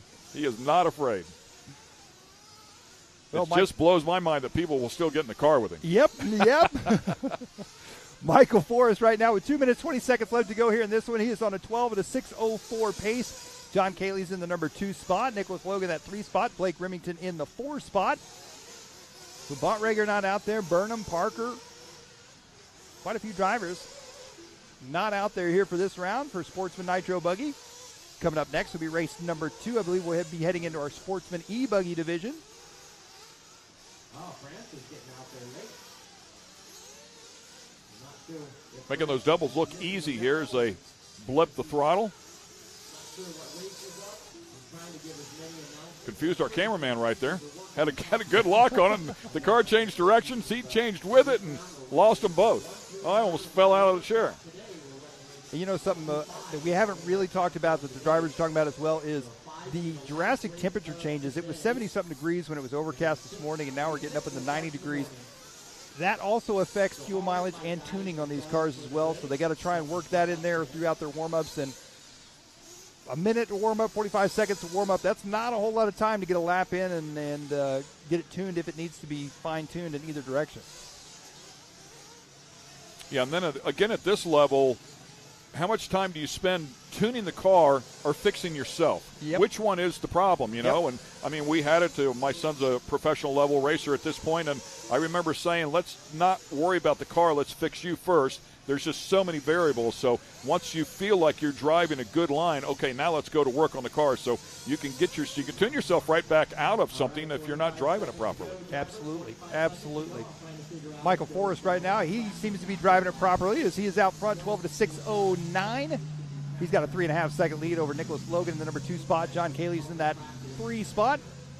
Blake Remington in the 4 spot here for our Sportsman Nitro Buggy. Final round of qualifying here from Visions. 20 seconds left to go here in this one. Yeah, good stuff. And as you can see, I mean, we saw a lot of action with these cars crashing at the beginning of the session. Now everybody's pretty much staying on track, getting in some good, clean laps. Exactly what we were talking about before, just getting a feel for it, try to get in that rhythm, and just put together some good, clean laps. And that's what you see at the end of this session. Whoa, big time air. Sailed it out over that jump. Well, time is going to expire here. This should be Michael Forrest's lap around as he comes around on the left-hand side. John Cayley's in that 2 spot. Nicholas Logan still in 3rd. Blake Remington in 4th.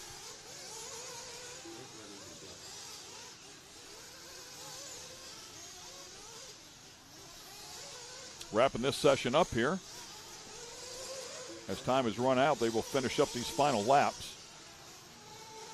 Forrest up top. Does a nice job there.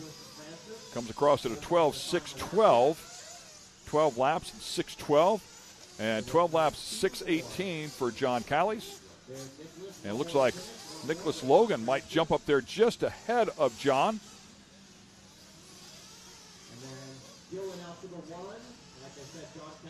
12 laps 6.16 to a 12 laps 6.18 for John and Blake Remington there in the 4-hole. We'll take a look at our final results there for that race. Looks like Michael Forrest going to take that one. Nicholas Logan 2nd, John Cayley's 3rd, Blake Remington 4th. Francis Sosing showing that he got out there and ran 7 laps. Must have had a late start there for him. Rest of the field not out there, as now it is time for Sportsman E-Buggy. See the E-Buggy drivers, a lot of those we will see from that last Sportsman Nitro Buggy race we just had there. Some water getting thrown down on the track very quickly in between races here. Quick highlight from that last one. Michael Forrest taking the lead early on, leading it basically from start to finish. Some trouble for a few other drivers. Some big tumbles. Coming up a bit short right there. We're pushing hard here to try to get everything in the next 25 minutes. Stay with us. We'll be right back.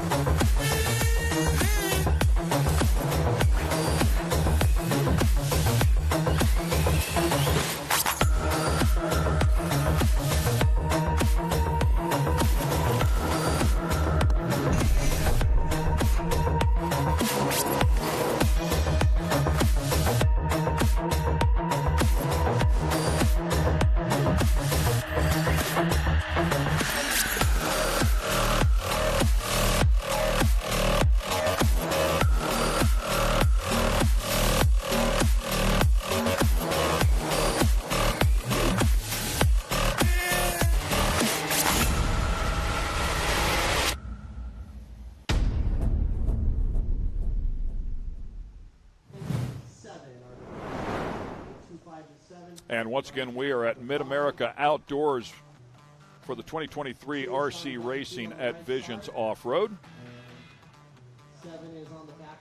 Once again, a look at pit road there and the steel grate that they run across. The drivers stand up above with a great overhead view. Purpose-built RC track. As you can see, it's absolutely gorgeous.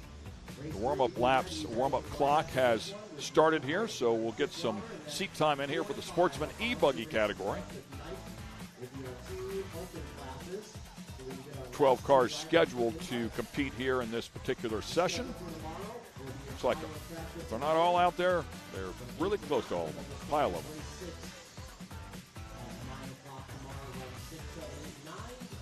Yeah, this is our Sportsman E-Buggy Class 2 division, 2 heats, I should say. Ian Morey, Jason Morey, Frank Columbia, Taylor Janda, Jake Goodlett, Justin Turner, Boomer Wheeler, Peyton Lamb, Brad Langley, and Bucky Bachman. I believe Boomer was the one to watch in round number 2. Had a bunch of fans online, too. They were all rooting for Boomer. I don't personally know Boomer, but I'm rooting for Boomer, too. I do not. I mean, how do you not root for a guy named Boomer Wheeler? Obviously a Wheeler. Great stuff there. Has some friends out there. That's good stuff. And, yeah, was up top, as I recall. Yeah. Had a fantastic run. I don't know that he was quick overall, but he was quick in his session, as I recall.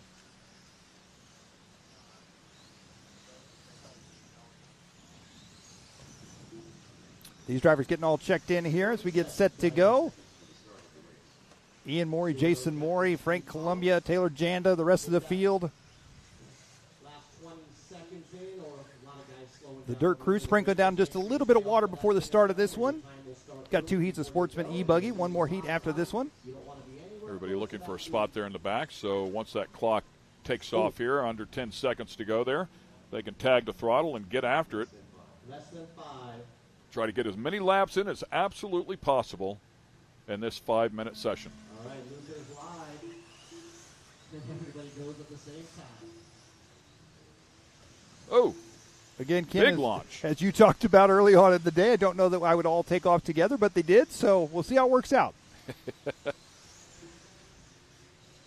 I will say before, as 2 of them get together and go for a big ride right there, whenever I did say that, man, and one upside down, I was unfortunately thinking of a single lap qualifying session, not the entire group, but I certainly understand it now. You want to take off and have a shot at getting as many in as possible, and really only 1 out of that group of 5 has got a good clean out lap working as Frank Columbia finally gets it across there. Boomer Wheeler was a little bit deeper in that pack. Ian Morey now jumps up to the top. Bucky Bachman as well in P2. Frank Columbia P3. And Boomer P4. Yeah, 4 minutes left to go here in this one. Ian Morey going to be out front leading the way early on, 11 at a 5:21 pace. Bucky Bachman in the number 2 spot. Columbia in the 3 spot. Boomer in that 4 spot. Brad Langley rounding out your top 5. Now Peyton jumping the top. Oh, trouble there. I believe that is Frank Columbia, if I'm not mistaken. And he stuck the landing a couple of jumps ago. I mean, he just did it perfectly. Great timing, but yeah, man, went for quite a ride right there. Glad it landed back on all 4s and is not beaten up too bad. Frank in second, Bucky in third, Brad Langley 4, and Boomer in the top 5 here. And we're hearing that Bucky Bachman is one of the scoring guys here at this event, so a worker out there enjoying the craft as well. He's part of the timing for short course, so we appreciate what he does over there in that area. So that means he knows the scoring system well. So well, it means he can. So what I'm saying tell you here, when a car comes across the line. So what I'm saying here is, Bucky, what are you doing, man? You don't have to be in 6th. You know this system. Just hop in there, give yourself a couple more laps. Right? Yeah. 2 down, 3 to go. 2 down, 3 to go. Well, up there a little bit high, as once again we keep an eye on Frank Columbia, currently still P number 1, working on a 10-lap 5:06. Boomer Wheeler, currently 2nd, working on a 10-lap 5:08, just a couple of seconds off. Bucky in the neon shirt there, 2nd one in.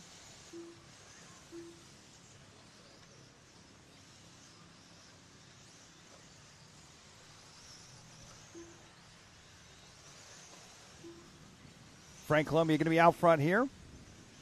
He almost missed that step down. Didn't carry quite enough speed. A little adjustment next time around. Boomer not far back from him in the number 2 spot right now. Only 1/10 of a second back here from Columbia. Yeah, picked up a couple seconds there on Columbia. With that said, Columbia just picks up the pace here. Now a 10.505 flat to a 10.507.6 for Ian Morey. Ian Morey sets fastest lap of the race on lap number 1 at 29.2 for him. You're Boomer's going the still wrong in third. direction Oh, there. boy. That's how you add time. Bucky in the number 4 spot. Ian Morey in the 5 spot. Peyton Lamb in the 6th. Taylor Janda, Jason Morey, Justin Turner, Jake Goodlett, Matt Gilbert, and Steve Collins. Your running order here in this one. Thinking this is Bucky right there with the wing color to match the shirt. I believe you are correct. Crossing the line there. Onto the backside of the track he goes. That's coordination. He's got a matching wing, wheels, shirt. I really don't remember if the shirt's that color. I knew it was a neon color, but it may or may not be matching. Nonetheless, he's doing a really good job, man. I mean, nice and consistent there for Bucky, currently sitting in the 4th position at a 10.5.13, chasing a 10.5.05. Sitting 4th out of 10 cars that are on track. Matt Gilbert, Steve Collins not making the call here so far. There's Bucky there in the live time scoring shirt.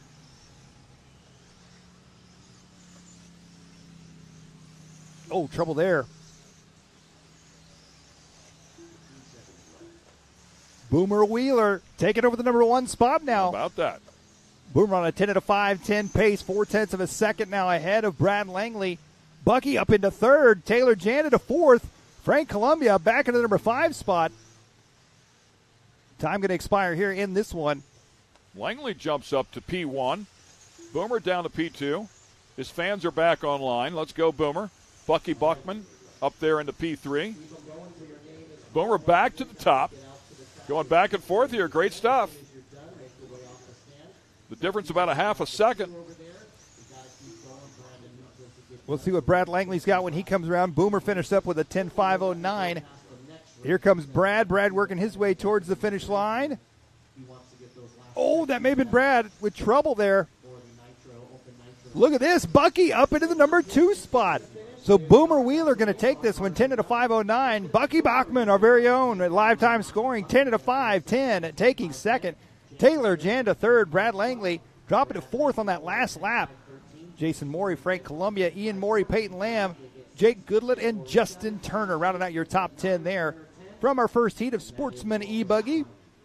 And the sportsmen are always exciting in the heat races because you never know when something major is going to happen, right? So they jostle around. The guys, the pros, the invite drivers are so consistent, you're not expecting anything to happen. But with the sportsmen, you just never know. You're absolutely right there. You saw Bucky coming off the driver's stand.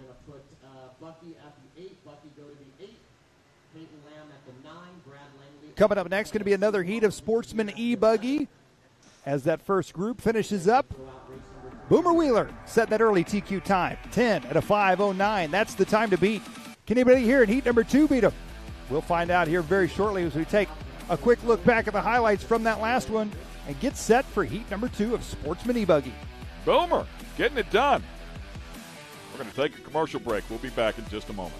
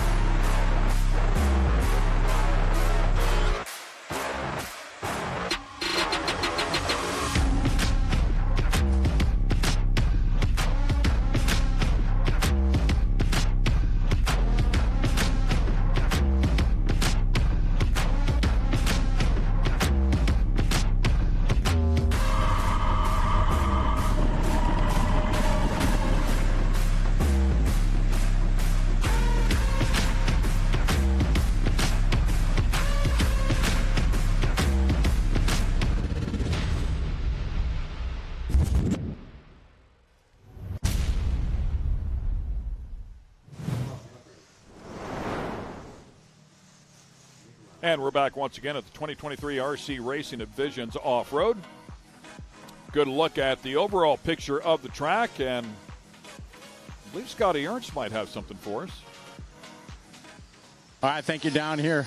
We're here with Bucky. And Bucky, we've known each other because we raced together back home. Right. But you're wearing multiple hats here this weekend. Not only racing here on ours, but you got the yellow safety shirt on the live time here. Yeah. You're scoring a couple of the big trucks. Tell us about your weekend. Yep. So I got here, I think it was Monday morning, and I've been working on the short course track over there, and we're doing the side-by-sides, the Pro Light trucks, and that kind of stuff. So it's been a really fun week so far. We've got a lot of races in. In fact, our pros are racing tonight, and they're going to be racing in about 6:30, I think is what it's going to be. So, how does it feel to be knee-deep into the full scale and everything that Visions has to offer here? I mean, this opportunity is pretty cool. I talked to Brandon with Live Time, and he was like, we need some help, and I said, I'm happy to do it, and this has just been a totally killer experience. Oh, that's awesome. And now you're holding your own big race here in a few weeks in Wisconsin. I am. Actually, next week. I'm going to go right from here to Monroe, and we're holding the Midwest Nationals at Cheese City Extreme in Monroe, and I think it's going to be a good race. So. That's awesome. Well, good job in the race, and good job helping out here. Thank you. Thank you. All right, there you go. One of the faces of the names that you see on the result board. Bucky from back home in Wisconsin having a good time here at Visions. Back to you, Ken and Mike.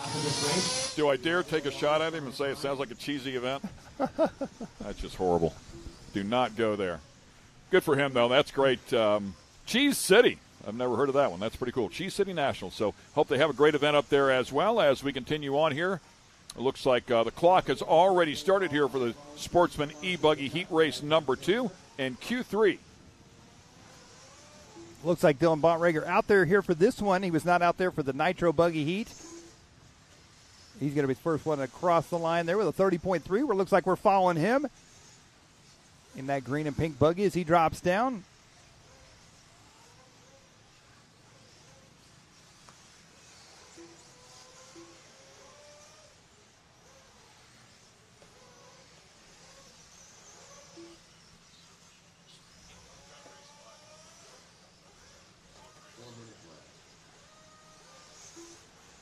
Good look here as Dylan Bontrager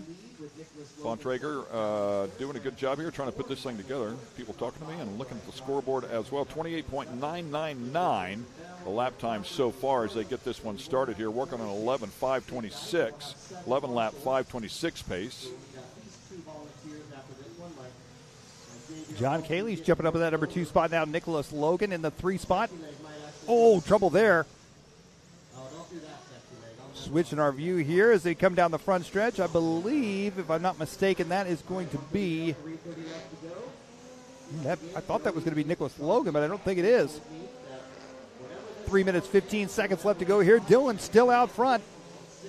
11 to 5:21. He is 2.7 seconds ahead of John Cayley's right now. Michael Forrest still in third. Francis Sosing in that number 4 spot, and Brian Johnson rounding out your top 5 here. Dylan has had a phenomenal weekend here in qualifying for our sportsman classes. He's trying to put in a possible another TQ here. Boomer Wheeler right now is your current TQ. 10 to 5:09 is the time to beat. And Dylan is ahead of that at 11 to 5:21. There's Dylan on the track, the green and pink.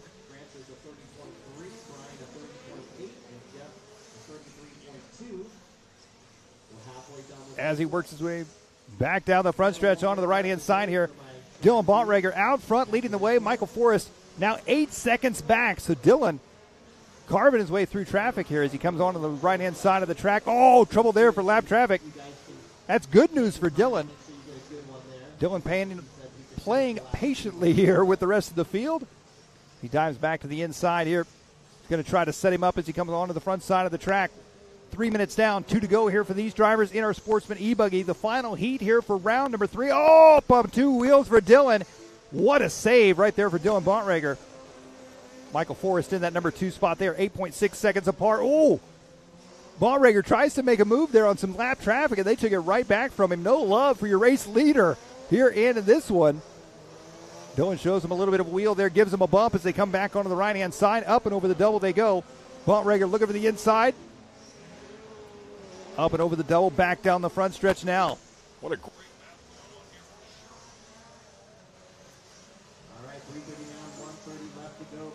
Down across the drop, away they go. Bontrager out front, leading now. John Cayley's up to the number 2 spot, it looks like. Michael Forrest in the 3 spot. Francis Sosing in a 4th. Michael Logan. Nicholas Logan, I should say, in the number 5 spot. 1:05 left to go here. Sportsman E-Buggy. So Boomer Wheeler in that last one, 10 and a 5. 4 down, 1 to go, drivers. 4 down, 1 to go. We might have to do 2 waters. We might have to do water after race 5. Forrest right now is on a 10 and a 5:08, sitting in the number 3 spot. So those 3 drivers looking for a top 3 overall here for Sportsman E-Buggy. Round 3 of qualifying. Boomer Wheeler in the number 4 spot still. Francis Sosing in that 5 spot. Battle here. Sorry about that, Mike. Didn't mean to hang you up there. We just had a technical glitch here going on. So back now, but what a great battle this has turned out to be. Yeah, as they're working their way around here, Dylan now clean track ahead of him. Michael Forrest still in the number 2 spot. He is only 0.2 of a second ahead of John Cayley's. That's going to be our closest battle in the front here. Kicking up a little bit of dust here. 11.523 the pace here to a 10.507. It's a good hit. Dylan doing a great job.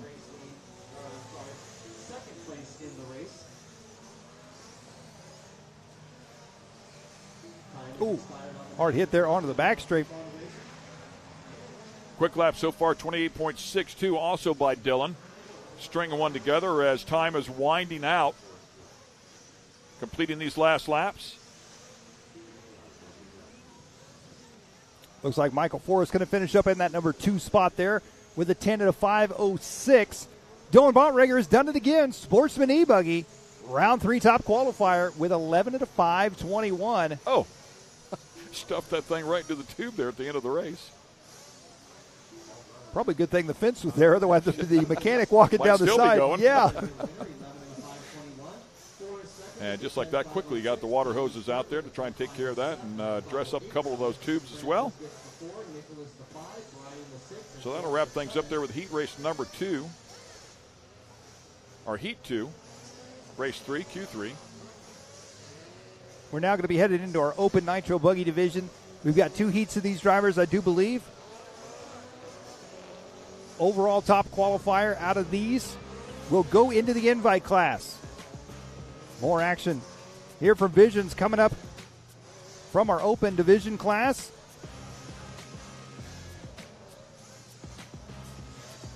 Yeah, we'll actually have an opportunity to runs bump on freedom and has since 1972. We punish our products firsthand in our world-class laboratories and beyond, because some things can't be learned from a test tube. Run with us.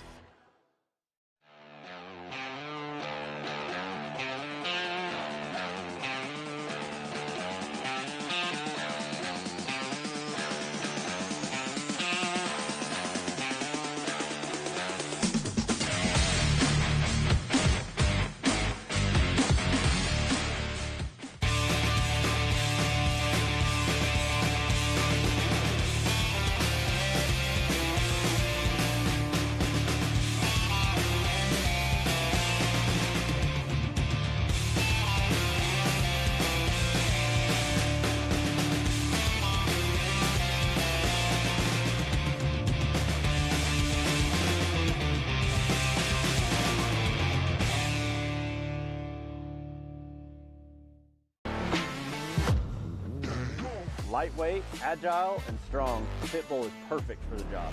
The Pit Bull is the first and only lift that can be used in the pits and in your garage. Elevate your racing with a Handy.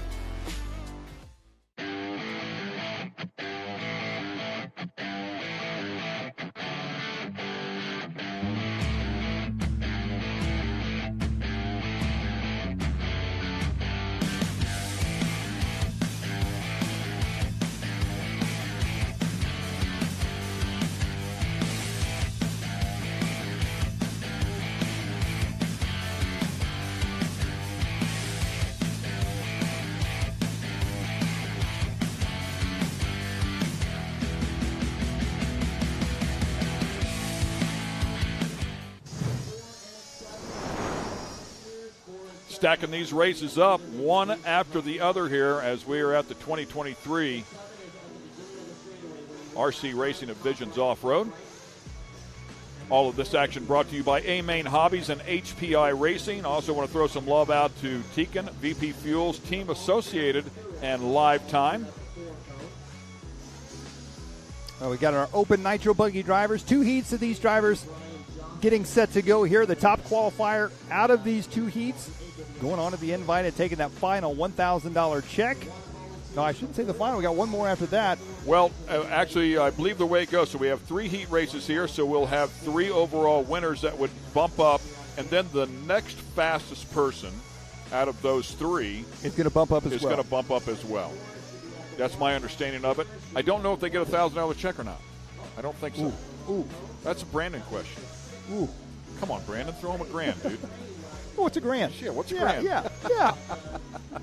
As he comes walking over here with a hat. Yeah. Feel free to throw in, guys. Open nitro buggy getting set to go here. Heat number 1 of 2, Creed Nally, Dennis Remington, Santos Rodriguez, Brandon Rose, Barry Rowe, Katie Roxbury, Joshua Vigil, Will Walker, Craig Waller, Reggie Tung, Camden Lime. But Camden is not in this one. He is bumped up into the invite class. Well, it's Brandon Rose's final shot here. Yeah, we don't want to sound biased here. I mean, whoever can get it done gets it done. But he's been so close 2 times. I mean, literally, as he said, 2 turns away from bumping up in the last one and flamed out, unfortunately. So we'll find out if he can get it done once again. He also had the horrible luck there in the E-race. So hopefully he gets it all out of his system here, and we'll see if he can bump up in there. But with that said, we wish everybody the best of luck. Looks like the track is freshly watered. The cars are out on the track now. Warm-up session has begun. Race length will be 6 minutes. A couple of heat races here to figure out who that person is going to be that will bump up. Those people, I should say, 2 of them. And Brandon Rose already getting tagged right there. I believe that was Brandon. Believe you are correct, and that's the last thing when that happened. Especially got hit on the left side there. That's the exhaust side. And the cars definitely have some weight to them. I mean, as you watch them, oh man, big tumble right there. As you watch them, I mean, it looks like they weigh nothing. It looks like they're just light as a feather, but they actually do have some weight. Go grab a 5-pound plate, or a 7-pound plate, which is what they should be weighing in at, and they definitely have some substance to them. Certainly enough at speed there to work those dampers and have some aero effect on them as well. Great stuff as they come out here and throw these things around. Talking about the weight of these cars, I really hope right now that Brad Shearer is watching the broadcast, and maybe we can remind him of how heavy the cars are. I think it was 2007-ish at the Roar Nationals in St. Louis when he took one to the forehead. And that didn't feel so hot. Wow. Yeah, well, I was over chatting with Dakota Fend a little bit earlier today. He picked it up, handed it to me, and I mean, it's definitely, there's some real weight there. There's no question about it. Very compact little machine, but definitely has some weight. I would not want to take one to the head, that's for sure. Well, here comes the cars in for fuel. There's Brandon Rose on the pit wall. Getting topped off, getting set to go here. The green and white. Final little top off there. Making sure he's got plenty of fuel. Yeah, right to the top here, right, guys. yeah. I'm going to need it all. Oh. One of them upside down here already. No harm, no foul, as time has yet to begin. However, it is starting in 5 seconds. So, oh, man, back to the pits. Tough go of it there. That will cost them some time for sure as we continue on here. Aluminum pistons, no rings, brass sleeve, 3-needle carb, about 30% nitro, 8% oil, and the rest of it would be methanol. Of course, all those numbers can change, can vary just a little bit. They make plenty of steam for sure, the better part of 3 horsepower. If you actually look at the weight to horsepower ratio, it's very similar to an Indy car. An Indy car at 700 horsepower weighing in at 1,630 pounds, 0.43, and these cars making 3 horsepower at 7 pounds, 0.42. So it'll give you an idea of where they're at in terms of horsepower to weight. Off-road Indy cars. There you go. Well, we talked about it before. The road cars are so impressive and extremely fast. The big difference there, of course, would be minimum ride height of 11 millimeters here, and the road cars, I believe, are 5 millimeters, but I've watched a couple of those things go. They are so impressive. Well, a couple laps into this one, Brandon Rose is out front here, 14 at a 6:23 pace. He is right back on par, right where he picked up, or I should say right where he left off, with the bad luck in round 1 and 2. I believe that is Rodriguez we're following right now as he is headed down the backstretch. Yeah, Brandon, the only one in that 14-lap range as it stands right now. Have to put this entire session together. A long ways to go at 4.5 minutes. As he works his way onto the back straight now. Into the drop away. A little bit of traffic up ahead of him. He's got a nice adjustment there to miss those as well, and now is able to get clear of them. Well, only 3 laps in. Brandon is already out to a 2.5-second lead here in this one. So I think at this point it's safe to say in this particular heat race, Brandon is by far the fastest driver on the racetrack. However, we've got another heat race of Open Nitro Buggy coming up next, so we'll see. Can his time hold? Can he finish this race? Yeah, and I'm struggling to remember who bumped up. Was it Caden Fuller that bumped up in the last one? I believe it was. And they were within, I want to say, 2-3 tenths of each other. It was. That's how close it was at the end of the two heat races. So you need to put together a really good one, is the point I'm trying to make here. And right now, he clearly is on one at a 14.622. That is right down there where they were before. Yeah, Brandon looks like he's got the car working really well. He looks really comfortable. As you mentioned earlier, you can kind of tell when a driver's in their flow, in their groove, and everything's working for him. And he looks really good out there right now. He's got a good track. They just got a little bit of water on it, so it's got good traction. And it looks like we're missing a few guys out of this one as well, so that plays into a factor as well. Not as much traffic to have to deal with that. I know, as he mentioned in the interview, we didn't realize that he was driving well enough that the car was broke in the last one after getting tangled up with some lap traffic. So I think he said a left front shock, if I'm not mistaken. So he was dealing with a car, an ill-handling car, and we were, when you said that, we were both impressed. He was making some small bobbles. I remember the last couple of laps, and it certainly made sense once he said that left front shock was broke, but I mean, you'd never know it was broke. You know, it certainly wasn't that big. Yeah, he was really, and good enough to bump up, as we said. Was literally 2 turns away. 2:30 to go here as he works his way through some more traffic. Fast lap on the track is Brandon Rose, a 27 flat. The only driver to get that close to a 26-second lap range. Joshua Vigil in the number 2 spot, his fast lap at 27.8. Reggie Tung at 27.9. Everybody else in the 28s or above. Yeah, and since the rain delay, I think we've only seen maybe 1 or 2 laps in the high 26 range, 26.9 or so, 26.8. So he's right there on pace with the fastest. I believe this is going to be Joshua Vigil that we're following here in the number 2 spot. Joshua putting in a good run here. He's 6.5 seconds back from Brandon Rose. Yeah, 13-lap pace here to Brandon's 14-lap pace, just for reference here. And Brandon, by the way, picking up the pace now at a 6:22. And we keep talking about moving up into that invite class, the $1,000 check. The drivers that don't make it into the invite class, there's still $1,000 for the winner in the Open A Main tomorrow as well. Up for grabs, $600 for second and $400 for third in the Open class. So still some seriously good money to be made here this weekend for racing RC cars, even in the Open class, if they don't make it up into that invite class. Yeah, great point. And Josh Vigil will want to keep digging here, even though he's not winning this one. As we talked about, they're going to take one more and bump him up, and that will be the next fastest. Now, I'm not sure what the protocol is on that, if it's just out of this second heat race grouping, you know, the 2 groups, the 2 heat races, I should say, and this third heat qualifier, or if it's going to be a combined of all 3 and then having the lowest elapsed time. I believe it's going to be a combined of your best 2 of 3. I think is the understanding that I had by qualifying points.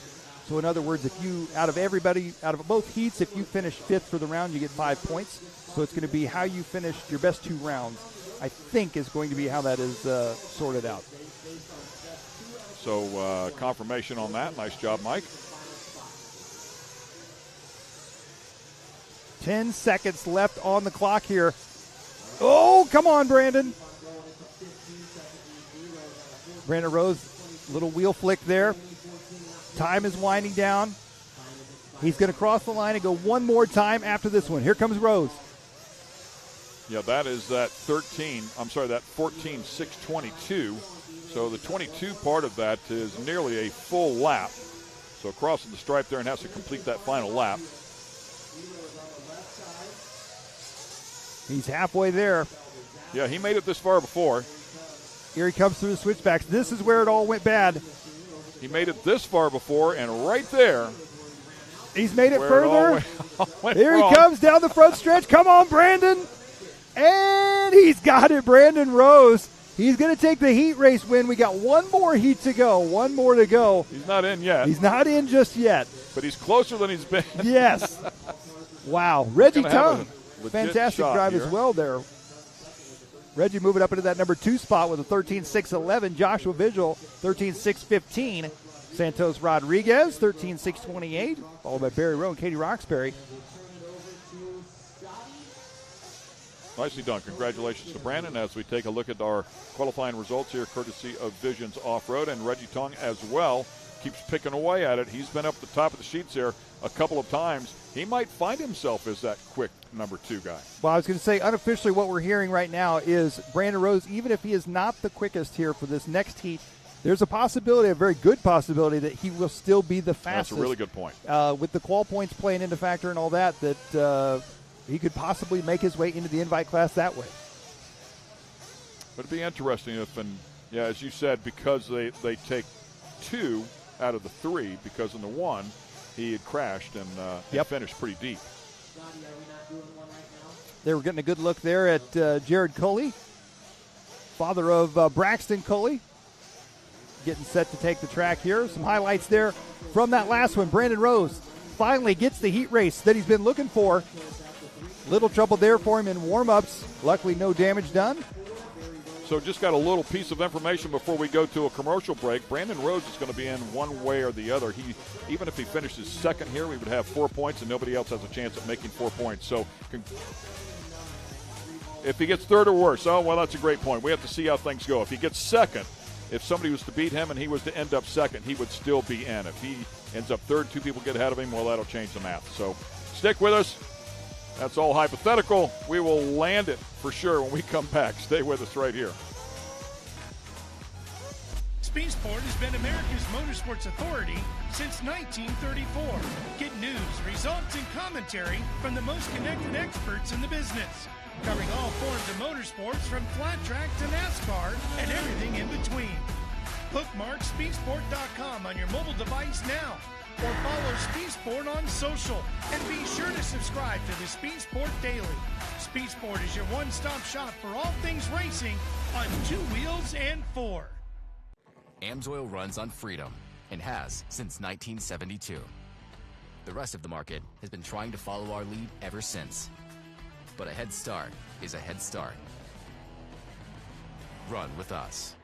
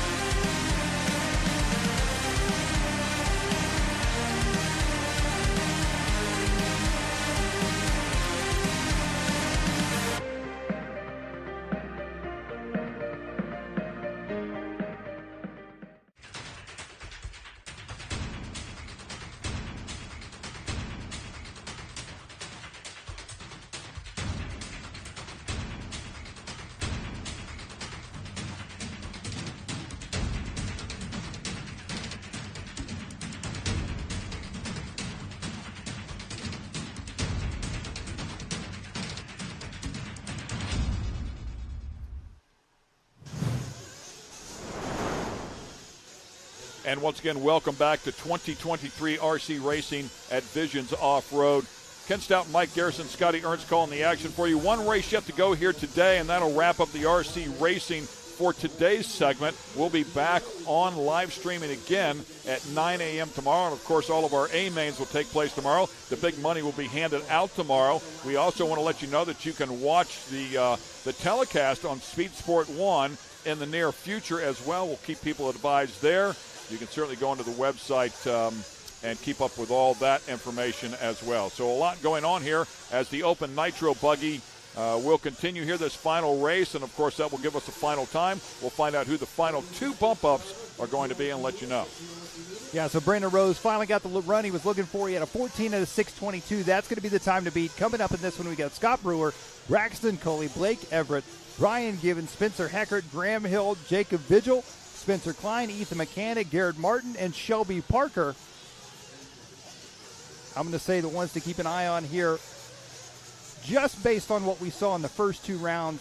I'm going to say that Mechanic is going to be one to keep an eye on. Cully's going to be up there. Heckert's going to be up there. Vigil will be up there, I'm sure.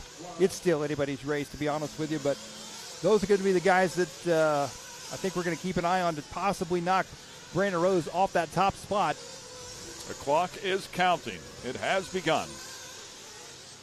So, yeah, as we talked about before, if Brandon Rose finishes second, he would still be in. However, finishes at 3rd overall, then he's in some trouble for sure. We'll find out how it goes, though. He's certainly set a great pace. It'll be a tough one to match or beat, especially for a couple people to get around him. We'll see how it goes, though. Braxton Coley, first one to lay a time down. We'll see if they pick up the pace here to 29.3. Is a bit off the pace. And it looks like the lap times are getting quicker as we speak. Yeah, and just from the amount of time that they are on the track right now, from when they first got on the track in that last heat, the track has already dried out considerably. You see a lot more dust on the track, a lot more loose fluff on the outsides, the main line getting a little bit slicker here and there. The car's starting to push coming into some of the corners. So regardless, it's going to be hard to beat that time, even if it was the exact same track. That was a fantastic run for Brandon, but now that the track's going away just a little bit, it's going to be even harder to beat that time.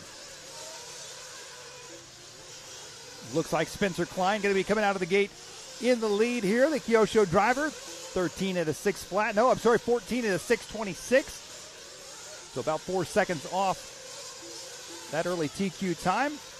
We're looking at Spencer Heckert here, the S-Works driver in the red, white, and blue on the right-hand side. Yeah, Spencer with 8 points working here. He's also a player here to get bumped up. Keep our eyes on him. Currently P1 and could take care of that all by himself without the points.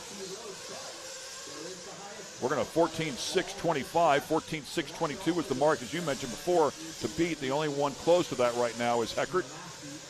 Yeah, and Heckert that time around just turned fast lap of the race, a 27.2. A few more of those, and we may see him ahead of Brandon Rose's TQ time. Yeah, and we saw Brandon Rose lay down a 27 flat, so right there in the hunt within a couple of tenths. A lot of time left inside of this one, just under 4 minutes. Nice line for Heckert coming back onto the front stretch there, onto the right. Oh, way out wide. Way wide there for Heckert. Car a little upset there in the back as it landed in that step down. 26.9. How about that? Throwing it down. So Heckert now is only 1 second off Brandon Rose's time. I wonder if that adjusts here because that is not calculated in that way wide turn. We'll see what happens here as he crosses the stripe. My guess is then it did go back up 1 second to a 6:24. So was that a 6:23? The time to beat 6:22 as you see it up there. But there you just saw Brandon Rose waiting patiently on the driver's stand to find out if he's going to take that invite spot. So if Brandon Rose does get in, if it's my understanding, I believe Heckert would be next in line. So again, just needs to keep good pace right here. Should be safe. And I would imagine that Heckert has probably done the math in the pits as well, like you say, and he knows that even if he's not quite on pace with Brandon Rose, he knows he needs to stay in the groove, stay on a move, because he's still in the running to move up into that invite class. Wow, really nice adjustment there and then dodged the wreck. Oh. That mid-turn adjustment is no easy feat. That car over-rotated a little bit. He turned it back to the left and a right-hander and missed the tube and kept the momentum going. Very, very tough to do. Well, there's Ethan Mechanic working his way around here.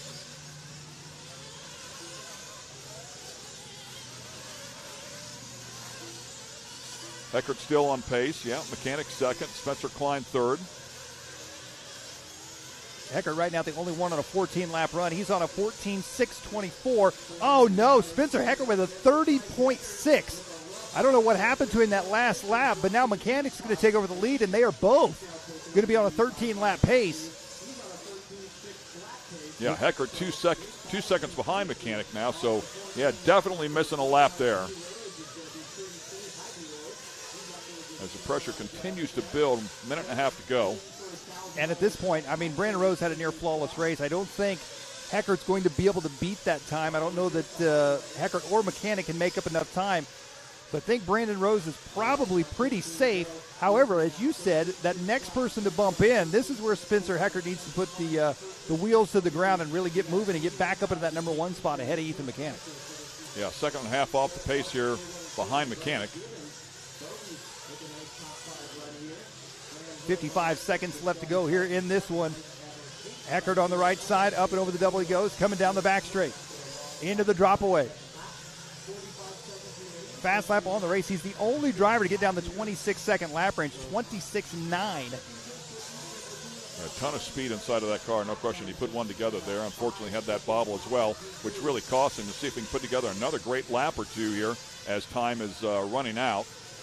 And possibly, as you said, get back ahead of Ethan Mechanic, get those points. Well, he's working on it that time by a 27.1. Mechanic had a 27.6. They are now going to be 0.05 of a second apart according to timing and scoring. There's Ethan Mechanic right there. 15 seconds left to go on the clock. This one is going to come right down to the wire. Here comes Mechanic. The spread on the average between Mechanic and Heckert is just 1/10 of a second. Heckert goes back up to the top by mere hundredths of a second. Whoever wins between these two is going to get that fourth and final bump up. Wow, it is all coming down to this right here. They're both pushing a 14-lap run, but I think 13 laps is going to be all they're going to get. Here they come back around to the front side. One final time, Heckert makes a little bobble. Here comes Mechanic. Mechanic crossed the line. He's finished at a 13.6 flat, .698. Heckert with a 13.6 flat, .7. Ethan Mechanic is going to get it. Wow. They're going to be tied on points. We believe they're going to be tied on points here. So they will take a look at this. It is that close. They might have to go down to time. The best or lowest elapsed time could be the tiebreaker here. Very, very close. So ending up 13.6.698 to a 13.6.793. Wow. There's pretty much 1/10 of a second there between the two of them over that 13-lap average. Very, very close there. Spencer Klein, very impressive run there as well as a 13.602. So congrats to Spencer as well, staying right there in the hunt. And we'll let the mathematicians, and they were already writing a name down here for Brandon Rose. We know he is in. Congratulations to Brandon. It took him all day to get there. He did it hard way, man. He did. But he is finally in. Congrats to Brandon.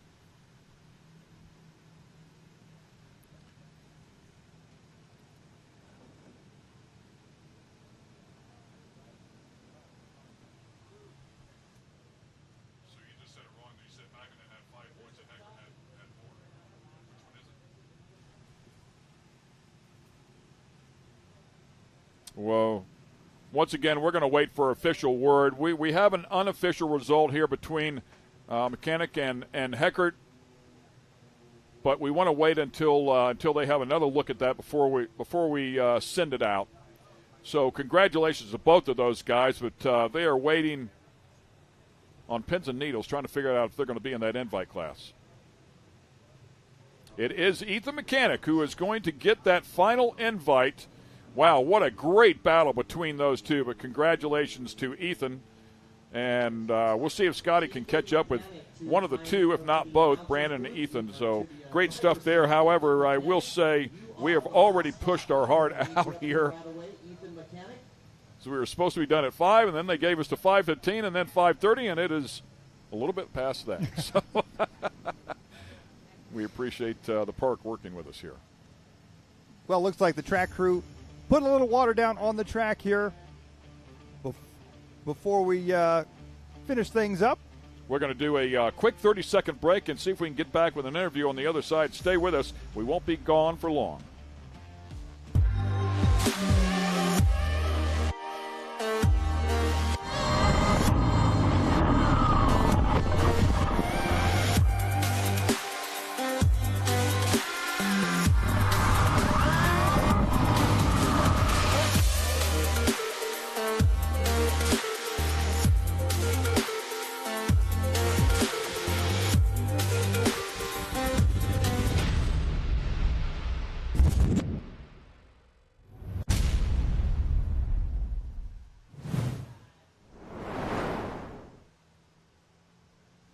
And we welcome you back here, 2023 RC Racing at Visions Off-Road. It's been a busy, busy day, especially when you factor in the rain that we had a little bit earlier. But congratulations to everybody that came out here, had a good run today. Of course, the people that did great in the Nitro category, the Invite category, for good starting spots in the A-Mains tomorrow. Everybody that was in the Open class that earned the bump-ups. We know that Camden Lime did it. Caden Fuller did it, Brandon Rose did it, and Ethan Mechanic did it as well. So congrats to the 4 bump-ups. Yeah, what a fantastic day of racing. We obviously got served a little bit of weather, but it all worked out. And it was a fantastic fantastic day. The track crew did a great job getting the track back together. The racers did a great job keeping the show moving. A fantastic day for sure. A big thanks once again to our title sponsors, A-Main Hobbies and HPI Racing, and our supporting sponsors of Teagan, VP Fuels, Team Associated, and Lifetime. Yeah, I want to thank Scotty Ernst as well for keeping up with all the action down there and catching up with all those interviews. Great job today, Scotty. And, of course, my colleague here in the booth, Mike Garrison, doing an incredible job as well. It's been a great day to get things taken care of here at Mid-America Outdoors, a spectacular complex. Of course, we will be racing all day tomorrow. Make sure you join us at 9 o'clock in the morning. We'll get things started. We'll have our A-Mains. We'll build a TV show as well, and we're going to hand out $30,000 before the day is done. It's going to be an exciting day for sure for all of the categories involved. Until then, we'll see you tomorrow. It's time to go racing. Stay with us. I'm Ken Stout. It's been a blast.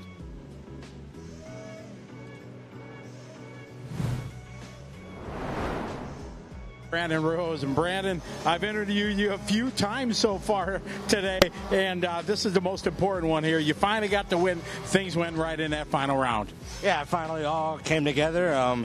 It's been a little bit of a crazy day, just a bunch of bad luck happening. I feel like the car's been super good all day, just kind of fluke stuff happening. But yeah, finally everything came together that last run. Didn't make really any mistakes and win. So yeah, it was nice. Absolutely. Got plans for the money?